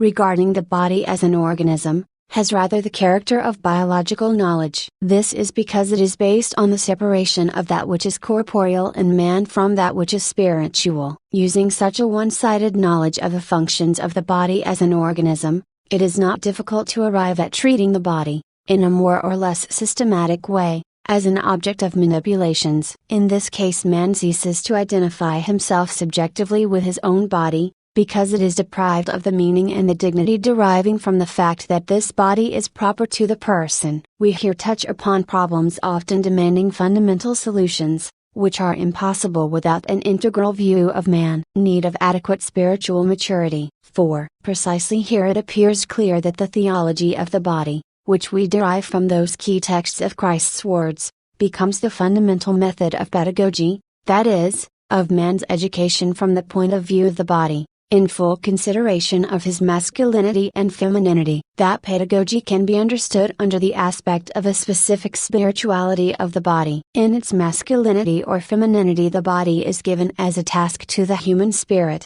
This was expressed in a stupendous way by St. Paul in his own characteristic language. By means of an adequate maturity of the spirit, it too becomes a sign of the person, which the person is conscious of, and authentic matter in the communion of persons. In other words, through his spiritual maturity, man discovers the nuptial meaning proper to the body. Christ's words in the Sermon on the Mount indicate that lust in itself does not reveal that meaning to man, but on the contrary dims and obscures it. Purely biological knowledge of the functions of the body as an organism, connected with the masculinity and femininity of the human person, is capable of helping to discover the true nuptial meaning of the body only if it is accompanied by an adequate spiritual maturity of the human person. Otherwise, such knowledge can have quite the opposite effect. This is confirmed by many experiences of our time. 5. From this point of view, it is necessary to consider prudently the pronouncements of the modern Church. Their adequate understanding and interpretation,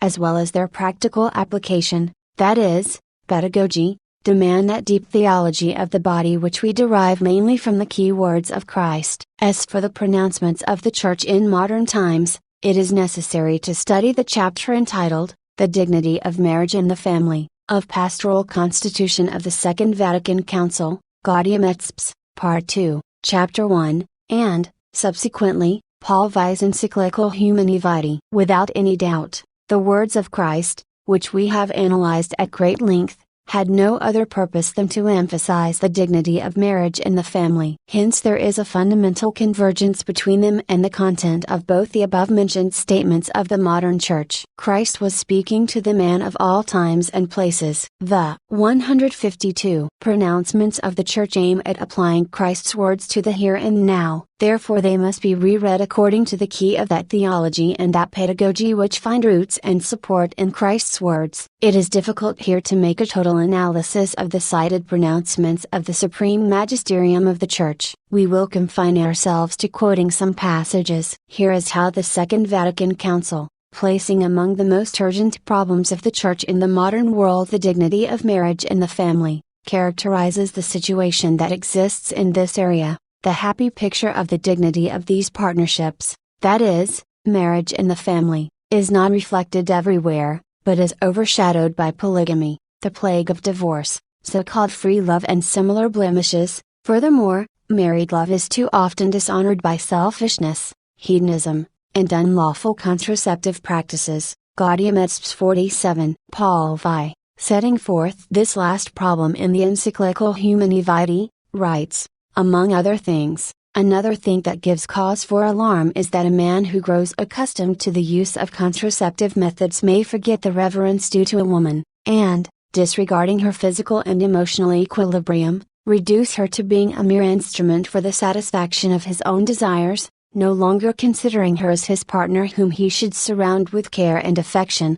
Humani Vitae 17. Are we not here in the sphere of the same concern which once dictated Christ's words on the unity and indissolubility of marriage, as well as those of the Sermon on the Mount, concerning purity of heart and mastery of the lust of the flesh, words that were later developed with so much acuteness by the Apostle Paul? Demands of Christian morality. 6. In the same spirit, speaking of the demands of Christian morality, the author of Humani Vitae presents at the same time the possibility of fulfilling them when he writes, The mastery of instinct by one's reason and free will undoubtedly demands an asceticism. Paul uses this term, so that the effective manifestations of conjugal life may be in keeping with right order, in particular with regard to the observance of periodic continence. Yet this discipline, which is proper to the purity of married couples, far from harming conjugal love, rather confers on it a higher human value. It demands a continual effort. This effort was called above asceticism,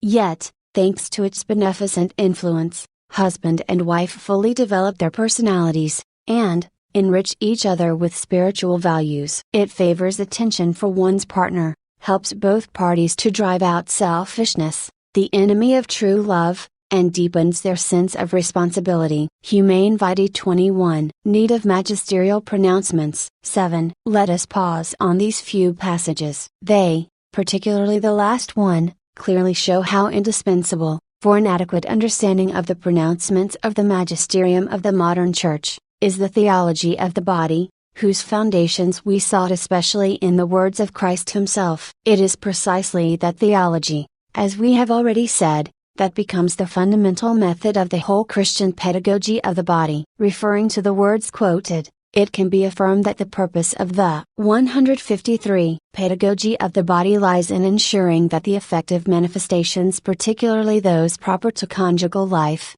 be in conformity with the moral order, or, in a word, with the dignity of the person. In these words the problem returns of the mutual relationship between eros and ethos, which we have already dealt with. Theology, understood as a method of the pedagogy of the body, prepares us also for further reflections on the sacramentality of human life and especially married life. The gospel of purity of heart, yesterday and today, concluding with this phrase this cycle of our considerations, before going on to the next one, in which the basis of analyses will be Christ's words on the resurrection of the body. We still wish to devote some attention to the need of creating an atmosphere favorable to education and chastity, with which Paul's encyclical deals, cf. Humanae Vitae 22, and we wish to focus these observations on the problem of the ethos of the body in works of artistic culture, referring especially to the situations we encounter in modern life. The human body, subject of works of R 94. Control of the body in holiness and honor. 1. In our preceding reflections, both in the analysis of Christ's words, in which He refers to the beginning, and during the Sermon on the Mount, that is, when He refers to the human heart, we have tried systematically to show how the dimension of man's personal subjectivity is an indispensable element present in theological hermeneutics, which we must discover and presuppose at the basis of the problem of the human body. Therefore, not only the objective reality of the body, but far more, as it seems, subjective consciousness and also the subjective experience of the body, enter at every step into the structure of the biblical texts, and therefore require to be taken into consideration and find their reflection in theology. Consequently, theological hermeneutics must always take these two aspects into account. We cannot consider the body an objective reality outside the personal subjectivity of man, of human beings, male and female. Nearly all the problems of the ethos of the body are bound up at the same time with its ontological identification as the body of the person. They are also bound up with the content and quality of the subjective experience, that is, of the life both of one's own body and in its interpersonal relations, especially in the perennial man-woman relationship. Without any doubt, the words of the first letter to the Thessalonians, in which the author exhorts us to control our own body in holiness and honor, that is, the whole problem of purity of heart, indicate these two dimensions. Dimensions concerning attitudes of persons. 2. They are dimensions which directly concern concrete, living men, their attitudes and behavior. Works of culture, especially of art, enable those dimensions of being a body and experiencing the body to extend, in a way, outside these living men. Man meets the reality of the body and experiences the body even when it becomes the subject of. 94 April 15, 1981. 154. Creative activity,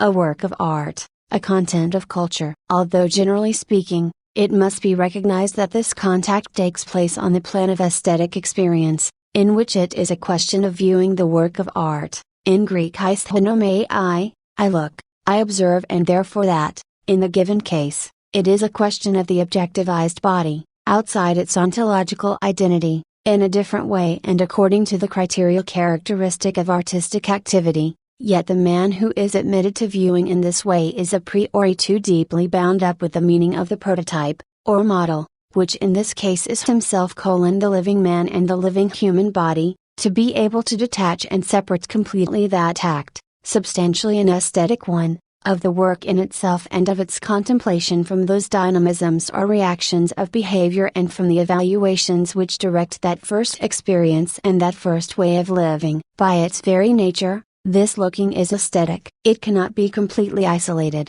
in man's subjective conscience, from that looking of which Christ speaks in the Sermon on the Mount, warning against lust, creating climate favorable to purity. 3. Therefore, in this way the whole sphere of aesthetic experiences is, at the same time, in the area of the ethos of the body. Rightly we must think here too of the necessity of creating a climate favorable to purity. This climate can be threatened not only in the way in which the relations and society of living men take place, but also in the area of the objectivizations characteristic of works of culture, in the area of social communications, when it is a question of the spoken or written word, in the area of the image, that is, of representation and vision, both in the traditional meaning of this term and in the modern one. In this way we reach the various fields and products of artistic, plastic and dramatic culture, as also the based on modern audiovisual techniques. In this field, a vast and very differentiated one, we must ask ourselves a question in the light of the ethos of the body,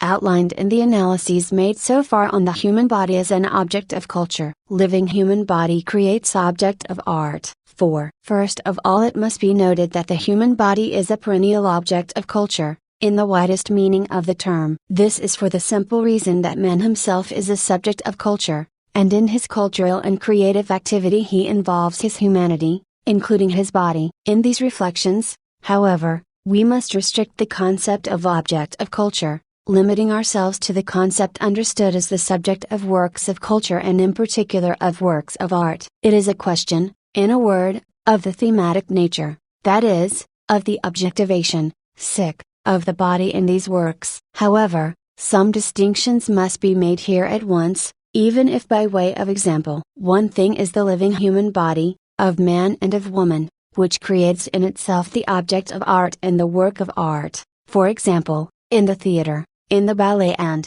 to a certain point, also in the course of a concert. Another thing is the body as the model of the work of art, as in the plastic arts, sculpture or painting. Is it possible to also put films or the photographic art in a wide sense on the same level? It seems so, although from the point of view of the body as object theme, a quite essential difference takes place in this case. In painting or sculpture the human body always remains a model, undergoing specific elaboration on the part of the artist. In the film, and even more in the photographic art, it is not the model that is 155 transfigured, but the living man is reproduced. In this case man, the human body, is not a model for the work of art, but the object of a reproduction obtained by means of suitable techniques. Important distinction. 5. It should be pointed out right away that the above-mentioned distinction is important from the point of view of the ethos of the body in works of culture. It should be added at once that when artistic reproduction becomes the content of representation and transmission,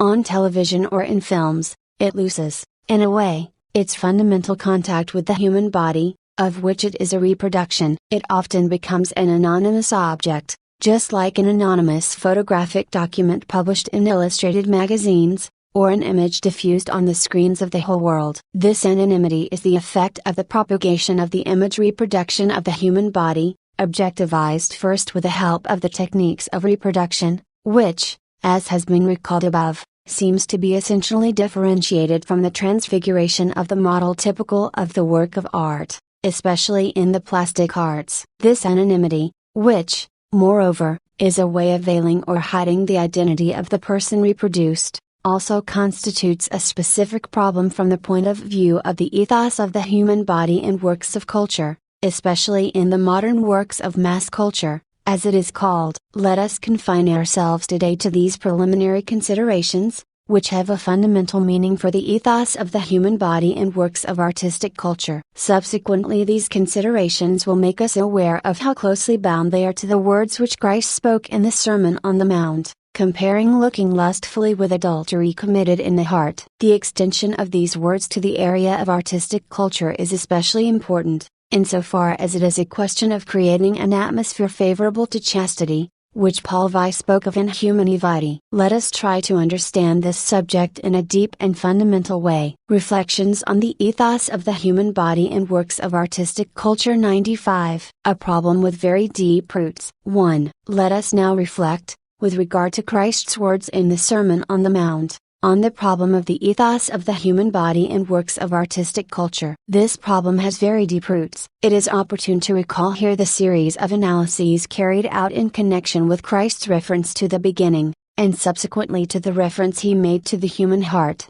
in the Sermon on the Mount. The human body, the naked human body in the whole truth of its masculinity and femininity, has the meaning of a gift of the person to the person. The ethos of the body, that is, the ethical norms that govern its nakedness, because of the dignity of the personal subject, is closely connected with that system of reference. This is understood as the nuptial system, in which the 95 April 22, 1981, 156 giving of one party meets the appropriate and adequate response of the other party to the gift. This response decides the reciprocity of the gift. The artistic objectivation, of the human body in its male and female nakedness, in order to make it first of all a model and then the subject of the work of art, is always to a certain extent a going outside of this original end, for the body, its specific configuration of interpersonal donation. In a way, that constitutes an uprooting of the human body from this configuration and its transfer to the dimension of artistic objectivation, the specific dimension of the work of art or of the reproduction typical of the film and photographic techniques of our time. In each of these dimensions, and in a different way in each one, the human body loses that deeply subjective meaning of the gift. It becomes an object destined for the knowledge of many. This happens in such a way that those who look at the body, assimilate or even, in a way, take possession of what evidently exists, of what in fact should exist essentially at the level of a gift, made by the person to the person, not just in the image but in the living man. Actually, that taking possession already happens at another level, that is, at the level of the object of the transfiguration or artistic reproduction. However, it is impossible not to perceive that from the point of view of the ethos of the body, deeply understood, a problem arises here. This is a very delicate problem, which has its levels of intensity according to various motives and circumstances both as regards artistic activity and as regards knowledge of the work of art or of its reproduction. The fact that this problem is raised does not mean that the human body,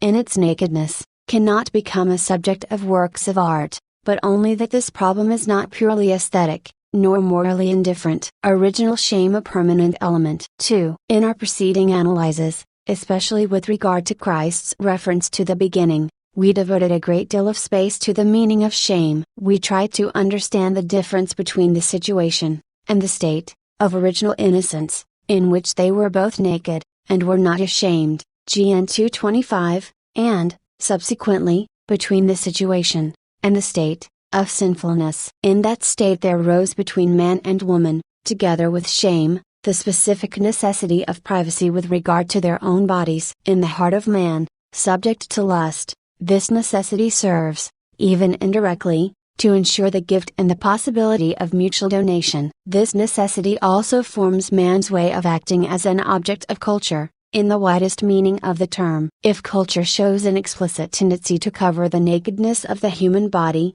it certainly does so not only for climatic reasons, but also in relation to the process of growth of man's personal sensitivity. The anonymous nakedness of the man object contrasts with the progress of the truly human culture of morals. It is probably possible to confirm this also in the life of so-called primitive populations. The process of refining personal human sensitivity is certainly a factor and fruit of culture. 157. Beyond the need of shame, that is, of the privacy of one's own body, on which the biblical sources give such precise information in Genesis 3, there is a deeper norm. This norm is the gift, directed toward the very depths of the personal subject or toward the other person, especially in the man-woman relationship according to the perennial norms regulating the mutual donation. In this way, in the processes of human culture understood in the wide sense, we note, even in man's state of hereditary sinfulness, quite an explicit continuity of the nuptial meaning of the body in its masculinity and femininity. That original shame,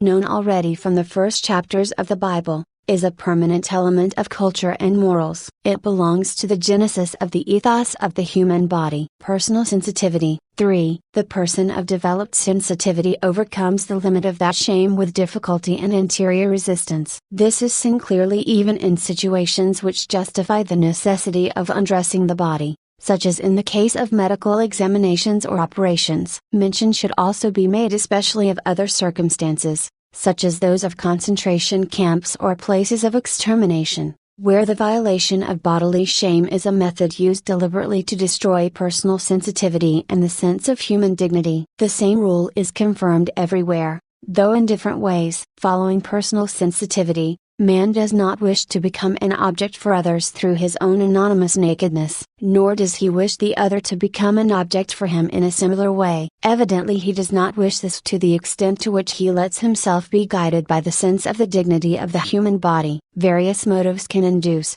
incite and even press man to act in a way contrary to the requirements of the dignity of the human body, a dignity connected with personal sensitivity. It cannot be forgotten that the fundamental interior situation of historical man is the state of threefold lust, cf.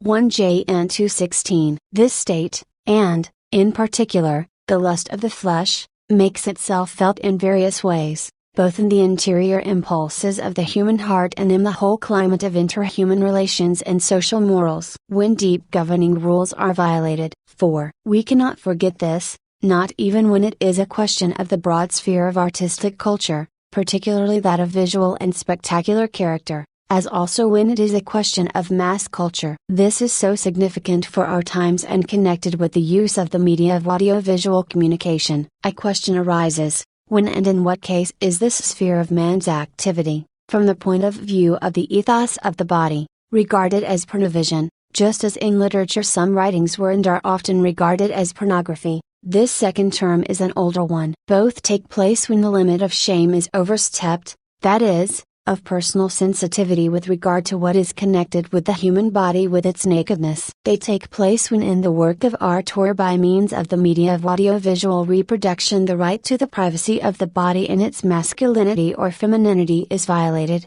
and in the last analysis, when those deep governing rules of the gift and of mutual donation, which 158 are inscribed in this femininity and masculinity through the whole structure of the human being, are violated. This deep inscription, or rather incision, decides the nuptial meaning of the human body, that is, of the fundamental call it receives to form the communion of persons and take part in it. Breaking off at this point our consideration, which we intend to continue next Wednesday, it should be noted that observance or non-observance of these norms, so deeply connected with man's personal sensitivity, cannot be a matter of indifference for the problem of creating a climate favorable to chastity in life and social education. Art must not violate the right to privacy. 96. 1. We have already dedicated a series of reflections to the meaning of the words spoken by Christ in the Sermon on the Mount, in which he exhorts to purity of heart, calling attention even to the lustful look. We cannot forget these words of Christ even when it is a question of the vast sphere of artistic culture,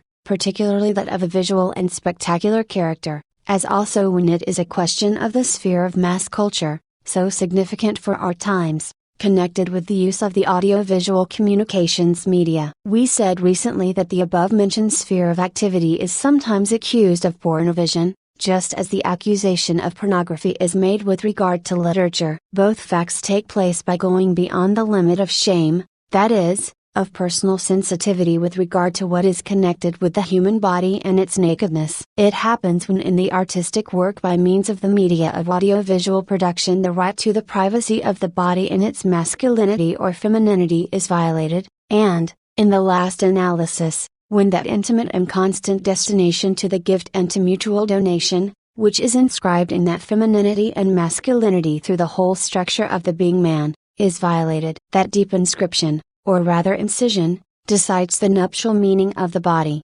that is, the fundamental call it receives to form a communion of persons and to participate in it. The human body and model or subject. 2. It is obvious that in works of art, or in the products of audiovisual artistic reproduction, the above-mentioned constant destination to the gift, that is, that deep inscription of the meaning of the human body, can be violated only in the intentional order of the reproduction and the representation. It is a question, in fact, as has already been previously said, of the human body as model or subject. However, if the sense of shame and personal sensitivity is offended in these cases, that happens because of their transfer to the dimension of social communication, therefore owing to the fact that what, in man's rightful feeling, belongs and must belong strictly to the interpersonal relationship, which is linked, as has already been pointed out, with the communion of persons itself, and in its sphere corresponds to the interior truth of man,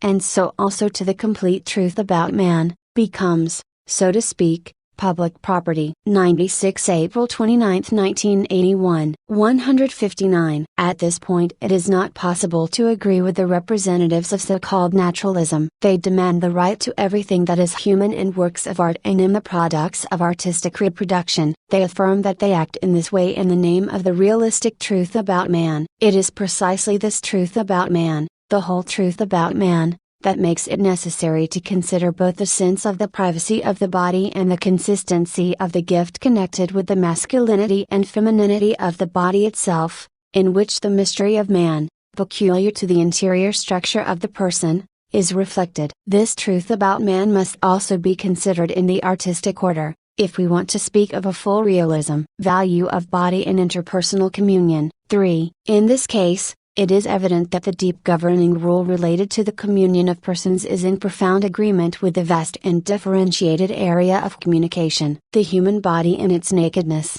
as we stated in the preceding analysis, in which we referred to Genesis 2:25, understood as a manifestation of the person and as his gift, that is, a sign of trust and donation to the other person, who is conscious of the gift, and who is chosen and resolved to respond to it in an equally personal way, becomes the source of a particular interpersonal communication. As has already been said, this is a particular communication in humanity itself. That interpersonal communication penetrates deeply into the system of communion, communio personarum, and at the same time it grows from it and develops correctly within it. Precisely because of the great value of the body in this system of interpersonal communion, to make the body in its nakedness, which expresses precisely the element of the gift, the object-subject of the work of art or of the audiovisual reproduction, is a problem which is not only aesthetic, but also ethical. That element of the gift is, so to speak, suspended in the dimension of an unknown reception and an unforeseen response. Thereby it is in a way threatened in the order of intention, in the sense that it may become an anonymous object of appropriation, an object of abuse. Precisely for this reason the integral truth about man constitutes in this case the foundation of the norm according to which the good or evil of determined actions, of behavior, of morals and situations, is modeled. The truth about man, about what is particularly personal and interior in him, precisely because of his body and his sex, femininity masculinity, creates here precise limits which it is unlawful to exceed. Recognizing limits. 4. These limits must be recognized and observed by the artist who makes the human body the object, model or subject of the work of art or of the audiovisual reproduction. Neither he nor others who are responsible in this field have the right to demand, propose or bring it about that other people, invited, exhorted or admitted to see, to contemplate the image, should violate those limits together with them, or because of them. It is a question of the image, in which that which in itself constitutes the content and the deeply personal value, that which belongs to the order of the gift and of the mutual donation of person to person, 160, is, as a subject, uprooted from its own authentic substratum. It becomes, through social communication, an object and what is more, in a way, an anonymous object. As can be seen from what is said above, the whole problem of pornovision and pornography is not the effect of a puritanical mentality or of a narrow moralism, just as it is not the product of a thought imbued with Manichaeism. It is a question of an extremely important, fundamental sphere of values. Before it, men cannot remain indifferent because of the dignity of humanity, the personal character and the eloquence of the human body. By means of works of art and the activity of the audiovisual media, all those contents and values can be modeled and studied. But they can also be distorted and destroyed in the heart of man. As can be seen, we find ourselves continually within the orbit of the words Christ spoke in the Sermon on the Mount. Also, the problems which we are dealing with here must be examined in the light of those words, which consider a look that springs from lust as adultery committed in the heart. It seems, therefore, that reflection on these problems, which is important to create a climate favorable to education to chastity, constitutes an indispensable appendage to all the preceding analyses which we have dedicated to this subject in the course of numerous Wednesday meetings. Ethical Responsibilities in Art 97. 1. In the Sermon on the Mount, Christ spoke the words to which we have devoted a series of reflections for almost a year, explaining to his listeners the specific meaning of the commandment, "You shall not commit adultery." Christ expressed himself as follows: "But I say to you that everyone who looks at a woman lustfully has already committed adultery with her in his heart." Mount 5:28. The above mentioned words seem to refer also to the vast spheres of human culture, especially those of artistic activity, which we have recently dealt with in the course of some of the Wednesday meetings. Today it is opportune for us to dedicate the final part of these reflections to the problem of the relationship between the ethos of the image, or of the description, and the ethos of the viewing and listening, reading or other forms of cognitive reception with which one meets the content of the work of art or of audio-vision understood in the broad sense. Here we return once more to the problem already mentioned: whether and to what extent can the human body, in the whole visible truth of its masculinity and femininity, be a subject of works of art and thereby a subject of that specific social communication for which these works are intended? This question referred even more to modern mass culture, connected with the audiovisual media. Can the human body be such a model subject, since we know that with this is connected that objectivity without choice which we first called anonymity, and which seems to bring with it a serious potential threat to the whole sphere of meanings, peculiar to the body of man and woman because of the personal character of the human subject and the character of communion of interpersonal relations. 97 May 6, 1981, 161. One can add at this point that the expressions pornography and pornovision, despite their ancient etymology, appeared in language relatively late. The traditional Latin terminology used the word obscena, indicating in this way everything that should not appear before the eyes of spectators, what should be surrounded with opportune discretion, what cannot be presented to human view without any choice. Body a model subject. 3. Asking the preceding question, we realize that, de facto, during whole periods of human culture and artistic activity, the human body has been and is such a model subject of visual works of art. Similarly, the whole sphere of love between man and woman, and, connected with it, also the mutual donation of masculinity and femininity in their corporeal expression,